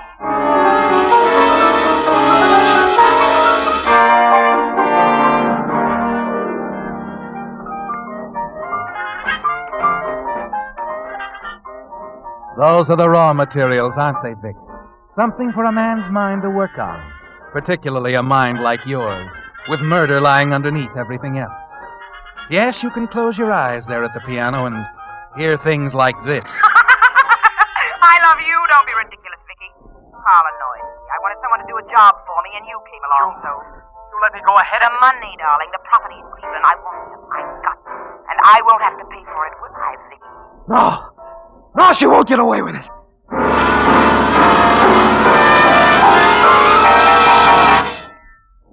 You're trembling, aren't you, Vic?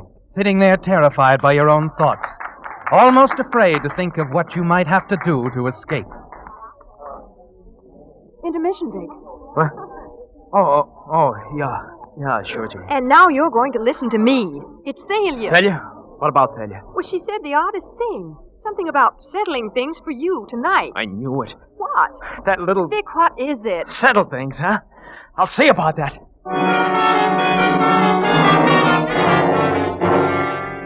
You know now you've got to kill her. And it has to happen fast. In the lobby outside the ballroom, you stop. Remember something that private detective said about suicide. You can make it look like suicide, Vic. Just by taking the time to set it up. Getting yourself a witness. Yes, the telephone girl will do. Ethel. Oh, what is it, Vic? My wife. Is she in her room? Well, I think she went up just a little while ago. Oh, Ethel, was she all right? Did she say anything about not disturbing her? I don't know. Is there something wrong? I don't know. She's been very upset lately. I don't know what it is, but the way she's acting, I'm afraid she might do something to herself. I'd better get up there right away.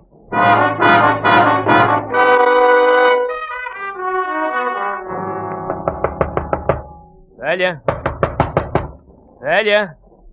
You step back, remembering somehow that you have your own key. Fumble nervously, opening the door.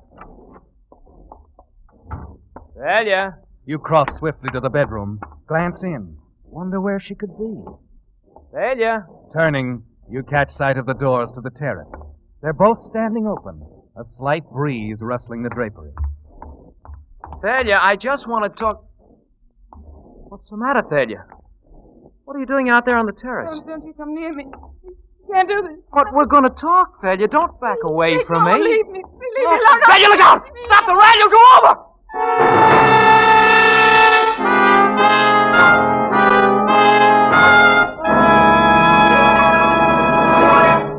The Whistler will return in just a moment with a strange ending to tonight's story. Meantime, another word about those Oscars which the movie industry is going to award next Saturday. On last week's Whistler, I mentioned that if they gave Oscars for gasoline, Signal would no doubt win the honors for outstanding performance. Well, by the same token, the Oscar for Best Supporting Role would surely go to Signal oil dealers for the many valuable safety services which they offer free. For instance, this month, all Signal service stations throughout the West, from Canada to Mexico, will check your fan belt and radiator hose without charge. The chances are it's been a long time since your radiator hose and fan belt were checked, because most drivers, and most service station operators too, never give a thought to these two little items until they break down completely and leave you in real trouble. Moreover, if the inspection shows your fan belt or radiator hose to be in dangerous condition, Signal dealers can in most cases replace them while you wait.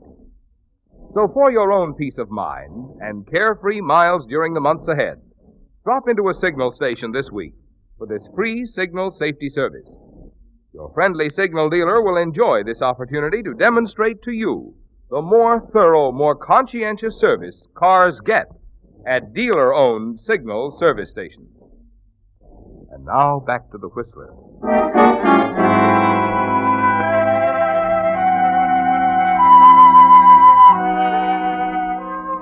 It's all over, Vic. In one terrible moment, as Thalia falls back over the terrace rail, and your mind whirls with a thought that here is the end product of your perfect murder. You don't know it, of course, but the human catalyst has done her work well. And all that's left as you draw back from the rail with a shudder is the realization that your own life is at stake if you don't get out of these rooms before anyone comes up. You're sure there's time, but you cross swiftly toward the door, thankful that you left the idea of suicide with the switchboard girl. She's got to back you up, Vic. It's the only hope you have now. Mr. Stanfield? Glad I ran into you. I'm Lieutenant Harrison, Miami Police. I don't understand. Afraid I don't either, Stanfield. Your wife inside? I don't know. I just stepped in the door myself. Oh? Well, have a look, will you? You see, she called us tonight. She what? Called us. She was quite upset. I know she's been acting strange lately, but I didn't What think... she had to say was quite strange, Stanfield, but maybe I better step inside. Yeah, sure, but I... Look, Lieutenant, what's this all about? I can't understand what Want me to get it? Yeah, go ahead. Yes? What? Uh-huh. That must have just happened. No, it's all right. I'm with her husband now. Well, Stanfield, maybe you already know this, but just for the record, that call was to let us know that your wife's body is out on the pavement, 10 floors down. Oh, no. That's the terrace over there, huh? Pushed her right over the rail. No, please, it was an accident. I can prove it was an accident. Maybe you can, Stanfield. I don't know. You'll have your chance, of course. But when she called us just 20 minutes ago, she said she was certain you were going to kill her.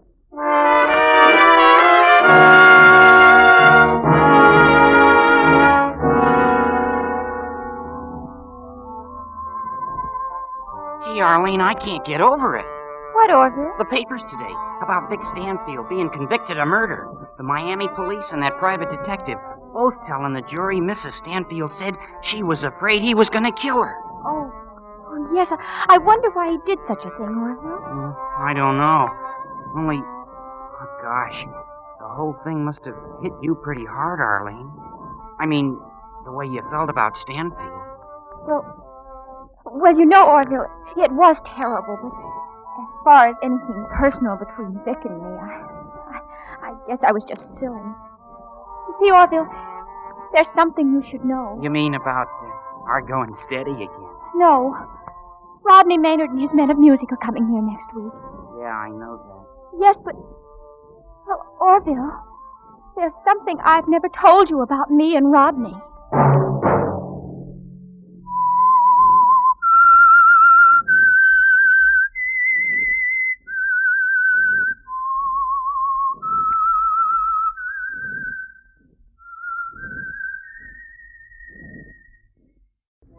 And now the Whistler's strange story, The Big Prison.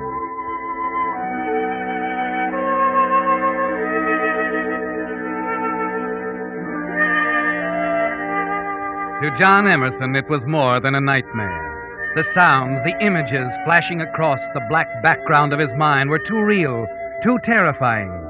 At first, nothing was clear to him, but gradually he seemed to be back in Ketchikan, Alaska, his mind going over and over that first chance meeting with Willard Crofton. Pompous, jovial, boring Willard Crofton.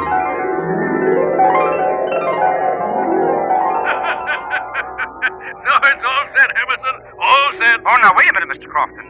I've known you, well, let's see, exactly an hour.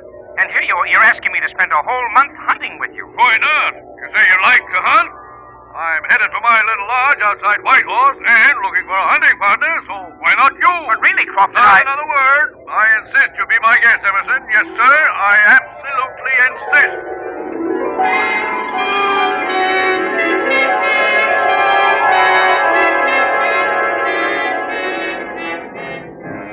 Yes, John, you know that chance meeting with Willard Crofton was the beginning of it. But as the liquor boils up again in your brain, you're sure there's more, something much more important, far more terrifying. You grope back over it all again, forcing yourself to remember. That's a good one, Emerson. A good one, huh? There was the long, tiresome trip to Crofton's lodge, the days, the weeks wasted looking for game that just wasn't Go there. ahead, shoot, Emerson, shoot! No! Wait, it's just an old stump. And always Crofton with his foolish jokes and his guns.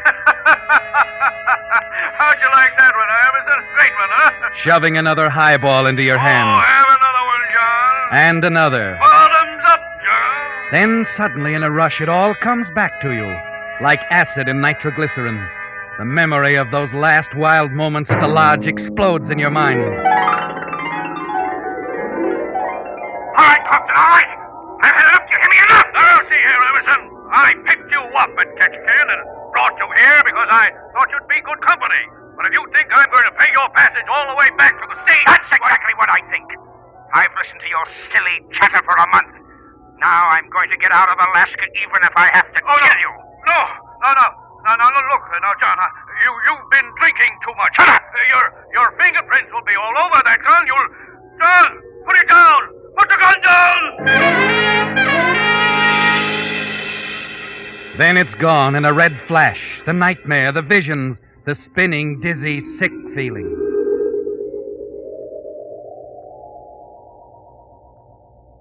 You open your eyes and you know it's all real.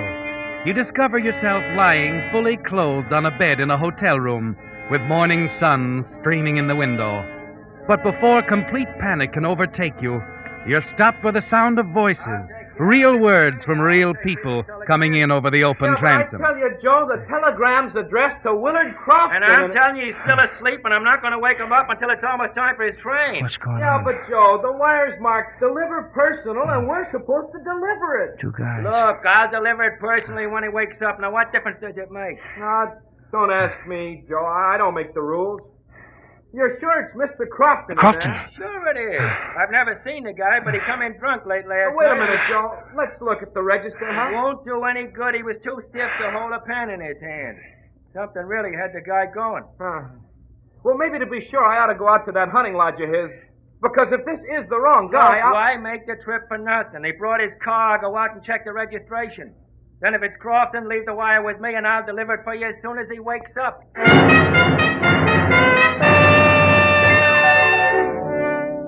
You're on your feet now, John, piecing it all together, weaving dizzily over to the dresser, wincing at what you see in the mirror. Then your eyes drop down and you grow tense at what you see. Greenbacks all over the place. Crofton's wallet, his papers, his railroad and steamer tickets. Well, it's Crofton's car, all right, Joe. Didn't I tell you? Just leave the rest to me. Oh, son of a gun, I don't know. This telegram still says, deliver personal to Willard Crofton. Okay, be yourself if you want to. Go on, make the trip all the way out to the lodge. You cling to the edge of the dresser as for the first time the full realization hits you. If that messenger goes out to the lodge, you know what he'll find, John. Crofton dead on the floor and a dozen wide-open clues pointing straight at you. You begin to think clearly, rapidly. What you need is time. Time to get out of Alaska before the body is discovered. And there's one way to do it. One way that Crofton's lodge might go undisturbed until spring. You tense yourself and take the plunge. I hate to wake the guy up and come in late. Someone out there looking for Crofton? Yeah. Well, I'm Crofton. What is it? Oh, telegram for you, Mr. Crofton. Mark, deliver personal. Oh, okay. Just a minute.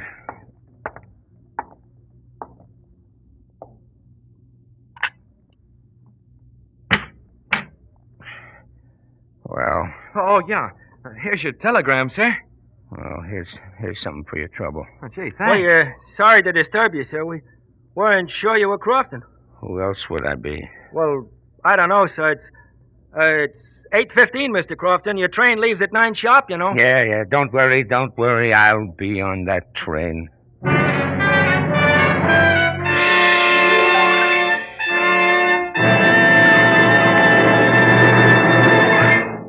With the prologue of The Big Prison, the Signal Oil Company is bringing you another strange story by The Whistler. You know, out here in Hollywood, where The Whistler is produced, an actor or actress often becomes so famous for some one feature, such as the legs, or the body, or the voice, folks often overlook the fact that they're also very great at acting. Well, it occurred to me that it's much the same with Signal gasoline. Signal has become so famous as the Go Farther gasoline, many folks forget what makes that good mileage possible, the quality in Signal gasoline. In fact, the best yardstick of gasoline quality is mileage.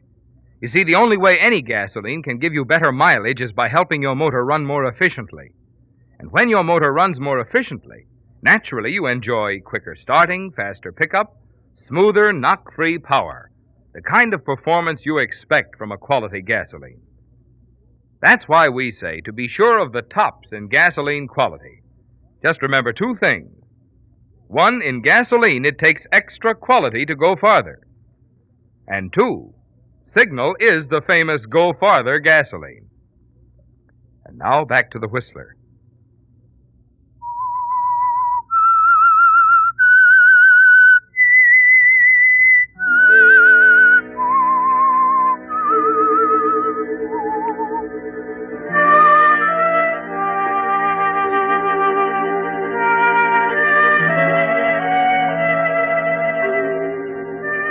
Well, John, it's only now that the full force of it hits you.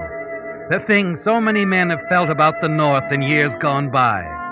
For the guilty, Alaska is a gigantic prison with the only real avenue of escape to the south, the railroad to Skagway, the sea lanes beyond, all carefully policed by watchful eyes. You have only one hope now, to escape this Alaskan prison before Willard Crofton's body, with all the evidence pointing to you, is discovered. Going back to cover up would be too dangerous, and that means 5 terrible days traveling on Crofton's tickets. 1 day by train to Skagway, 4 days by boat to Vancouver, 5 days in a trap that may be sprung at any moment.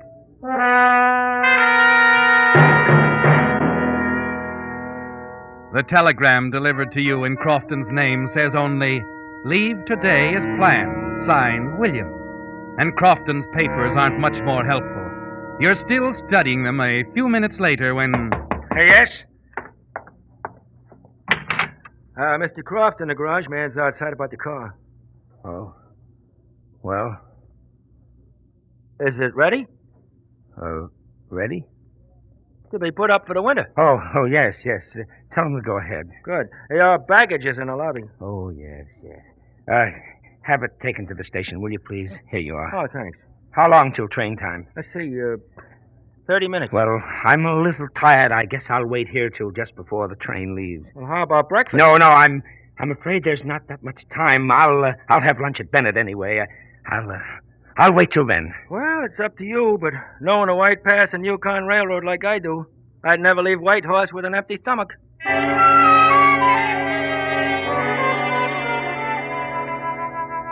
And somehow, by a miracle, it works, John. The last-minute dash to the train, the creaky ride to Carcross, then lunch at Bennett, and the dizzy, winding descent to the little village of Skagway, nestled under a glacier at the water's edge. You tell yourself the worst is over, that there's no reason for anyone to go to Crofton's cabin, no reason why the body won't lie there undisturbed until spring, 6 long months away. You begin to relax in Skagway as you walk into the steamship office to check your reservations. Now, let's see your ticket. When does the boat leave? Tonight at 7. Oh, Crofton. You remember me, Pat Carroll. I talked to you on the way up. Came in about 3 weeks ago, didn't you? Oh, yes. Sure. You were with another fella. Or, say, wait a minute. Guess it was your pal I talked to. Yes, it must have been. By the way, where's he? Oh, he decided to stay up there for a while. Oh? That's funny. Told me he was due back in the States in a few weeks. Guy can change his mind, can't he? Oh, sure. Fix up the tickets, will you, please? Well, say, I know why he's staying up there, sure. What do you mean? Well, your partner, Mr. Crofton. Didn't he let you know? My partner? Williams. I got a reservation wire here. He's due next Monday on the Nora. Going up to the lodge for a fling at the hunting racket himself. Oh, that, yes. Well, he sent me a wire about that. When does he get here? Monday. Be up at your lodge by Tuesday night. You think you might change your plans, Mr. Crofton? Now, I could cancel this ticket. No. One of us has to be on the job. Well, what time do I get down to Vancouver? Well, leaving tonight, you'll be there Monday around 5 in the afternoon. Oh, that's okay. Fix up the ticket. It's a funny one, isn't it? You and your partner will pass each other on the way. Ships that pass in the night. Fix up the ticket, will you? Oh, I'm sorry. I'm in a hurry and... Why, sure, Mr. Crofton. I'll fix it for you.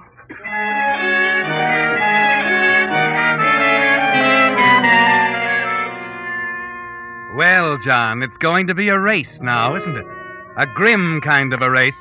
As you move southward on the Louise to Vancouver and freedom. As Crofton's partner comes north on the Princess Nora over the same route, bound for that cabin and the awful discovery that awaits him there. And if that happens before you reach Vancouver, John, if he arrives while you're still impersonating the dead man, one quick radiogram and it'll be all over. And you, John, the murderer of Willard Crofton, will be apprehended in a matter of minutes on a ship at sea with no escape.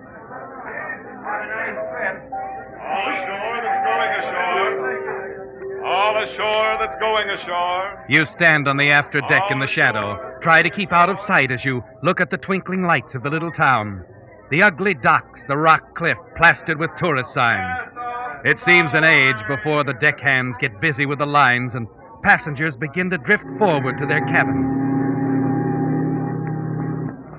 Another part of it's over, John. The vessel moves out into Lynn Canal. The lights of Skagway recede into the night. Excuse me, sir. Oh, yes, steward? Your name, please? Crofton. Oh, yes. Willard Crofton. Would you follow me, please, Mr. Crofton? I'll show you to your cabin.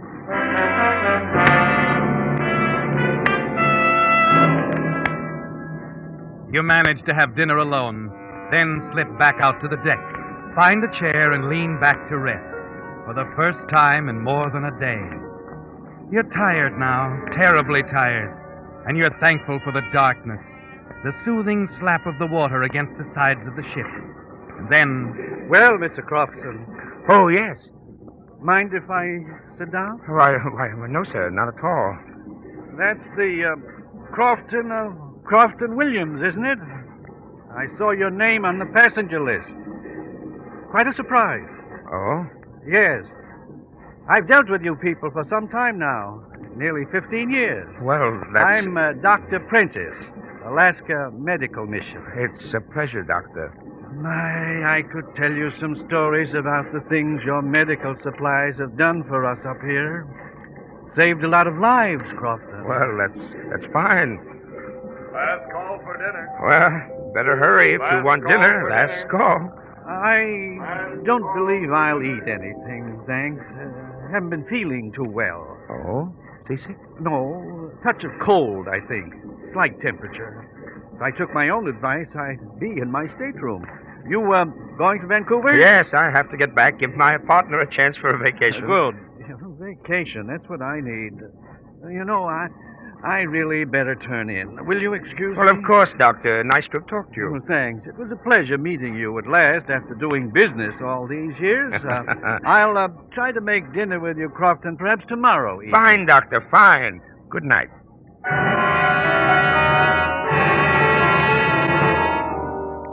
A sense of relief sweeps over you as the little doctor walks away, and you turn, thankful there were no slips. There can't be any slips, John, because you're on a very delicate schedule.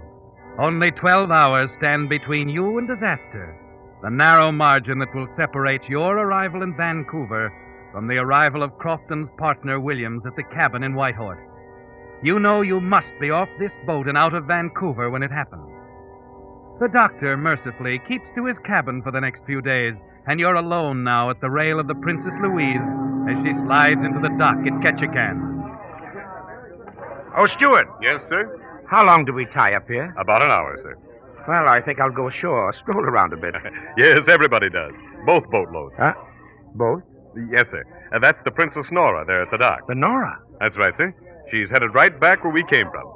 Oh, anybody on board you know? You'll have plenty of time to see them. No, there isn't. Anyway, I've changed my mind. I'm going to stay aboard.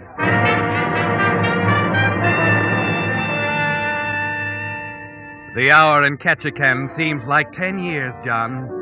It's ironic, isn't it? You and Williams in the same town. Williams on his way north, where he'll find his partner murdered.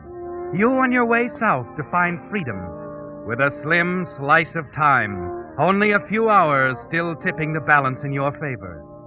And then finally, the tension eases a little, and you stand at the stern rail of the Princess Louise, watch the Nora back slowly out of the harbor, and steam away toward the north. Her lights are all but out of sight when you're aware someone is standing beside you in the darkness. Strange, isn't it? Watching a boat move away like that. Gives you a lost, empty feeling. It's too dark to see her face, but something tells you to be careful, on guard. You turn away slightly, but the girl is in a mood to talk. It's like being separated from someone in a crowd. You wonder if you'll ever see them again. It is something like that. In that boat. Going where this one came from. What's it like there, in Skagway, I mean? Oh, did you just come aboard? Yes. This is the farthest north I've been. Oh, it's much the same. Not as many people. Oh, you live there? No, Vancouver. Seattle's my hometown. Be nice to get back. Seattle? You know someone there? No, I don't. We have relatives in Vancouver, too. You know anybody named Lockwood? I came from a large family. You going inside? Yes, excuse me, please. It's the wind. my throat. It's dangerous for me to be out here.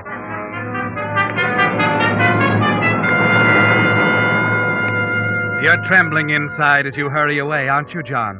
Yes, because it suddenly came home to you. This girl from Seattle, she's someone you know. Someone who knows you.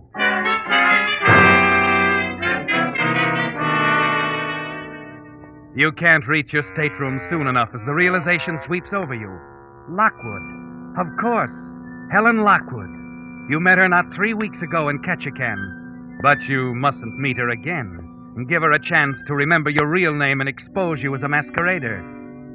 It's 2 days, John, but on some pretense, you've got to remain in your stateroom until the boat reaches Vancouver. Stewart. Yes, sir? If you don't mind, I'd like my breakfast served in here in my stateroom this morning. Oh, certainly, sir. Oh, you feeling all right, sir? Oh, it's nothing serious. If you'd like the ship's doctor... No, I tell you, it's not serious. I'm just playing safe. Yes, sir. I'll bring your breakfast right away, sir.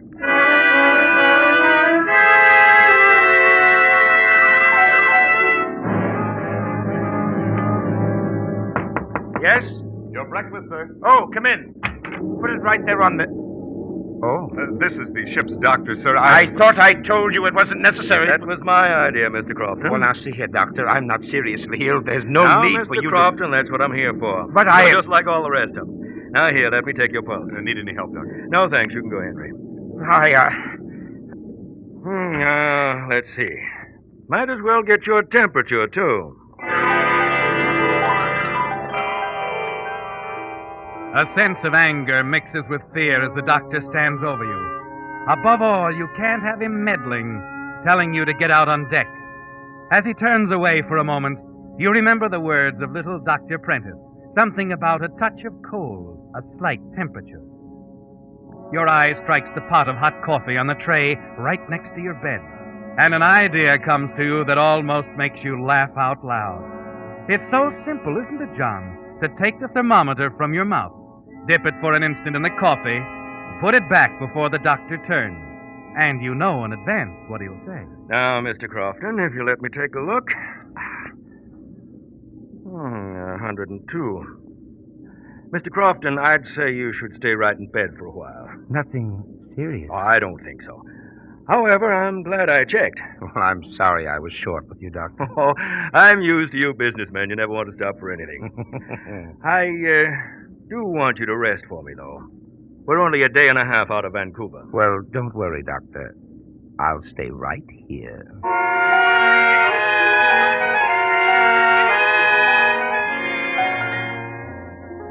Yes, John, you accept the doctor's orders graciously. And when your stateroom door closes, you slump back completely relaxed for the first time since you awakened that morning in the White Horse Hotel. Only a day and a half now to Vancouver.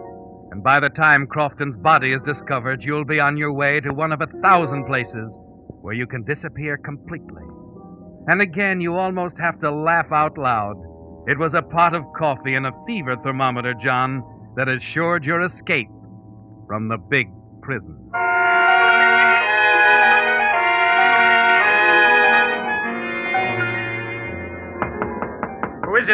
the steward, Mr. Crofton. Oh, come in. Close the door, will you? Yes, of course. We'll be in Vancouver in 2 hours, sir. Do you need any help getting your baggage? No, I'm feeling much better. It's no trouble at all, sir. A matter of fact, if you wish, they'll even have an ambulance down at the dock. Oh, for you. no, that won't be necessary. Well, you know best, Mr. Crofton. Well, it won't be necessary at all. No, Stuart, as soon as I reach Vancouver, I'm going to be perfectly all right.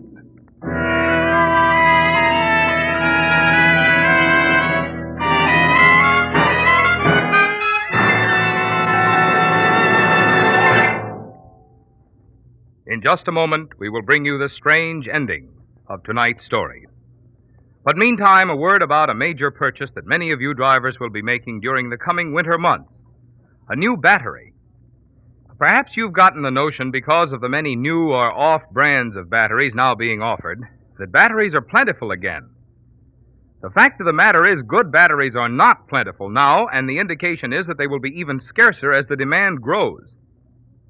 When I say good batteries, I mean the quality kind that you can rely on, such as those fine Signal batteries featured by Signal service stations throughout the West from Canada to Mexico. Every genuine Signal battery is ruggedly constructed of highest grade materials, made to exacting specifications that Signal Oil Company is proud to stand back of. Every genuine Signal battery is guaranteed for long, trouble-free service by Signal Oil Company.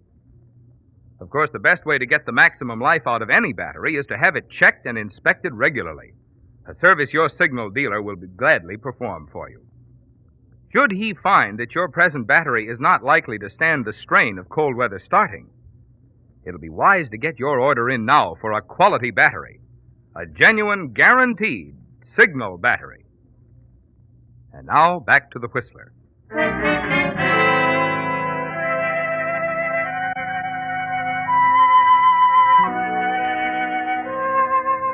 Well, John, it's almost over. The nightmare from which you've never really awakened. It's a real frightening thing, this delicate schedule you've been forced to follow. Just 12 hours from now, the body of Willard Crofton will be discovered at his hunting lodge near Whitehorse. And only moments later, the wires will be crackling with orders for your arrest as the murderer. But that's 12 hours from now, John. And long before that, you'll be off the ship and miles out of Vancouver on your way to a safe hiding place. Yes, John, Alaska was a big prison, but you've escaped.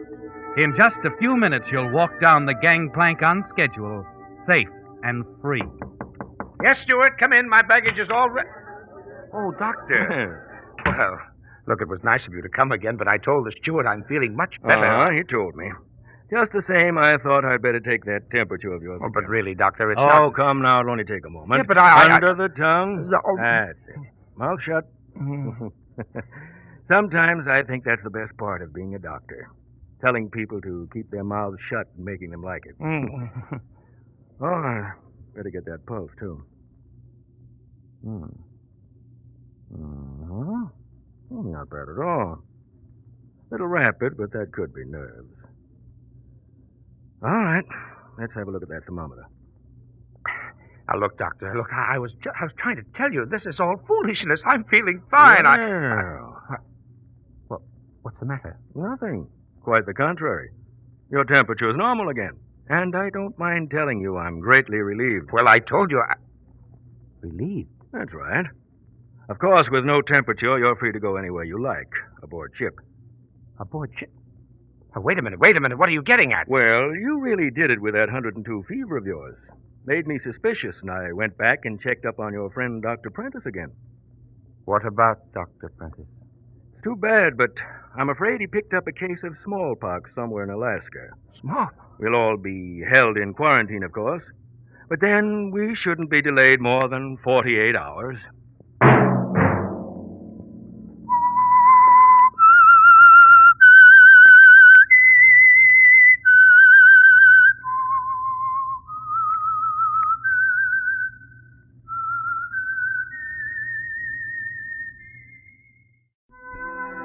And now the Whistler's strange story.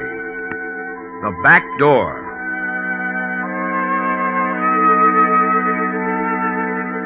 It had been a sensational trial, also a very strange one. If the men in the press room agreed on nothing else, they were unanimous in the opinion that the case of the people versus Edward Crane was the most amazing courtroom drama Hartley County had ever seen. The mere fact that now, after 51 days in court, after 16 hours of waiting for the jury to bring in the verdict, these men in the press room were still fascinated, still discussing the pros and cons. That was testimony enough. Okay, but I tell you, Ward, I got a feeling. Yeah, what? Edward Crane's gonna lose this case.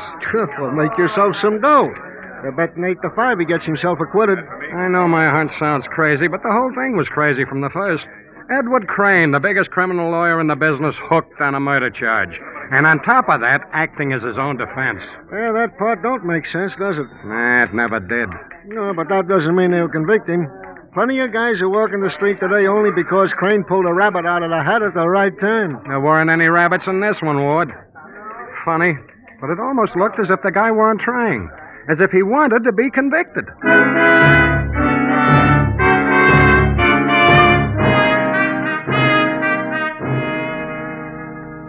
Yes, it had been a strange one. This story that was coming to its climax after 51 days in the courtroom. And although the reporters, remembering Edward Crane's past triumphs, had freely predicted surprising developments, not one of them could guess even a fraction of the truth. The truth was that on that October night, some weeks before the opening of the trial, Edward Crane had walked into his wife's attic studio with a plan that had to be tried on for size. Good evening, Ruth. Oh, now, don't bother me, Edward. I'm very busy. I want to talk to you. Now, just a minute, Edward. You know very well that my I studio said I is- wanted to talk to you, Ruth. All right. What is it? Perhaps we'd better sit down. Perhaps we'd better not. I have a painting to finish, dear, and I see by the woebegone expression that I've come to know so well during the past few months that you're about to ask me again to consider a divorce. Now, just a minute, Ruth. So I'll save us both a lot of time by giving you the usual answer. No. That's not quite all of it this time, Ruth. Oh? I don't believe I've made it clear why I want a divorce. Must we go into that? You see, I think I know that vanity of yours, Ruth. And I'm pretty sure you wouldn't want to see it hurt. Go on. I'm hanging on every word. Ruth, I'm in love with another woman. Oh, for heaven's sake, Edward, that. What? What do you mean? If you're going to tell me about Louise Sellender, forget it. You know about it? Of course, darling. Don't be a little boy. How could you expect to keep a thing like that quiet in a town like this? But I thought Shall I give you a case history? You met her last June at the Jenkins trial. Took her out for the first time on the 8th of July to the Shadows over in Brookridge. Out of town, of course, but not quite far enough. Since then, you've been meeting her at least once a week at Leonardi's on conference nights. How long have you known about this? Almost as long as you have? Why? I don't know. Well, then, let's drop it, Now, I've been a good girl and listened to you, dear. Suppose you run downstairs to your evening paper and let me work. Why are you doing this, Ruth? Oh, maybe I'm thinking of Louise. She's young and pretty.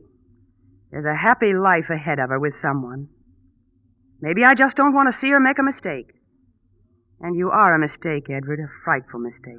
Thank you. Nothing at all. Ruth, do you still want to take that trip? To Canada? Yes. Certainly. I've been telling you for ages how I've wanted to do some landscapes. Yes, but I didn't want you to go until I had a chance to discuss this thing with you. Now that we understand one another... Of course. Now you'll be happy to see me leave. Exactly. I'll be gone for 7 or 8 months, you know. I know. Hiding out at Renee's Lodge in Manitoba for 3 months, and then west to lose yourself in the glories of the Canadian Rockies. You've been reading my mind. I know you pretty well, Ruth. Perhaps. But you know Louise as well, Edward. She's apt to change her mind. Take away the secret meetings and the glamorous restaurants, and you're just as monotonous as the next one. You know, maybe I ought to visit Louise. You'll do nothing of the kind. Well, it was just a thought. When can you be ready to leave on your trip? Tomorrow night. All right. But there's one thing I insist on. You must tell no one that you're leaving. What? Well, that's the most ridiculous thing I've ever heard of. Why, I'll have to cancel all my appointments. I'm addressing the Arts I'm Center. sorry, but I have a very good reason for insisting. Well, that's very strange. Why? Well, Well, I'm afraid people might misinterpret the reason for your going. They know we aren't getting along too well. And there's your precious reputation. Very well, Edward. Now do run downstairs and let me finish my work.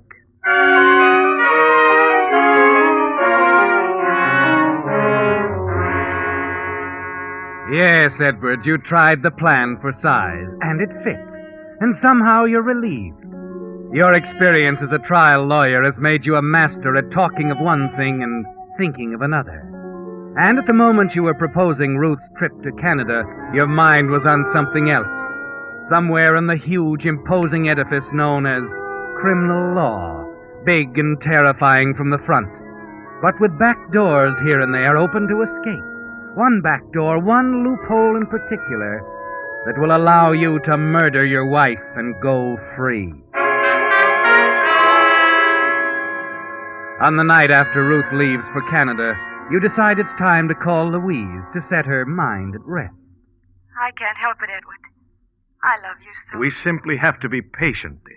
It isn't easy. You know that. Of course. But I'm going to take care of it, Louise. There's a way out? Just trust me, that's all. No matter what happens. Oh, I do trust you. But I don't understand, Edward. I thought... Now, please, don't worry any more, Louise. Just leave everything to me.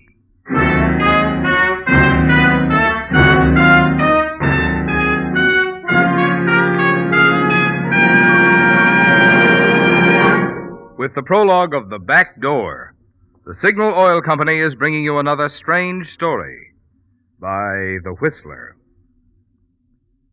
But now, a message to drivers. To get the tops in performance from your car, you naturally want the gasoline that's tops in quality. And to be sure you're getting the tops in gasoline quality, there are just two things to remember. One, in gasoline, it takes extra quality to go farther. And two, Signal is the famous Go Farther gasoline. You see, mileage, yes, mileage is the best yardstick of gasoline quality. After all, the only way any gasoline can put more thrilling performance into your car is by helping your motor run more efficiently. And when your motor runs more efficiently, naturally you see proof of it on your speedometer in mileage, the very thing Signal gasoline is famous for. That's why we're so proud of Signal's good mileage, which has made Signal gasoline known from Canada to Mexico as the Go Farther gasoline. And it's why we say, to be sure of the tops in gasoline quality, just remember two things. One, in gasoline, it takes extra quality to go farther. And two, Signal is the famous Go Farther gasoline. And now back to the Whistler.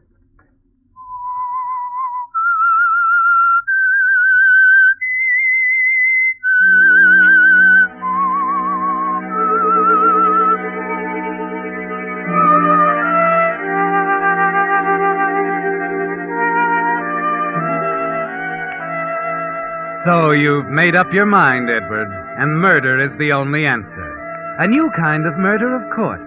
An ingenious, audacious variety that can't fail, because it assumes at the outset that there'll be an arrest, a trial, that the law will run its course. Yes, Edward. You know that when the time comes, that back door will be open behind you.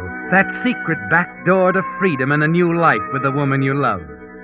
You begin the next morning with a call to the neighborhood plumber, a curious, gossipy little man named Potter. You purposely seem nervous now, a little wild-eyed as you go to the front door a few minutes later to admit him. Oh, yes, Mr. Potter. Right this way, please. You say you smell gas, huh? Just noticed it this morning. Where we going? Well, the kitchen. No. Better take a look at the basement first. The basement? Well, sure. Why not? No, not the basement. I think it's in the kitchen. Oh, well, okay. We'll check it after I look at the pipes downstairs. I tell you, What's happened to you, anyway? Nothing. It's nothing at all. You look so pale. You're all covered with ashes. Oh, I was down at the furnace, burning some old rubbish. Looks like you were inside it. I needed a little cleaning, and How come? Your wife just had me cleaned a week ago. Oh, say, by the way, Mr. Crane, where is the missus? Oh, well, Mrs. Crane is off on a long trip. She left the other night. Oh. Well, are we going downstairs now? No, I'd rather not. Might be dangerous, Mr. Crane. I said we're not going into the cellar. Is that clear? Well, I don't know. Maybe. Maybe not. Now, come on. I'll look at the kitchen stove.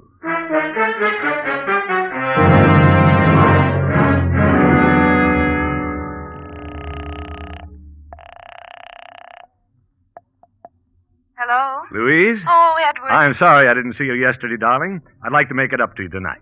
Oh, really, Edward, do you think we should, the way things are? People are starting to talk.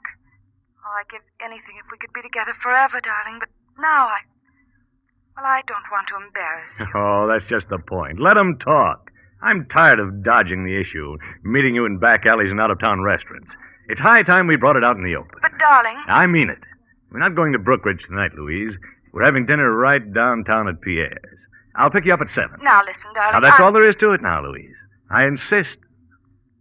All right, Edward. 7 o'clock.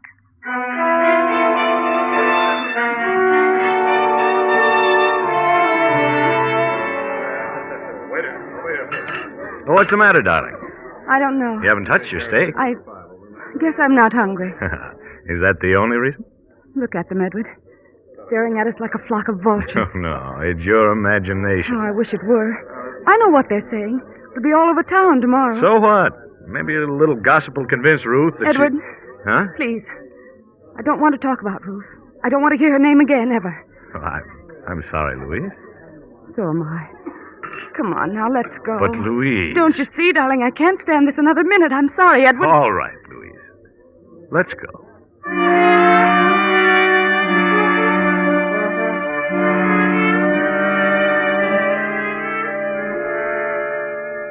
You wish you could tell Louise how it's going to be, Edward, but you know you must be practical.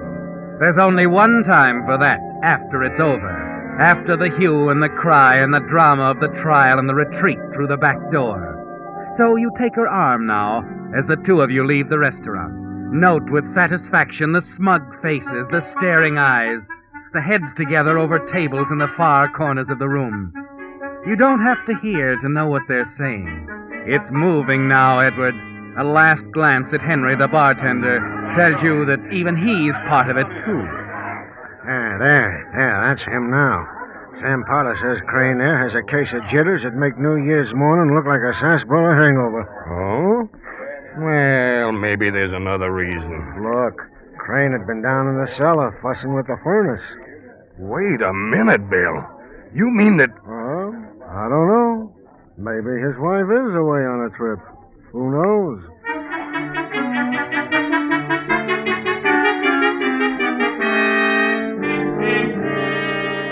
Did you see them, Richard, sneaking out? They know they've attracted attention. Oh, forget it, Myra. I've seen Crane around the city hall. He seems to be all right. Just all right for him to be running around with another woman? And where's his wife? How do you know that he hasn't... Oh, stop dreaming, Myra, and eat your soup.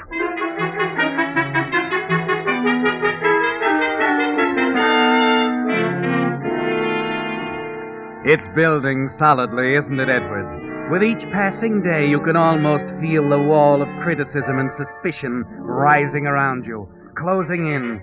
Almost hear the words of your accusers, like the people at the Art Center. I can't understand Ruth Crane going away without telling us. She promised to conduct a special lecture on landscapes. Do you suppose that something's happened to her? Happened? Like what? Oh, I don't know, but she's always been so reliable, so punctual with her appointments. It makes one wonder.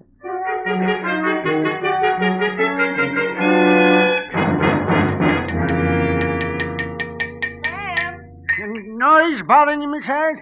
Oh, no. I always expect that when I call the plumber.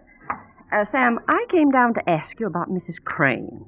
Oh? I've been making a dress for her, and she was coming in for the second fitting, and I haven't heard a word.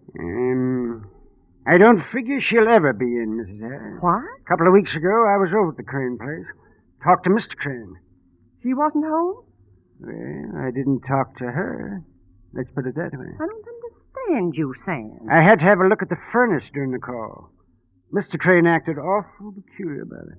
For what reason? Well, when I tell you, you'll probably say I ought to stick to my plumbing, Mrs. Harris. But I think Mrs. Crane is in that house right now. You do? Only she's dead.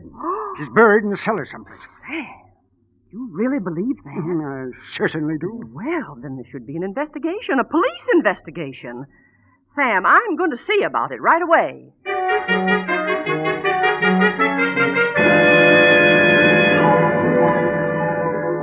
Yes, Edward, the tongues are wagging all over town. But you're far from the usual frightened suspect as you learn about it. Watch the snowball begin to roll. It's exactly as you figured it, isn't it, Edward? First, the mutterings ripening into suspicion. The 2 thriving weeks of suspicion finally materializing into something more concrete.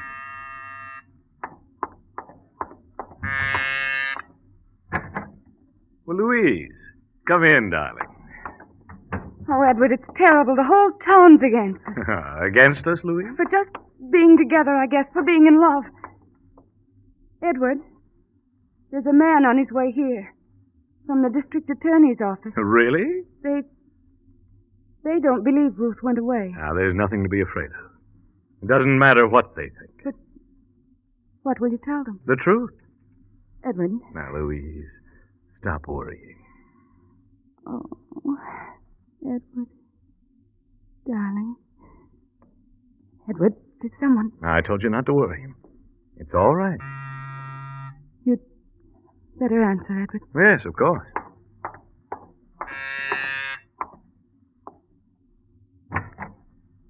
Oh. Hello, Bennett. Mr. Crane, this is an official call. I was sent over to have a look around. What's it all about? I'm sorry I can't discuss it with you. Here. Your handkerchief? Yeah, you better use it. The lady's lipstick is all over your face. Now, see here, Bennett. You can't come busting in here. Skip it. I've got a warrant. I'd like to have a look in your cellar. What are you talking about? There's nothing... I'll decide that, Crane. Come on, let's go down there.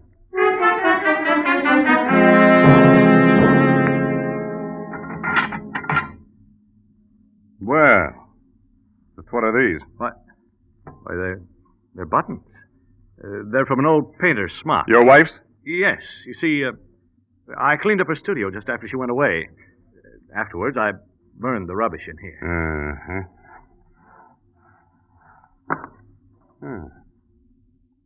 What about this, Crane? Is this some rubbish, too? What? Well, yes. That's a piece of bone. And where did it come from? Well, Mrs. Crane is of the realist school. She used it in the painting of still life. You can show us that painting? I know she didn't like it when she finished. I'm afraid it's been destroyed. I see.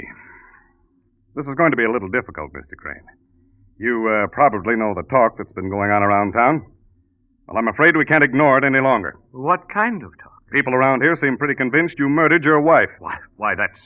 And a report from a man I've had checking on you for the past week makes me think they're right. I'm going to have to place you both under arrest. Both? You and Louise Sullender.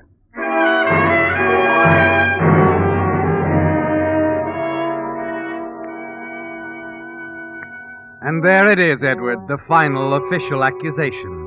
The answer to the weeks of suspicion. The gossip and the weeks that follow move even more swiftly. From the indictment by the grand jury to the return of a true bill. The clamor for a quick trial, and the one startling announcement you make. The statement that stuns your colleagues. Brings one of them hurrying to your side.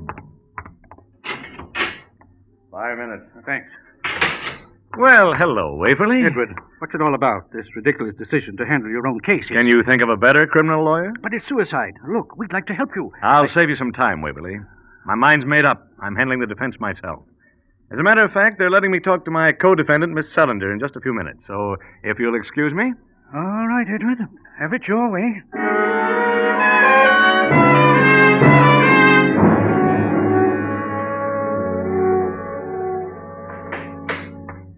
Edward, darling. Louise. Edward, it's also horrible. They're saying I was the reason you... What does that matter? I didn't kill Ruth. You believe that, don't you? Of course. Well, Louise, you're not certain, are you? Darling, all I know is that I love you terribly. It's going to be all right. Remember that. No matter what happens, It's going to be all right.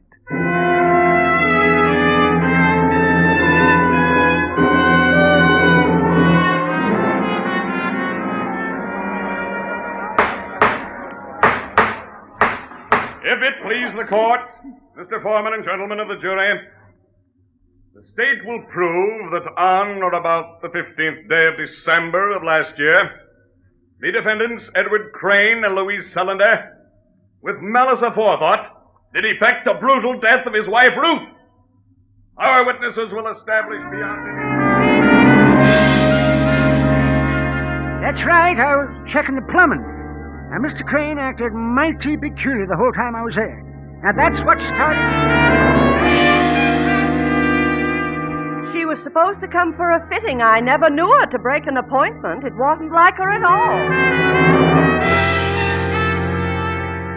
Yes, Mrs. Crane often gave her lectures for us at the Arts Center. She had one scheduled for early in January. And then I heard someone say... Objection! That's hearsay, Your Honor.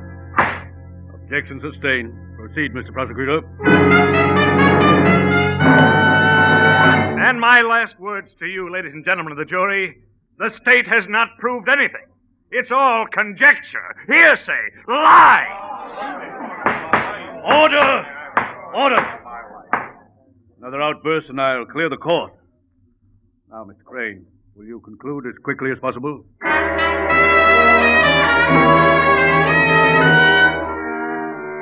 So you conclude, Edward, without pulling the rabbit out of the hat, carefully evading the one vulnerable point in the prosecution's case, the assumption that the bone fragments found in the furnace were all that remained of your wife, Ruth. Yes, Edward, their whole case rests on that assumption, and that's the way you want it.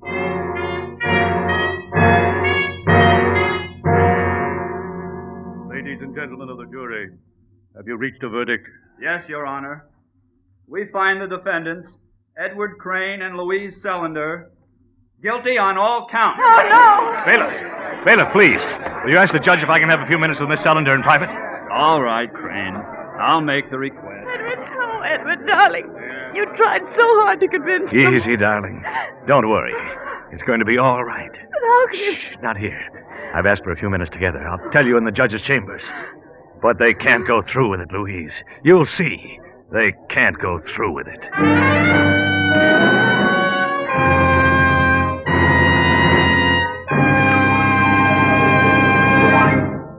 The Whistler will return in just a moment with the strange ending to tonight's story. Meantime, in the interest of public service, Signal Oil Company has asked me to bring you the words of the President of the United States on a subject of importance to every able-bodied man between the ages of 17 and 35. I quote President Truman. Today, the new National Guard gives every man an opportunity to give that personal service to his country and at the same time to advance himself. In National Guard units all over the country, thousands of veterans and other ambitious young men are finding the opportunity to study and learn the things that help them advance in their civilian jobs. They are finding the fellowship that is part and parcel of America. They are participating in a sports and recreation program that keeps them fit, and they are receiving the training that helps keep America strong.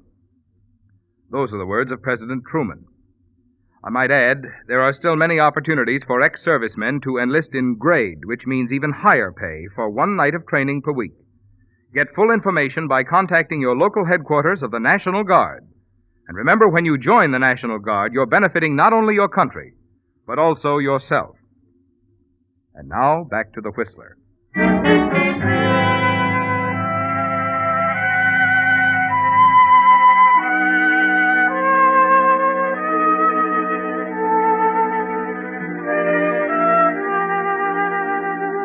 Yes, Edward, you've reached it at last. The back door.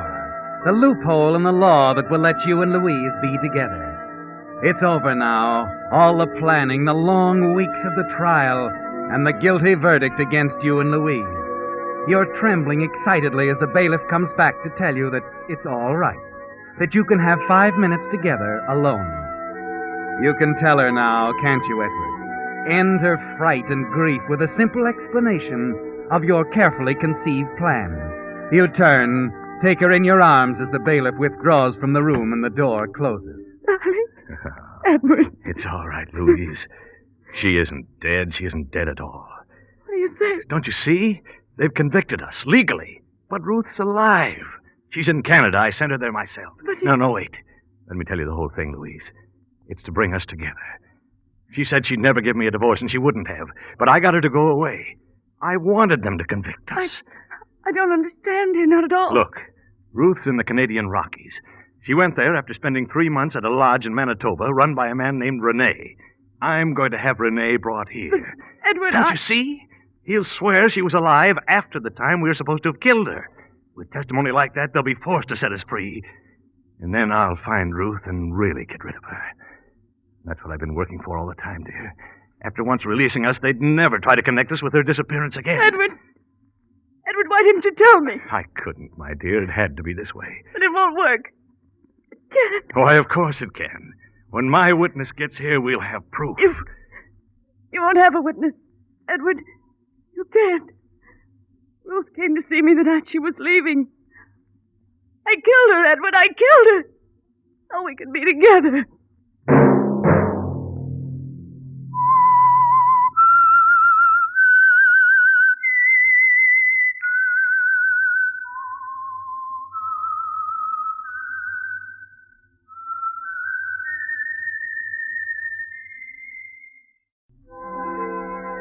And now the Whistler's strange story. A case for Mr. Carrington.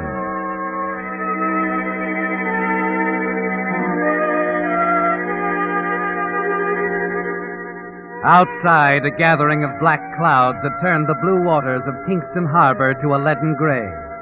The breeze blowing in from the Caribbean was heavy with moisture, and on the sugar plantations, in the grinding and boiling houses, Jamaican natives sweated and muttered that a summer storm was on the way. And as usual on Saturday afternoons, the veranda of the Myrtle Bank Hotel was a gathering point for men in white linen suits whose only talk was of sugar 24 hours a day. Men who grew it, men who shipped and sold it, men who, by some mysterious alchemy, transformed it into an inspired concoction famous throughout the world as dark Jamaican rum. But Gordon Stone, for once, wasn't thinking of sugar. The girl was too charming. The cool, wind-blown American beauty of her too irresistible. He was admitting it to himself now. This wasn't just a passing thing with a summer tourist. He was in love, and he knew it. How's the drink? Wonderful. What is it? Myrtle Bank Punch. Specialty of the house. I'd enjoy it more under different circumstances. Oh, stop it, Paula. You're not going to leave Jamaica. You're going to stay. We're going to be married. Everything's going to be... You're wrong, Gordon. I'm sailing next week. Paula. I made up my mind when I saw the morning paper. The paper? There was an item about you and Mr. Wakefield. Something about how you would never sell out your interest in the plantation. But I decided you made a choice, Gordon. You know I won't stay here. I know now that you haven't any intention of leaving. Paula, there's nothing final about the Hedden deal. That's what I'm tired of, Gordon. You could make everything final and perfect by selling. You said you would. You haven't. That's why I bought myself a steamer ticket today. Now, wait a minute. That's not giving me a chance. Paula, please, stick with me. Just a little while longer. These things can't be done in a day. It's been 3 months. It doesn't seem so complicated to me, Gordon. You own part of a sugar plantation. Sell it. Just like that, huh? It'd bring a lot of money. Not enough, Paula. I haven't done too well. My luck hasn't been too good lately. I have some pretty pressing debts. Besides, the interests are all split up. Only 20% is mine. Yes, you've told me before. Mr. Wakefield owns 60%, his son Wade the other 20%. What's that got to do with it? Paula, I've been very loyal to old man Wakefield. He likes me. Why, if anything happened to him, his share would go to me. It'd be over $300,000. Are you asking me to wait around until Mr. Wakefield... What? Of course not. I didn't mean it that way. It's simply that, well, things can change, Paula. It's no use talking. You're practically admitting you aren't going to do a thing. I'm leaving, Gordon. You're not being fair, Paula. This is no time to desert me. Why, I'm almost ready now. What do you mean, almost ready? Why, talk things over with the old man. You did it again, Gordon. Did what? Another one of those peculiar remarks. What's on your mind, Gordon? What are you really getting ready for? I just told you. Hedden hasn't come up with the right proposition. All right, skip it. Promise me something, Paula. This ticket business. Say you won't I've go. postponed it too many times already, Gordon. I'm leaving on the next boat, that's all. Beg pardon, sir. Oh, yes? A message for you. Inspector Carrington is waiting for you at your house. Inspector Carrington? Oh, he's an old friend of Mr. Wakefield's, dear. You better tell the inspector that Never mind, Gordon. I must go anyway. All right, Paula. Paula, I'll get in touch with you. huh? Goodbye. Would you like to take the phone, sir? The inspector... No. Just tell him I'll be out there in half hour. I'm just leaving.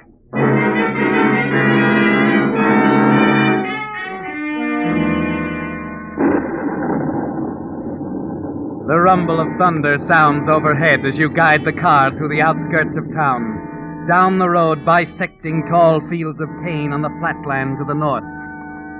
And you wonder, Gordon, if Paula knows, if she suspects there's a reason for those accidental remarks of yours, that from the moment you first saw her, Jamaica became a prison, and the tense, trapped feeling inside you began to build like the storm overhead, and that now, with her final decision, it's got to break. By the time you arrive at your house on the plantation, you've decided it doesn't matter much whether Paula suspects or not. You brace yourself a little as you walk in to meet your guest. Yes, Gordon, Inspector Charles Carrington is the last person on Earth who should suspect you're planning a murder. Hello, Inspector. Good afternoon, Gordon. Oh, I'm sorry I kept you waiting. Well, that's all right. Hated to pull you away from that charmer of yours, but it's rather important, I think.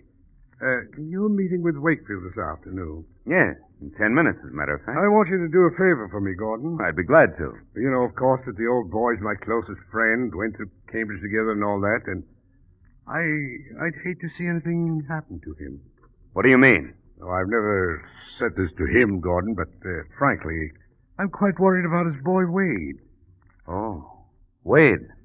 Well, I don't know. He's not a... Now, I understand the two of them have almost come to blows in this hidden proposition. Wade wants to sell his interest. His father, of course, refuses to consider it. Sort of a chronic condition. It's more than that. I think I know human character, Gordon. Lord knows I've dealt with it long enough. Wade's not like his father at all. To get to the point, I'm very much afraid that boy's liable to do something violent if he's crossed too often. Old man Wakefield would jump down your throat if he knew you were I thinking. know it. That's why I'm telling you. If it were up to me, I'd get the boy out of the country. But you see, it isn't up to me. You think it's that serious? Huh? Oh, it could be, easily. Wade is capable of anything. Such as? Killing his father, for example. Oh, come now, Inspector. I've seen it before, Gordon. I know that look. He's fully capable of murder, and above all, he's got the motive. Oh, incidentally, I see you have a copy of my book on homicide investigation. Yes, I've had it for some time. A little out of date now. I wrote it in 23 when I was at the yard in London. But there's one thing in it that'll be sound as long as there are human beings, Gordon. Given the motive, 9 times out of 10, you've got the murderer. Wade Wakefield's got the motive. And I'm afraid... Don't worry, Inspector. Well, I want you to look out for his father, Gordon. You're with him all this time, the two of you in business together and so on. You needn't say anything to him, of course. But if you suspect the boy's up to anything, I want you to get in touch with my office at once. I'd better be going along. Oh, can I take you anywhere? No, my car's outside, thanks. You'll go along with me on this? Why, of course, Inspector. I'd do anything for Mr. Wakefield. You know that.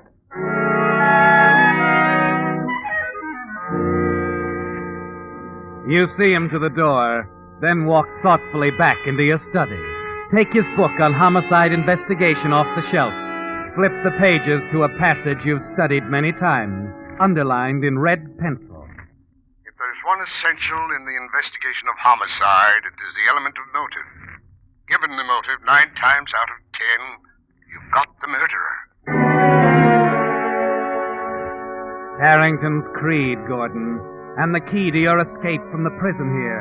The open sesame to New York and Paula, and the $300,000 in proceeds from the sale of the plantation that will come to you if old Mr. Wakefield, your partner, dies.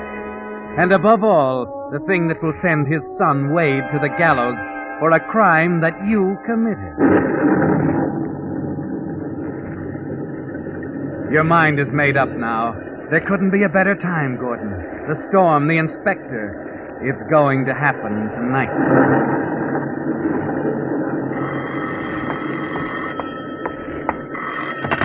Yes? Gordon, Oh, yes, Mr. Wakefield. Wade's here. You'd better get over right away. It looks as though I may need some help. I see. Yes, sir. I'll be right over.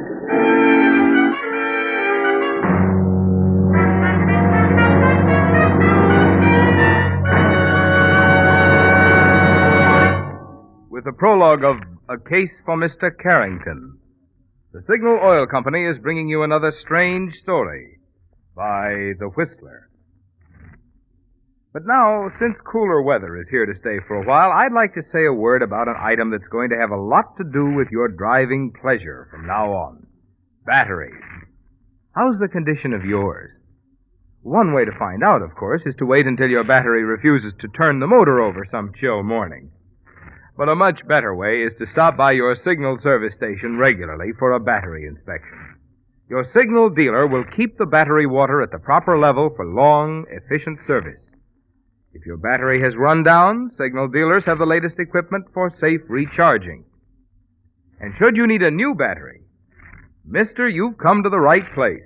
For the new batteries that Signal dealers feature are not just another battery, no sir. Signal batteries are very special batteries, built to exacting standards that Signal Oil Company is proud to stand back of. They're rugged, they're packed with power, and they're guaranteed. So remember, if it's the best in batteries you're looking for, you needn't look farther than your neighborhood Signal service station. And now back to the Whistler.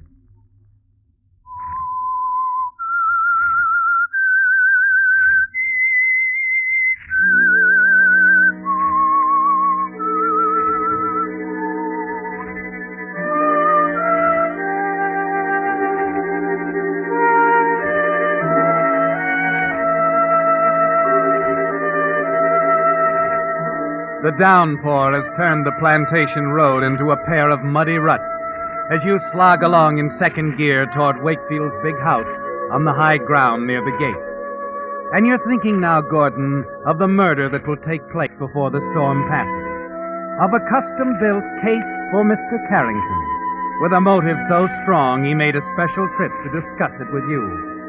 You're thinking, too, of Paula and Fifth Avenue and dinner together at the Colony Club, and a life in which sugar is simply something you put in your coffee. As usual, there's a violent argument in progress between father and son when you arrive. Don't you understand plain English? Of course I understand English. I was brought up on it. But I can't understand stupidity. I've operated this plantation for 30 years without your help. Easy. Take it easy. Gordon. You'd better run along, Mr. Stone. My father and I are having a private conversation. And maybe you'd better shut up. Who do you Did you hear what I said? You're going to say that once too often, old boy. When that happens, let me know. Now, what is it? The same old thing. He wants to sell his 20% to Hedden. I thought we'd settled that. You were wrong. Now that you're both here, I might as well tell you. Well, go on. I instructed your clerk yesterday afternoon to draw up the contract. Mr. Hedden and I have already had an understanding. What? The deal, in short, is made. Wade! I'm of age, Father. My interest, my money, and my decision. Get out of this house. You hear me? Get out! Oh, come now. Don't you think you're being a little... Get out of here before I throw you out. I'm sorry to leave the old ancestral home. If you want me, I'll be staying down at the hotel. I'm sorry, Mr. Wakefield, that had to happen. You'll have to excuse me, Gordon. I think I'd better lie down for a while.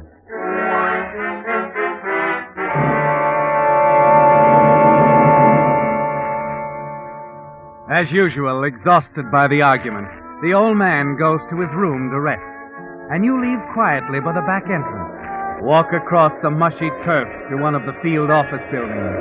Little Mr. Knowles, the chief clerk, looks up from his desk as you enter. Mr. Stone, I've been waiting to see you, sir. I can't take any time right now, Knowles. If you don't mind, I'll have that agreement, the partnership arrangement with Wade. But that's what I want to ask you about. You drew that up yourself, you know. Of course I did. Something wrong? Why, yes. I'm surprised you didn't tell Wade there's a provision which makes it impossible for him to sell out. Oh? Did you tell him, Knowles? Certainly not. But I think the matter should be cleared up, sir. I think... Stop thinking, Knowles. Just give me the agreement. I was acting in the best interest of the firm when I drew them up that way. Then you'll attend to it? I'll attend to it. Well, I should hope so, sir. Just forget all about it.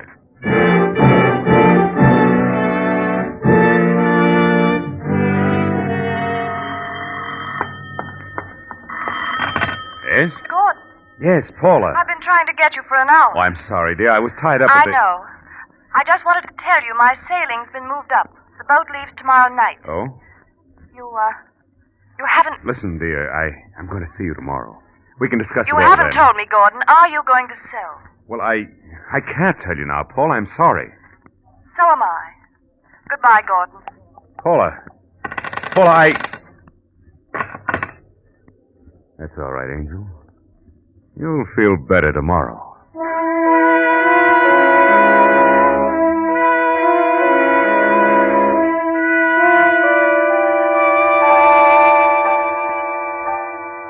It's 3 o'clock now, Gordon. Time still to run through it once again in your mind. Time to temper your weapon. Add weight to your legendary loyalty to Mr. Wakefield. Your obvious hatred of his son. At 4, you're sitting at the bar in Wade's hotel waiting for him to appear. Talking to Sid Riggs, financial editor of the Kingston Express. So the old man threw the boy out of the house, eh? You know, I had no idea it would go that far. Oh, you don't know Wade. No sense, no perspective. Hates his father like poison. No. If it were me, I'd buy him a ticket. Get him out of Jamaica right now. Well, you can't play God, Gordon. Well, if it would make it easier for the old man, I'd do it. You think a lot of him, don't you? I think enough of him to protect him from a no-good son. I'd do anything. Wade is a... Oh. Go on, Stern. Say it. Hello, Wade. I didn't see you come in. Obviously. Not that makes any difference. I've been waiting for you. Now, wait a minute, Gordon. This is no place for There'll you never be a better place, Sid. Stay out of it. What's eating you, Stern? If you had any sense yourself... I'd break your neck. Now, listen, You Gil. listen. I want you to get out of town. Leave your father alone. What? So the two of you can go on running the company in the same old rut? Yes. If he wants it that way. What's your pitch, Stern? Where do you get off? And when? There's got to be more to it than loyalty to a stubborn old man who... Another crack like that and I'll kill you. Hey, cut it out now, Gordon. Cut it out. Leave him alone. If it's a fight he wants, I'll... Stop it. I'll call the police.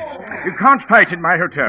Come on, Wade, outside. Come on, now, you'll feel better. This isn't settled yet, Stern. Please, Mr. Stern, don't continue it. I can't say that I blame you, but the other patrons... I know. I'm sorry, Mr. Grayson. All right. It's all over. More drinks at the bar. Perhaps we talked in the lobby, Mr. Stone. Sure. I'm going anyway. I hope you realize I understand your position in this. That young Wade Of course. I wish he weren't staying here at all. Yeah. Oh, look, Mr. Grayson. As long as he is, you can do me a favor. Oh? Now, he upsets his father terribly.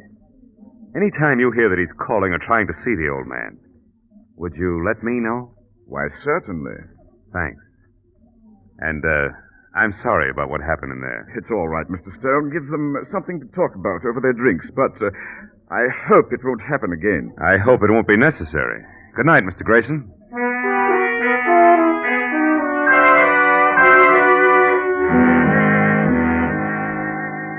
And you know that it won't be, don't you, Gordon? Because everything is fitting into place. Your well-established devotion to Wakefield, the fears you've expressed for his safety, the bad blood between father and son. All that remains now is to bring the two of them together, and you know how to accomplish that. At 8 o'clock, you pull up in front of the big house, reach into your pocket for the agreement the little clerk gave you, and go inside.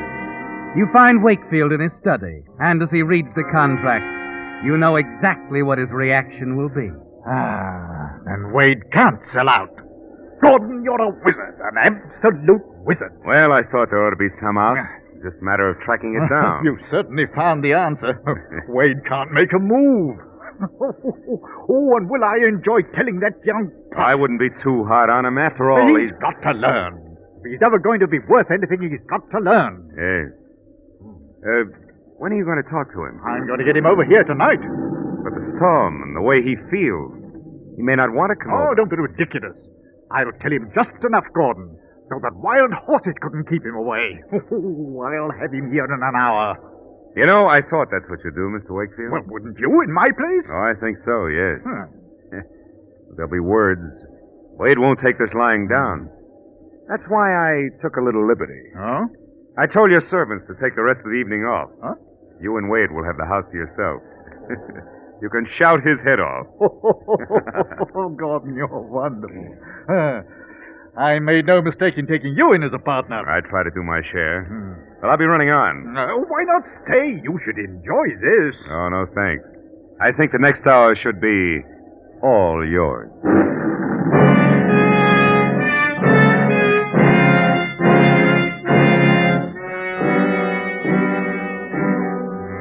The drive across the plantation to your own quarters is pleasant, isn't it, Gordon?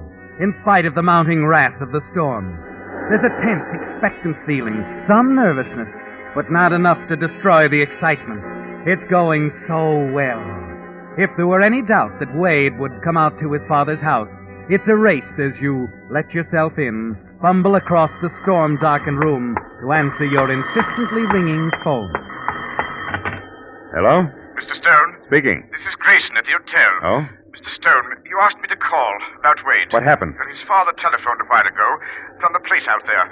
Shortly after that, Wade left. I'm sure that's where he's going. I see. I hope there isn't anything to be alarmed about, but, well, the way he rushed out of here and all, You did the right thing, Grayson. Glad you called. I'll get right over to the other house. I don't believe you could get there before he does, Mr. Stone. I've been calling... I'll do my best, Grayson. Don't worry about it. You hang up, smiling, knowing that your timing is almost perfect. But you'll have to hurry, Gordon. Wade can't leave that house before you arrive. You've got to murder Wakefield only a few moments after the two men argue and Wade drives off, heading back to town. You've got to go through with the one thing that can bring you and Paula together.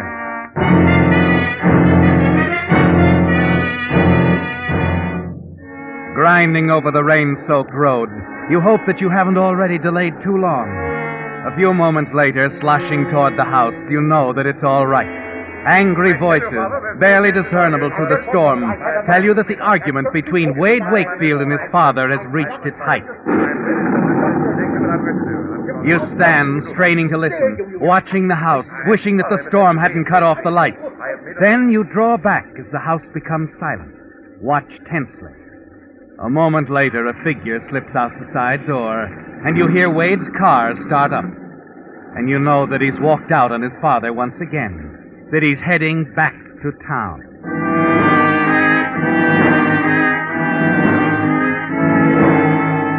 It's simpler than you planned, isn't it, Gordon? Knowing the two of them so well makes it almost mechanical. You even know where to find Wakefield in the dark house. And you swing onto the veranda, climb easily up to the bedroom window, where he's certain to be lying down, exhausted from his own anger. You peer in cautiously, see him on the bed, moving restlessly. Slowly, you ease the window up. You lean into the room slightly. Take careful aim at the sleeping figure of Mr. Wakefield on the bed.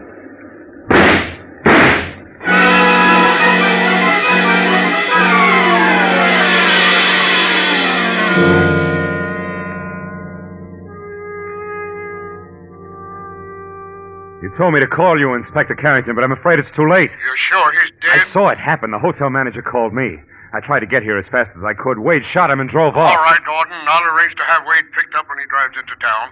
You stay there. I'll be right out. I'll be here. Oh, and Gordon. Yes? I wouldn't touch anything. Better stay out of the room. All right, but try to hurry, Inspector. I feel terrible about this. I know, but there's nothing you can do. Just go easy, old man. Well, that's that. We'll be together, Paula. Sooner than you think.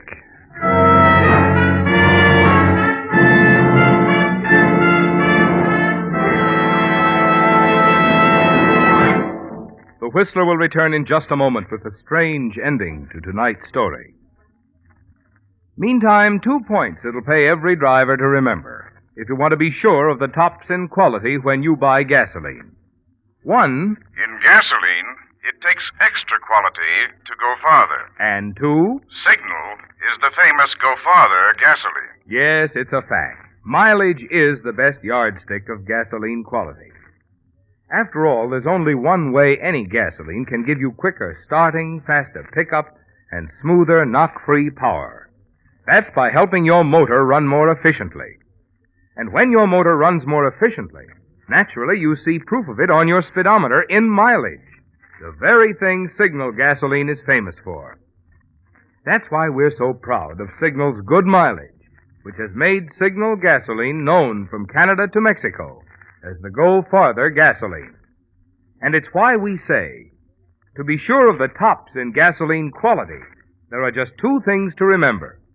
One, in gasoline, it takes extra quality to go farther. And two, Signal is the famous Go Farther gasoline. And now back to the Whistler.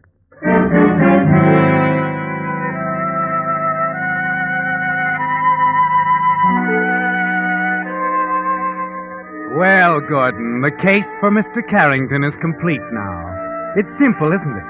So simple that the lowliest amateur in Kingston can add up the facts. Come to the conclusion that Inspector Carrington must inevitably reach. That Wade Wakefield, furious with frustration, shot and killed his own father. As the minutes tick by, you pace the floor of the old man's study. Glance up occasionally at the door to the upstairs bedroom. The room which holds the key to all your plans. Paula, New York, and freedom. It's only 25 minutes since you called the inspector and described young Wade's crime when a car pulls up and you hear footsteps on the porch. Come right in, Inspector. You'd better come with me, Gordon. Upstairs. I think the door's locked. Never mind, I have the key.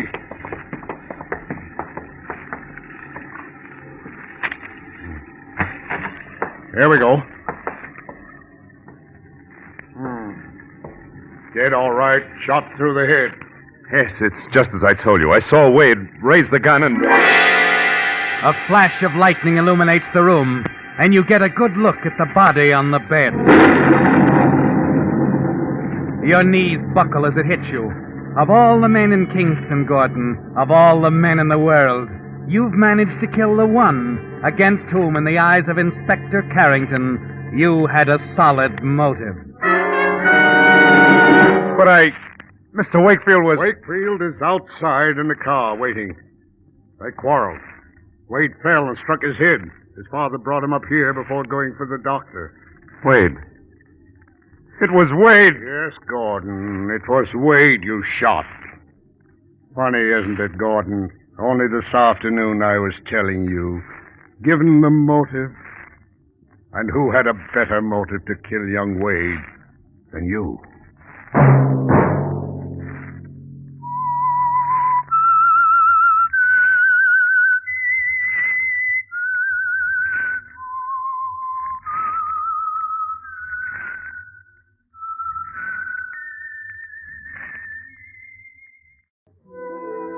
And now the Whistler's strange story.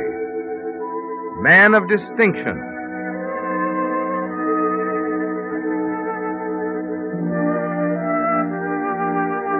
Before he was halfway through the discussion, Tony Gardner knew he held the woman in the palm of his hand. That the red sold tag was as good as on the $20,000 antique dining room set she'd come to inquire about. But he didn't press. He didn't appear eager. He carefully kept it on a plane far above that. Of course, antiques were his first and only love. And Mrs. Fletcher's one extravagance was antique furniture. That was enough. They were soulmates. And I hope you realize, Mrs. Fletcher, what a delight this is to me. Really, Tony? Why? Oh, to talk to someone at long last who really appreciates a genuine antique. There's so many of the other kinds, you know. I talk to them all day. People who don't care whether it's original Duncan Fife or Grand Rapids, so long as they can tell their friends how much it cost them. Well, I'm flattered. As a matter of fact, Mrs. Fletcher, I really shouldn't be in the business of selling things like this set here. I love it so much, I can hardly bear to part with it. Well, it'll be in good hands, Tony. Believe me, there aren't many people I'd give it up to. I guess I am rather lucky. Indeed you are. Well, suppose you come into my office. I have to work out the delivery arrangements and so forth. You're quite sure now you've made up your mind to take this? Why, of course, Tony. You don't think for a moment I'd pass up an opportunity like this, do you?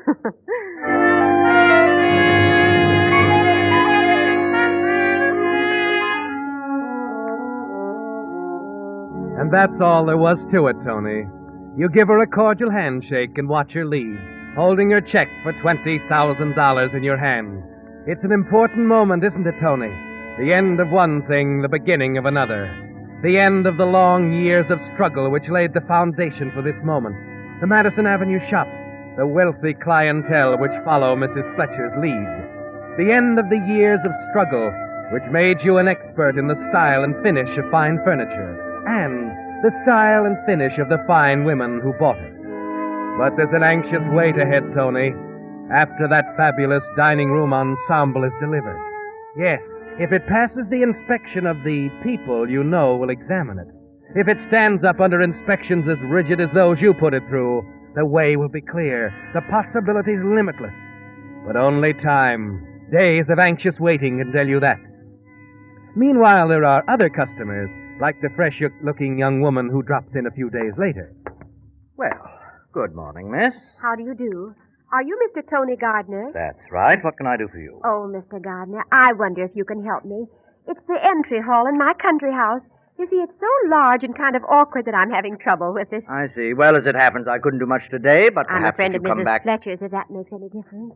Did you say Mrs. Fletcher? Yes. Oh, well, let's see. An entry hall, you say. Big, huh? It's immense, with 4 doors. Oh, well, it's hard to tell without seeing it, of course. How about something large, dramatic? This Charles II chair, perhaps. Maybe. What about that big piece in the window, the bookcase? It's beautiful. Oh, the break front. Oh, yes, very striking. Italian Renaissance, you know, but... It'd be perfect, just exactly right. Oh, I'm sorry, it just isn't for sale. It belongs to my refinisher, Mr. Fennig. Oh, I'm so disappointed, Mr. Gardner. I have to admit now that I really came for the break front.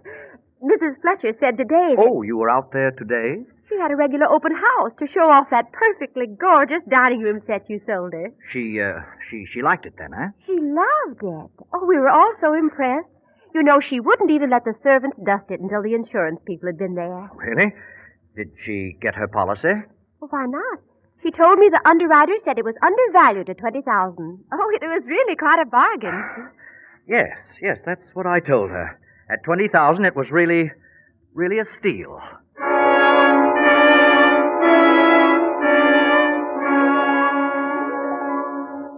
With a wonderful feeling of relief, you slump down on the love seat. The insurance men have come and gone, Tony. The risk is over, and you can step off the razor's edge onto solid ground. And the hours of work, the nights you slaved away in the private shop at the rear of your apartment were well spent. The dining room set has passed the microscopic examination of the experts. The first set of faked antiques you ever attempted to pass as genuine in the big money class has come through with flying colors. Don't you think you might be able to, Mr. Gardner? Oh, I'm sorry. I wasn't listening. Well, I said I wondered if you could persuade your refinisher to sell the break front. Oh. Well, Miss...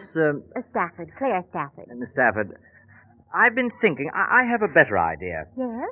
Fennig won't sell. I know that, but I think I can obtain the matching piece to this one. You mean there's another one just like it? Oh, yes.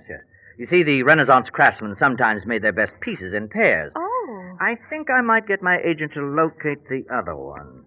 I must warn you, it will be rather expensive. Well, I was afraid of that. When can you get it? Well, let me look into that. Excuse me a moment. You hurry out the back entrance down the alley to the shop, hoping Otto Fennig will be as easy to persuade this time as he was before with Mrs. Fletcher's genuine 18th century dining room set. I told you before, boss, that piece is not... I know. It's not for sale, Otto. I know. I like it so much, I want one for myself. I simply want you to make a replica of it, that's all. Oh, like I did the dining room set, you mean? That's right. When could you have it? Oh, 10 days. Oh, no. Make it a week. No finish or anything. Okay, boss. 1 week. 2 weeks? Why, that's wonderful, Mr. Gardner. It's in Milan. According to my agent's last report, we can get it aboard the Count Liguria. Sails tomorrow. I'll cable my man right away. You have quite an organization, Mr. Gardner. And it takes money to operate it, Miss Stafford. As I told you, this will be a little expensive. No one hates big prices more than I do. Oh, how much? $25,000. $25,000. In round figures, that is. That's a lot of money. But I can guarantee you'll be satisfied. All I need is a few hours to make sure. Well, all right. Ah, good. I'll call back from my apartment. No, better yet. I'll come by again, say at 4 o'clock. Fine. 4 o'clock.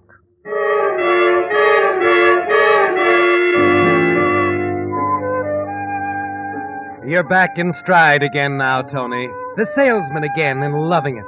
There's nothing to fear now. You've passed the highest test, and the big stakes are there, waiting for you to pick them off. In a matter of minutes after Claire Stafford leaves, the genuine breakfront is back in Otto's shop, and he's at work on the copy.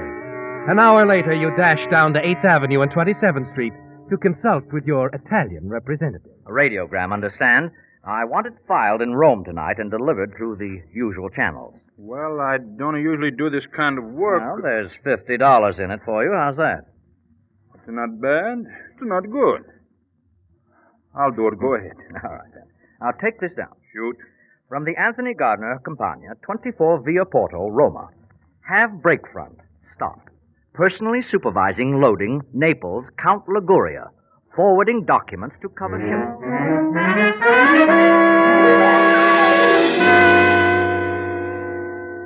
Well, you really work fast, Mr. Gardner. As you see, there's no question about delivery. None at all. Here, take a look at this radiogram.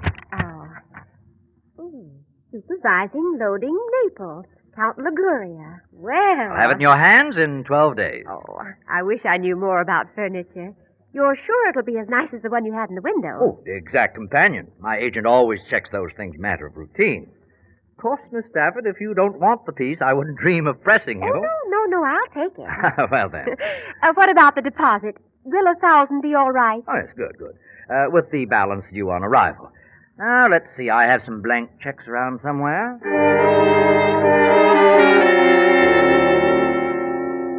$1,000. You watch her write it on the check, smile and thank her as she hands it to you and walks back out the door.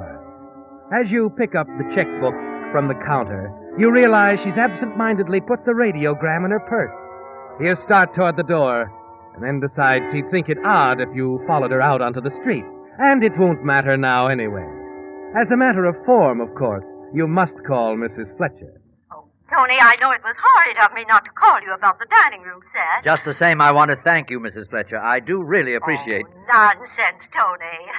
What did you sell? Something nice? Well, rather. A break front. $25,000 worth. Marvelous, Tony. Who is it? Friend of yours, Claire Stafford. Oh, yes, the young business girl. Business girl? Attractive person. I suppose she has a rich friend. Nice customer for you, Tony. Works for an insurance company. That's how I met her, you know. She's an antique expert. Oh, exciting, really. Investigates frauds and all that sort of thing. Tony? Tony, are you still there? Hello, Tony? Tony?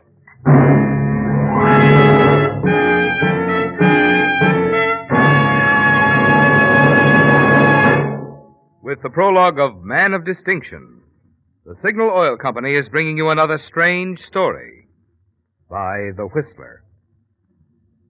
But now, in place of the message about Signal gasoline usually heard at this point, Signal Oil Company has asked me to use this time to deliver some important information to men between the ages of 17 and 35. If you can spare one evening per week, you can now turn it into welcome extra cash and extra pleasure by training with your local National Guard unit. The cash is the excellent pay you receive based on the new Army pay scale, plus the training you receive in subjects that will help you advance in your present civilian job. And the pleasure? That comes in the many sports and social activities you'll enjoy with former service buddies and friends and neighbors, plus the honor of being a member of one of America's most respected organizations. Incidentally, there are still many opportunities for ex-servicemen to enlist in grade, which means even higher pay. But the best opportunities are naturally going fast during the National Guard's current campaign to recruit a man a minute. So don't delay. Get full information now by contacting your local headquarters of the National Guard. And now, back to the Whistler.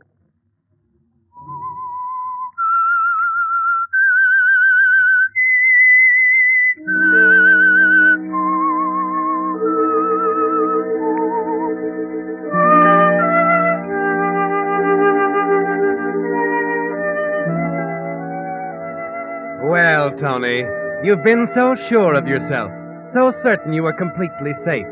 But you can add it all up now. It makes sense, very good sense.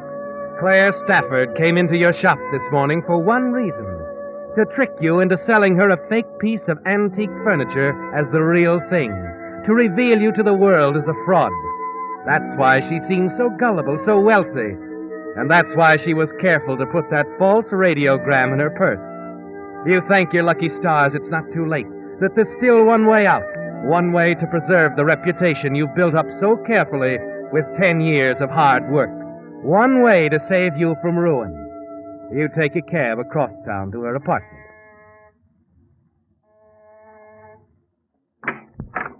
Well, Mr. Gardner, I was just leaving. Miss Stafford, I must speak to you. It's most important. Oh, I'm sorry. I'm awfully rushed. Please, it's about the break front. Well, wait a minute. I have an idea. Why don't we have dinner together? I'm due at the Lido at 8, but there's... Good. Well, let's go.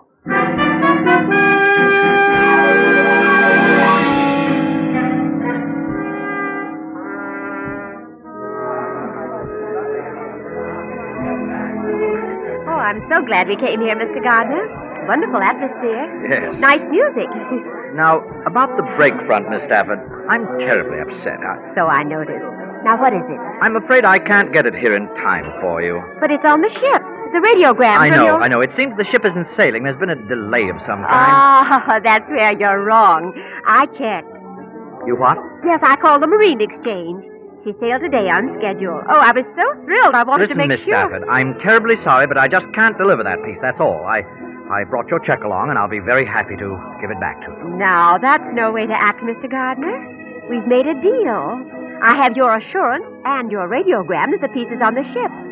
You have my deposit, and that's that. Yes, but I tell you, it'd be much... Mr. Gardner, there's nothing wrong with our transaction, is there? Wrong? No, there isn't. You have such a fine reputation, you know. I'd hate to think that, well... Yes, of course. Very well, Miss Stafford. You'll get your Renaissance break front.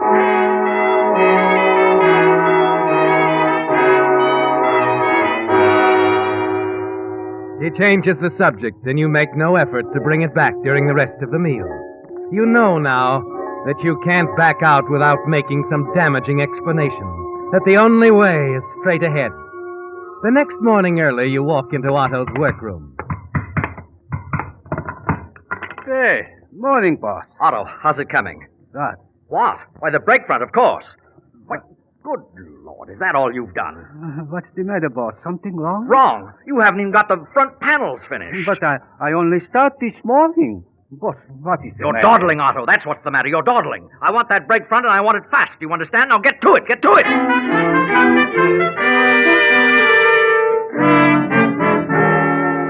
There's no other way, is there, Tony? With the Count de Liguria having sailed from Italy yesterday, you have just 12 days, less than 2 weeks to create an imitation so perfect it will fool an expert.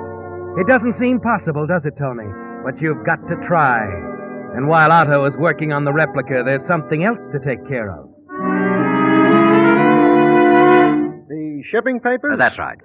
Why, on something coming from abroad, they'd consist of a shipper's receipt in duplicate, clearance papers, the captain's receipts, bill of lading, duty certificate. I see. Well, look, I want to know that things are being done right in my company. Could you give me a complete set of sample blanks, please? Oh, sure, mister. Glad to. Thank you.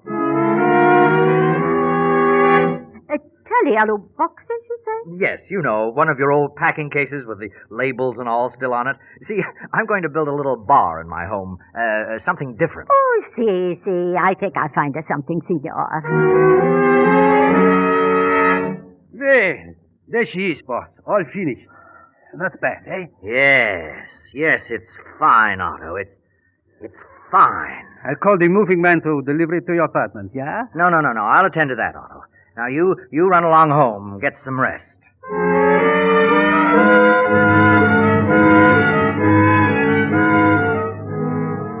You long for rest yourself, don't you, Tony?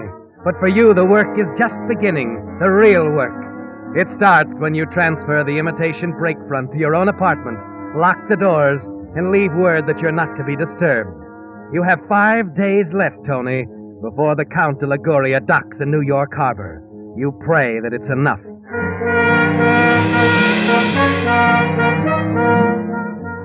You spend the first few hours steaming out the dowels that hold the piece together. Most of the day is gone before you finish.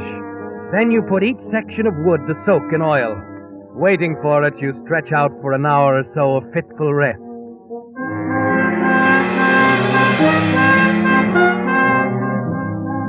It's early morning as you start the painstaking process of warping the lintels. Evening of the second day as you treat the dowels with caustic, prepare to crack the panels. You're on your nerve now. No sleep, no rest. Just waiting, working, black coffee and cigarettes.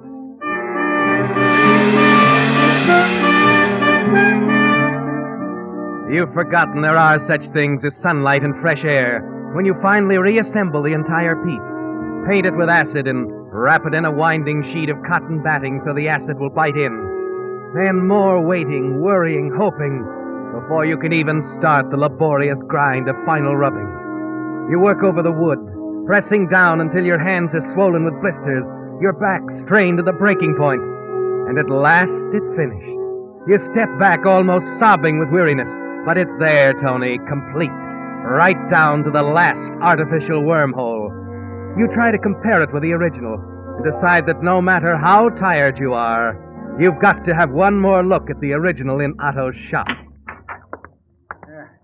Tony Gardner. Otto. My boss, Tony.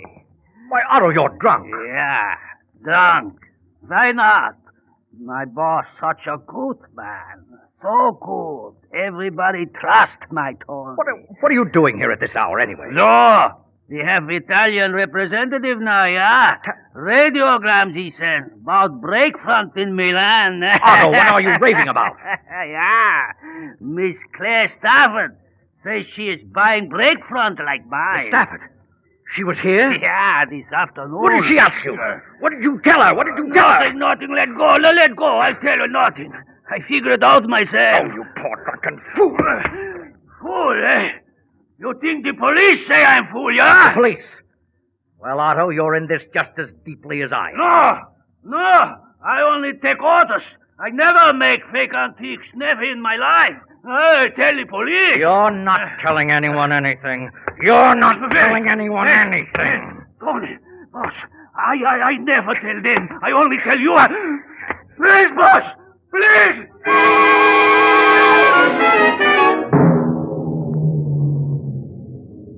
It's over very quickly, isn't it, Tony?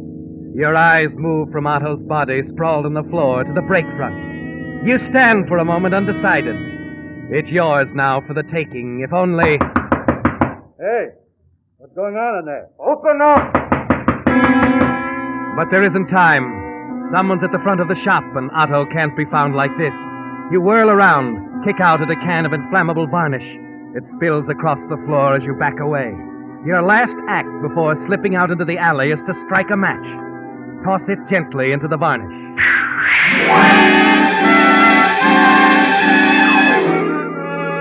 The workshop bursts into flame as you hurry away from it, running down the alley. You're thankful for a heavy fog that has settled down over the city, hiding your flight back to the apartment.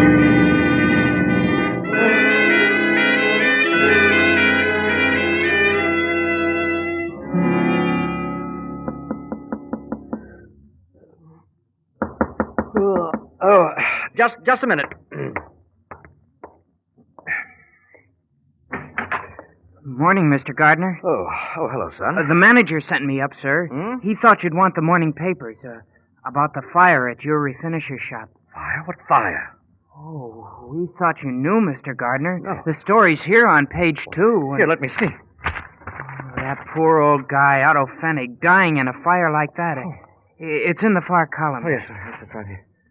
Man killed in accidental blaze. Why, this is terrible. We're sorry about the fire, too, Mr. Gardner. I guess that'll be quite a loss. Oh, yes, but Otto, I'm thinking about poor, faithful old Otto. Well, thank you, son, for letting me know. Here you are.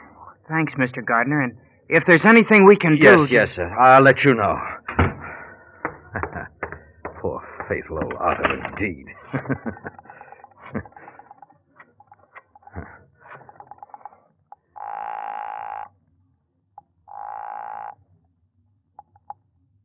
Ready, transfer. Good morning. This is Tony Gardner. Yes, Mr. Gardner. I want you to send a truck over to my apartment right away to pick up a piece of furniture. Delivery to Miss Claire Stafford, Gotham Arms.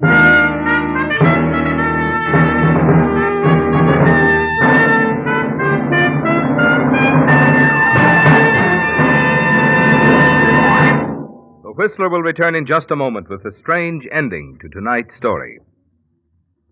Meantime, a question. What gasoline is known as the Go Farther gasoline? Well, if you've lived out west any length of time, you know that Signal is known from Canada to Mexico as the Go Farther gasoline. Now, naturally, we're mighty proud of Signal's famous mileage. But even more so, we're proud of the extra efficiency Signal gasoline gets from your motor, which makes such mileage possible. For when your motor runs more efficiently, you also enjoy quicker starting, faster pickup, and smoother knock-free power, the things which make driving more fun.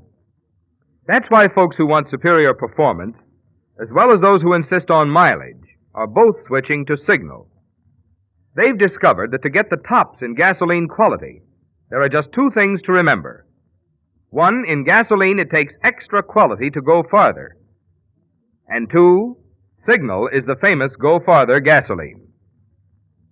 And now back to the Whistler.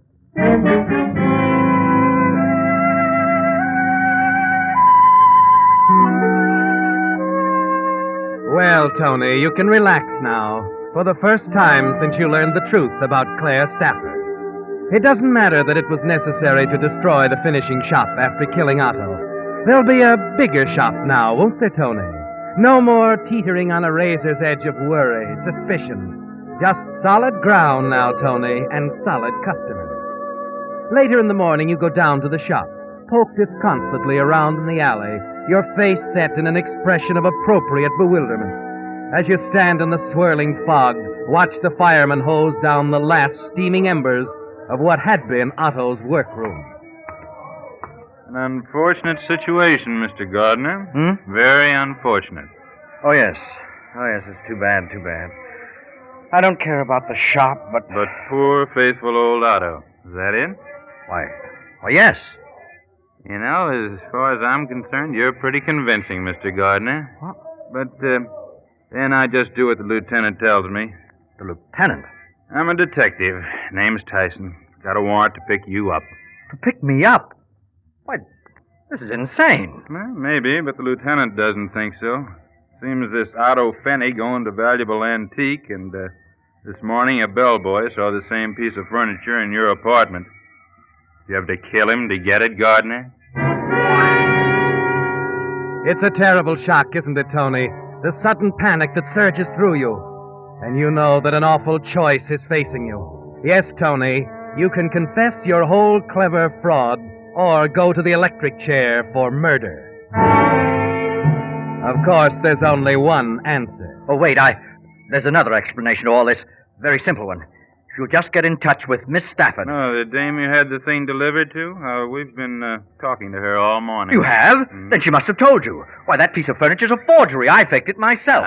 We took a short run up that alley, too. What?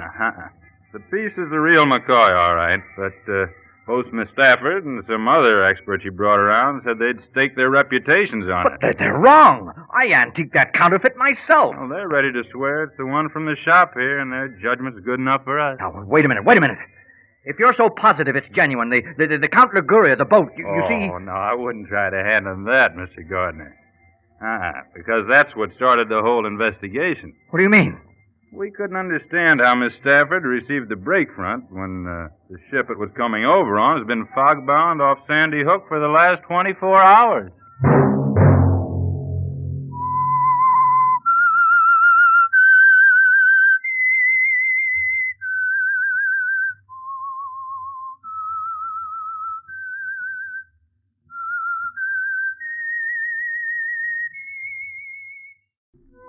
And now the Whistler's strange story.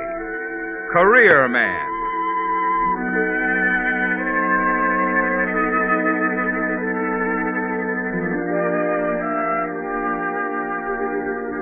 Charles Conley was in great form. He knew as he spoke that his words were making an impression on the 20 important businessmen seated around the long oaken table in the conference room. And to Charles Conley, the impression was the thing he wanted to achieve.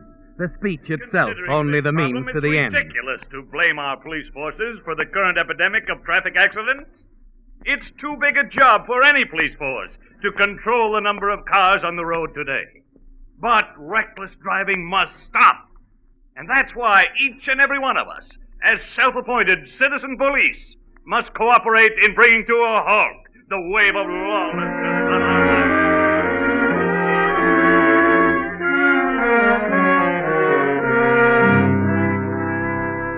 20 important men, Charles. 20 business leaders.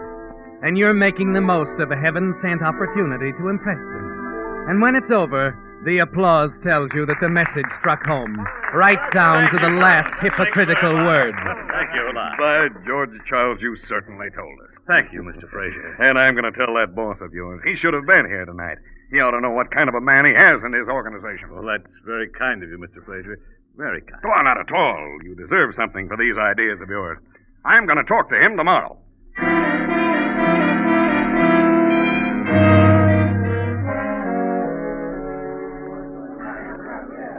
Sounds wonderful, Charles. I wish I could have been there. Oh, I wish you could have been too, Sheila. I tell you, I've been waiting years for this moment. The biggest men in town were there. Wonderful, Charles. But, dear, don't you think we should go home now? It's late. Go home? In the middle of our celebration? We're going to have another drink. No, I don't care for Harry, you're neglecting us. Be right there, Mr. Conley. Please, Charles, you've had enough. Now, don't be foolish. Oh, sweet little Sheila. Always worrying. It was the same when I got mixed up in that trial last year against Barney Cole. You thought I was foolish then, too. I didn't want anything to happen to you, that's all. I wouldn't testify against anyone unless I was Barney very Cole was no good, Sheila. He deserved what he got, and Yes, I know, Charles. And you moved forward another step in your career. Now, don't spoil it, Sheila. You should have been there tonight and heard my speech. Nothing can stop me now. Oh, I wish you weren't counting on that promotion so much. I'd hate to see you disappointed. Oh, not a chance. They liked me, Sheila. Everybody there. When it gets back to the company, I'm a cinch for a vice presidency. But... Yes, Mr. Conley? Oh, 2 more of the same, Harry. No, we're leaving. Now, wait a minute. The storm's much worse than it was, Mr. Conley, if you ask me. Nobody's asking you. I know my capacity. But, Charles, we've such a long drive. Lots of cops out tonight, Mr. Conley. What is this, a conspiracy? I said I wanted a drink. Mrs. Conley's in such a hurry, she can go home alone. No. Bring him whatever he wants, Harry. I'll wait.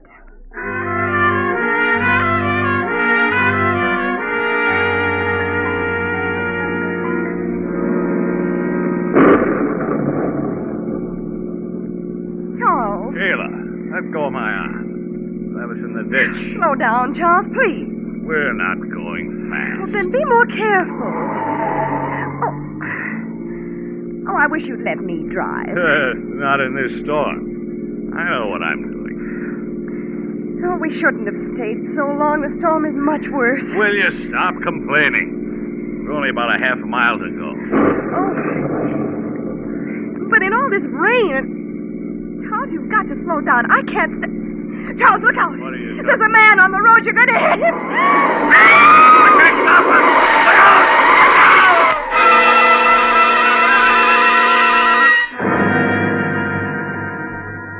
But it's too late, isn't it, Charles? Too late for the man in front of your speeding car to jump clear. There's a helpless skidding sensation as the car lurches across the wet pavement, and then a sickening thud. A moment later, you're out of the car, racing back through the darkness. I'm sorry, old man. I'm sorry. Here, let me help you. Hurry. Good Lord. What is it, Charles? Is he... Oh. He's dead, Sheila. There's nothing we can do for him. Oh, Charles. You'd better get back in the car. What are we going to do? You'll have to report it right away, and they'll know you've been drinking. Get back in the car, Sheila. If only you'd listen to me. Charles, what are you going to do? They're not going to find him here, Sheila.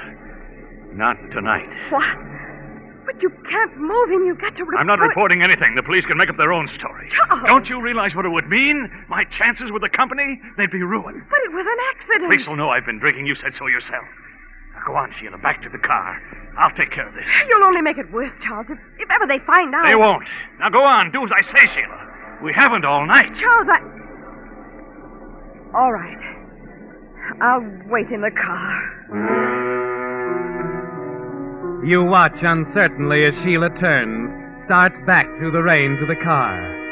Somehow you're not at all sure of her, are you, Charles? But you're sure of what you must do, and you turn and lift the limp form of the man you struck, carry it across a narrow, rain-filled ditch to a thick growth of bushes, ease it in behind them. If he's found here in a week or a few days, it won't matter, will it, Charles?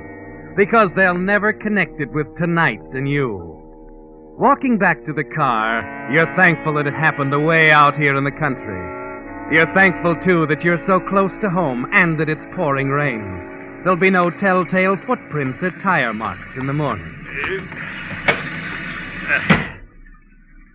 Charles. Yes? I'm afraid we're doing wrong, Charles. Forget it, Sheila. It's all over.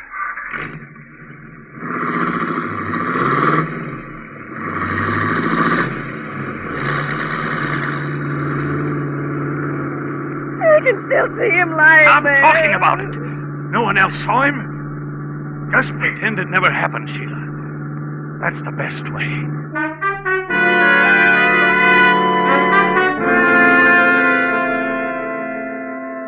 It's easy to say, isn't it, Charles, that it never happened. But it did happen. And you can't shut it out of your mind when you and Sheila reach home. You toss nervously in bed, reliving the accident over and over again in your mind, wondering if you'll get away with it. Wondering if Sheila is going to be a problem. She didn't say much, did she, Charles? You wish you could see if she's lying awake now, thinking the kind of thoughts that you're thinking. Wild, turbulent thoughts, like the storm that continues to rage all night long.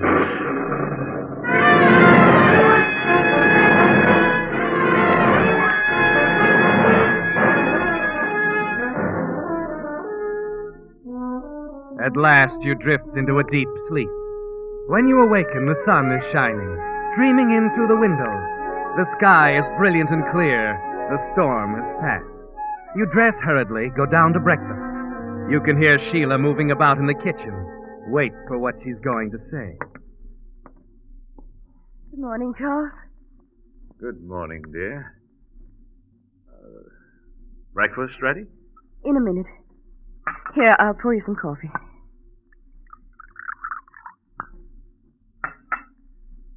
Charles, in case you've been wondering about what stand I'm going to take, you know that I love you very much. Of course I know. So that's all there is to it, Charles. You needn't worry about anything. Not ever. I think my mind has been made up for a long time. Sheila. You don't understand. It's just that I had dreams once, Charles. About what we were going to do. Where we were going. Together. And don't you worry about us. We're still going places. Yes, Charles. Wherever you want us to go. It isn't just me. It's all right, dear, really. Been all right for a long time, but I guess I only became aware of it last night. You're not unhappy. I'm your wife, Charles. I want to be with you and help you. Oh, Sheila, you're wonderful. You know, I was nervous about you for a while. You can forget it now. I know. Well, let's have breakfast. Nothing like... Well, company. Charles, you don't suppose...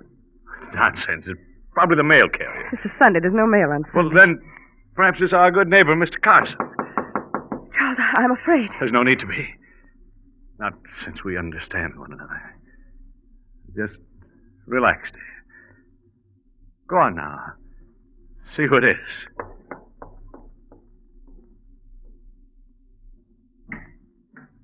Yes? Mrs. Conley? That's right. Who is it, darling? Why, it's an officer, dear. A state highway patrolman.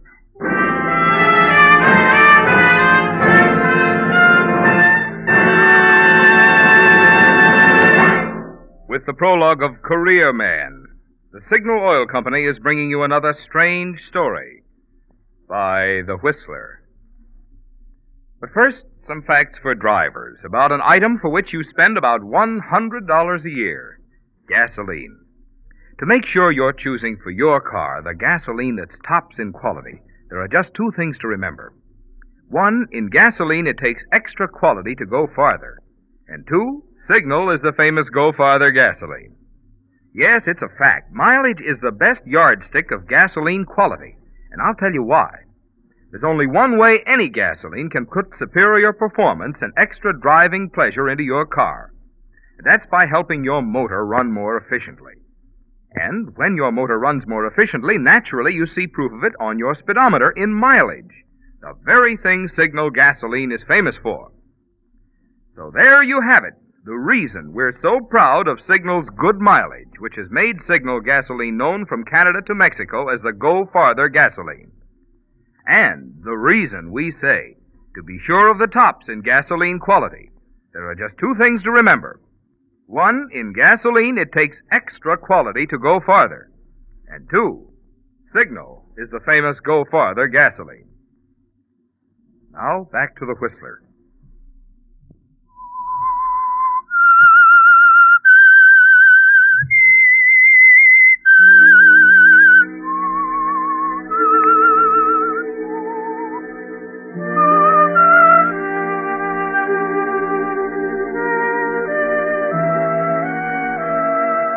Well, Charles, it seems like it's all over, doesn't it? You stand there, the state highway patrolman at your door, your mind groping for answers. How could he know so soon? How could he have found the body of the man you ran down last night in the storm? It doesn't seem possible, does it, Charles? And yet the patrolman is here, and you can't think of a single other reason that would bring him to your door. I wonder if I could step inside, Mrs. Conley? Yes, of course.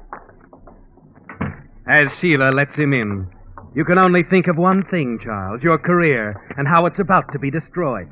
You'll never get that promotion now, will you? Your big speech last night on reckless driving, alongside the accusation that the patrolman is about to make, will sound like mockery. Charles, this is... Donovan, Sergeant Donovan. The police? But what? Oh, I didn't intend to alarm you folks. Just thought you and your wife could help us. Help you? Yes, there was an accident last night out on the highway. A man was run over and killed. An accident? We didn't hear anything. Well, with the storm and all, it's quite possible you didn't. Were you folks in all evening? No, we weren't. I made a speech on safety at a conference in town. Mrs. Conley met me afterwards, and we drove home. I see. You didn't notice anything unusual? Pass anyone on the highway, perhaps? No. It was raining so hard, officer. Charles had to drive so slowly and carefully that... Yes, I understand. Did they identify the man? Yes. His name was John Martin. You didn't know him, did you? John Martin? No. We thought he might have been visiting someone in the neighborhood. We're checking every place along the road. I see. Well, sorry to bother you folks. Well, I'm sorry we can't help. Thanks, Mr. Conley. Hope I don't have to stop by again. Well, any time. It's, perfectly all right.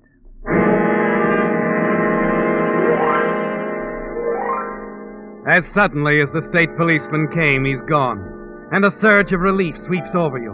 You sink down on the living room sofa, your knees weak from the strain of the officer's visit.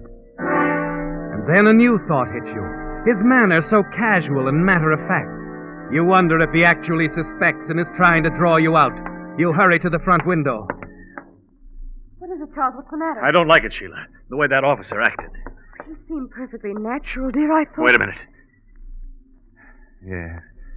Yes, he is stopping again. They're checking all the houses. Charles, it's simply that it's on your mind. You've got to stop thinking about it. Oh, you're right, dear. Thanks, Sheila. Thanks for standing by me. I just hope they won't be back.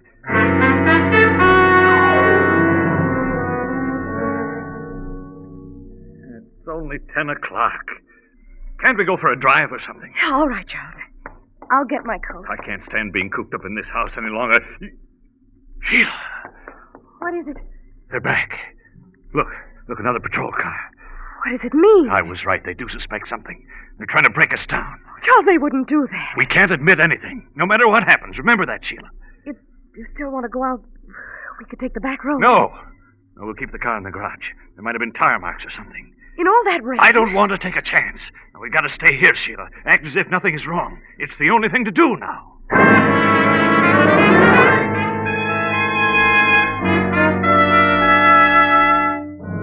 Yes, Charles, it's the only thing to do. But it isn't easy, waiting, pacing the floor, going back and forth to the window, wondering, racking your brain for some other reason for those police cars. As the hours move by, the pressure begins to tell on you, on Sheila. You almost want to run outside, scream at them, ask them why they're there, what they're waiting for. As it begins to grow dark, it's Sheila who gives way first. Charles, I can't stand it. We've got to talk to them. No, Sheila, stop it. It's like I told you last night. We should have gone to the police and told them it was an accident. Be quiet, will you? Do you want them to hear us? Charles. Quiet.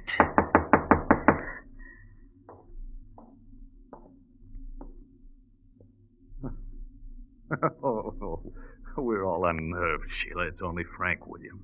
The hired man at the Carson place. That's right. I'll let him in. Well, good evening, Frank. Evening, Mr. Connolly. Oh, come in, Frank. Don't stand outside. Oh, hello, Mrs. Connolly. Oh, thank you. I will step in for a minute or two. Was there something special you wanted, Frank? Anything wrong at the Carsons? Oh, no, Mrs. Connolly. Things are fine over there. All right if I sit down, I suppose. Something on your mind? Uh-huh. Turkeys, Mr. Connolly, turkeys. I lost one last night in the storm. Oh, what a shame. Yeah, isn't it? Oh, well, no matter. I ran across something that'll make up for it. Oh, I'm glad to hear that. Yes, Mr. Connolly. You know, you folks are well thought of out here. The Carsons think you're a fine neighbor. That's nice to hear, Frank. You should have heard how they praised you to the police. Suppose they dropped in on you? Oh, the accident last night. Yeah, the police were here. Certainly are a curious bunch, aren't they? I hate to let them go on wasting their time. I don't understand. All right, Mr. Connolly, I'll make the picture clear for you, and I'll get right to the point. I dropped by to ask you for $5,000. Charles, have you any idea what he means? And, just what am I buying, Frank? Well, let's say a turkey, Mr. Connolly. The one that got away last night. It got hit on the road. But it wasn't the only thing that got hit. You were? Oh, yeah. I was out there looking around at the time. Charles! Oh, poor Mr. Martin. You know, it's a shame. It was an accident. Can you understand that? Of course it was. Only you didn't leave it there. I couldn't afford to. Your position? Oh, certainly, Mr. Connolly. That's what made me think that you'd understand my position, losing that turkey. I thought that we could be neighborly about the whole thing, you know, helpful to one another, you see. Mr. Carson will take the turkey out of my salary. But this is blackmail. You can't get away with it. If I can't, then Mr. Connolly can't get away with hit-and-run driving. Why, you... Charles, don't. Your telephone, Mr. Connolly. You better answer it. Oh, just be a minute. I'll be right here, Mr. Connolly.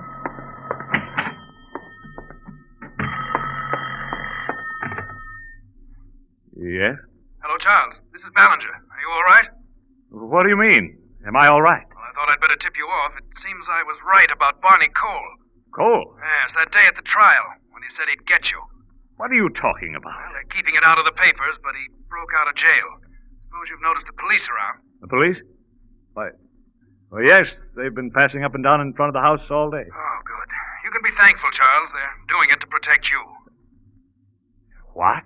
Well, they didn't want to alarm your wife, but I thought you'd feel better knowing about it. Oh, yes. Thanks a lot.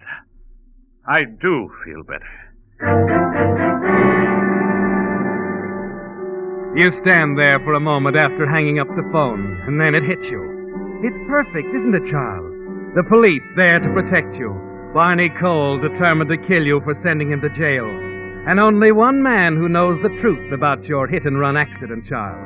One man who can ruin you forever. Rip the career you've struggled for out of your hands. The gun feels comfortable in your hands as you take it from the desk drawer. Start slowly back to the living room, running over the story you'll tell the police. The unguarded back road. Barney Cole approaching the house unseen in the darkness, bent only on vengeance. It all fits, doesn't it, Charles? And as you walk back into the room, the gun carefully concealed in one hand at your side, you know exactly what to do.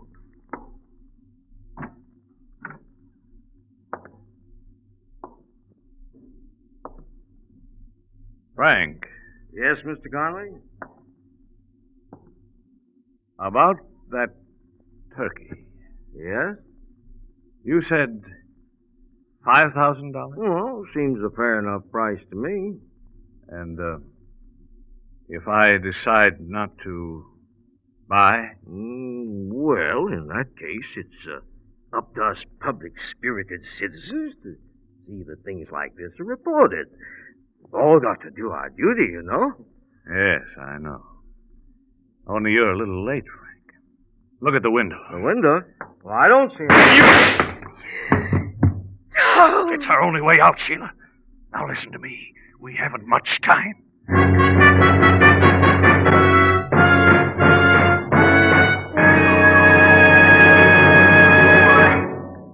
The Whistler will return in just a moment with the strange ending to tonight's story.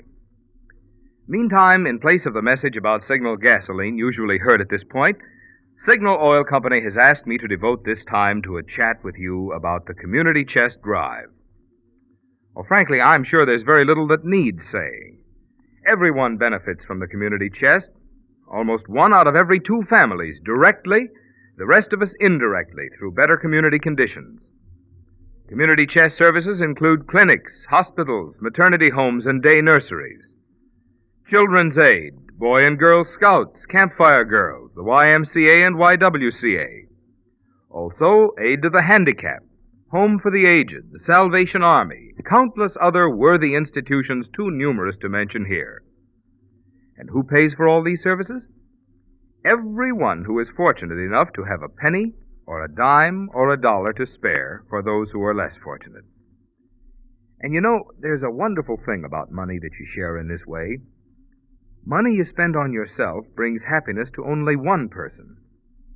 But money that you share with the needy brings happiness to so many, including yourself.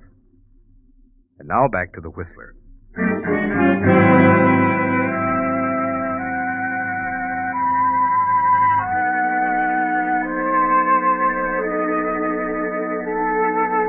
So a cold-blooded murder was the only way out, Charles. The decision was automatic. It was Williams or your career. And to you, of course, the answer was obvious. Yes, the nightmare that began less than 24 hours ago with a man named John Martin dead on the highway near your house is about to come to its climax in the next few minutes. You had the strength to kill, Charles. You know the same strength will stand by you now when you go out to face the officers. The unknown quantity, of course, is Sheila. Charles, how could you?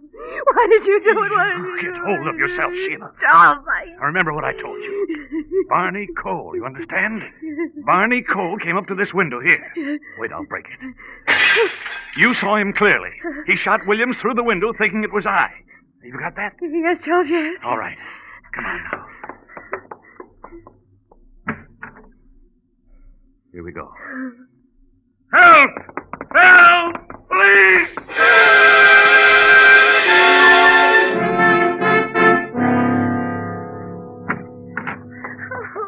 Here we are, officer. Oh, thank heaven you were out there. There he is, officer. Yeah, he's dead, all right. Shot in the back. You say you Sheila saw... saw him. I was just coming in from the kitchen. Yes, I recognized him, officer. I tried to warn Mr. Williams, but it was too late. He raised his gun and fired. It was Barney Cole, the man. Barney Cole? He must have escaped from prison. I got a fair look at him, too, officer. I'd know him anywhere. Are you sure? Positive. I think he took off down the back road to the other highway. I don't think he took off anywhere, Mr. Conley. You know, it's odd that you bring up Barney Cole. I was on my way here to give you the news. What news? We've been staked out here because we figured this is where Cole would head after his escape. Well, I just heard from the coroner we were wasting our time. Cole made one stop before he came here, Conley. But he did come here. After he'd murdered a man named John Martin and taken his clothes and identification papers. Charles! That's right. It was Barney Cole who was run down on the highway last night. Now suppose you two tell me who really killed Mr. Williams here.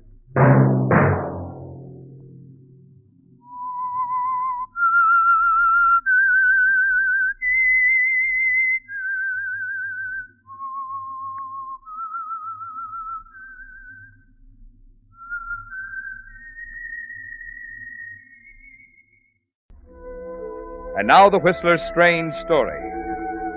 Sleep, my pretty one.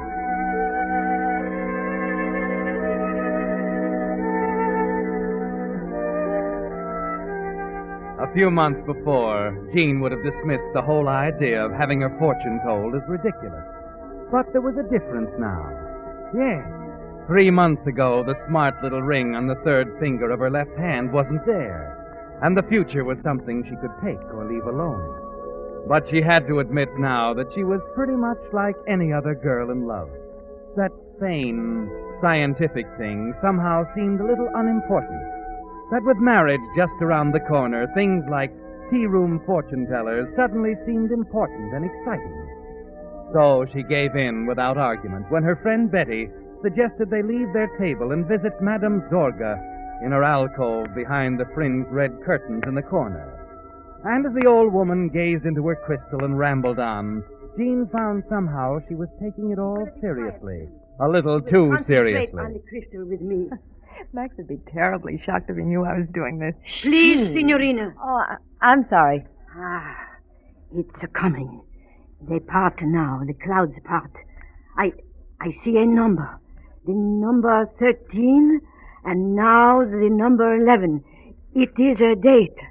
The 13th day of the 11th month. November 13th. I gaze deeper. Again the crystal clears, and I see the letter J.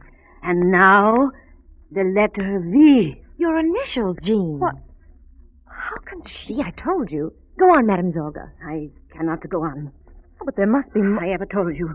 The image fades. The clouds close in. The reading, she's finished. Is something wrong? Of course there is. It serves me right for falling for this hocus-pocus. It's a no hocus-pocus, Signorina. If you must know, I will tell you. There is no future for J.V. after the 13th day of November. Why, that's this week.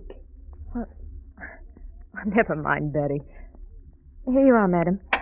I better get back to the laboratory. It's late. And don't mention this to Max, will you, dear? If he ever caught me going to fortune tellers, he'd get himself a new lab assistant and a new fiancée.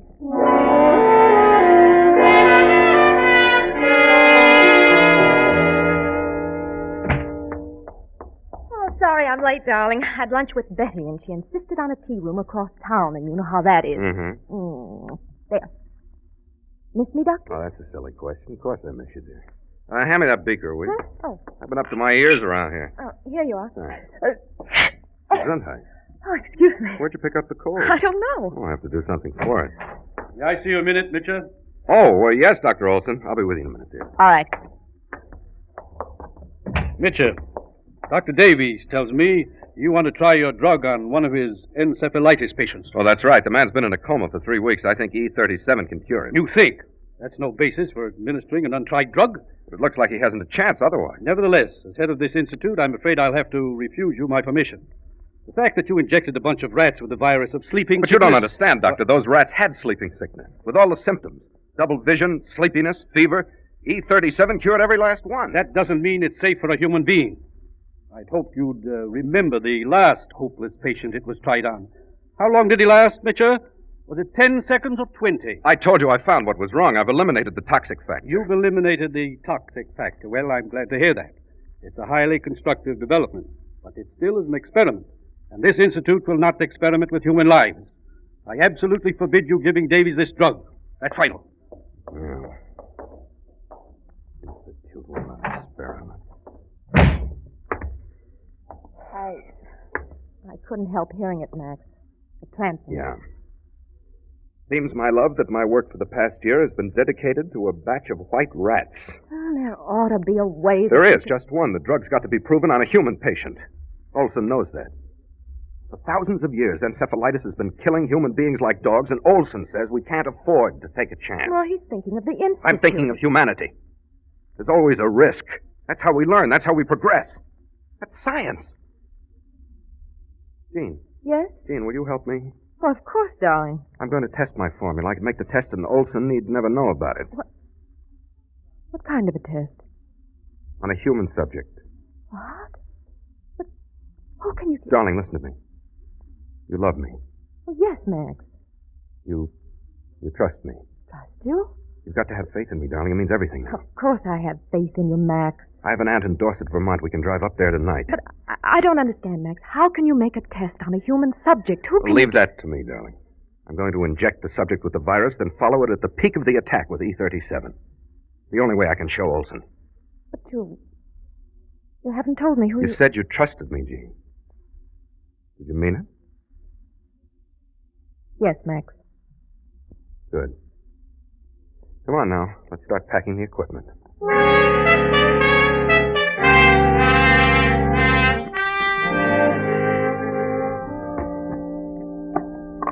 Oh, careful with that vial, Jean. Take us days to reproduce that drug. I'm wrapping it in cotton. Oh, excuse me. There you are, Max. No, that ought to do it. You can close up the bag. Well, hold still a moment, dear. Why? What do you... Just hold still. Max, what is this? Giving you a shot for that cold of yours. Can't have you sick at a time like this. I feel a little faint. I know. It always affects you this way. There. That's why I didn't warn you. I don't like injections, Max. Why did I told you, dear. For your cold. You better have faith in the doctor, darling. Yes. Yes, Max. Of course. Good. Feel better now? Yes, I suppose so. Well, let's go then. It's a 5 or 6 hour drive. Max! Aren't you going to leave word where we're going? Of course not. I don't want anyone to know where we are or what we're doing until it's over.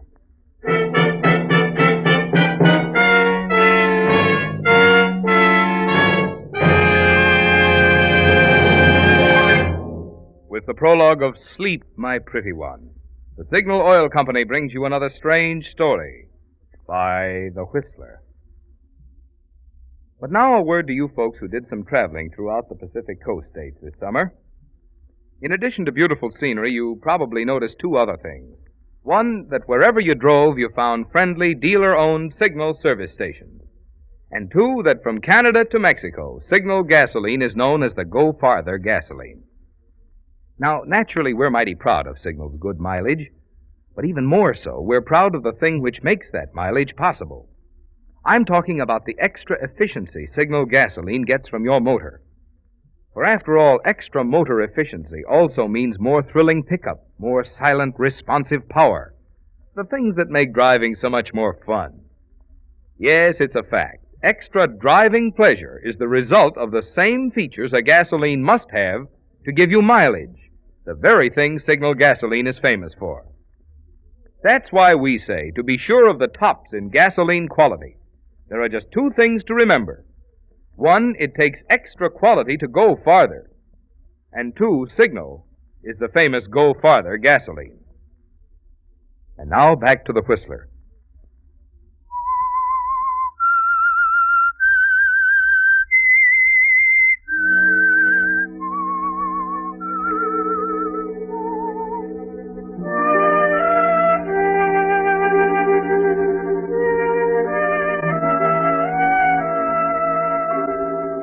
So the decision is made, Gene. And you're on your way now to the little farmhouse in southern Vermont, where it will be decided, rules or no rules, whether the contents of the cotton-wrapped vial in Max's valise is a life-saving drug or a deadly poison. There was no alternative. You had to agree to help Max now, of all times, when he needs you most. But as you guide the car north through the chill November night, you can't help feeling uneasy, as if something is terribly wrong. You wonder about the human subject he's so vague about, his fanatic zeal for his work, his determination that science must come before all else. You glance sidewise at him, at the solid set of his jaw. What's the matter, dear? Nothing. Better keep your eye on the road. Yes. Nice of you to do the driving. These blasted new glasses, I'm not used to them yet. I don't mind. Max, Yes? you're sure you're quite right in this? Hmm? I mean, well, if Dr. Olson were to find out, you'd lose your position. If I succeed, Olson won't matter much. I'll have offers from every institute in the country. And if you fail? He'll matter even less. Look out! Max! Good Lord, Gene, watch the road. I don't know, Max. What's the matter? That car. For a moment, I thought I saw two of them.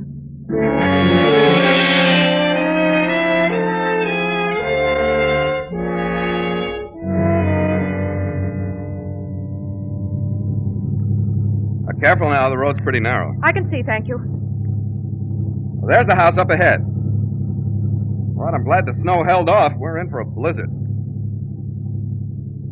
There we are. There's the old pump house, the crabapple tree. Watch it, there's an old stump on the right. If you don't mind, Max, I've just driven 200 miles of ice-covered road safely. I think I can handle a country lane without advice. I'm sorry. Oh, I'm sorry, Max. I don't know what's the matter with me. I don't feel like myself.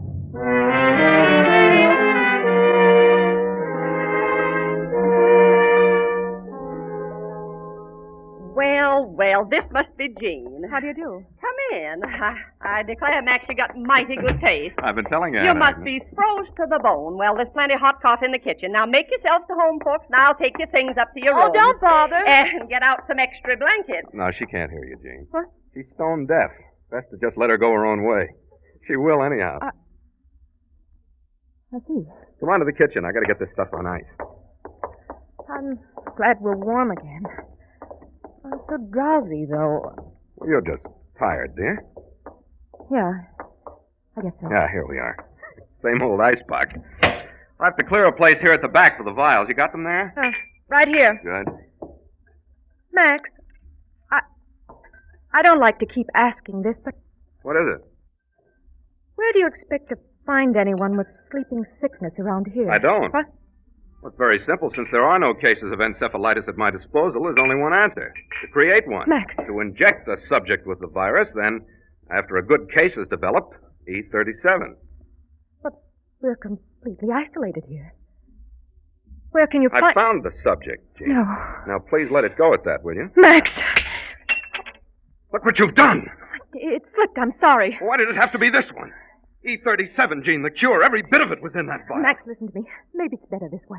Maybe you'd better forget about E37. Treat the patient in the ordinary way. There must be a hospital somewhere. Don't be ridiculous. E37 was our only chance. I injected 20,000 units of sleeping sickness virus. A fatal Yes, dose. a fatal dose. We've got to start work on another batch of E37 right now. Come on.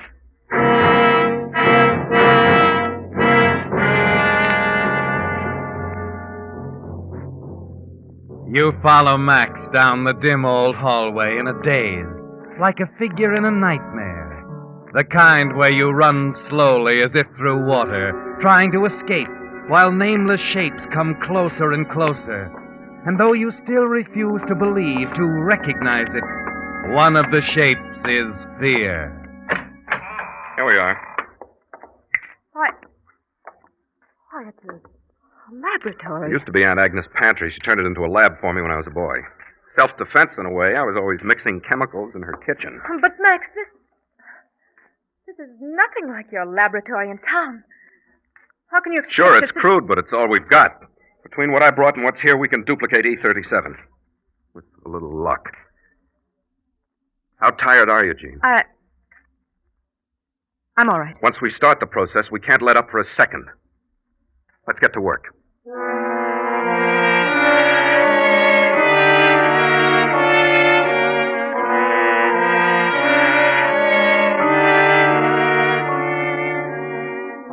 And so it begins, Jean. It's midnight when the two of you have straightened out the dusty laboratory, cleaned the glassware, the retorts, and Bunsen burners. 3 in the morning when the first solution is ready to run. Keep an eye on the filtrate here. I'm going to make another setup. Yes, Max. The autoclave's working. Good. How do you feel? Just tired. Of course you're tired. So am I. We'll make it, though, Jean. Don't worry. We'll make it.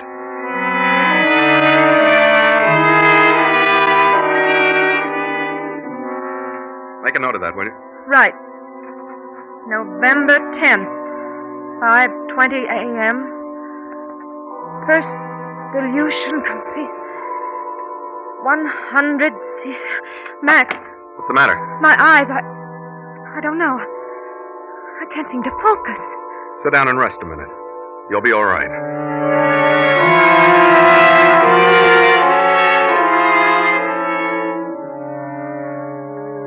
November 11th, 10:15 a.m.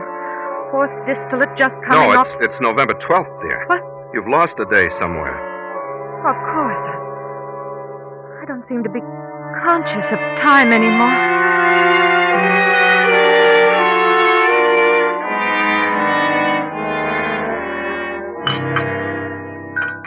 Yeah. If I ever get through this, I'm going to build a monument to black coffee. Hasn't any effect on me anymore. What time's it now? 4 p.m. 26 hours since we ran that solution. Ought to be right by now. You got the beaker ready? Yes. Here, Max. Sterilize. All right. Put it on the burner, will you? All right. That's it. Now we wait some more. Oh, time. What a maddening dimension. You hurry, you're in a frenzy of haste. But everything has to go at its own rate. You can't hurry a fire or a chemical reaction. While you wait for them, a virus is multiplying, increasing, threatening a brain, life. Max! What? Please don't talk about it. Not now. Give me a cigarette, will you? Yeah, of course. Thanks. And a light. Steady. What? Your hand's shaking like a leaf. I just can't seem to control them. Yeah. I guess I'm pretty tense, too. Equipment's obsolete. It's a gamble any way you look at it. But we've got a good chance. You've ever been afraid of taking chances? Have you, Max? Why do you say that? Even if it meant gambling with our happiness, your work would come first. Science comes before everything. Doesn't it, Max? That's not a fair question. I think it's appropriate right now. What do you mean? I love you, Max. I'll always love you, no matter what happens. I want you to know that. Jean, this is no time to... There's still time to drop this crazy business. There's still time to give the patient one of the standard treatments. What are you talking about? Oh, Max. Let me call Dr. Olson. I see. You're giving up, huh? It's not that, Max. Well, I'm not giving up. We're going through with this. If my experiment's successful, I want to know that E37 alone is responsible. And if not... Go on, Max. What if it isn't? Then I'll just have to face the music. I see.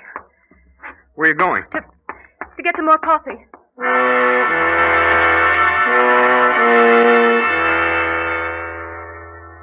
You're glad the telephone's at the other end of the house, that you'll have a chance to get the call through to Dr. Olson in Boston before Max has a chance to stop you. You wait for the operator to answer, trying to fit the words together in a way that will tell Olson the story without going too hard on Max. There's no other explanation, is there, Gene? The dull pain in the back of your head, the nervous disturbance, the deadly fatigue, the double vision can mean only one thing. Why, Gene. Oh, Aunt Agnes. Land, you're not trying to make a phone call, are you? Why, the lines have been down for hours, kind of the storm. Oh, no. Oh, you look all worn out, child, and no wonder. The way you two been working. Wait.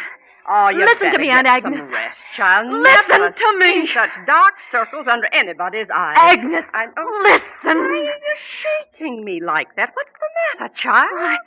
I'll write a note. There's paper and pencil by the phone. Watch, Aunt Agnes. Watch. Eh? What are you writing? Oh, Max trying dangerous experiment. That's right. Stop him. It's life and death. My life and my death. Stop him, my land You child. I understand wouldn't that? dream of such a thing. Life Ever and death. interfered with his doings. Not even after Tommy and I blew out the side of the barn. Please. Well, the rest of the family It was means all life. at him for My one life. thing or another, but not me. That's science, you know. Max says that's the way we learn. Gene, wait. Now, why'd she run off like that?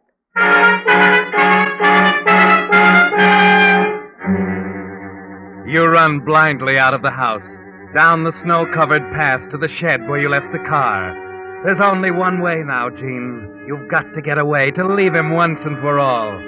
You've decided now that he's a man without a heart, that you were foolish to have fallen in love with him, and there's a stabbing cold feeling inside that tells you you've discovered it too late. And as you fumble for the car keys, the nightmare you've lived through for the past few days comes back in a rush. I'll inject a subject with the virus, and after a good case is developed, E37. How long did the patient last, Mitchell? Was it 10 seconds or 20? Hold still, dear. Giving you a shot for that cold of yours. Double vision, sleepiness, fever. That car. I saw 2 of them. 20,000 units of virus. The drug is our only chance. I don't know what's the matter with me. I don't feel like myself. There's no future for JV after the 13th day of November. No future, no future.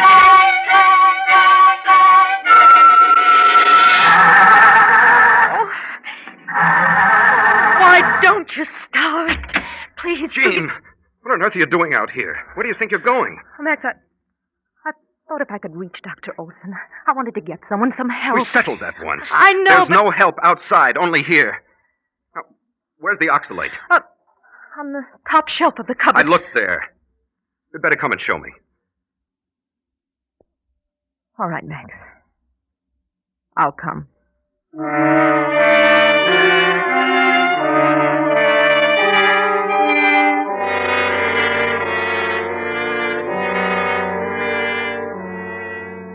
What time is it, Gene? About 9. Is the hypodermic in the sterilizer? No. Well, put it in. We're almost ready. Now, where are the notes? Not? Oh. Here. Let's see. Virus injected Monday, November 10th. Disease approaches critical state. Pretty close. Better make the final entry, Gene. Or next to final while I finish here. All right. Ready now? Yes, Max. Preparing to administer anti-encephalitic drug E37 subject. Work commenced on drug at 1 a.m., November 10th. Completed at 9 p.m., November 12th. Your hand trembles as you write. As you watch Max rise, walk slowly to the sterilizer, lift the lid, and remove the hypodermic. There's no future for JV after the 13th day of November. You fight it out of your mind. Struggle against the fear that gripped you as Max turns, hypodermic in hand. Everything begins to waver before your eyes. You drop the journal. I'll be over in a minute, Gene. See, I simply put the needle in the solution. Release the plunger. Now. No. No, Max. Gene. Please.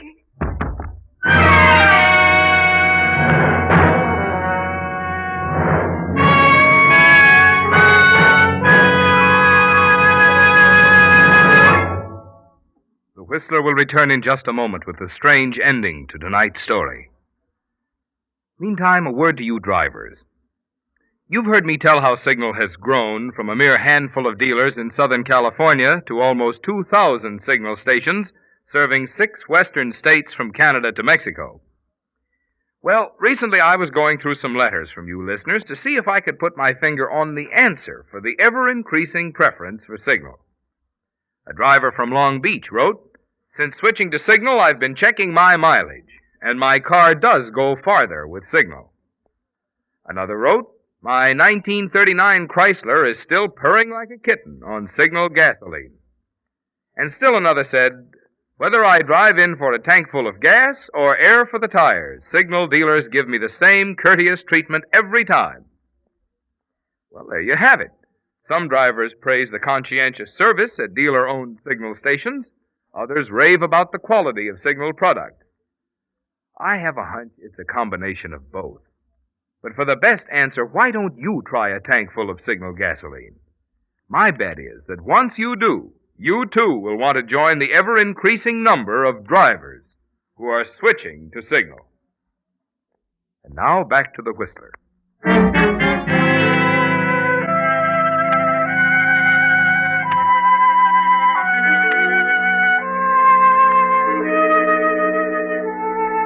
It was too much, Jean, the sight of Max standing there with a needle. Gradually, you become aware of the room you're in. A pretty bright room with organdy curtains and the green leaves of an apple tree showing outside the window.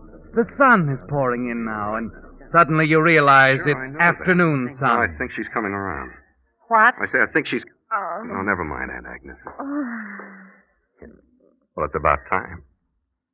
Max. You've slept the clock round, young lady. It's after 3. Max, it's all over. I'm all right. Yes, it's over, darling. You're all right. And we've won. Oh, there's the doorbell, Aunt Agnes. What? The doorbell. Doorbell! Oh, doorbell. I expect it's the judge. I'll sit him down in the parlor. Good. I told the judge to drop by on his way home from town, dear. Thought we might make an appointment. That is, if you don't mind changing your name on an unlucky day like the 13th. Change my name. My initials on the...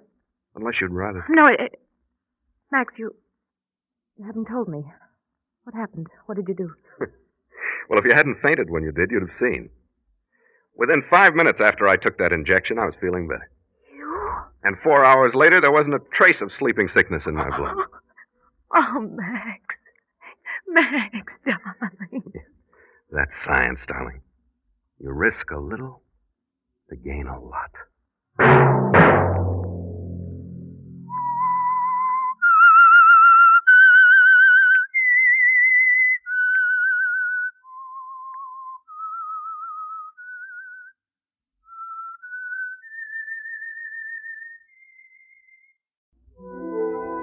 And now the Whistler's strange story. The Bridge on Black Mountain.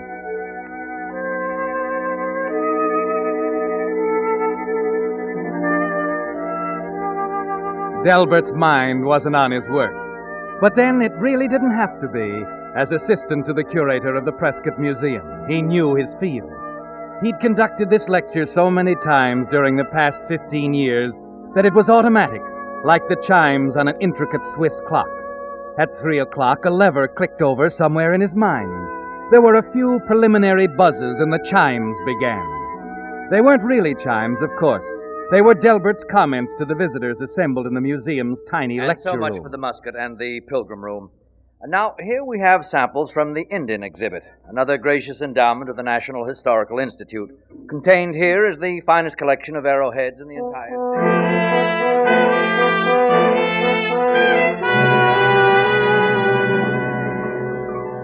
The Egyptian exhibits came next, then the Aztec and Maya relics, followed immediately by the Incas, Araucanians, and Patagonians.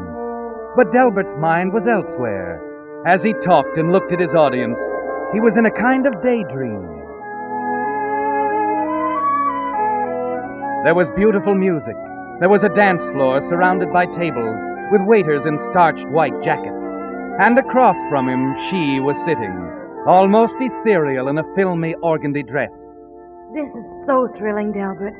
I never dreamed anything could be so wonderful. It's shabby, Miss Francis, compared to you. Please, Delbert. Not Miss Francis anymore. Louise. Louise. Oh, I'm so proud of you, Delbert. Oh, it was nothing at all. You're curator now. Curator of the Prescott Museum. And more than that, Louise, I'm free now, free to say something that's been on my mind ever since the day I first laid eyes on you. Oh, Delbert.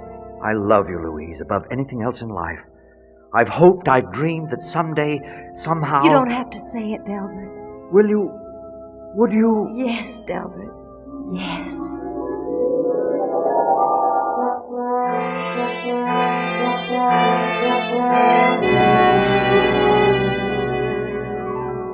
And the daydream is as automatic as the lecture, Delbert. The dream that someday you'll be curator. That someday Miss Francis will look upon you as somebody. It's been that way ever since the day she came to work as secretary to the curator, Dr. Prescott. And as you drone These are on... samples of arrowheads from Dr. Prescott's own collection, the finest in the state. Notice, please, the method of chipping, the pattern. Mr. Reed. Oh, excuse me a moment. Louise, was there something? Louise? Oh, I mean, Miss Francis, I'm sorry. Oh, Mr. Reed, I didn't know you cared. Oh, it's nothing at all. Sure now? Why, yes, of course. Too bad. Some girls have all the luck.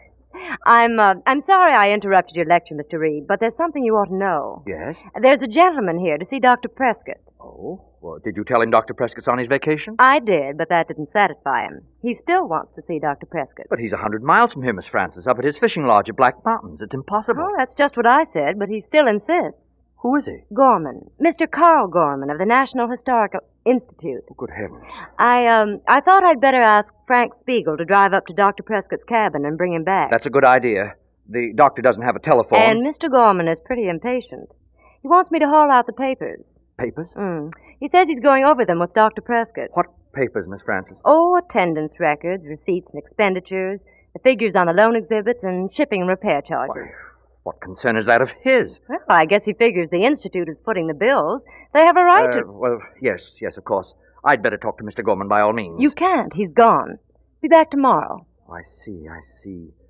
Miss Francis, forget about asking Spiegel to run up to Dr. Prescott's cabin. This is so important, I'm going up there myself.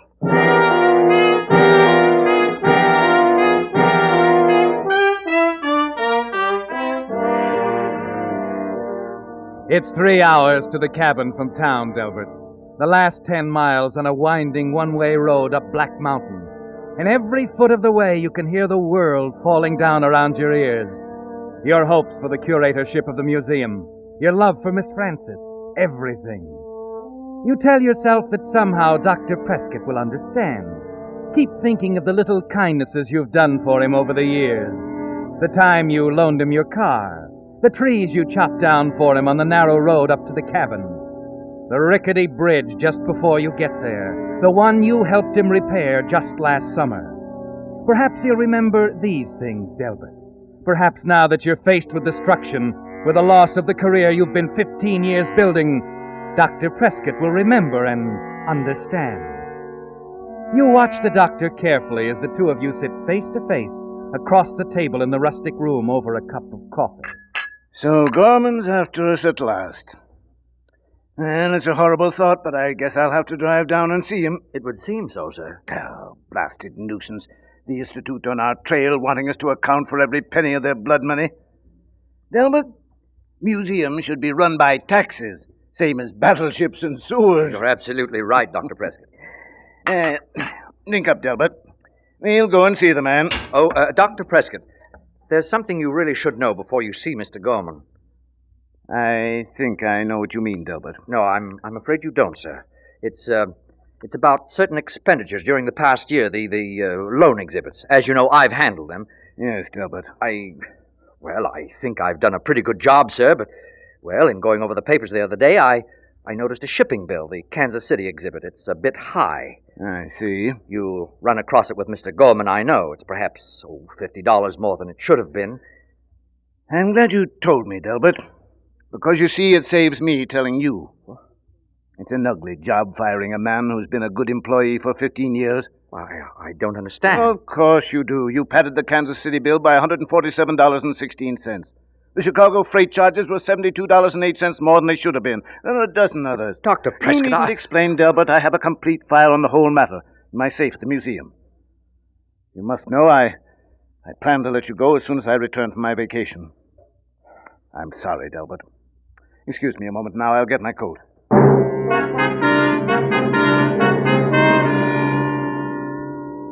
It's just as you feared, Delbert. It's gone now, all of it. Your job, your career, and most of all, Miss Frances. Dr. Prescott just doesn't understand. You stand there bewildered, waiting for him to come back into the room. Then you see Dr. Prescott's keys lying on the table not 10 feet from you. The keys that will open the safe in his office. Almost without thinking, you grab them, shove them into your pocket just in time. I seem to find my jacket. Oh, I don't see it around. Oh, never mind. Here it is on the chair. I hope you understand, Albert. If I didn't think so much of you, I'd have brought it up before this. But it's too late now. You see, I kept hoping that each one would be the last. So did I. I decided it wasn't too important, to me at least. I won't be curator much longer, Delbert. I'm getting old. Of course, I'll continue as chairman of the board, but going to pass on active leadership to a younger man. I didn't know, Dr. Prescott. Nobody knows, Delbert. Now, I'd better get things straightened up around here before we go. Dr. Prescott. Yes? Perhaps I'd better run on ahead. My car's a little slower than yours. Of course, Delbert. Well, goodbye, sir. Goodbye. No hard feelings, eh, Delbert? No, sir. No hard feelings.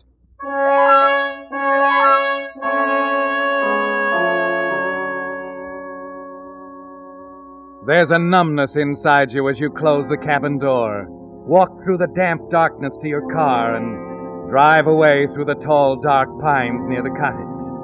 You wish Dr. Prescott weren't such a fine man, because you know that you'll never stand by and let him expose you without fighting back somehow. And as the wheels of your car rumble out across the flimsy bridge, spanning the ravine below the cabin, it comes to you. On each side of the bridge, there's a kingpin joining the two main supports. On the far side of the bridge, you bring your car to a stop. Look under the seat until you find a heavy wrench. It takes only a few seconds to climb down and out along the supporting timbers you yourself helped put in. And as you start working at the kingpin joining the two main supports, Dr. Prescott's words come to you over and over again with each turn of the wrench. No hard feelings, eh, Delbert? No hard feelings, eh, Delbert? No hard feelings, eh, Delbert? There. No, Dr. Prescott. No hard feelings at all.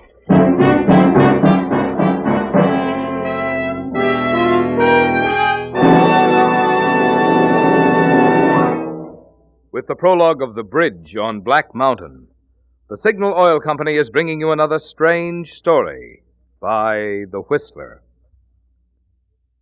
But now, a word to you drivers who want to be sure you're getting the tops in quality when you buy gasoline. Just consider the facts. There's only one way any gasoline can give your car superior performance, faster pickup, smoother knock-free power, and all that sort of thing. That's by helping your motor run more efficiently. And when your motor runs more efficiently, naturally you see proof of it on your speedometer, in better mileage, the very thing that Signal gasoline is famous for throughout the West, from Canada to Mexico. That's why we're so proud of Signal's good mileage. And it explains why we say, to be sure of the tops in gasoline quality, there are just two things to remember. One, it takes extra quality to go farther. And two, Signal is the famous Go Farther gasoline.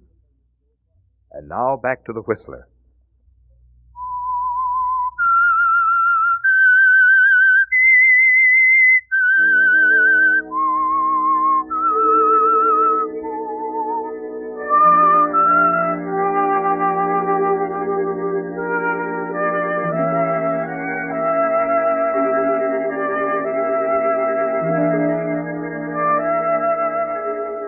So you've done it now, Delbert. For the first time in your life, you've fought back. You arrive home at midnight, confident that Dr. Prescott will not show up in the morning to expose you. Confident that the bridge with the kingpin carefully removed from the main supports will be your ally. And as you drop off to sleep, you can see it all. The sickening sag as the weight of Dr. Prescott's car moves out onto the span. The crunch of timber. The terrible, deadly drop to the rocks below. And for you, safety. And perhaps even the curatorship, Delbert. But then that part can wait. At least until the following evening when you keep a dinner appointment with Dr. Gorman, apologizing, of course, for Dr. Prescott's absence. No, I simply don't understand it, Mr. Gorman. Something must have delayed Dr. Prescott. I was certain he'd be here.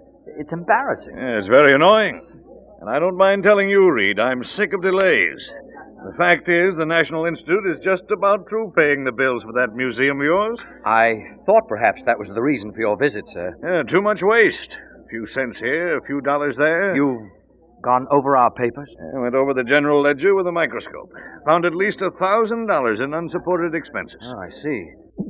Well, but surely you don't think Dr. Prescott... A captain is responsible for his ship, Reed. And Prescott was a good man once. Probably still the best man for chairmanship of the board. But as far as the actual administration, he's getting careless, forgetful. Oh, it's such a shame. Business is business. Institutions like ours have to be run on a business basis or they go under. Oh, waiter? Yes, sir. Check, please. Very good, sir. You're leaving, sir? Oh, can't hang around all week.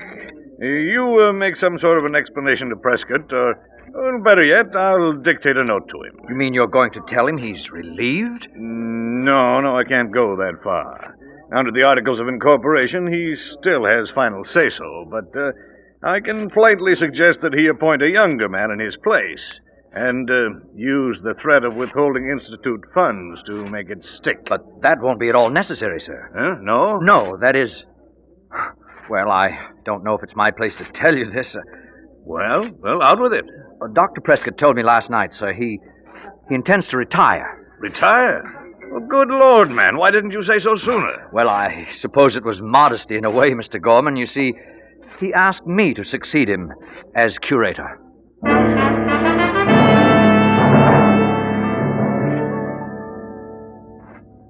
Yes. So you decided to take all. And now there's just one last detail to look after. Upstairs in Dr. Prescott's office, you feel in your coat pocket. The keys to his private safe are still there.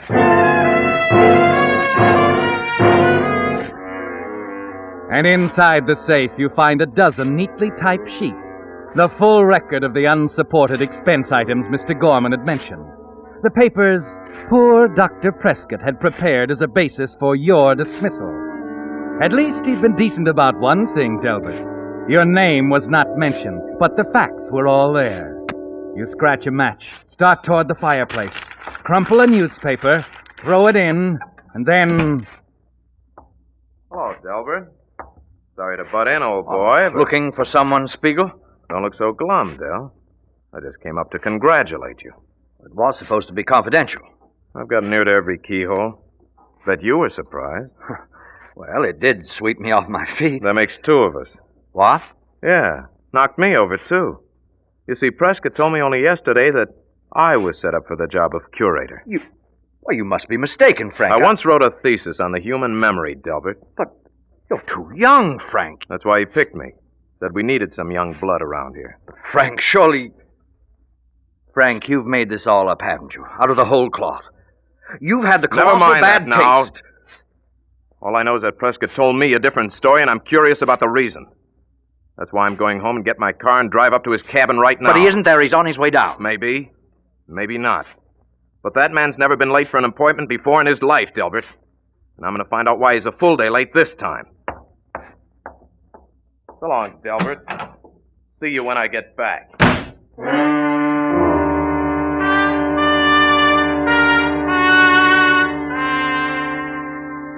It's quite a shock, Delbert, to be confronted with the end of the world twice in 24 hours. It's clear now, isn't it? It'll be your word against Frank Spiegel's. And you're not a gambler, Delbert. You glance down at the sheaf of paper still in your hand, pause a moment, and then move quickly to the typewriter. See now. Memo to Delbert Reed. Believe attached papers self-explanatory. As new curator, it will be your job.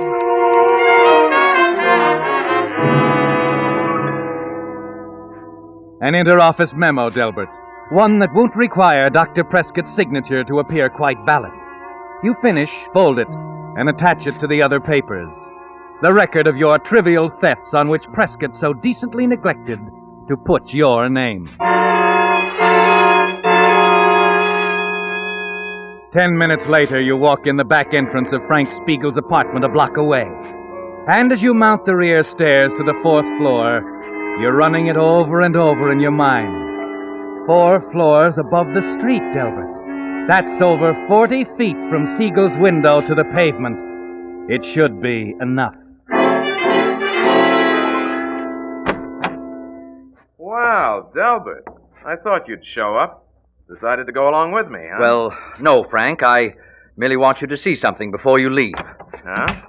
What's that? A few papers. Here in my briefcase. There's a note here. I think it explains. Here we are. Let me see. Oh, yes. Memo from Prescott, huh? To Delbert Reed. Believe attached papers self-explanatory. As he turns toward the light to read the memo, you take Dr. Prescott's heavy onyx paperweight out of your side pocket. Slowly raise your arm. Hey, what the deuce? We must both see that Spiegel.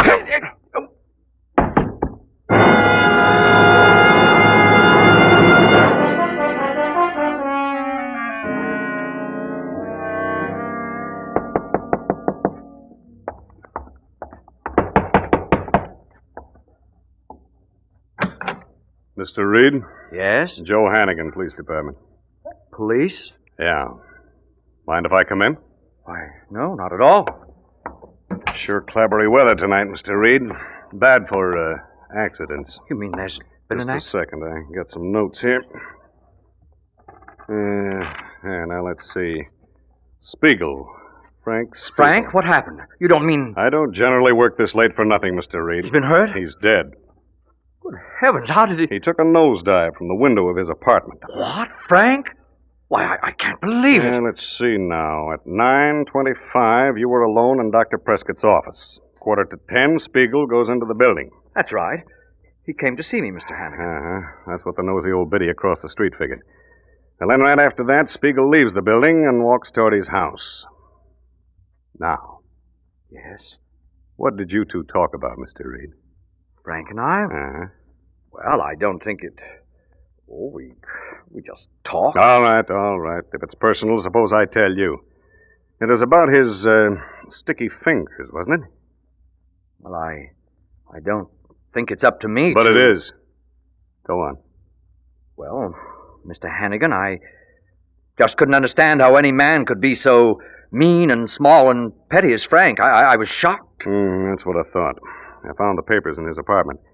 He'd lifted $20 here, $40 there. That it? None of us ever suspected that until the audits were made. Mm-hmm. How do you suppose Spiegel got hold of those papers? Oh, I gave them to him, Mr. Hannigan. You may as well know it now. I decided the fair thing was to give him all the facts and let him have a chance to defend himself. Mm-hmm. Very decent of you. How did you get them? They were in Dr. Prescott's briefcase. I see. According to Miss Francis, his briefcase is kept in the safe. You've talked to Miss Francis? That's right. She told me that briefcase is always kept in Prescott's private safe. Well, yes. How did they get out of the safe this time? What? Oh, is that what's puzzling you? Yeah. Well, it's really very simple, Mr. Hannigan. I have the keys. Dr. Prescott loaned them to me when I came back the other night. Here. See, now, here's the key to the safe. This one opens the briefcase, I believe. Yeah. Well, Mr. Reed, I guess that winds it up for now. You'll be around in case I... Of course, Mr. Hannigan. You realize, too, that if you want corroboration on any of these things, that Dr. Prescott will be available. I hope so. I understand from Miss Francis that he's taking his time about coming back to town. Oh, but he'll be here, Mr. Hannigan. I'm sure of it. You can always count on Dr. Prescott.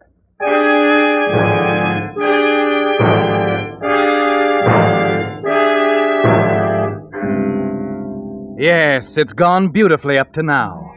But there's still one thing that can destroy you, Delbert. Still one terrible question. And the answer lies at the bridge on Black Mountain.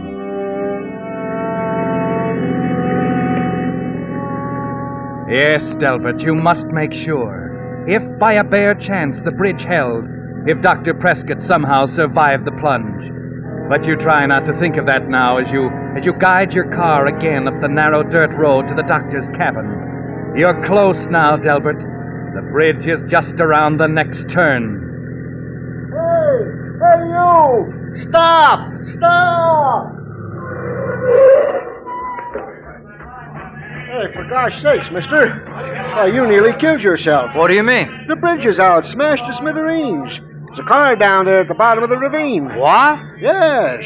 Terrible, ain't it? The minute the weight of the car hit that bridge, why, down she went. Guess you may as well turn right around, mister. There's no getting up to the top of that mountain tonight. Was it something important? Important? Well, yes, I suppose I thought it was, but... Well, then if the bridge is out, I guess that settles it, doesn't it?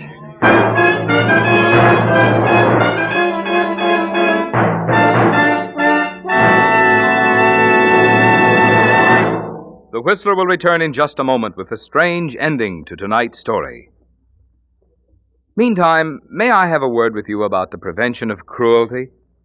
Back in the horse and buggy days, you know, there were laws to keep drivers from beating their horses.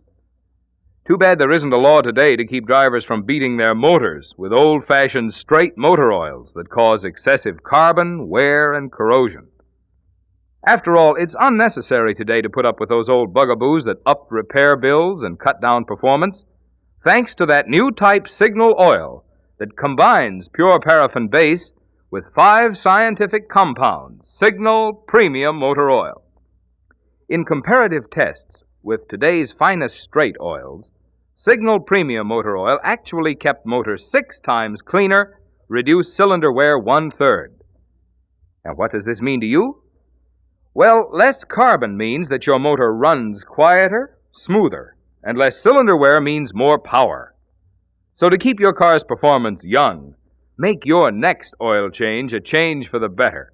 Switch to the new type Signal Oil that's your guarantee of a sweeter running motor. Signal Premium Motor Oil. And now back to the Whistler.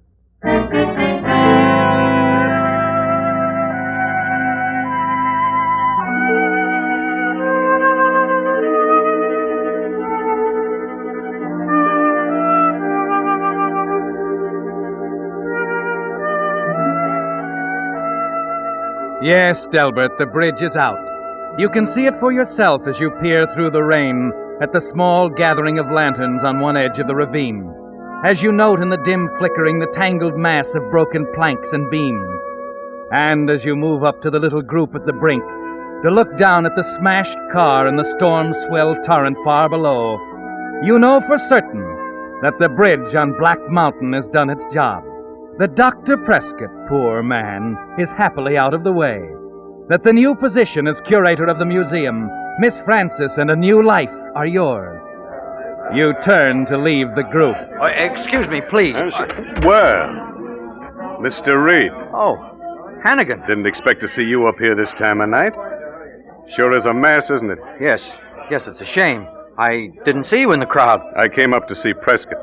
Oh, yes, of course. Lucky I wasn't coming the other way. Drop off so sharp on that side, I wouldn't have had a chance. How's that? I said I wouldn't have had a chance to jump if I'd been coming the other way. That's my car down there, you know. Your car? Sure. Ask Dr. Prescott here. He climbed down and across to get over to this side. Dr. Prescott? That's right, Delbert. Dr. Prescott, You better have more to say than that, Delbert. The doctor and I have had a long talk. I know now that Frank Spiegel didn't steal that money. And he didn't commit suicide either. You made a terrible mistake, Delbert. Terrible. I don't understand. Last night you said you were going to drive down to see Gorman right away. I know, but I couldn't. You see, I couldn't start my car. You should have thought of that, Delbert, when you stole all of my keys.